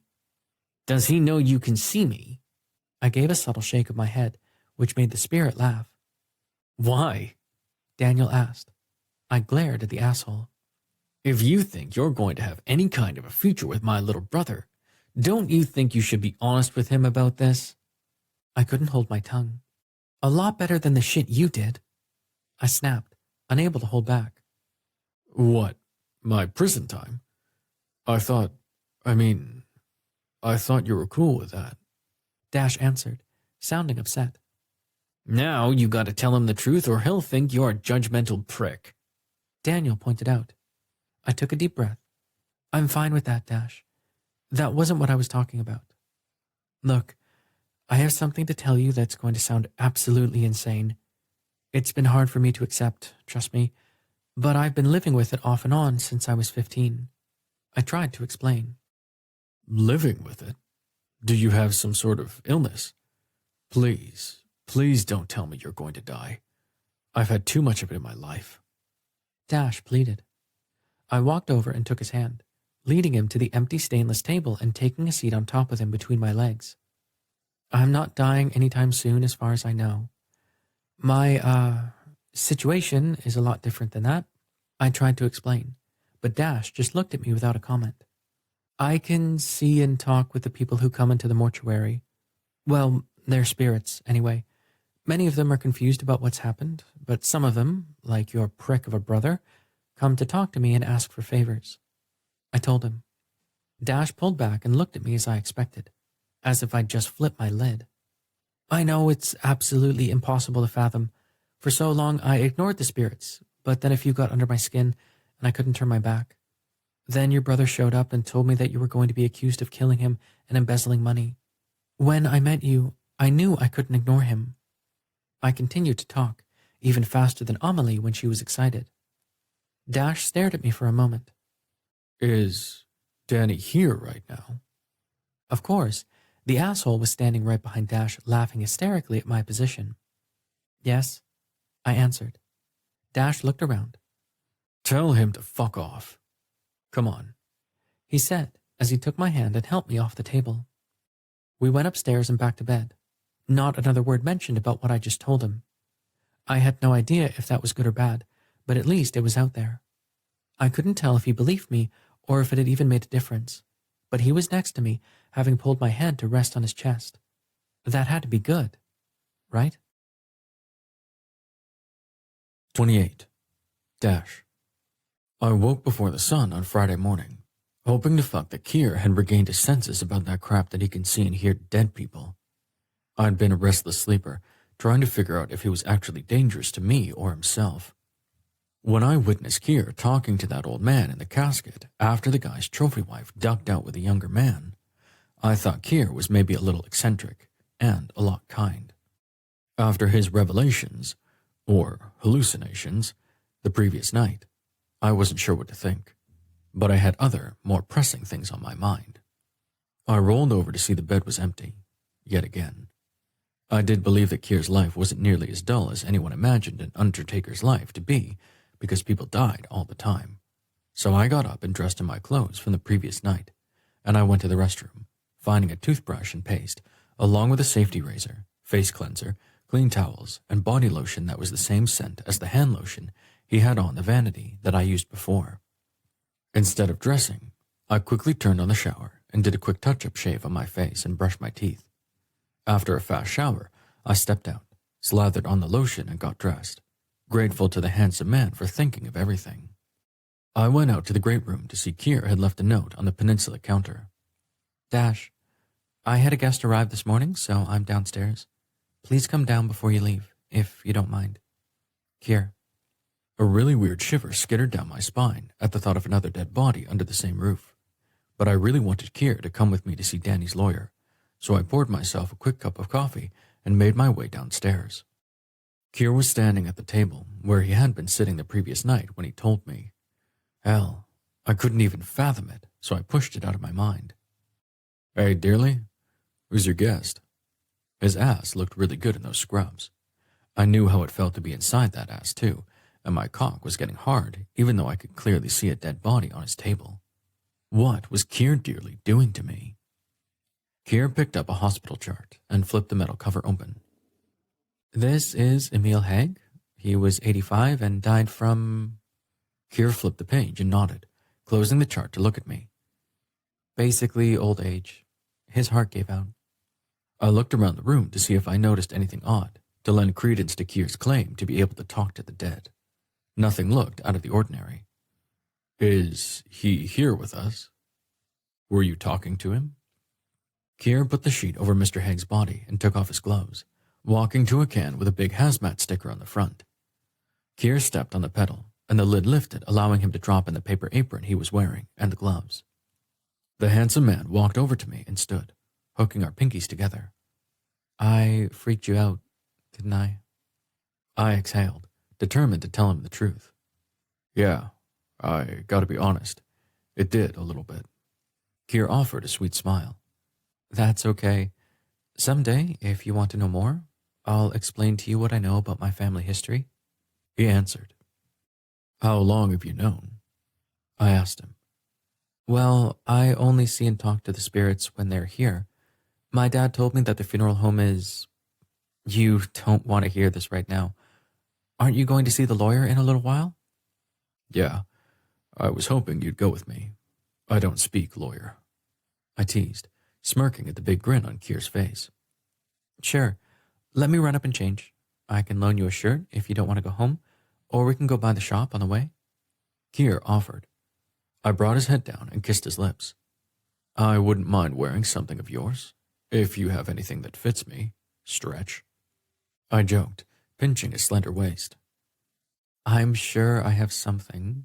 Give me 1 second. He told me.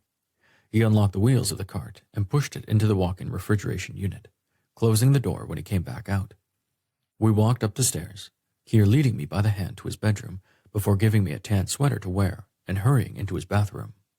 It was nearly Halloween, and the fall sweater was soft. It felt as if I was in Keir's arms as I pulled it over my chest. A few minutes later, Keir rushed out of the bathroom in a towel and quickly dressed.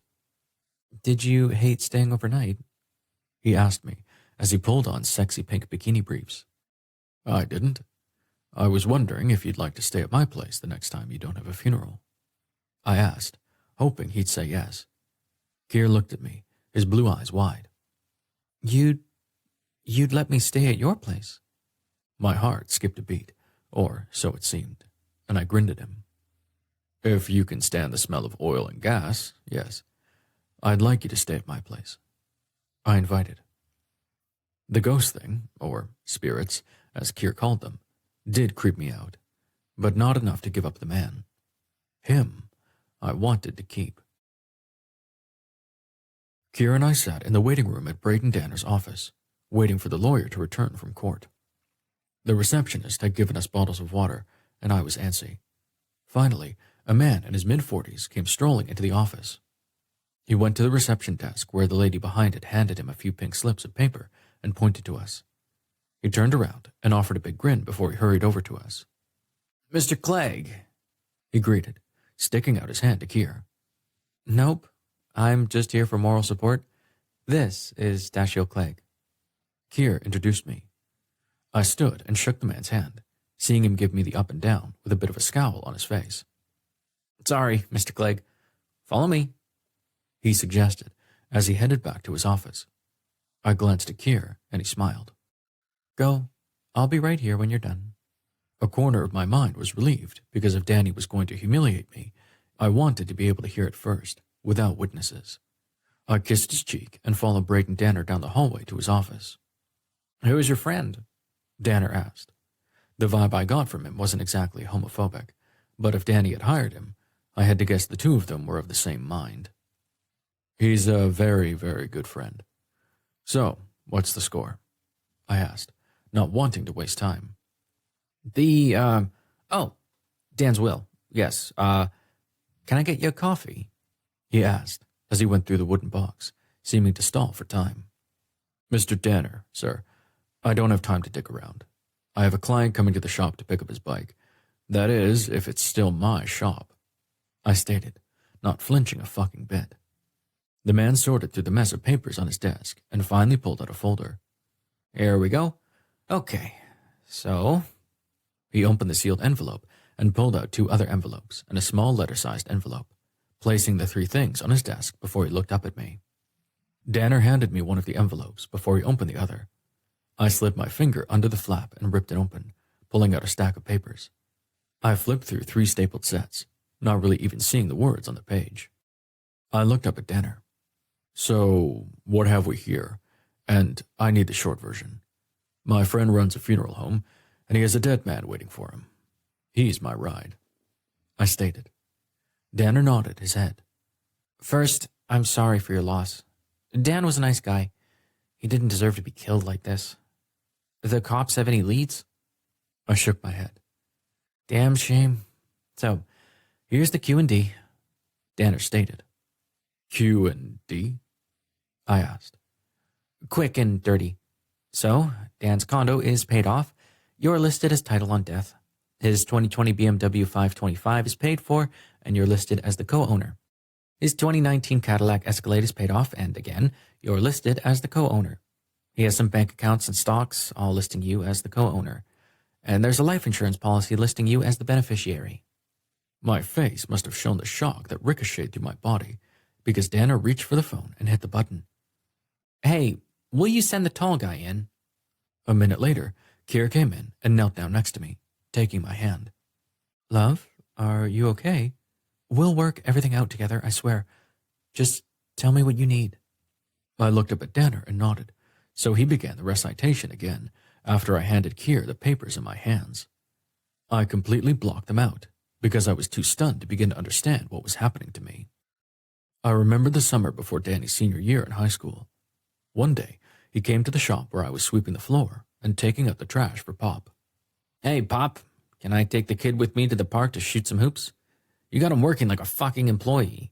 School starts next week, and he needs to have a little fun, Danny said, a laugh in his voice. Pop looked up at me. You want to go? He asked, seeming a little skeptical, as he probably should be. Danny and I didn't get along too well because he called me fag all the time, and I hated it. I liked different kinds of music than him, and I was into bikes, so I didn't know why he called me a fag. But Mom and Papa yelled at him for it, though I didn't see it really bothering him. My parents had heard the exchanges between my brother and me more than once, and they sort of tried to keep us apart because Danny liked to punch me when Pop wasn't around. He always seemed to have a chip on his shoulder, though I never knew why. It was frustrating, and I just wanted all of us to get along. I wanted us to be a happy family. Mom came out of the office. What's going on, boys? She asked as she studied Danny, Pop, and me. God damn, I just want to take the kid for a game of hoops with a couple of my friends and then maybe pizza. I'll bring him back alive. Danny seemed to promise, though he was pissed at being challenged by our parents. I want to go, I said, looking at our father.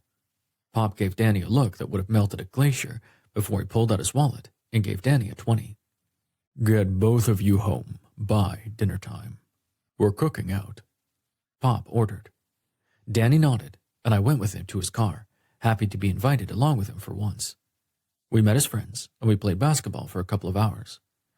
I had fun. I got the crap beaten out of me on that court. All of Danny's friends were bigger than me, but I held my own, giving back what I got, and I'd never been happier.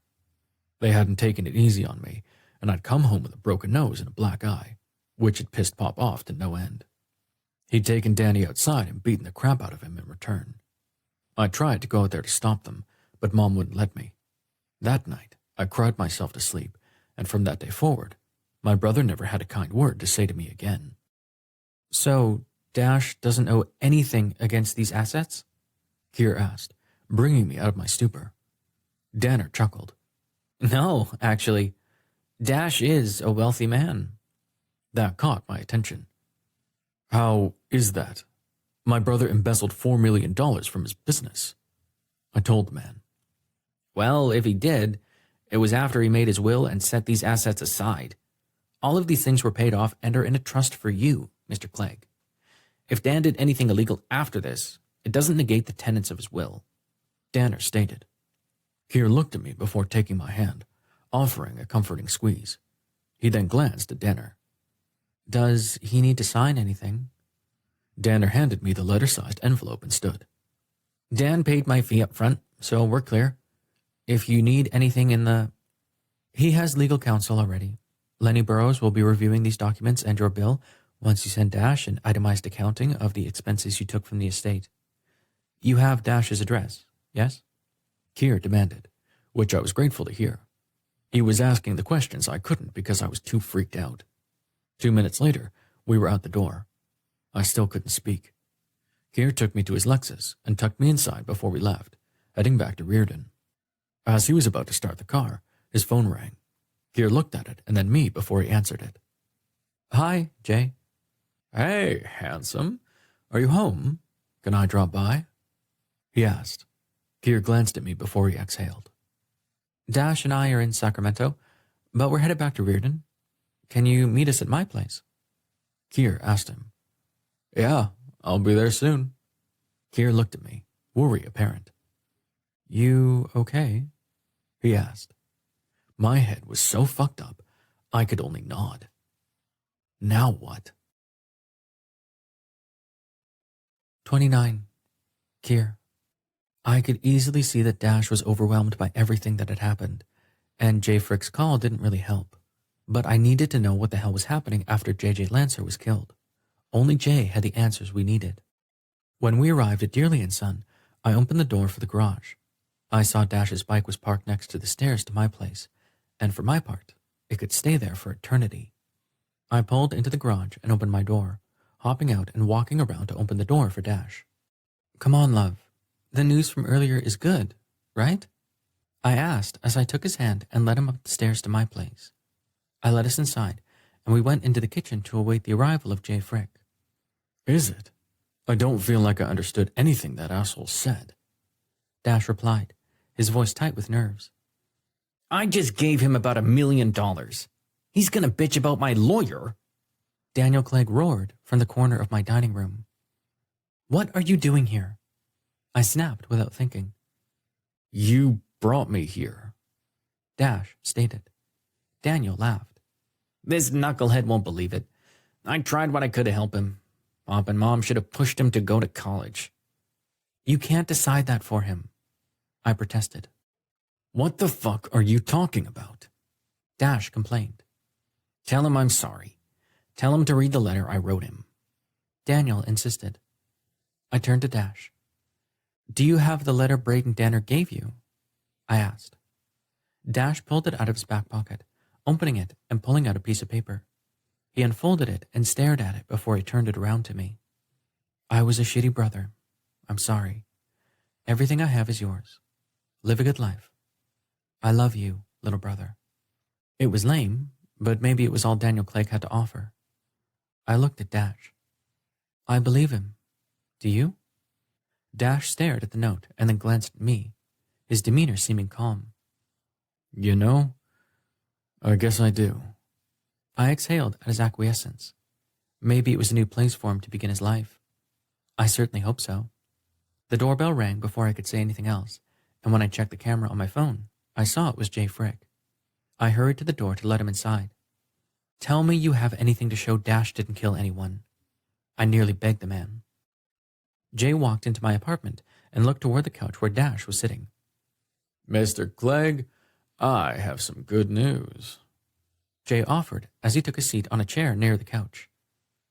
Fucking finally. Daniel Clegg exclaimed from behind. Dash looked up. Oh, and what the hell is that? You're cleared of all charges. We got the ballistics back on the slugs pulled out of your brother's chest, and they match up with the gun J.J. Lancer claimed had been stolen from him a week ago. Thankfully, when Lori Hitchcock woke up, she spilled her guts and admitted that J.J. had been the one to shoot Daniel. Jay informed us, staring at Dash, who was quite surprised.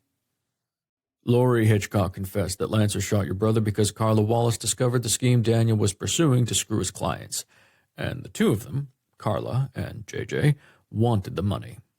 Jay began to explain. Daniel was dancing around with a big smile, but Dash was still quiet. Jay continued. Based on what Lori Hitchcock is willing to swear to under oath, Carla and J.J., who happened to happily be in a threesome with Carla and Lori, about the scheme, and the two of them then conspired to kill Daniel and take the money, blaming the embezzlement on you, Mr. Clegg. I knew I was surprised even though I'd actually heard the same bullshit from Daniel, but hearing it from a cop made it much more real. I turned to Dash to see the poor guy was floored. So, who killed Lancer? Carla? I asked. It seemed like the most logical conclusion. Jay shook his head. The prints on the gun were those of Mrs. Francine Lancer. She contacted Lori, and the two of them conspired to kill J.J. and blame it on Dash yet again. Sadly, when Lori tried to leave the scene, Mrs. Lancer was downstairs waiting for her and clocked her with the butt of a Glock 9, which was the same gun that shot Daniel. She used the same gun to kill J.J. that he'd used to kill your brother. Mrs. Lancer actually showed up at the station and said your brother forced her to confess. Jay informed us. I glanced at Daniel and saw him wink. I had no doubt that if Mrs. Lancer had any ties to the other side, Daniel was there, yelling at her to exonerate his brother. So, what's next? I asked him. Nothing that involves Mr. Clegg. Lori Hitchcock is willing to become a witness for the state to see that Miss Wallace and Mrs. Lancer pay for their crimes. Frick offered. I couldn't really believe it was over, but the look of relief on Dash's face told me I had a lot of tender loving care to give the man to help heal his battered soul. I was more than ready to give him anything he needed. Wow, what are you? I asked a cute little girl who was wearing ragged clothes and carrying a baseball bat with skull garland wrapped around it. Walking Dead. Duh. I'm Negan. She sniped back at me. I looked at the mother who was wearing a witch's hat, and she just shrugged. Heaven help the next generation. I gave the girl a handful of candy and watched them go, surprised any of the kids would stop at a funeral home to trick-or-treat, but they did. Some asked to go inside and look around, but I thought that was a bit distasteful, and I didn't need a revolt on my hands from the other side. I'd set up a couple folding chairs and a cooler at the end of the driveway, and I'd brought down a couple of lanterns, ice, beer, snacks, and enough candy to choke a horse. I was waiting for Dash, who was waiting for the owner of a bike he just built to pick it up, and as I glanced at my watch, I got a little worried. Suddenly, a pickup truck I recognized pulled into the driveway, just enough to be off the street, and Jay Frick hopped out with a big smile on his face. He pulled on a Michael Myers mask and grabbed a large butcher knife before he walked over to where I was sitting, flopping down in Dash's chair. Well, you look quite festive, I told him, He was wearing white coveralls and old run-down boots that weren't laced up. Thank you. I'm on my way to a Halloween party at a friend's house, and thought I'd stop to see if you wanted to come along. What's your costume? Jay asked. I was dressed in jeans and a black sweatshirt with a glow-in-the-dark skull on it that I'd had since college. I only wore it on Halloween, so it looked like new. It would probably have to dry rot for me to buy something else. I'm a casual undertaker, I answered, offering a big grin at just how clever I thought myself to be. I glanced at my watch again to see it was nearly 7, and Dash still wasn't there. The town curfew for trick-or-treating was 8, and I hated that Dash was missing the fun. We'd been spending time together when our schedules permitted, but I believed that he was still a little freaked out about what had gone down at Lancer Investments. I was giving him time. After all, we weren't really anything more than friends who liked to fuck on occasion. With everything going on in my life, that was surprisingly okay with me. Cute. So, you got any more of those? Jay asked as he pointed to the black cup in my hand where I'd poured my beer. No need to advertise to the neighbors that the mortician liked to sit at the end of his driveway drinking beer. They all thought I was weird enough, as would be confirmed when I got up in the morning to see my yard covered in toilet paper from the teens in the neighborhood. I hope to hell it didn't rain. That shit was a real bitch to pick up when it was wet. I lifted the lid on the cooler and picked up the other cup I'd had for Dash, opening a can and pouring it inside. I dropped the can back in the chest and handed the drink to Frick. Cheers, I offered as I held up my cup. Just then, 3 Harry Potters and a cowgirl walked up to us with large bags pulled open wide. I gave them candy and we wished them a good night. Where's Clegg? Jay asked. He had a customer coming to pick up a bike. He should be along any minute, I replied, hoping I wasn't lying. Just then, a black SUV pulled into my driveway and parked in front of Jay's pickup. Dash hopped out and walked over to us with a big smile on his face. He was wearing a rainbow-colored dress with pink tights and his riding boots. His hair was back in a low ponytail, and he'd shaved off his beard. Oh my God. What the hell? I gasped. Jay was laughing beside me. What the fuck are you supposed to be? Dash grinned and stood a little taller. I'm Rainbow Bright. Jay and I both cracked up at his announcement. Dash actually sat on my lap, and we gave out the rest of the candy, the 3 of us drinking beer and laughing at the kids' costumes as they stopped by. A group of 5 older kids asked if they could go inside the funeral home and look around, and as I was about to offer my apologies, Dash said, There's only one way to go inside, dearly and son. You know what it is? The 5 of them shook their heads, and suddenly Jay stood and raised the butcher knife, which was a gag knife, the blade made of rubber. You have to be among the dearly departed. It was a corny pun, but it definitely fit the bill. To me, all of the departed were dear, and I would do my best to see their crossing over was peaceful. Until that pesky evil other shoe dropped on me. Epilogue. Here. December 24th. Dearly and son, I answered the landline from my office in the funeral home. I'd given Amelie time off to spend the day with her new beau, Trent, from the Mystical Palm. Francine had given the young guy control of the store as she prepared to go to trial for killing her husband, and Trent had transformed into a brand new man with the responsibility. Amelie had related that Mrs. Lancer, who was on house arrest instead of in jail for premeditated murder, was planning to use an insanity defense to justify shooting JJ, which had been splashed all over the news. I just shook my head and went about my business. Here, darling, it's Mom. I'm almost there. Do you need me to pick up? Do you have any food in the house at all? Mom asked, clearly knowing what she'd be met with when she opened the cupboards upstairs. Mom, Dash and I did the shopping last Sunday after the Demings funeral. Just come to the house. Dash won't be over until tomorrow evening. He's giving us time together, so just get here. I insisted. Okay. I'll be there in a few. Mom informed me before she disconnected the call. Tell me she's not still talking on her cell phone while she drives. Dad complained as he walked around the office looking at the few new photos I'd added to the shelves on each side of the credenza behind the glass table that had been his desk. No, she uses the hands-free Bluetooth option in her new car.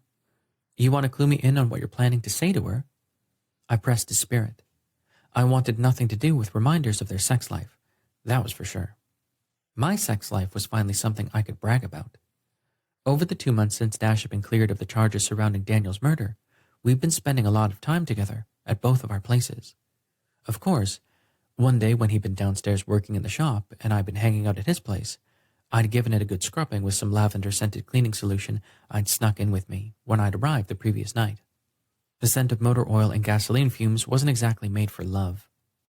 Dash had noticed the scent right away when he came upstairs, and he'd laughed like a crazy man while he went to get ready for our dinner date. He hadn't even complained about the plug-in air fresheners that I'd scattered around the place. Just then, Scott came into the office and grinned when he saw Dad. Finally gonna talk to Mrs. D? He asked my father. Yes, it's time. I know Lenny Burrows is serious about her, and I want her to take the chance with him. He's really a decent man. I still was to meet Lenny Burrows, but he was scheduled to come to our place on Christmas Day, which was likely why Dad wanted to talk to Mom. It's a good thing you're doing, Dave. Humans aren't meant to live a full life without love. Scott said before he turned to me. And what about Jay Frick? You had dinner with him a week ago. Is he still in the running? He asked, an accusatory eyebrow pointed in my direction. Jay has become a good friend to Dash and me since all of that murder business is behind us.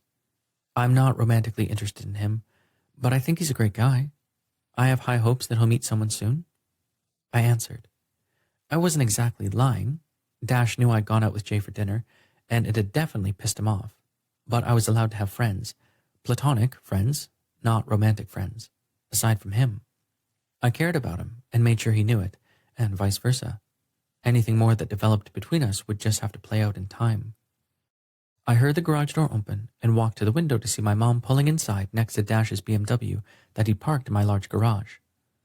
He used the Navigator much more often than the car, and he worried about having it parked outside the shop in Sacramento. So I had invited him to park it in the empty third spot of my garage. He'd suggested I use the car, but I hadn't. I wanted nothing to do with anything that had belonged to Daniel Clegg, the bastard.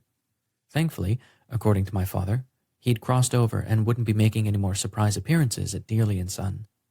That was a relief. I saw Mom grabbing bags from the back of her Mini Cooper, so I hurried outside to help her carry them, Scott following behind me. Mom, let us get those things, I insisted. She turned to look at us and smiled. You must be Scott Locke. It's a pleasure to finally meet you, young man. Mom greeted, and, as was her way, she gave Scott a big hug like he was family. She'd spoken to him on the phone a few times when Amelie or I were unable to answer, and the two of them had found they loved watching old film noir, which I thought was really weird. Scott was a huge Bogart fan, and when I asked him if he had ever met Bogart personally, he just side-eyed me and laughed, not answering me at all. It's nice to finally meet you as well, Mrs. D. How was the trip up? Scott asked as the three of us carried the bags up the back stairs to the apartment. I'd given the place a thorough cleaning during the week, thankful that I hadn't had a guest. I put up Christmas decorations and had everything looking festive because I believed we all had a lot to celebrate this year. An hour later, I had Mom settled into the spare room, my old bedroom, so I went downstairs to lock up the funeral home and get Dad to come upstairs with me so we could get things over with. I went to my office, not finding him anywhere, so I locked up the main floor and turned off lights with the exception of the one leading down to the mortuary. When I opened the door to enter the embalming room, I saw my father sitting on the stool I used when I worked. He looked really sad, and I immediately became worried. What's wrong? I asked him. I've decided not to cross over quite yet. I still want to talk to your mother, but I believe I might be needed here for a while longer. I don't want to worry you, but I know that evil is getting closer. I want you on alert for it. You understand? Dad explained. I thought you said you couldn't really do anything to stop it. I asked. Maybe I can, or maybe I can't. Nobody knows, really. I'll do my damnedest to protect my family, and if I cross over, I can only come back for a special reason, like when I asked Grandpa to come forward to explain things to you. He can't do it again for a very long time, so I'm staying put. Anyway, let's head up. Dad suggested, so I turned out the lights and went upstairs. When I got to the top of the steps, Dad was waiting for me. How do I look? He asked, with his dearly smile in place. I chuckled. Will she be able to see you? Scott thinks he can help with that, but I still need you to do the talking. Dad explained. I nodded and we both went inside. Scott was sitting at the table with the biggest sandwich in front of him that I thought I'd ever seen, and one of my beers while Mom was at the table with her phone. She giggled a little as her fingers skittered over the keyboard on her screen a lot faster than mine. She's talking to Burroughs, Dad said, a hint of jealousy in his voice. I cleared my throat to get Scott's attention. Oh, we ready? Lucy was nice enough to make me a sandwich. Scott gloated. One thing I'd learned about the guy was that he was a bottomless pit. He'd even driven the hearse through a fast food drive-thru once, scaring the crap out of the attendant in the process. I wanted a Frosty, he told Amelie and me when he related the story. He had brought the two of us Frosties too, so I really couldn't complain. Yes, Mom, I know you were aware that Dad could see and talk to spirits. I'm able to do the same, and Scott, too, is linked to the other side. We're going to help you see and talk to Dad, I explained. She dropped the phone on the dining table and turned to me, her face white as a sheet. Your father's here? She asked me. I nodded as Scott stood and walked over to Dad. Let's give it a try, Dave, he stated as he closed his eyes and touched the top of my father's head. He didn't really have to reach up very far. Scott was a huge guy. Can you see me, sweetheart? Dad asked Mom. I repeated the words he'd said, seeing my mother's mouth fly open and tears flood her eyes. Oh, David, Luz, I wanted to come here and tell you how much I love and miss you, and that you should pursue a relationship with Burroughs. He loves you, honey, and you're far too young to be alone so much. Dad looked at me, and I repeated his words. Of course, my mother was a bawling, snotty mess. I miss you so much, David, Mom whispered.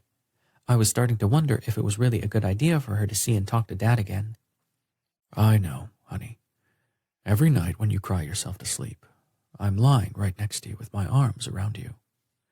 The only nights you don't cry are when Burroughs is with you. Dad didn't take his eyes off my mother, and she didn't take hers off him either. I repeated his words again. Mom reached up and wiped her eyes with her ever-present handkerchief that had actually been one of my father's. I recognized the green monogram on the corner. They had been a Christmas gift for me one year. Actually, Mom had ordered them for him and said they were for me. As I recalled, my 13-year-old self was a bit self-centered. I care about Lenny very much, David, but I don't think I can ever love him the way I loved you. Mom answered him, offering a sniffle at the end as she tried to get herself under control.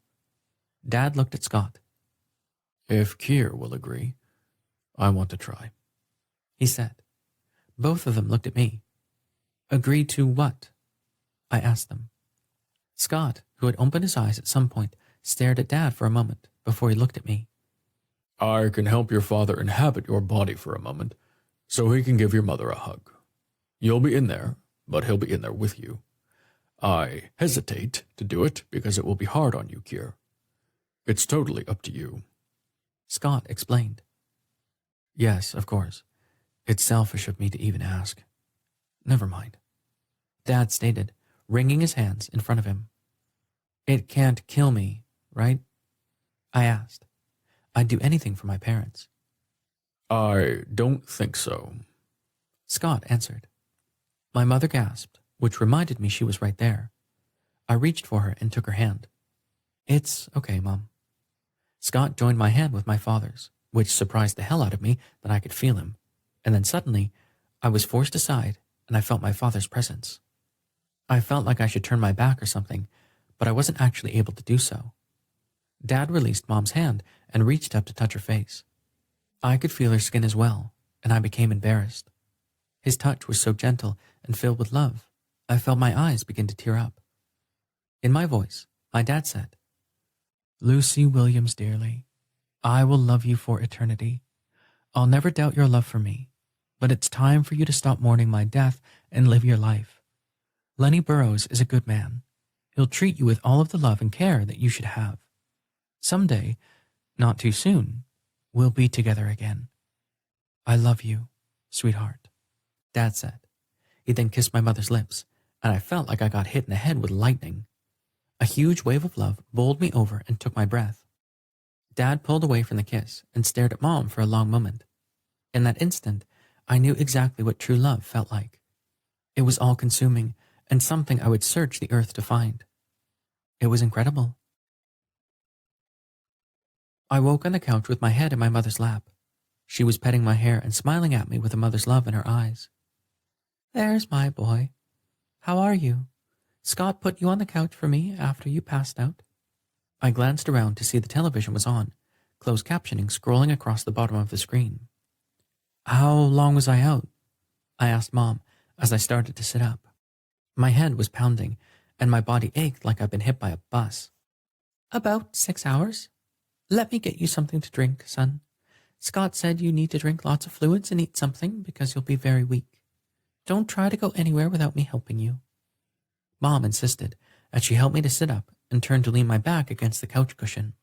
She scrambled off the kitchen and came back a moment later with a glass of water and a cup of tea. She put both of them down on the cocktail table and hurried off again. My phone buzzed in my pocket, so I pulled it out. My limbs were so heavy, it took all of my effort to lift it, but what I saw made me smile. "Dash, how's Lucy? I miss you. I'll be over in the morning." I quickly responded. "Kier, she's making me something to eat. Come for breakfast. I miss you too." I knew I was falling in love with Dash Clegg. Would it be the all-consuming type of love that I'd felt between my father and mother? That was the question. This has been Dearly and Deviant Daniel, Urban Fantasy Romance, Dearly and the Departed Book 1. Written by L.A.K. Narrated by Zachary Zaba. Copyright 2022 by L.A.K. Production copyright by L.A.K. Audible hopes you have enjoyed this program.